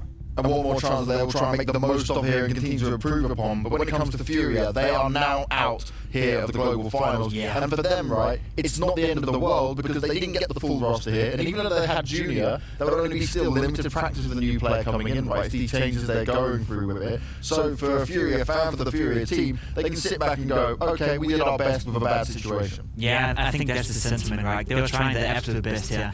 I don't think anyone expected Furia to do much here. Maybe they could have won a series. EG, they showed up. I saw Breeze on the top of the scoreboard. I saw Ethan, right? And when they're showing up, then if you're Furia, you're facing a well-playing EG. So, fan square, you bring in Honda. He showed some glimpses of brilliance, right? He showed a lot of aces. He showed today in Mirage that he can clutch. Obviously not consistent enough to be up there with the best yet, but as you said, when they bring in Junior, it's going to be a completely different outlook for Furia. Art was trying his best with them, but they needed him bad in this tournament. Do you know what, if I'm another team looking at this guy and saying, you can see some brilliance if you give him some more time with it. And actually, if Furia do go for this 6-man roster that was rumoured to come in, I want to see this man. Yeah, he could be interesting. He could be a prospect. I think Jacob is on the money. He showed some signs that that tell me he could deserve the chance, he could deserve the time, he could deserve the investment. But again, we sound like a broken record, but Nuke is probably the hardest map for just to stand in, to slot in and try and fit in the system. We could see across all the maps he's played, Nuke was definitely the hardest challenge for him, but it is also normal. And it is normal when it comes to that, right? Because this is a trial by fire in many ways. We've seen it for some of these young guns that come in. But EG at this point, right, it's only going to get tougher from here. And that's where I start to worry for him. Yeah, I saw what I wanted to see here, right? On Nuke. I saw Ethan play well. I saw Breeze play well. I saw the entire team have, moments where they won as a team. It was the team play, it was the game plan that worked out for EG, and to me, those are very positive signs. We also saw them beat Astralis on Inferno, right? That's not a bad result whatsoever. Sure, Astralis said they got the jitters, they were maybe not ready for the first game of the season, but it's still a result that counts. So, sure, we are very rough on EG, and we expect a lot from these guys, but when Breeze and the boys are performing, they still have what it takes to be up there with the best. So, yeah, they're not favorites in pretty much any matchup they're coming into this tournament, but they can still win, and they can still be an upset at this tournament. For EG, it's a matter of expectations, right? I cut the teams in such a way. First of all, you have the triangle with Na'Vi, Astralis, Vitality. They should not end up ahead of these teams, right? And then you have all the teams struggling with rosters, making changes. Liquid with Fallen 9, Furia didn't have the full roster, Complexity had Union. EG, they're right in the middle. If they end up being 4th, 5th, 6th, I'll say, okay, acceptable for you. We did not expect more. But they could not have lost that game. They survived it, job done, but we're not getting excited about it quite yet. Well, let's see if another man is more excited about it, because Stanislaus will be very happy that they have avoided elimination, and he's joining us for the interview. Now, Stan, the first thing I want to ask you is going back into the end of last year. Obviously, we saw you guys come and then ended up having to leave Europe. During that time you were back in NA, what was going on with the team, and what were you guys up to? Towards the end of last year, the last 2 months, we just didn't play because we didn't have tournaments to compete in, which sucked. We missed competing a lot. Just the circumstances in the world didn't allow us to travel. So, yeah, we're just happy to be here. We're happy to be back competing. And mainly for me, I'm just happy to be back with my teammates, because when you're playing online from home, it's not the same. You don't have that atmosphere, and we're all here in the same room now again, and it's a lot more fun and motivating, and we can feel the fire between us again. And that's what I love to hear, because I remember in 2019,